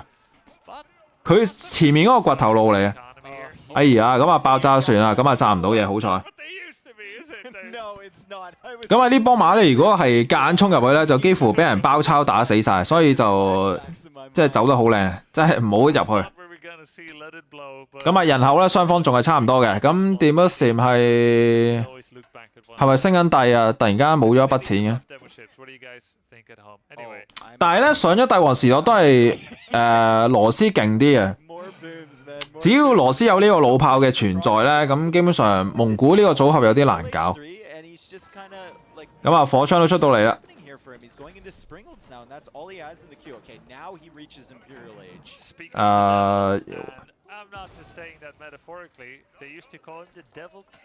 其實如果 Firepower 可以咧一邊攻一邊圍牆咧，可能會好啲。佢依家咧咁樣個組合咧，就佢要小心啲保護自己啲攻城單位啊。其實有陣時咧 ，VM01 嗰啲戰術咧，即係雖然睇落好搞笑啦，但係其實都幾有用。即係呢個地形咧，你過咗河之後咧，就幾開放下咧，人哋過嚟包抄你咧，你行唔喐啊！咁啊，人口去到差唔多滿啦。青頭圍牆先，唔好理，即係唔理啲牆有冇用，圍定先啊！即係木材暫時仲有啊嘛，即係可以圍下先。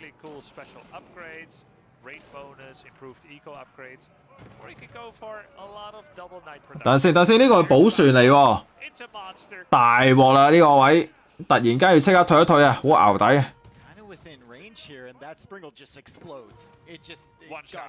但係呢個寶船有啲難處理，但係弩炮應該射程遠啲嘅，但係要嘥時間去控咯，真係有啲濕滯。點啊？呢度衝啊，唔衝？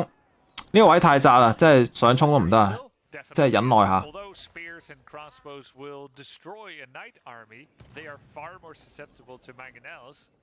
Firepower 嘅村民有啲少，即係點解雙 TC 嘅村民會少過單 TC 嘅蒙古啊？啱啱佢死咗村啊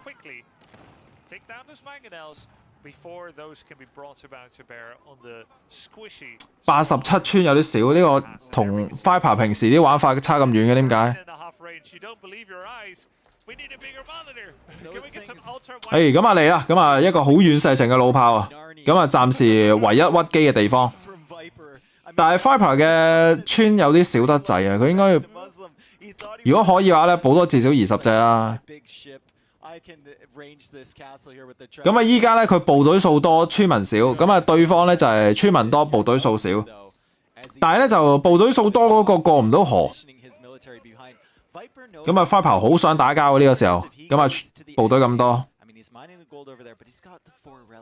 但係就有4遺跡可以當係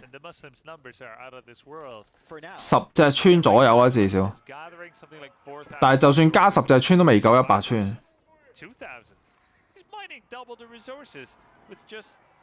其實村民有啲少得滯。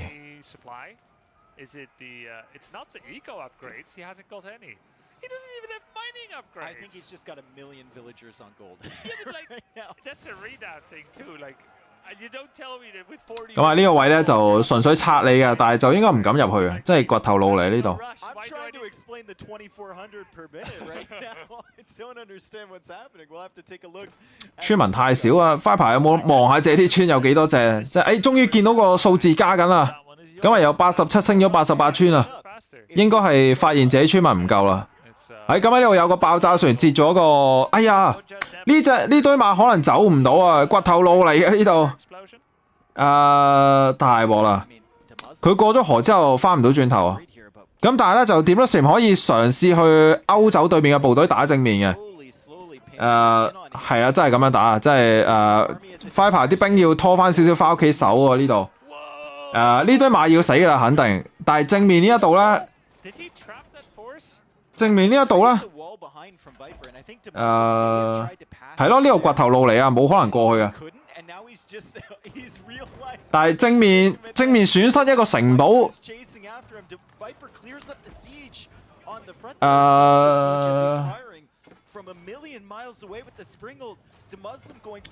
咁樣吹落去好唔好咧？嗱，呢波馬一定要死啊，肯定。但係追咗9里遠，有啲蝕底。喂，轉咗個圈走到居嘢 ，what the fuck？ 睇下先啊，呢個時候補船，呢個位要拉一拉打。嗱，咁呢個時候咧唔可以俾呢波馬走嘅，即係一定要食咗佢嘅。但係咧問題就係食完之後咧，掂到禪嘅經濟好似都仲係可以出到唔少兵啊！等先，喂，呢波老兵唔好讓咗個路口出去喎。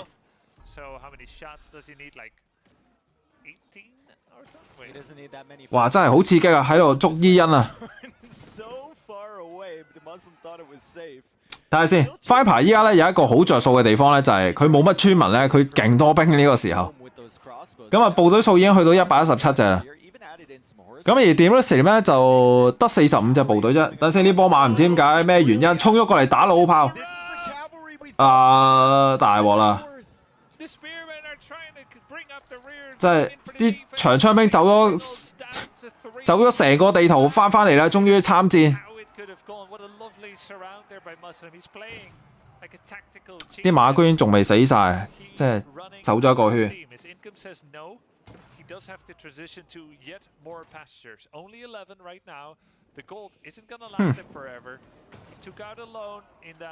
哇！呢個時候靠老炮啦，唯有。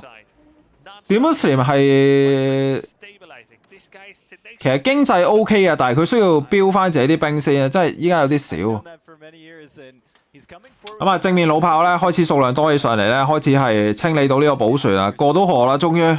但係就 Viper 拗地啊，好似咩意思？不過佢仲要 plan 咧，就係過咗河之後咧，佢應該要加多個補嘅。哇！真係呢個補船有啲煩。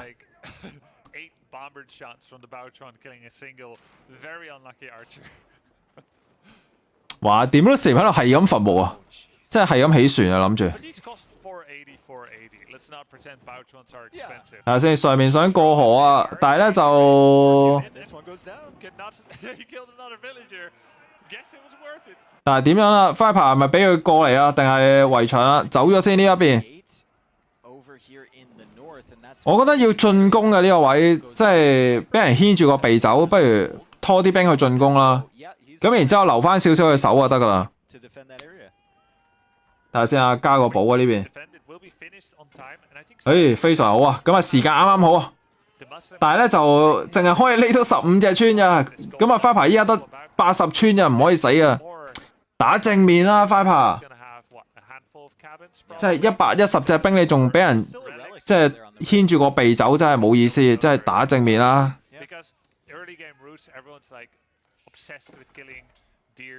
呢個時候就係 Viper 兵多。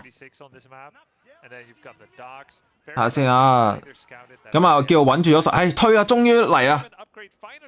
你諗下，117隻兵打47隻兵，你多人70隻兵啊！你然之後留喺屋企龜，咁啊終於出門口啦！就係勇敢嘅宅男啊！睇下先啊，呢度有火炮輕頭，但係唔多兵嘅 ，OK 嘅。我覺得啲兵咧散開晒，然之後過去推就得噶啦，唔好黐埋一齊行。咁啊散開，你見到個散開陣營，然之後咧就睇情況推啊。咁啊先處理咗啲輕頭先啦，咁啊得翻2步咧，應該係 OK 噶啦，可以打。咁啊得翻1步都更加可以打。好，輕頭處理晒啦，咁啊正面仲有，唔係下邊仲有2步。呢度清得好冇啊 ？OK 喎，70幾隻，但係呢幾個輕頭咧做咗好多嘢，暫時睇。但係咧就好似都 OK 啊！呢個時候點咧？成係得翻23隻兵啫。其實Viper咧冇乜經濟嘅，佢呢度村太少啦，即係話咧佢呢一波咧係其實要即係要打死對面嘅，佢唔可以打5波。即係打5波嘅話咧，點都成係有130幾嘅村咧，佢回氣係好容易。但係 Viper 呢度啱啱咧死咗兵死得有啲多得滯。其實佢要多啲村咯，仲要。咁啊長槍你都要有田㗎，即係經濟麻麻地暫時睇。但係點都成冇黃金。等下先啊，81隻兵啦！呢個時候 Viper 又突然間變咗。睇下先，呢個寶好緊要。打唔打呢度係咪打掂咗先？咁啊，攞輕頭過嚟偷一偷你啲血先。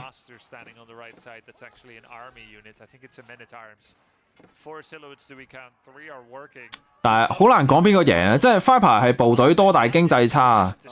但係 Demolition 咧就經濟幾好，但係部隊太少。咁啊又偷一個部隊。老炮都真係幾勁，即係射程遠。哇！你睇，個輕頭過嚟望一望，轉一轉個圈就爆咗啦。OK 嘅，暫時睇。其實等先，上面啲老炮冇人保護喎。睇下先啊，等下先，你見到啲老炮真係左穿右插啊，真係唔好俾你包抄。咁啊，有老炮就問題不大啦。咁啊 ，OK。冇啊 ，Viper 冇咁多錢出咁多兵啊。咁然之後最有用其實係老炮啊，呢個時候。投降啦，終於。哇！呢一鋪真係睇見都驚險。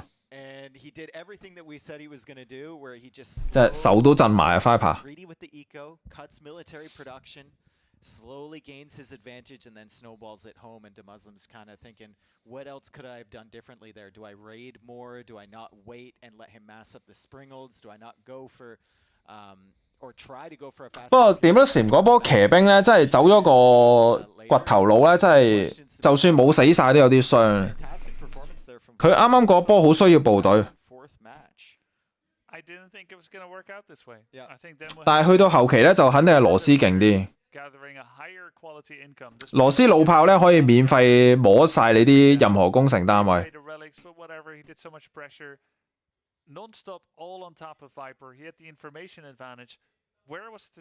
但係咧，啱啱 Viper 啲村太少啊，真係嚇鬼死！我以為佢咁樣送一波兵爭啲輸添。佢得80村咧，基本上係好難咧去重新起翻一大堆兵嘅，即係死完就冇啊啲兵。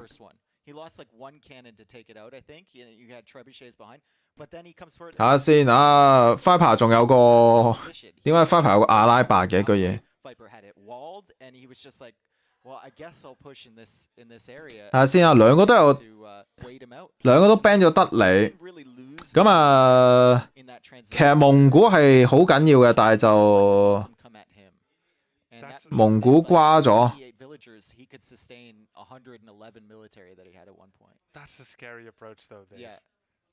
有啲濕滯，即係啲勁人咧覺得咧蒙古喺呢個版本咧，你如果攞出嚟你輸咗一場咧，就已經係蝕底㗎啦，已經。蒙古係免費攞分。But like Viper, the opposite approach, 90, it's very little. It's like 30 on food, 30 on gold, 30 on wood. He had 4 relics too, though, to be fair. That helps. Yeah. Yeah, maybe when you've got a couple of relics, you should be a little bit less. 但係啱啱嗰鋪又學咗嘢，即係我唔知道羅斯原來啲船可以咁屈機，即係碼頭都唔使可以食到魚。Save that for later, thank you. But 90, that's a scary approach. You lose your army once, you don't look once, mangonels. Rain down havoc on your infantry. You can't reproduce. Can't reproduce. Because you're going up to the next stage. And I think DeMuslim might be thinking about that moment in Castle Age where he had 1,700 food in the bank. And just going, why didn't I do something with that earlier? And if he doesn't ask himself that, we will. Yeah, if he wins. We only interview the winners, so... Yeah, we don't talk to the losers. 其實點都時喺城堡時代可能要爆肉馬嘅，即係。但係堅持出金馬就即係俾啲老兵克住。to the winner. This is an interesting one. 我仲以為佢咧，因為佢城堡時代初期咧，佢係出緊呢個裝甲步兵加肉馬，但係中途又打翻金馬，即係有啲猶豫。I'm so glad we made it here. I was afraid one of them was going to wipe 3-0. Yeah. Not the case. And like, if you talk to Muslim as well, I've been talking to him quite a bit over the last 24 hours or so. He didn't feel confident coming in here because he didn't have that practice, right? So like everyone has been asking each other, the players have all been like, who's gonna win and where do you think you're gonna finish? And most of them are saying, I'll probably be bottom. I'll probably be bottom. And he's no exception. Everyone except Marine Lord is like, yeah, I'll probably be at the bottom. You know? Nice. But he's no exception. 係咪先啊？我聽緊你講咧就話點都唔 I expect to lose this. Right? Yeah. 唔知係咪坐長途車啊，所以冇練習過。He was in the practice room for a long time, and I think his hands are nice and warm, and he's fresh, and he's ready to go. You know what's interesting? The Muslim, he joined my gaming team in 2000. 如果冇乜時間練習，又有啲蝕底喎，真係。As the British arm. 但係 Lina 已經都係一樣啊，即係韓國過嚟。And he was really, really young, and in those days, he also played tournaments. He played tournaments. 然之後 Marine Law 都應該係啊，即係 Marine Law Lina 應該都係比較蝕底啊，可能。But I think he mellowed out a bit. He's learned to depressurize himself with low expectations, at least outwards. We don't know what's going on inside that beautiful head of his. And then, in the meantime, comes out, wins the Steel Series Cup, qualified for this by virtue of it. Signs to Team Liquid. Signs to Team Liquid. His Nice confidence dad boost. is like casting for other events, yeah. And now he's 1-1 with the Viper. Yeah, he's a multitasker for sure. I respect it. I respect the grind. And he's 1-1. We're going into game number 3, and it's going to be his home map. And he has a lot of good civs left. Now, Dave, if I asked you, where would you rank the Muslims' top civilizations based on his reputation? 咁啊 ，Mr 咧就好似係係邊度人咧？我記得 Mr 好似都係喺附近國家嘅，即係唔係好遠。Okay, you ask me. Grubby, if I were to ask you, where would you rank the Muslims' favorite civilizations based on his rank? 咁啊 ，Marine Law 係法國噶嘛，都係好近啊，即係隔離，即係隔離鄰居。Really good question. Good. 定係意大利 Good. Good. I will answer it. I think Holy Roman Empire has long been his favorite. Yeah. He played a lot of English, but kind of his onboarding. 不過都喺附近咧，唔知法國定意大利，即係都喺附近。睇下先啊，咁啊兩個都攞神羅啊，咁啊神羅太勁啊呢張圖。Favorite map, favorite civ. There it is. And then I think top 3. 咁啊，以前神羅打神羅咧，就有呢個 animation cancel 嘅話咧，就大家齊打馬先嘅。但係依家唔知有啲咩變化。He lost just now with Mongols. He's not known for it, but I think he played it very well. No like 希臘 Mr. 咩希臘都好似好近㗎嘛，喺即係喺嗰笪大嘅陸地入邊，應該係最底嗰個位嚟，但係就應該唔係好遠，即係可能係廣州去北京嗰個距離，可能。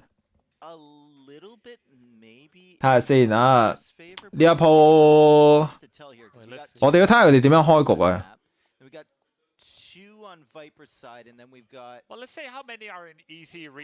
等陣先，我見到有個人有3字喎，即係個部隊數，應該有人出咗雙斥後。但係呢個圖雙斥係咪真係有用啊？ than from the Viper and closer to Viper's wall. So there's this short running distance. Like, do you even get wet when you run that short of a distance in the rain? 雙斥後，咁啊雙斥後攞多啲羊翻屋企，咁啊然之後就我唔知佢哋會唔會喺封建打交咧。以前啲人咧會覺得咧就係神羅喺封建打完一輪咧，因為有馬控圖咧，就人哋冇咁容易搶遺跡。但係好難控制啊呢個。 即係如果你爆太多兵升得慢得滯啊，人哋爆翻金馬或者人哋爆裝甲步兵長槍呢啲啊，即係你好容易都係遺跡守唔住。睇下先啊，今次遺跡嘅地形咧比較偏向應該比較偏向 Viper， 我諗就咁睇。777咁夜唔瞓。睇下先，呢個嘢有啲型，起得。咁啊選擇 cover 呢個鹿啦、黃金啦、TC 啊、果啦。咁啊主要都係食物來源嚟嘅，即係有機會係唔打封建嘅可能。我成日都覺得咧唔好打封建，即係神羅噶，即係俾人騷擾一陣間冇乜所謂。睇下先，喂呢個地標仲靚喎，即係 TC 木位、金位、果，仲有鹿喎。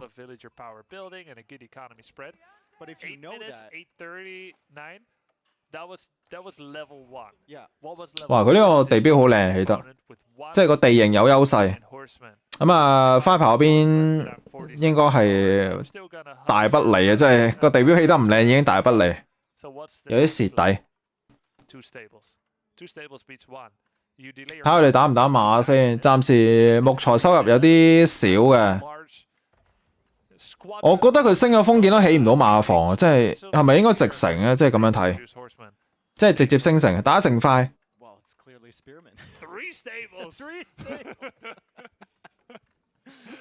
Your mind works differently from mine, my friend. Just trying to be smart. Just add them. 即係起完地標都起唔到馬房，即係成塊係咪打成塊？咁啊加個魔方食鹿啊，直頭。哇！呢個魔方仲要唔貼果啊，即係直頭喺啲鹿正中間食。打唔打馬房啊？冇啊！咁啊起咗間屋之後咧，啲木材越嚟越少添啊，仲要。係啊，升城啊，應該如無意外。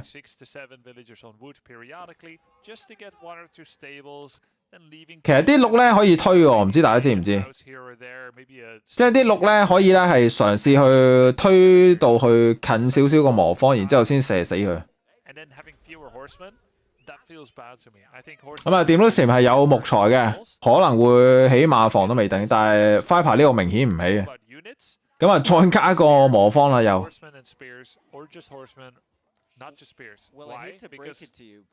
哇！咁啊，見到啲鹿咧行近少少就肥定先。哎呀，掂到時唔加馬房啊！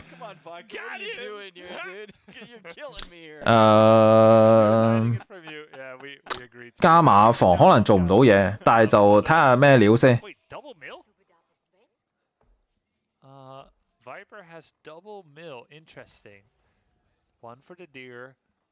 咁啊 ，Viper 咧至少可以喺8分前一定升到城嘅。咁但係咧就究竟喺呢個時間之前會唔會死啊？哎，加馬房咁冇嘢啦。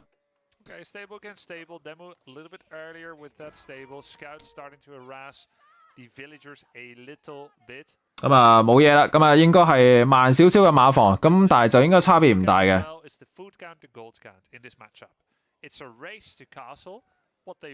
但係就點解 Viper 啲經濟可以咁好嘅？等先呢個人雙馬房啊！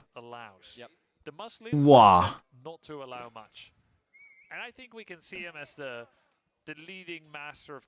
啊！如果 Viper 知道人哋打雙馬房咧，可以起軍營先嘅咁樣。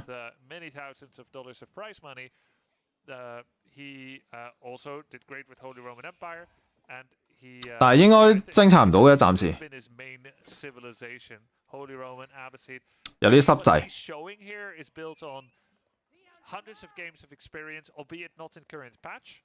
But current patch didn't change Holy Roman Empire much, if anything. So he's gonna make a lot of horses.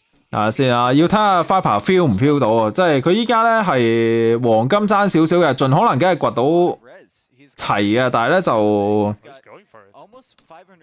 但係如果掘唔齊金嘅話咧，佢都升唔到城喎。When you reach there, right? You can't just get to Castle Age and then expect to be fine. If he's got horsemen running around and you're trying to go out and snag those relics, you got a big problem. And his economy 佢要啲黃金，佢一係偷雞掘多少少啦，唯有。咁啊，上面未窩啊，人哋應該會衝入嚟啊！哎，加軍營啊 ，OK 啊，好事嚟。我覺得咧加軍營咧係一樣咧，係你唔需要同人哋鬥呢個馬多咯。即係話咧，你要慳錢啲嘅可以。咁然之後咧就升城啊。咁但係佢要掘多少少黃金同埋要啲食物。係啊，有長槍 OK 啊呢度。點都時呢個雙馬房應該做唔到嘢，有啲浪費咁樣。咁啊 Viper 咧防守咧好容易。等陣先，長槍得一隻咋，有啲慳皮得滯喎。有先俾人圍毆喎嗰個長槍兵。騷擾個木位係冇乜所謂嘅，即係木位就即係唔好死校長啊呢個位。即係木位俾人騷擾咧，你食物同黃金冇斷就得噶啦，可以升城啊。我比較中意 Viper 呢個開局多啲。但係點都時都升到 ，what the fuck？ 哇，咁連部隊數都一樣喎，呢兩個人咩意思？咁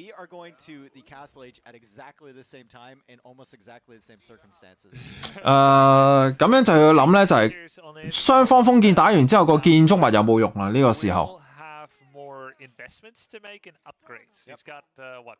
Does he have Dark Age Spearman? I don't know if he got the Hardened Spearman upgrade. Yeah, they're Dark Age. So Dark Age Spearman and a stable. 咁啊，雙方嘅村民一樣啦，部隊爭啲咁堆啦，但係咧就問題不大嘅。That's interesting. The Muslim can support these with. 但係試下 Viper 都好想出去搶遺跡嘅應該。So they're better at chasing prelates. It's all about who gets more of the relics here, Dave. And it's about to go down. 哇！真係好刺激，但係呢個咧好明顯就係 Viper 嘅遺跡嘅位係靚啲嘅。走啊！快啲拖走佢。咁點都船望到啊！點都船喺上面俾人剁緊呢個唔係剁緊呢個教長，死唔死啊？呢度？臨尾嗰一秒，哇！黐線，佢呢度搏到啊，居然！咁呢個時候咧 ，Viper 咧已經係攞咗2個遺跡喺手啦，咁應該係捧緊翻屋企嘅。咁啊，門口一個啦，側邊一個啦。咁而守住呢一個咧，就應該係3遺跡打2遺跡嘅，即係如果死守呢個位，長槍比較容易守啲嘅，因為如果淨係得騎兵嘅話咧，係即係冇可能同你打正面。但係先 ，Viper 好似俾人截住咗一隻喎，咁啊，暫時由3變翻2啊，依家。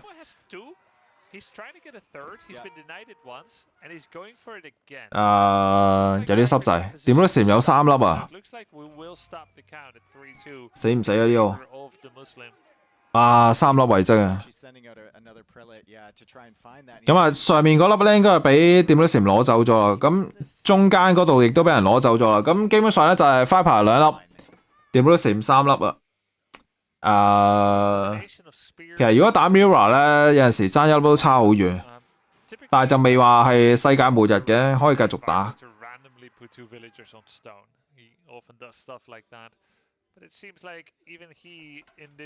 咁呢個時候咧就係圍屋企上帝啊，即係冇必要喺中間搶啦。如果係咁嘅話，但係咧就如果你完全放棄控圖咧，對面可以搶聖地咧，就都有額外少少收入。係啊，佢呢度捧住個遺跡做乜嘢？做乜唔擺落去？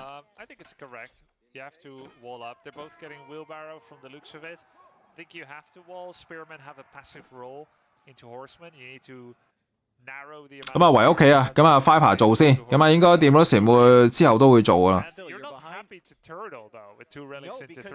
哎呀 ，Viper 未擺低個遺跡啊，佢有冇發現啊？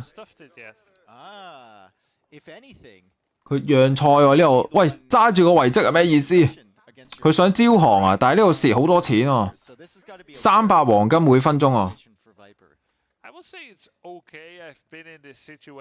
係先呢對村民匿埋啊，真係匿埋喺樹入邊，睇唔睇到啊？哎呀，俾人望到啊！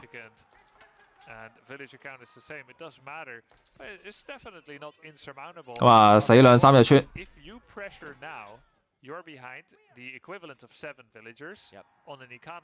但係長槍應該係比較着數嘅呢個時候，但係咧去到帝王時代就冇所謂啊，因為帝王時代大家都係打步兵嘅可能。哎呀，呢個遺跡要擺低啊！ behind the building. But you know what I mean? Like the longer the game goes on, even though they have more and more extra gold compared to you in absolute numbers, it represents a much smaller percentage. 終於擺低啦。Yeah, so like you're fine drawing the game out, even though it feels counterintuitive because quote unquote you're getting behind. 咁啊 d e m o s i m 係小優勢嘅，但係咧經濟上面咧就部隊數爭啲。咁啊 ，Viper 有配兵嘅優勢啦，但係就 d e m o s i m 有少少經濟嘅優勢。Good play. We support this play. 睇下先啊，呢個轉一個圈咧都俾咗 Viper 少少麻煩啊。但係咧就出邊有2個聖地，居然可以係完全冇兵嘅情況之下搶咗2個聖地。哎呀，呢度冇控兵啊！咁啊，換咗幾隻騎。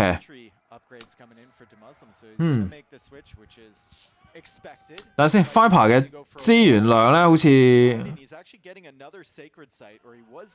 唔係喎，點都唔想打一波流喎，佢依家出步兵嘅點解？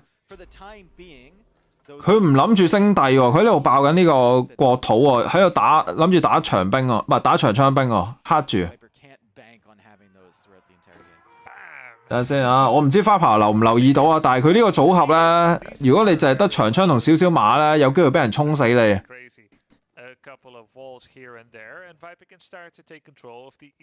佢同埋佢未窩晒，最緊要就係，其實係咪應該直頭買少少石頭圍死自己咧，比較好啲？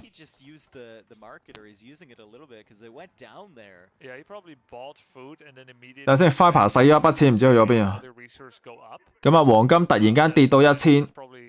What happened, and he had to gather stone because he was like, this relic thing, it isn't working. Oh, you have to put it inside the Reknits.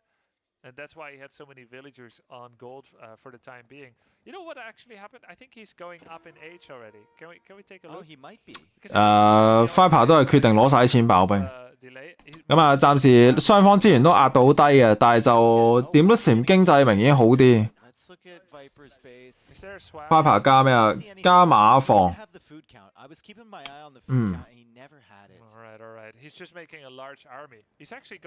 咁啊，雙方都爆兵，咁啊唔打低啊。咁之後咧就應該係睇攻防升級嘅，但係 Viper 亦都未準備升。咁而 Demolism 咧係升緊呢個1近攻同埋1遠防嘅，暫時睇。有先數咗波兵入嚟啊！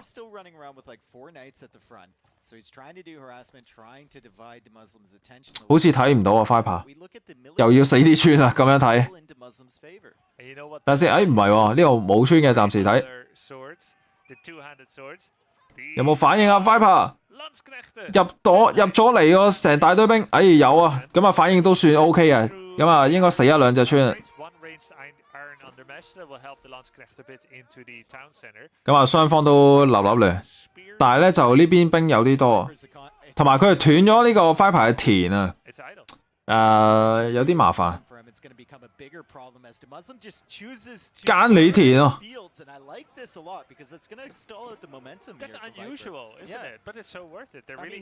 睇先，差幾多塊田？4塊已經，5塊啦。同埋呢度有國土噶，所以長槍兵係唔夠噶。呢度即係大家要鬥多兵嘅呢個時候。邊個贏啊？呢度？等先，國土喺後邊游嚟游去喎。哇！呢度死咗幾多嘢啊？點都都死咗好多村下喎。佢依家38、39，但係咧就 Viper 屋企守唔住啊。咁啊，部隊數到17隻，咁啊點咧？係咪31隻？暫時係咪點咧？贏咗啦已經，即係屋企呢一波兵冇辦法處理喎，暫時。哇！佢不斷喺度拆緊你啲田，黐線佬。睇下先啊，拆完啲田咧 ，Viper 決定再種多一次。同埋咧，你只能夠喺地標附近種啦，因為地標附近有加成。呢度死咗幾多嘢啊？又點解 Demolism 得翻33隻村民嘅？無啦啦。喺出邊食鹿啊，付出代價。Look at all those villagers! And look at the villagers wondering, they don't have a job yet. There's no fields to plow. They have this return to 哇！真係呢度炒埋碟，清唔清得到啊？真係 the farms, but there are no more 花牌依家太少兵啦，得12隻咋。 Maybe set up some new fields for these guys as villagers can 咁啊，村民不斷走啊，34打33隻，但係部隊數咧係點都領先20幾隻。花牌圍唔切自己屋企，有啲蝕底。咁啊，人口咧47對71啦，就明顯地差距幾大，但係就出邊有一個聖地，咁而點都佔多一個遺跡。 said and done here, it's 34 villagers to 34 villagers with only an extra relic for the Muslim, but the military. 但係好似其實 Viper 都少一個攻防，一個遠防。 All those cute little farms that he lost. Wow. Yeah, we went back. 太窮啦！呢度爭一個遺跡爭咁遠嘅可以。 Lost that battle big time, and you're faced with an army of Landsknechten. 咁啊，堅持出去食果，有呢個控圖。 I don't want to work with this guy anymore. He keeps saying the word that I don't know what it is. How do you do what? What? 咁啊 ，Mira 係好難逆轉嘅，真係冇計。睇下捱一陣間睇下點啦，但係就應該戰況唔會點樣大改變啦。對面太多兵啊，48隻啦已經去到。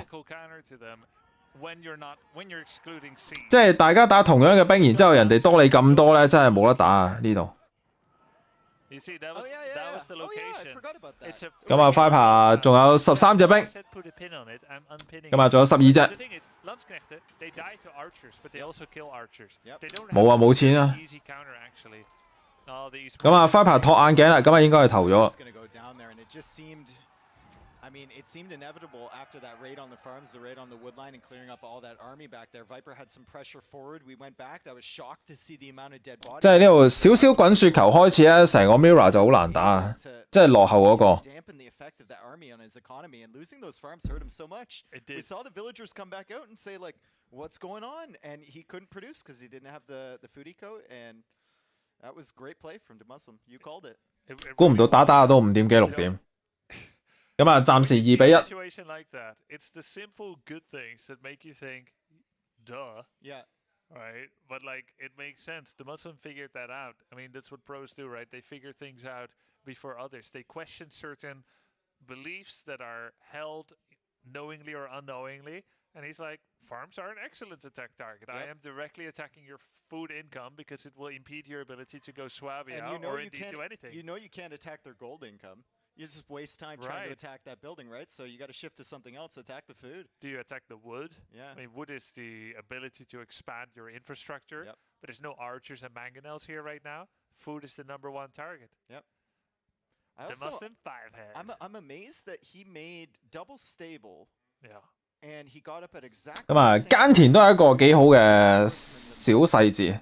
Got up to Castle Age at exactly. 即係拆咗人哋啲田。 2 stables and 8 horses against what? 4, 5, 6 spears. He had 3 horsemen of his own and then like 4 spearmen or something. Might just be the. He did make a mill. He did make an extra mill though.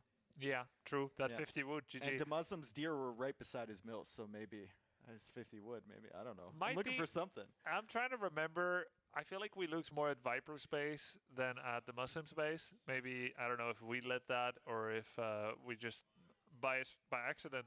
But I think that the Muslim maybe had a better Aachen location. Is that possible? Did he cover gold and wood, and Viper did not? Because Viper's gold was bottom right of his town center, if I recall correctly. It might have been. Yeah, his gold was bottom right of his town center. Definitely not covered in the same Aachen as wood. Yeah. So it's the little things that add up over time. Yeah, that might be why. But I still think the Muslims showed a good mastery of the matchup. 咁啊 ，Viper 仲有個阿拉伯， But it wasn't unimaginable for Viper to 仲有啲咩文明未用啊？仲有蒙古喎。 Either way, both had a chance to win. The Muslim takes it with his specialty. Now we go to Dry Arabia. Viper goes to his home map. And what's he gonna take there? 我覺得蒙古應該係必出嘅，照道理。但係咧就 So Delhi was banned out. I didn't get to see the Civ bans there. What were the Civ bans for both players? I've forgotten already. 但係 For both, because they both have access to 不過我覺得蒙古應該要出咗先，即係蒙古係免費攞分嘅，即係假設打得合理嘅話。咁但係咧對面有蒙古比較頭痕嘅應該係係咪打阿拔斯啊？應該蒙古。但係如果 Viper 喺呢個時候再揀法國嘅話咧，就我覺得揀法國嘅機會細啲，即係如果唔揀蒙古就揀英國咯。但係就我覺得點都要攞咗蒙古攞分先，最好就。我覺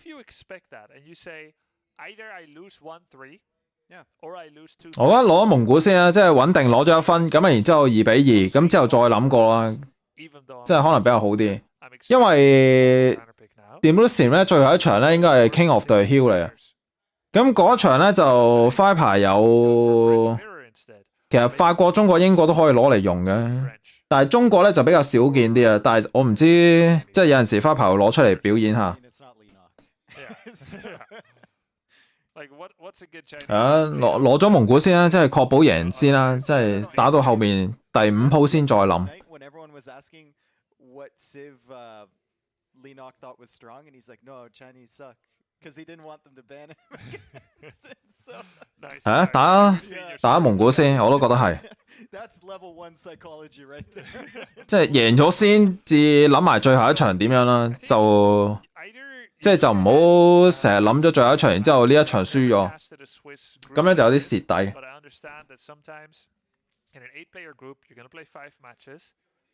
Right, so you're not going to meet everybody. There's 2 players you don't meet. 贏咗先再算。咁啊，阿拉伯。To a single map. You are 3-2, someone else is 3-2, but you end up not advancing because of the map differential. So, according to that logic, Viper will go Mongols now. According to the logic, I don't care about what score I lose the best of 5. I want to win the best of 5, and I want to do the unexpected. You delay Mongols to the 5th map. 但係 Viper 可能有機會賭一賭嘅，即係都有機會。我覺得好難估啊 ，Viper 呢個人。即係如果佢想確保呢個 BO5 一定要贏咧，其實佢一陣間佢唔一定要出呢個蒙古。因為佢如果只要佢今場佢攞咗個文明出嚟，佢贏到呢一鋪咧，佢下一場就會更加舒服咯，打得。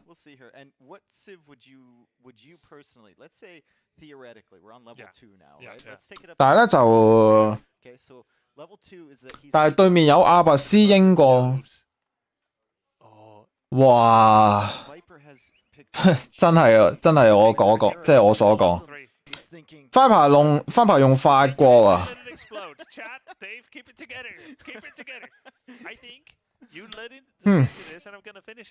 有啲不利咁樣打。阿拔斯好明顯就係打法國超好打，即係又唔係話超好嘅，但係至少舒舒服服啊打得。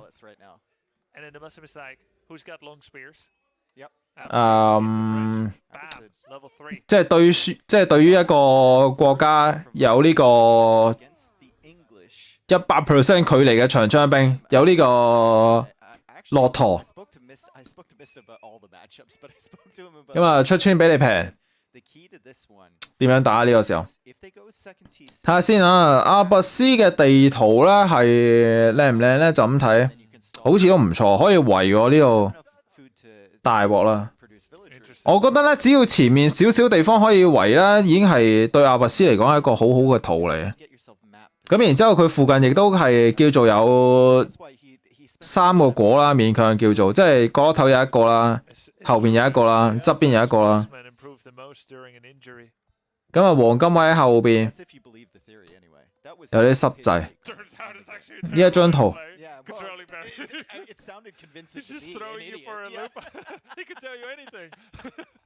咁啊，冇計啊！即係 Viper 嘅理解有陣時係好難估啊！即係先出咗法國先啊，居然。咁啊，下一張咧就肯定攞蒙古嘅，即係如果係咁嘅話。但係問題咧就係，究竟有冇下一場先？最緊要，即係瓜咗就冇啊呢度。但係如果贏咗嘅話咧，就下一場攞蒙古出嚟咧，就可能有機會穩贏。但係好似人哋仲有英國喎，係咪啊？我有冇記錯？點都時好似仲有英國，英國打蒙古都唔錯，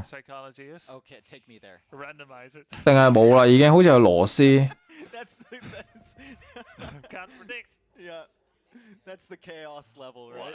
We'll ask them in the interview if they did in fact randomize their civ for map number 4. 我哋睇下打咩先呢個時候。咁啊，阿拔斯係暫時未掘石嘅，但係咧以我所知咧，阿拔斯咧係會先起軍營啦、出長槍啦，咁啊再掘石嘅。咁但係咧，我比較少見咧，就係阿拔斯唔開 TC， 即係正路應該開嘅係嘛？只不過今次應該開慢啲，即係可能有機會咧學埋呢個 Marine Law 咧，先升咗逐輪先。啊，唔係，都係掘石啊！你見到咁啊，派穿掘石啦，咁啊開 TC 嘅都係。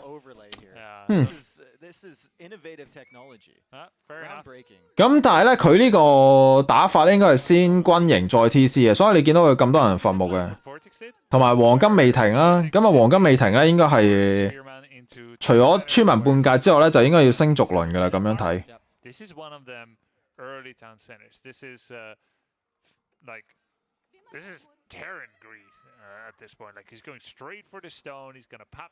但係呢個 TC 如果開得慢咧，都唔係一個，即係可能有辦法阻止。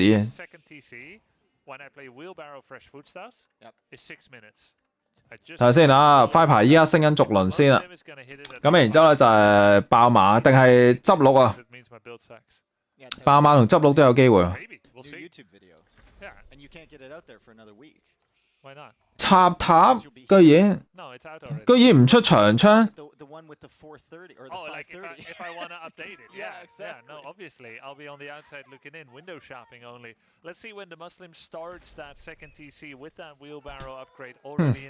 哇，都幾貪心，即係又新鮮食品，然之後又升逐輪，又想開 TC。但係咧，因為佢有石頭嘅關係咧，佢可以升呢支塔嘅。咁然之後嗱，咁啊見到啦，呢張圖可以 wall 嘅，所以就有少少不利對 Viper 嚟講。咁啊，任何可以 wall 嘅地圖咧，咁基本上都係對阿拔斯嚟講係一個靚圖嚟。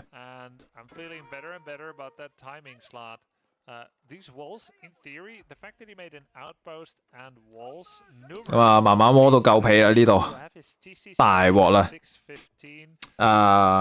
！Viper 要諗下第二啲 plan。咁啊，單射戰場。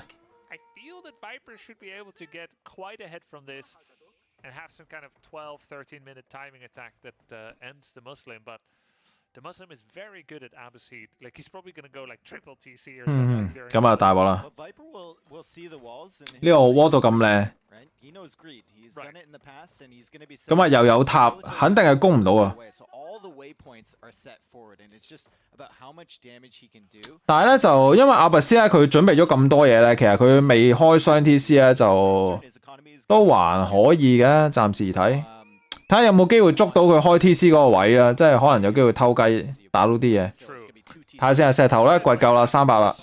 咁啊木材爭啲。睇嚟係 delay 自己 TC， 睇下咁啊補咗個馬房先。等陣先，我覺得 Demusim 佢呢度諗嘢諗得多得滯，然之後就樣樣都做唔到咁樣好似。佢依家等陣先，有啲搞笑。佢依家出到少少馬，但係佢又完全起唔到第二個 TC 喎。同埋佢個 TC 肯定要起喺自己 TC 隔離啦。依家呢個位，佢有啲尷尬呢個時候，即係出一隻馬冇咩用喎。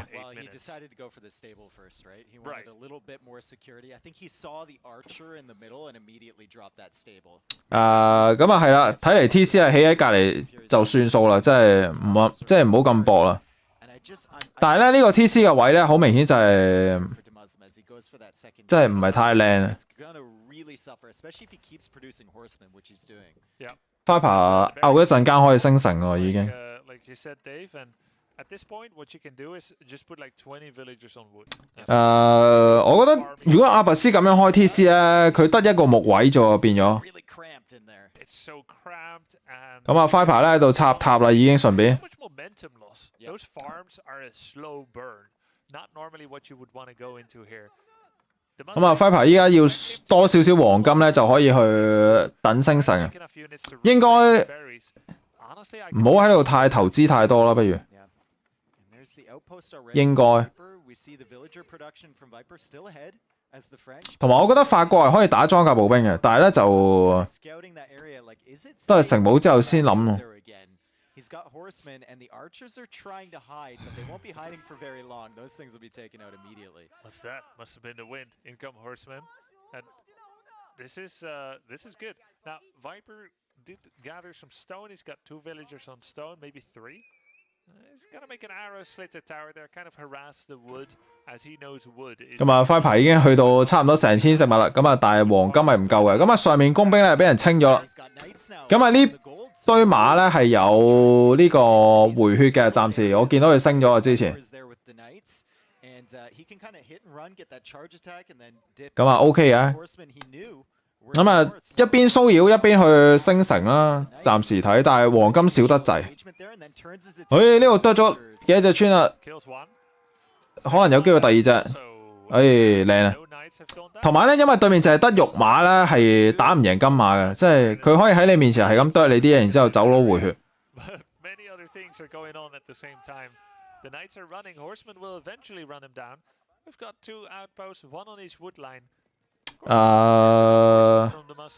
點都成有啲慘喎呢個時候。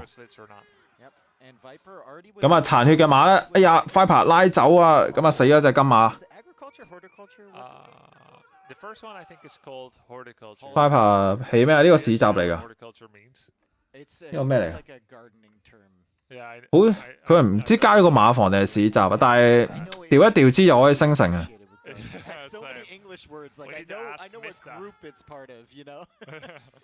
咁啊，見到點都時係熬熬地啦，咁啊開始轉長槍兵啊！如果係咁嘅話咧 ，Viper 可以喺城堡時候轉裝甲啦，即係咁嘅話。咁啊應該，但係我唔知咁樣打唔打得贏呢個阿拔斯啊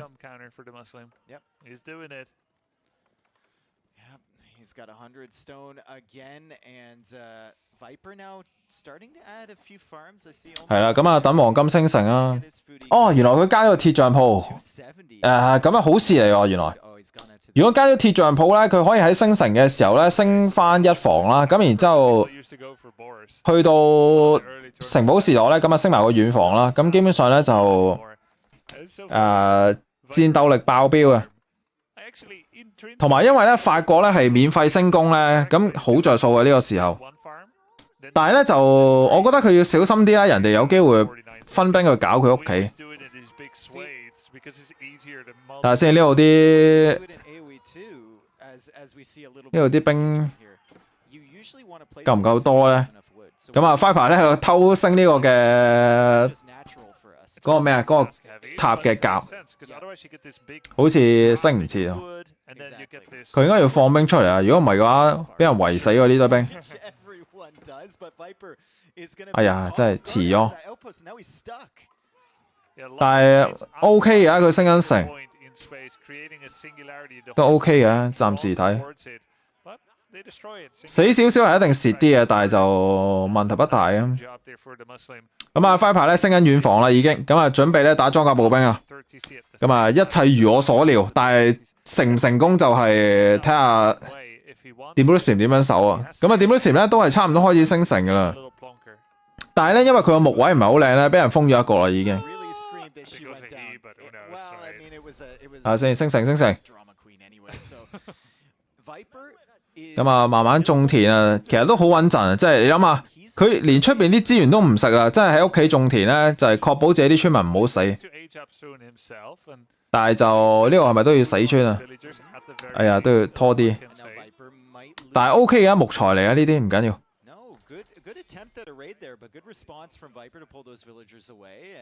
咁啊 Viper 咧係等緊一防，應該係會順便升埋二防嘅，照道理。點都時要拖時間呢個時候。加咩啊？衝撞車？佢諗住清咗出邊嗰兩支箭塔啊！哇！呢度幾多隻肉馬？1、2、3、4、5、6，呢度7隻肉馬，唯一一隻裝甲步兵。大鑊啦！點都成未升級喎？呢個時候佢係咪唔記得咗？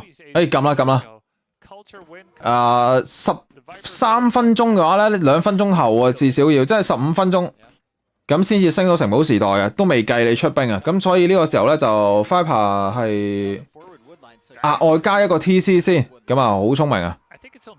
即係咧佢唔想喺呢度打 all in 咧，就唯有即係做少少騷擾，然之後就慢慢重新爆翻自己啲經濟。咁而且咧村民數目其實唔係落後好多都 OK 啊。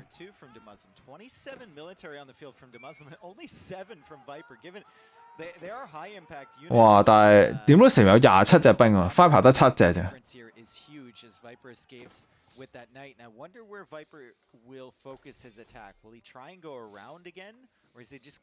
死守啊諗住。He can't build anything right now. He's got 2 TCs, which require, let's see, 17 seconds of villager, so he's making 3 point. Viper 唔打算 all in， 咁都 OK 嘅，呃咗人哋爆咗一大堆兵冇用嘅，但係呢堆嘢。Food per minute. Yep. And he's got 700 food per minute. He can barely make as much army as he's making villagers. You know, that's he's very poor. 但係中後期應該點樣打？佢出唔到馬。咁啊 ，Viper 咧係升緊長槍啦，居然唔知係咪同人哋打翻同一隻兵咧？即係諗住，即係人哋打長槍，佢係一齊打長槍。咁然之後咧就溝少少裝甲步兵。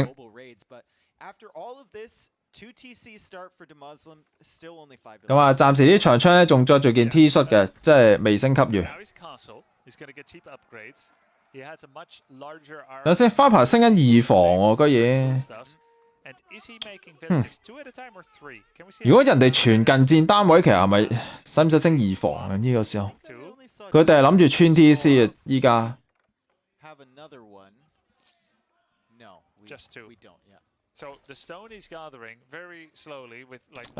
不過阿拔斯有機會打呢個老兵加長槍，但係暫時睇又唔似。咁啊出咗金馬先，金馬加長槍加裝甲步兵。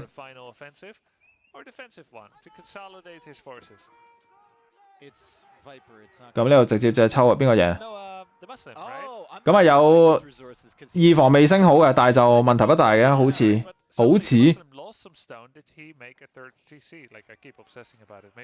呢度好似有啲送兵添。呢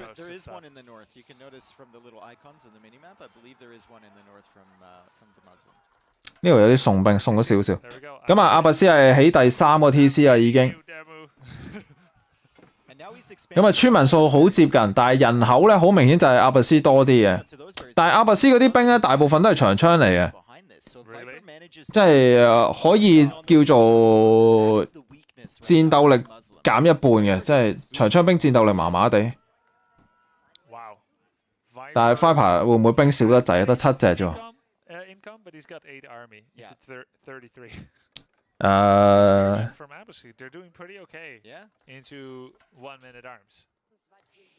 不過好彩 Demolism 係比較被動少少，即係佢唔係嗰啲主動衝嗰啲。即係如果佢知道自己部隊數領先咁多咧，我覺得 Viper 有啲痛苦，即係俾人穿一穿。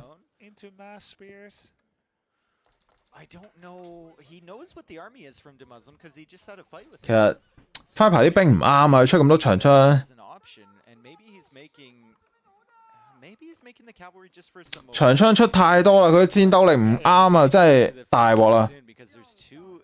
咁而點都成咧係轉緊呢個輕頭加呢個裝甲啊，有啲濕滯呢個組合，仲有個衝撞車。係咯 ，Viper 要掛啦。其實我覺得蒙古先比較穩陣啲嘅，但係問題就係即係蒙古都只係確保你呢一鋪有機會贏咯，但係又唔係100%嘅，即係冇辦法啦，即係呢個位。咁啊，你見到咧花牌有22兵嘅，但係就點都成有51隻，太多啦呢度。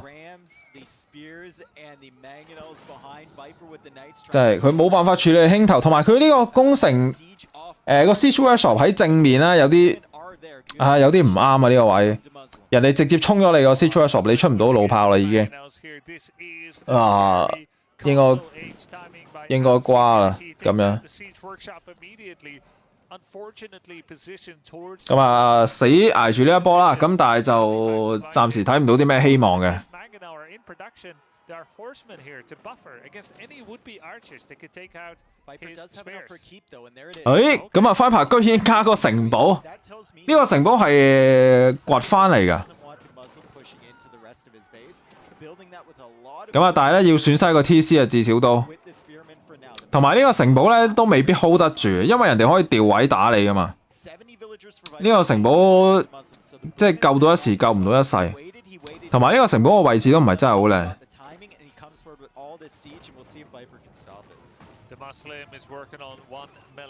咁啊，快牌仲有17隻兵嘅，但係就對手有58隻。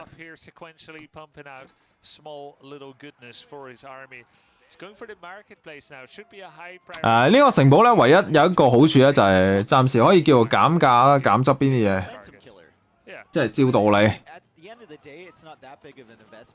咁啊，城堡都衝啦，你見到點都成。哇！後面仲有4-5個輕頭啊！守唔守得住啊？咁啊，花牌直接拖埋村民啦。咁啊，村民咧已經係跌到66隻啦。部隊差太遠啦，真係仲有59隻兵啊！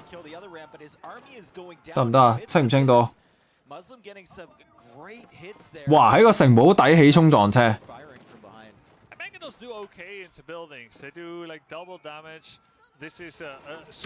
應該花牌投咗啦。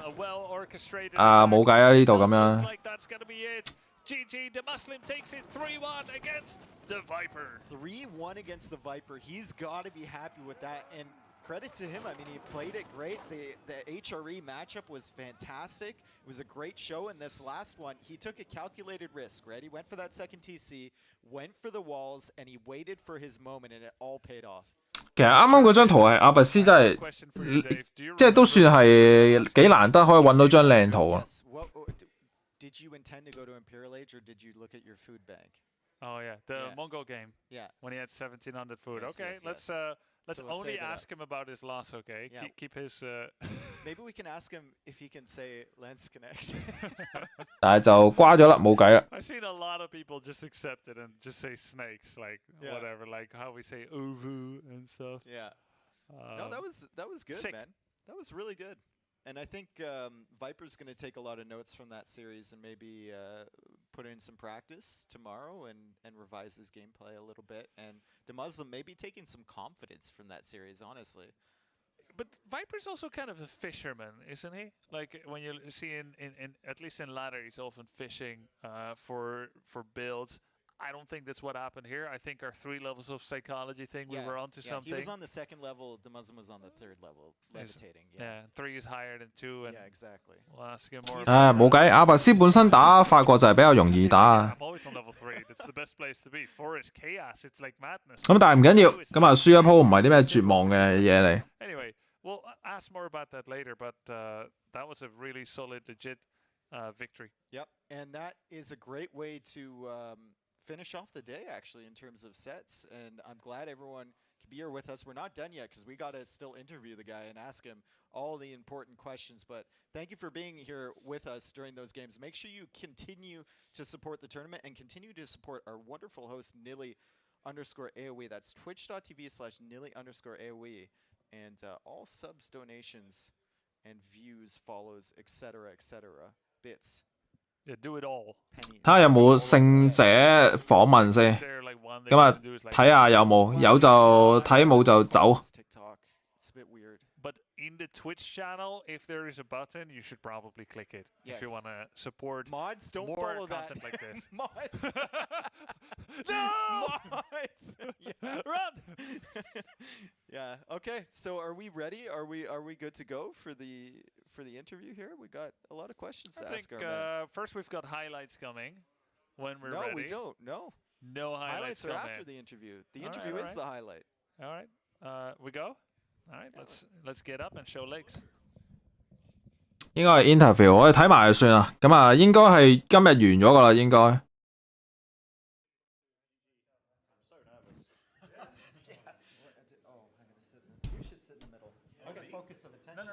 No. It didn't work. Let's do it like this. Okay.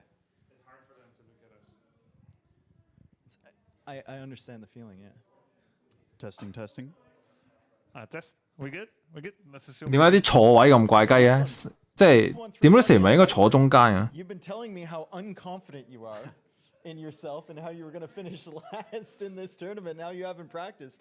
And then you put on such a convincing show there. What does that do for your confidence? I mean, I'm feeling good to get a map on the board and stuff, you know, because I saw Lucifer in the game before and I was like, oh, he went 0-3, then it won't look so bad if I go 0-3.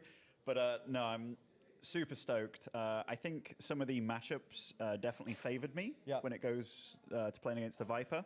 But I got to say, Russ super impressed me with how he went like fast H3 and then went Springolds and stuff, because I was super confused and I just got stuck into like tunnel vision mode. But no, I'm super happy. So really interesting. Let's jump to the end first. We've got more questions and obviously fantastic performance. We were theory crafting about map number 4, the one you just ended up winning. You had French. Were you expecting? Sorry, you had Abbasid, right? Were you expecting the French to come out or the Mongols on Dry Arabia here? I was actually expecting Mongols. I played him a few days ago on ladder. And we actually had Abbasid versus French, which he did a very hardcore like knight and archer push, which I then shut down, and I then tuned into his stream afterwards, you know, because it was like, okay, this is my last game of the day. Oh, you're one of those. Yeah, absolutely, absolutely. And he's like, oh, lesson learned, I'm not going to do that again. So when I saw he had French this time, I was like, oh, what's he going to do now? Like, I was quite stressed out. But yeah, I'm quite thankful he didn't go Mongols. But I don't think Abbasid lines up too badly against Mongols these days. Like because of the rams into. 咁啊，佢話咧就估唔到 Viper 會係揀法國嘅。咁但係咧就好似話咧，之前直播嘅時候都遇過一次，阿拔斯打法國又係 Viper 嚟嘅。咁但係咧好似話嗰一場咧就 Viper 打得唔錯嘅。咁但係佢覺得呢一場其實應該係揀蒙古先。I think Abbasid are legit, like, pretty top at the moment. Your Abbasid in particular really impressive. 哇！居然點都成話阿拔斯打蒙古係有得打喎，居然。You've got like mangonels. It feels so like swarmy, Zerg Terran style, and like I knew you're gonna make a third TC if you can get away with it. I was very surprised to see that you went for that 300 stone early. Vortex showed a more nuanced approach, 4 spears into second town center mining. You get that stone early. You're ready not to use it. Just so you've got it in the bank, you don't need to go out there anymore. 係咁啊！依家喺度問緊佢咧，點解咁早掘定石，但係又唔係開 TC？ Has alleviated enough to put it down. You make good use of the arrow-slitted towers to kind of zone an area, some walls, but not a lot. Yeah, I definitely messed up with the first tower I put down. Like I should have put it further north because I didn't have it in my head that I was going to make the wall there. But then I was like, that's a beautiful wall. Actually, that'll stop the little like. But then I was like, oh damn, the tower should have been north. But it also super helps with Golden Age really fast. So like, yeah. So if you go, Dave was pointing that. Yeah. So it helps a lot for that boost. And then if you do play a guy that's going knights or like just a couple of archers, 佢啱啱講咧就話，佢係講圍牆定係支塔可以加呢個高吞 Age 啊？我唔知有冇聽錯，個圍牆都有，我應該冇啊嘛，照道理。He was very anti-wheelbarrow. I was surprised. You were like, you have 70 villagers. He's like, nah, son, I've done the math. Yeah. He's like, no, you're wrong. And I'm like, I'm not sure I am, but like, that's one of the cool things about AOE is there's so many ways of going about things, you know? Like, I was very curious why he picked Abbasid on Altai, because I was like, all right, in my head, it's either going to be Mongol, China, or English. Yeah. And I was okay with playing English mirror for sure, and I was okay with the idea of English friend or English China, but then I was kind of like, Mongol's still a bit of a weird one. So the fact that he picked Abbasid there, I was like, okay, that's good. That's a good matchup for English, mainly because of the rush distance, you know. But also I think 佢有度講緊呢個 out 題嘅阿拔斯，點解 Viper 要揀阿拔斯？ good start for me in the series. I just I had so many nerves going through my body. Like I already had. You played it so well. You didn't. 其實 OK 嘅，暫時敗者組比較難打，應該都係 Mr 嚟啊。但係 Mr 咧好似話咧，其實唔係練好多 AOE4。咁但係嗰兩兄弟咧係同 Viper 應該差唔多 level 啊，可能。So let's jump to that one. Sure. Mongol game. You start by killing the dog. Couple of outpost control. You make your way to step redoubt. Both are progressing fairly nicely. There's a bit of back and forth. You get that light junk that moved worlds, basically denying 6 fishing boats. 原來點嗰時咧覺得咧 out 題呢個圖咧係蒙古、英國、中國都可以攞出嚟用。You lose the Khan. He starts kind of killing some fishing boats. Suddenly, your food income evaporated. And you had 1,700 in the bank. Well, later, right? But initially, suddenly, when the fishing boats died, you had a food problem. Yeah, that whole game is a mess. Like in my head, like Mongol obviously. 其實入得8強咧都唔會話，即係都唔會係渣得去邊㗎啦，即係應該差唔多。即係下面嗰層嘅人 ，top 嗰啲人咧應該都係應該係某幾個。And I was like, all right, I see his dock there. I'm gonna go for a tower in the middle, so he can't go by it. And then I was like, I'll make a dock on the other side. And then I was like, okay, now I'm gonna tower him. And it was very indecisive, the whole thing. Food problems later on. There was even moments where I'm like, oh, I killed a few springolds with my Hulk quite a few times, you know? Yeah. And then a Bao Chad came out and killed a few more. And I was like, oh, this is going well. And then he just had so much. But when I saw he went crossbows as his first unit, I was kind of like, well, if I go into barracks now, I'm just going to feel kind of crap. Yeah. Like It's going to slow your game down too much? Yeah. I didn't really know what to do. And he obviously didn't go into spears until much later. So I was like, oh, this shouldn't be too bad. But I just couldn't really do anything. And it was problematic too, because if I go into... hey up, mate. I didn't see if it was. If I go into barracks and I try and match a Roos, and it's going late game, and he has keeps and stuff for river control, and also he has the super springolds, obviously I can get decent springolds. Marine Law 依家 I don't know. And he had the relics. 即係叫做理解隻 game 領先好多人。 It's going to be one that I have to think about a bit, but sure, that's fair. Like Was there mismanaged for sure. Was there a moment there where you were thinking about going Imperial Age and then you just realized you couldn't do it? Because it felt like you kind of stalled out production at some point. So I had the idea that, okay, he's sticking on crossbows only and getting siege. So I was like, you know what, I'm going to go a lot of horsemen. And then as soon as I did that, then he had a lot of spearmen. I was like, damn, like, you know. You got me. Yeah. 哦，咁啊，點都成咧就話緊咧，啱啱 With them too. 蒙古打羅斯嗰個河嗰張圖咧，佢想出馬嘅，但係咧就咁啱佢想出馬嗰陣咧 ，Viper 就開始轉呢個長槍兵，所以佢就停咗冇做。但係就之後就唔知自己出咩兵好啊，即係對面有一大堆嘅老兵長槍。Whereas now, I made a lot of wrong choices, which would have meant I would have been ahead, but I wasn't. Or maybe I. 咁啊，明明領先嘅，咁但係咧就因為好多地方選擇做錯，咁然之後就落後。即係呢個應該係唯一一鋪贏輸個鋪嚟。You do legit have so many freaking options. You know? Yeah, but you gotta pick. It's choice paralysis out of luxury of choice. Ben, we talked a lot about these games here. Obviously, great inaugural start here of the group stage. You've got 4 more matches coming up. Wade works out. You're going to meet someone else that has their first victory. Are there any preferences, and what would it be based on for your match tomorrow? Not Marine Lord. There's a French man that won today. 係咁啊，佢唔想打 Marine Law 啊，聽到。即係聽日。Marine Lord, man. He looked very sharp, I think, very clean. Like, I think everybody makes mistakes, and I think everybody's been away from LAN for a while, right? Not just because of COVID, but because we're all boomers. Like, we're all from other games and stuff.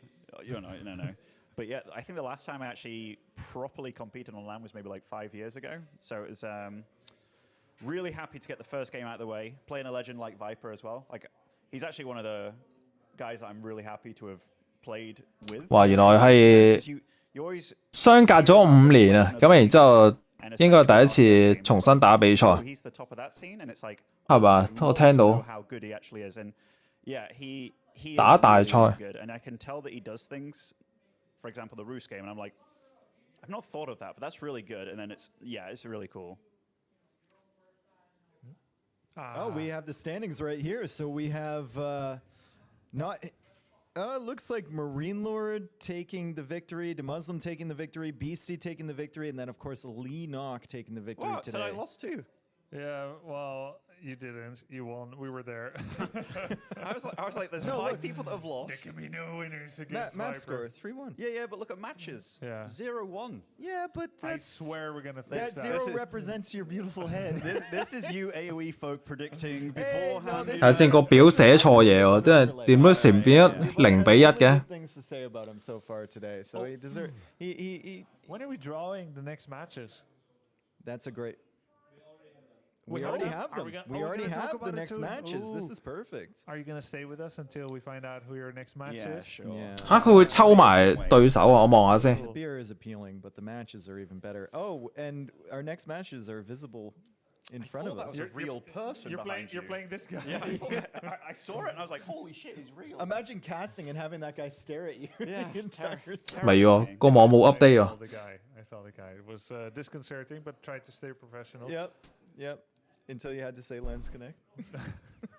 Is that your favorite unit, Landsknecht? Land snakes? Yeah. Yeah, see? He doesn't even try. Yeah. At least I made an effort. Yeah. Oh, that HRE game was kind of interesting too. Yeah, it was. Yep. Yeah, it was because he went for the spears early, which Stable barracks versus stable. yeah, And you were up at the same time. yeah. I think stables, and we spoke a little bit after because HRE mirror is all about who can hit H3 and get the relics right. So it's like if you can deny their economy even for a little. So if you play the aggressive card as opposed to the defender card, it's better, I think, because even if you don't kill any workers, denying even like 10% of their income, it's worth it. So I 係咁啊！啱啱咧喺度重新講翻呢個神羅 Mirror 咧，咁啊點都時咧就話 animation cancel days, but 係 damn, why am I defending in this matchup? Like, just go. So yeah. 俾壓力人哋嗰個比較着數啲，防守嗰個比較蝕底啲啊。咁啊打呢個 Mirror 嘅話，咁所以咧佢就學翻呢個 Hera 之前同佢打 Mirror 嘅時候咧，咁啊嗰種嘅壓制型打法。咁啊就算散唔到村都好啦，咁啊 delay 少少嘅經濟咧都係有着數。 No, there was different matchups there, but I'm being waved at. So apparently we're still in progress here. This is a limited production. 哦，睇下先啊，咁啊 Rotes 打 Lucifer 喎，真係兄弟內戰。 I can hear overlay guy swearing I in can the therefore background. conclude that you are against Marine. 咁然之後咧就係 Viper 打呢個 The Mister， 咁啊 Beastie Cutie 打呢個 Lina， 咁啊剩翻仲有邊個？仲有 Marine Law 同埋 Demolition 嘛，應該係。 Everybody's really good, so it's like that's the thing about this It had tournament. to happen at some point, right? Yeah, everybody could literally beat everybody, I think, on a good day. So that's fun with the brothers, though. 哇，聽日都幾刺激。 They had a rough day today. They had a rough day. They did. Like, not just Lucifron going down 3-0, but But the also way they Vortex had 2 games where he theoretically should have won. Yeah. It was maybe not the best for them, but I'm sure they'll put their heads together tonight and come up with something. Oh, I have to play late again? Nilly. Well, you can sleep late tonight. I'm a morning gamer. This is like my bedtime right now, you know? Dad's schedule. 咁啊，Demolition 咩投訴啊？點解要夜晚先打啊？ And you will be against Marine. That's a real rough one. Last time I played him in a tournament, I did actually win.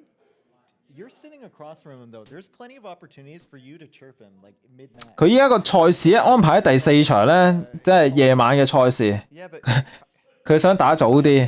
So it's like that'll play better, you know? Maybe, yeah. Like- Maybe you should compliment him. But it'll throw him off. He's really tiny, and it's a long walk here. Beautiful, Maybe I can beautiful hair. throw him in a hole. So, guys, these are the matches tomorrow. Vortex versus Lucifron is the first match, 1 GMT. That's 2 p.m. 咁啊，應該係聽日㗎啦。今日應該係完啦，差唔多。 8 a.m.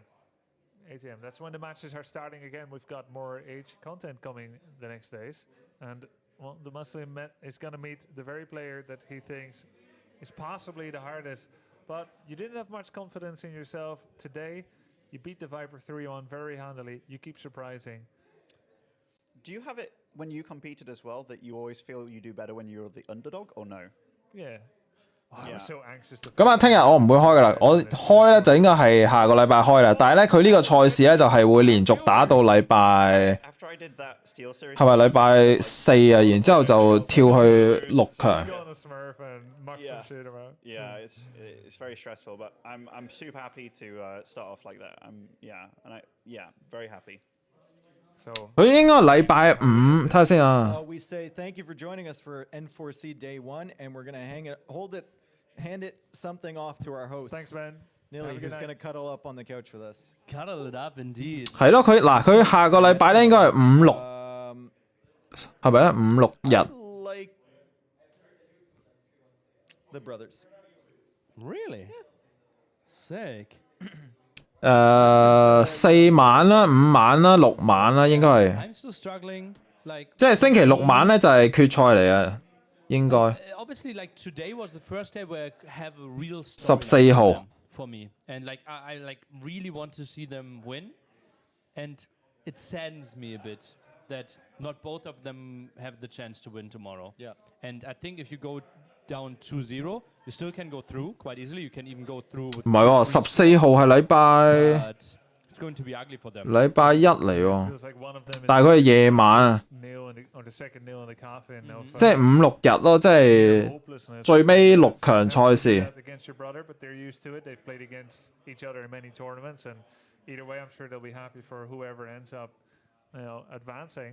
Also, problem, the loser of Vortex Ludifron plays against the loser of Viper and Mr. Monday. Right.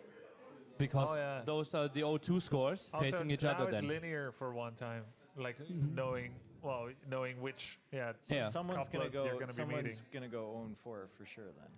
0-4? No, 0-3. After Monday, we have one person with 0-3 and one person with 3-0.